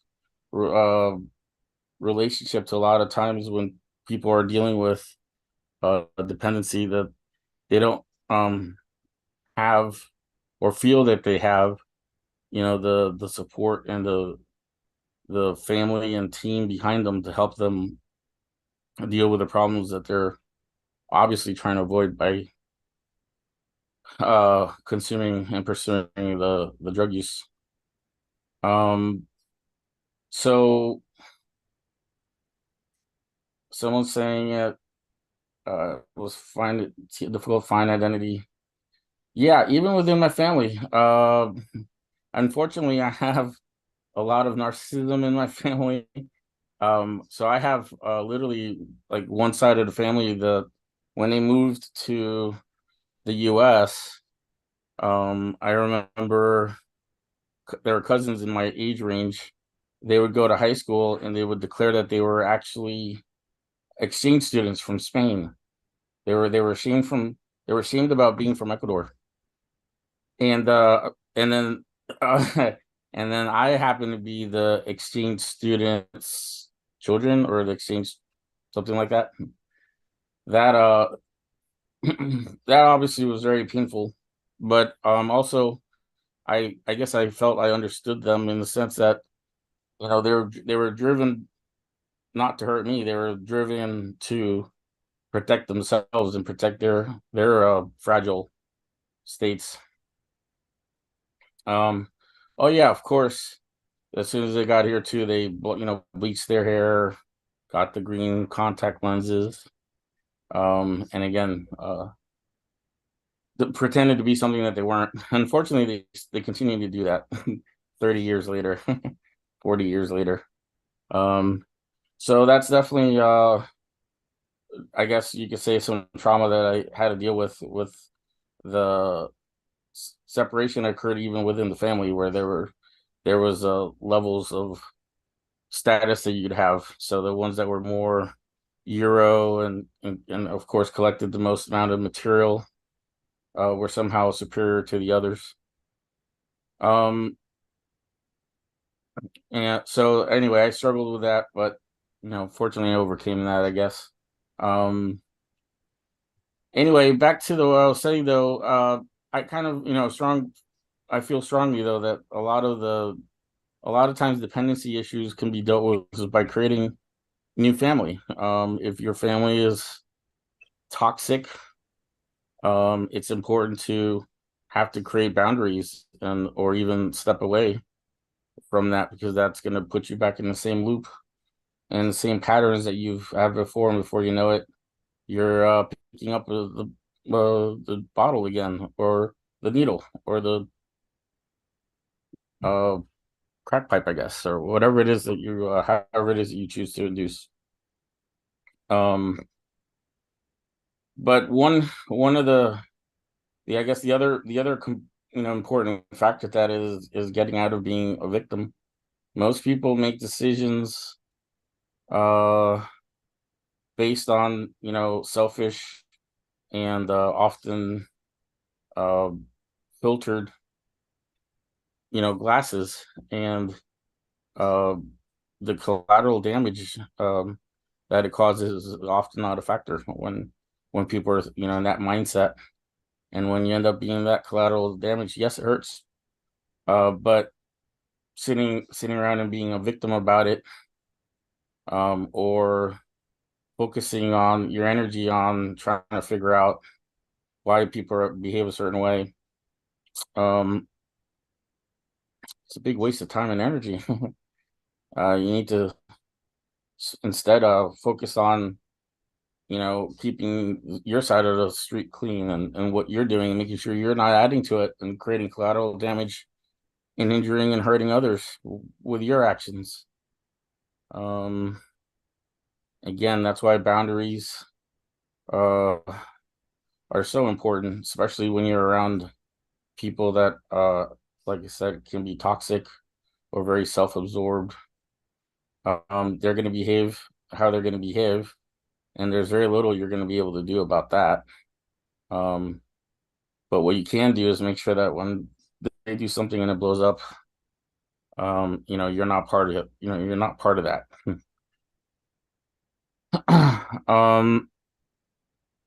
Let's see. I had a couple other notes. Oh, I think I wrote down actually it was 20% of the soldiers in Vietnam in 1973 were habitual heroin users. And like I said, when the war was over and soldiers came back, they were they had concluded that it was less than 1%.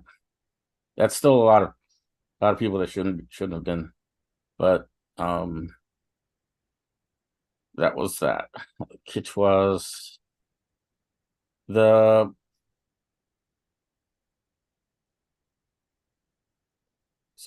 I don't remember who, someone was talking about, you know, being in situations and how, you know, being depressed or upset is a state of mind.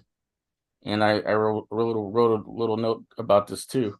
I agree with that completely. You know, if you ever, you know, if anyone's ever had a dog, I think you can learn from dogs about love and about being hopeful.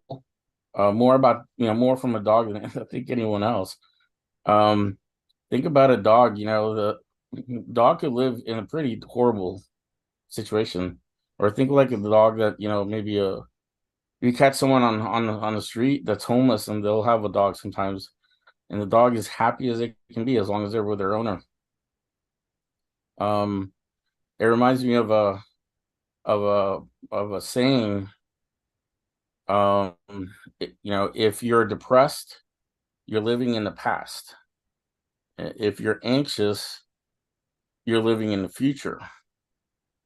You know, but if you're at peace, that's when you're living in the present.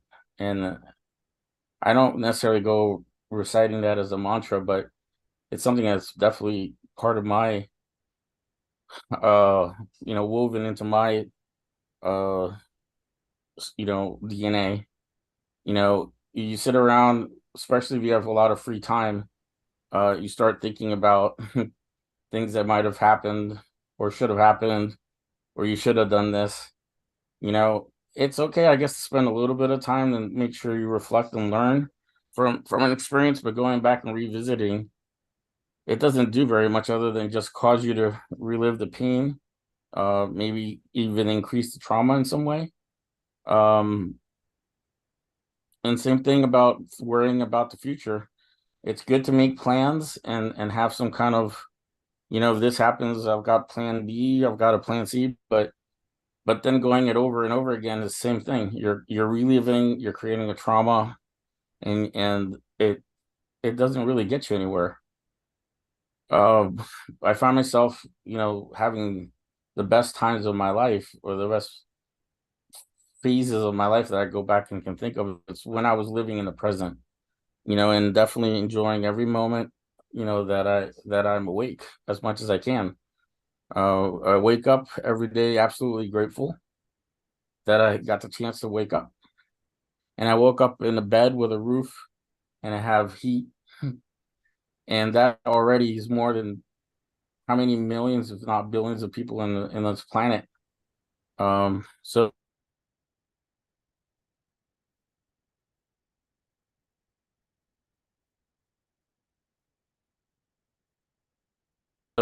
worry about if I'm going to eat today or not. Please eat well. But seriously, unlike there are so many people that are out there though that they have to worry about things that are so basic to us in this country that it doesn't even make sense when I try to explain to people that maybe aren't as well educated, or maybe never left the country, or let's say they've left the country but all they do is hit like cruise ports, or major cities. I've never seen like what real poverty is. And the saddest part is that that's here inside the United States as well. We just keep it hidden from ourselves. So I think, combination of, having good boundaries of people that you can count on, being very choosy, very picky about the people you actually let in, and remembering to be grateful. I don't know, I think at least for me, it's a secret for me having a pretty happy and stable life. And then I just dedicate, what I can, my free time, to helping others achieve that in their own way. There's no single solution or path or medicine or treatment for everyone. Everyone has their own method and their own, path that they have to take. But we are all trying to achieve the same goals. And that's the one thing I try to remember. I moved out to I'm in Tulsa, Oklahoma right now. I think someone mentioned Confederate flags.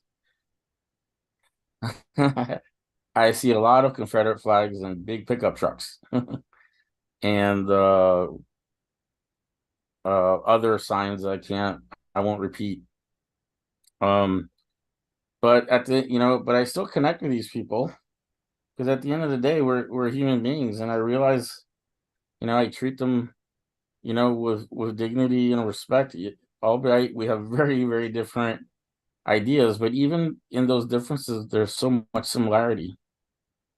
But the manipulation that occurs with the social systems and the network channels right now that are so much hyperbole and so much focused on just trying to get attention has created this insanity that we live in.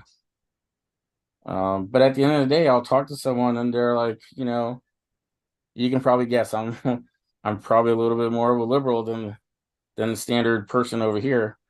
They're much more conservative and they drink that Kool-Aid, and they think that our previous president, this and that.